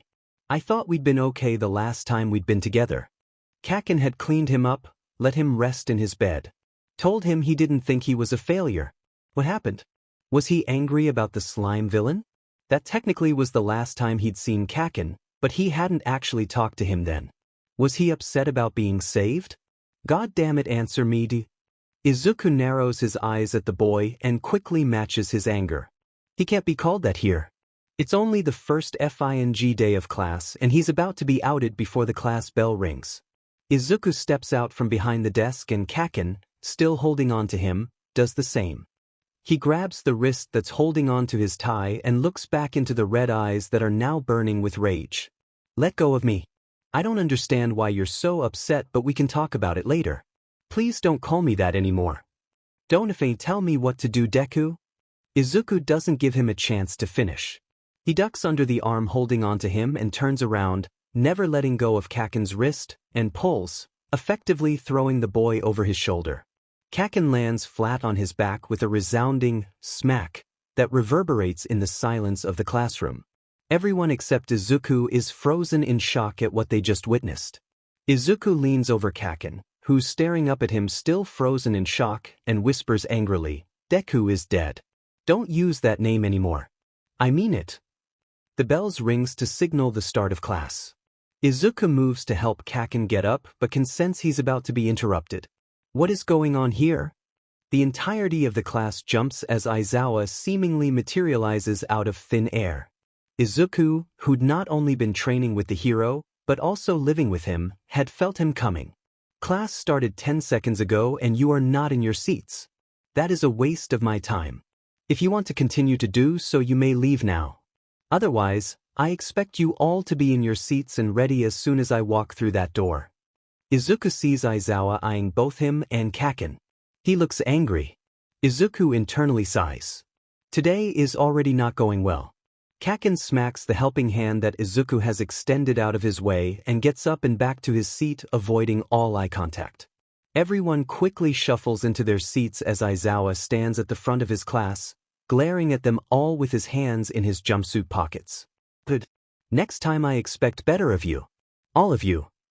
Aizawa glances in his direction. Welcome to Class 1A. I am your teacher Aizawa Shoda. Now take a uniform, he throws out a bag towards the door, and meet me outside. Midoriya, stay here. The students start to shuffle in anxious silence until one of the students, a friendly-looking brunette with a bob haircut, tentatively raises her hand. Aizawa-sensei? Don't we have to go to the class orientation like all of the others? The students who had been shuffling towards the door stopped to listen to their teacher's answer. No. All of you are not like the others. You are here to be heroes and we have precious little time to make sure you are up to standard. As a teacher at UA, I am given liberty to teach you how I see fit. We don't have time for that in my curriculum. If you want to go to orientation, you will no longer be in my hero class. Now get changed. No one questions the man and they all quickly grab a gym uniform and file out of the room. Izuku remains in his seat and stares at the last uniform left on the floor. Are you all right, Midoriya? He whips his head up to look at Aizawa. He'd been expecting Aizawa to be mad at him. Why yes? Why was everyone acting so weird all of the sudden? What was that kid doing to you? Did he hurt you?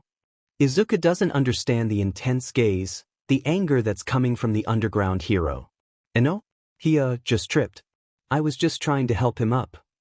He knows the lie is worthless, but he says it anyways. Sure.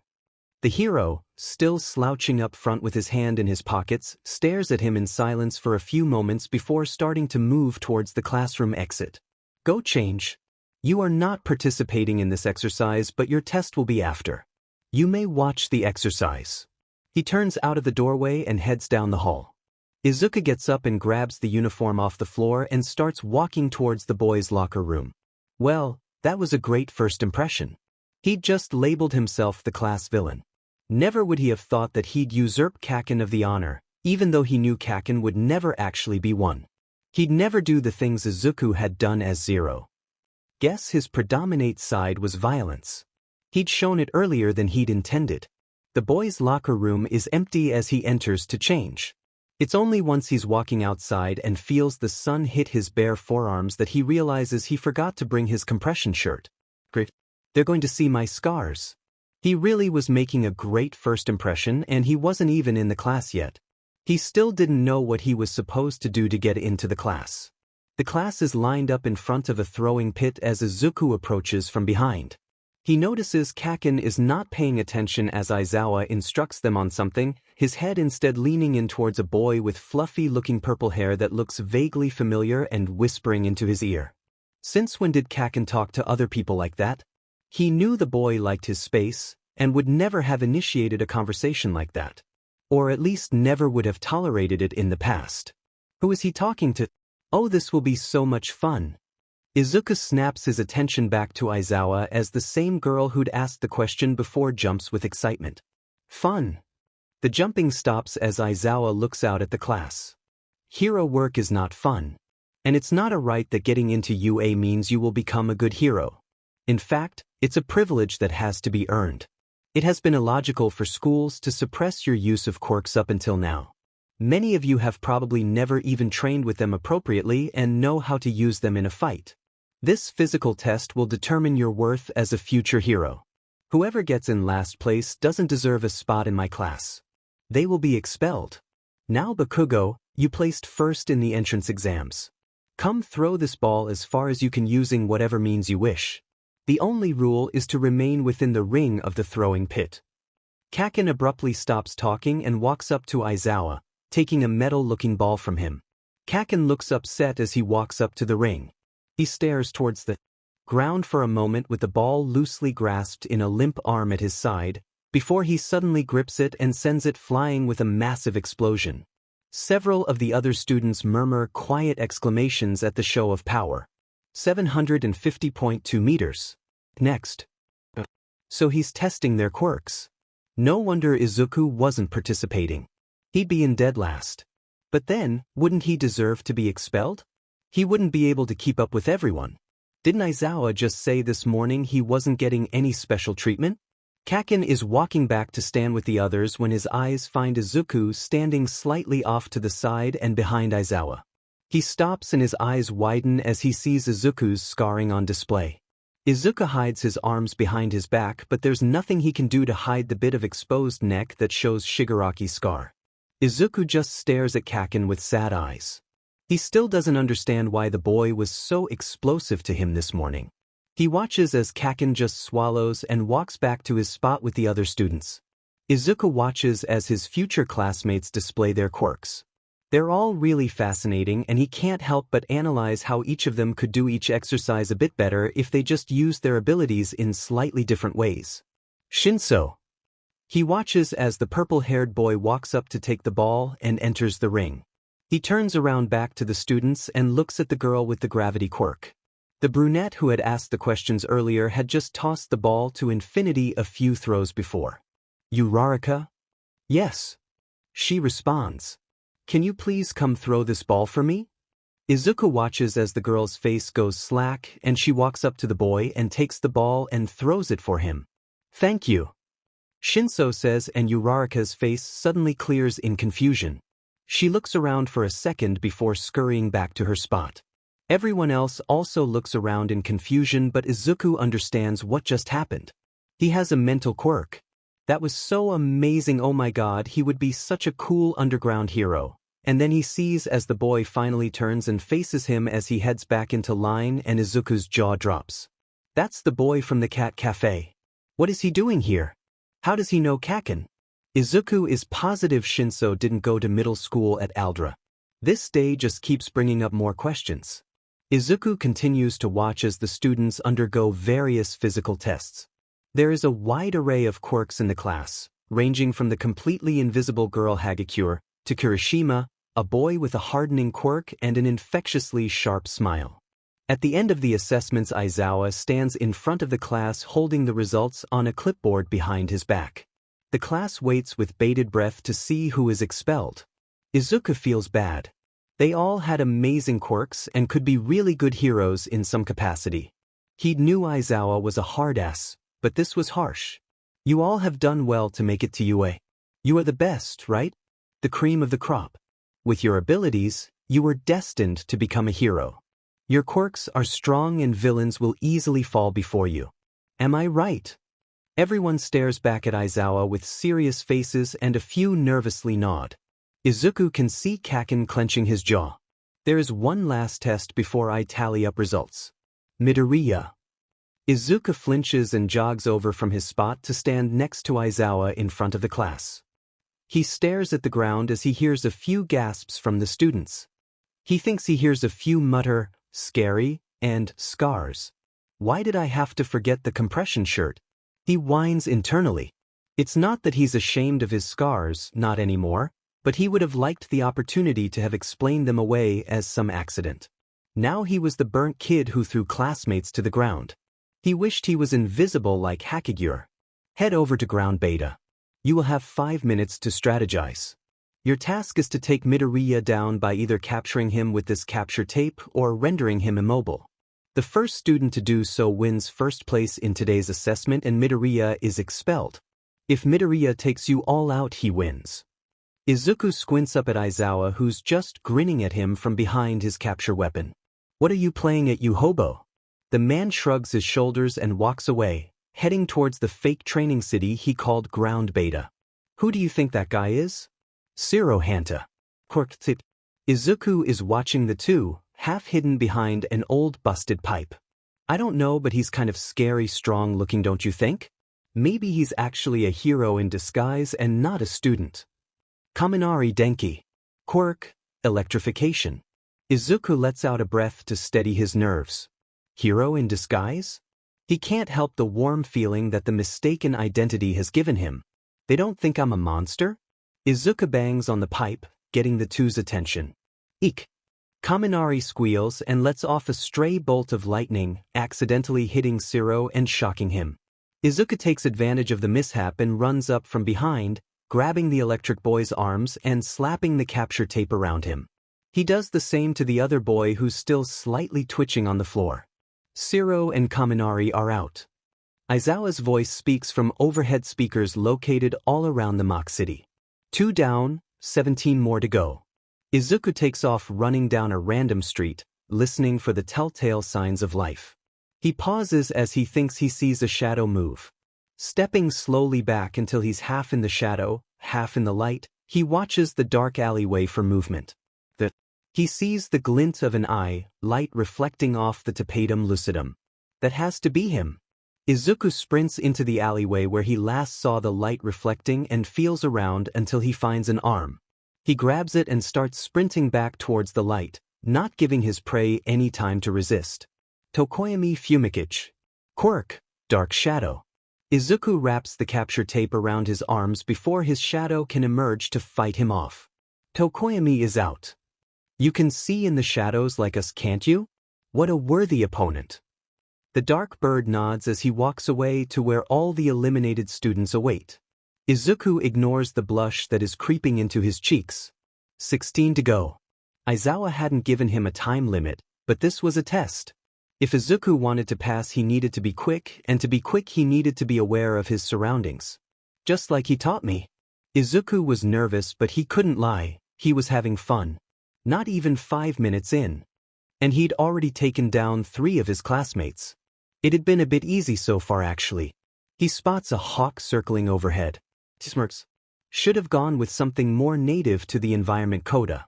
Izuku lets himself be seen and then hides behind a building, watching as the hawk turns around and heads down an alley a few blocks away. Izuku climbs up the fire escape and hops across the rooftops before peering down into the alley. He sees 4 people huddled around a 5th, who has the hawk resting on his raised forearm and is listening intently to it. Izuku looks around the roof for anything he can use against the group. Sitting under an old AC unit looks like a large blanket or cape, long discarded from a previous year's training exercise. Izuku grabs it and heads back over to the edge, looking to see if the group is still there. They're huddled together, probably making a plan to capture him in a spot where he no longer hides. He carefully climbs over the ledge and down the fire escape. The hawk is gone, or else it probably would have given Izuku away. On the first floor's fire escape, he pauses to tie an end of the capture tape around one end of the cape. Making sure no one in the group has bothered to look up, he leaps off the escape, throwing the cape in the air over the group. By the time the first cry of alarm shouts, the cape is already covering most of the group. Izuku takes off running in a circle and ties his end of the capture tape back to the original knot he'd made. The group is effectively tied together. Aoyama, Uraraka, Sato, Koda, and Shoji are out. Quirks were Naval Laser, Zero Gravity, Sugar Rush, Ani Voice, and Dupli Arms. 11 more to go. Izuku runs through the city looking to see where the others are hiding. He finds it interesting that no one has come after him yet. He's had to find them all so far. If anything, it shows him their inexperience. He'd learned from his time on the street that you had to keep moving or risk the predator becoming the prey. A sudden net shoots out from behind a tree in a fake park and Izuku has to roll to dodge it. He looks to see Yaoyorozu Momo, Quirk, Creation, positioned behind the tree with the net launcher balanced on a shoulder and her aiming again towards Izuku. He dodges a second net and runs back to grab the first one before hiding behind his own tree. I have to be careful with her. He'd like to know what her quirk's limitations are, but from what he saw at the quirk assessment, she seemed to be able to make anything appear from her body.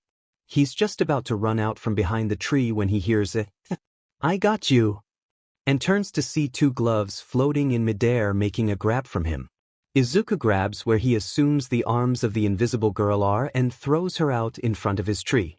He runs out from the opposite direction as Yaoyorozu launches another net towards the invisible girl, mistaking her for him. Izuku makes it behind her before she can realize her mistake and tags her with the tape. He approaches the invisible girl, now trapped in the net, and does the same. Yaoyorozu and Hagakure are out. 9 remaining.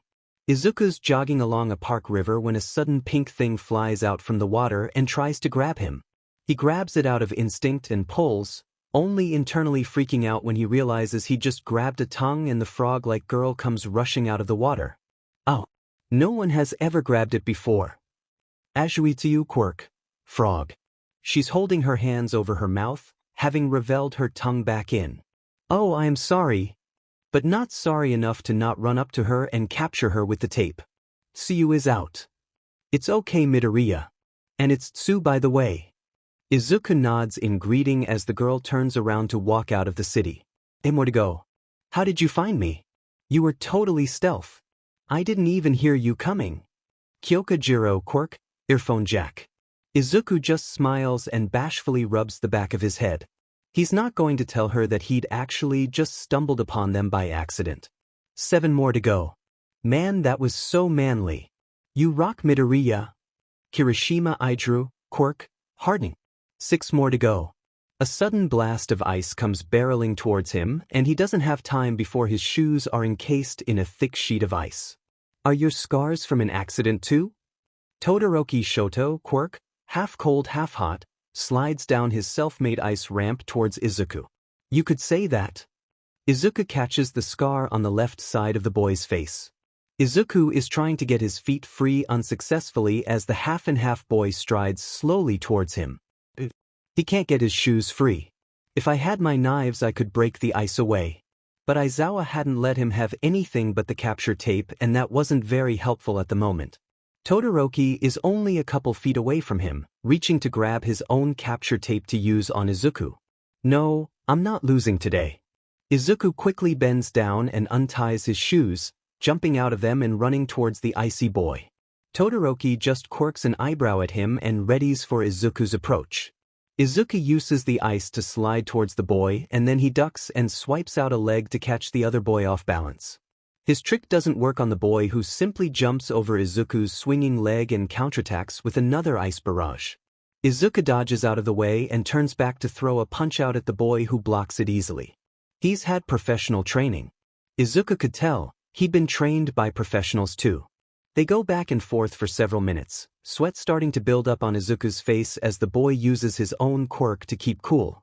He hears an engine sound in the distance, and 1 minute he's blocking Todoroki, and then next he's been grabbed by his abdomen and is moving incredibly fast down the street. His forward motion is suddenly halted when an ice barrier erupts in front of him and his assailant crashes into it. Izuku is only slightly seeing double as he staggers away from Tenya Ida, the boy with the engine quirk who'd been scolding Kaken in the classroom that morning. Get out of my way, Ida, I had him. Todoroki is glaring at the boy sprawled on the floor and covered in shards of ice. My apologies, but it did not look like you had him. I was merely trying to assist you. Ida tries to get up from the floor, but Todoroki freezes him in place. Izuku takes advantage of their squabbling and approaches Todoroki from behind. No one ever notices his approach. He's grateful for it. And Ida. He couldn't have beat Todoroki on his own. Without the distraction. Todoroki and Ida are out. Only 4 left. Hey, you've got some great moves there. It's gonna be a shame to put a stop to it. A pink-skinned, pink-haired girl comes at him, shooting out acid and using it to propel herself towards Izuku.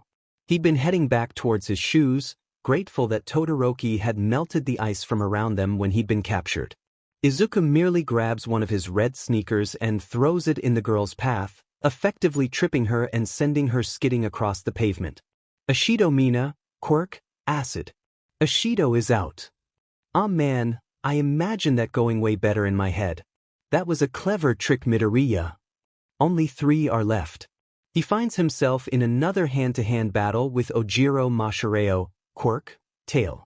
The boy is skilled at martial arts, and Izuku is grateful to the man who'd sensei had kidnapped to teach him, or else he would have been pinned and all of this over in no time. But Izuku wouldn't lose today. so it's just a matter of time before he's wrapping the tape around the boy's wrists. Ojiro is out. Only 2 are left. Izuku knows he was waiting this whole time. He would have stepped in at any time to take the glory if he thought another student was about to capture Izuku. He's not surprised as he hears explosions from behind him and turns around to see Kaken, arms out and a wild grin on his face, walking towards Izuku with a stream of explosions emitting from his palms. The mind reader, Shinso, strolls behind him with his hands in his pockets and a seemingly look of indifference on his face. I'm going to pay you back for this morning, you dumb nerd. Izuku gets in a defensive position, crouching, arms wide and relaxed, with 1 foot out in front of him, ready to meet the explosive blonde. At least he didn't call me Deku.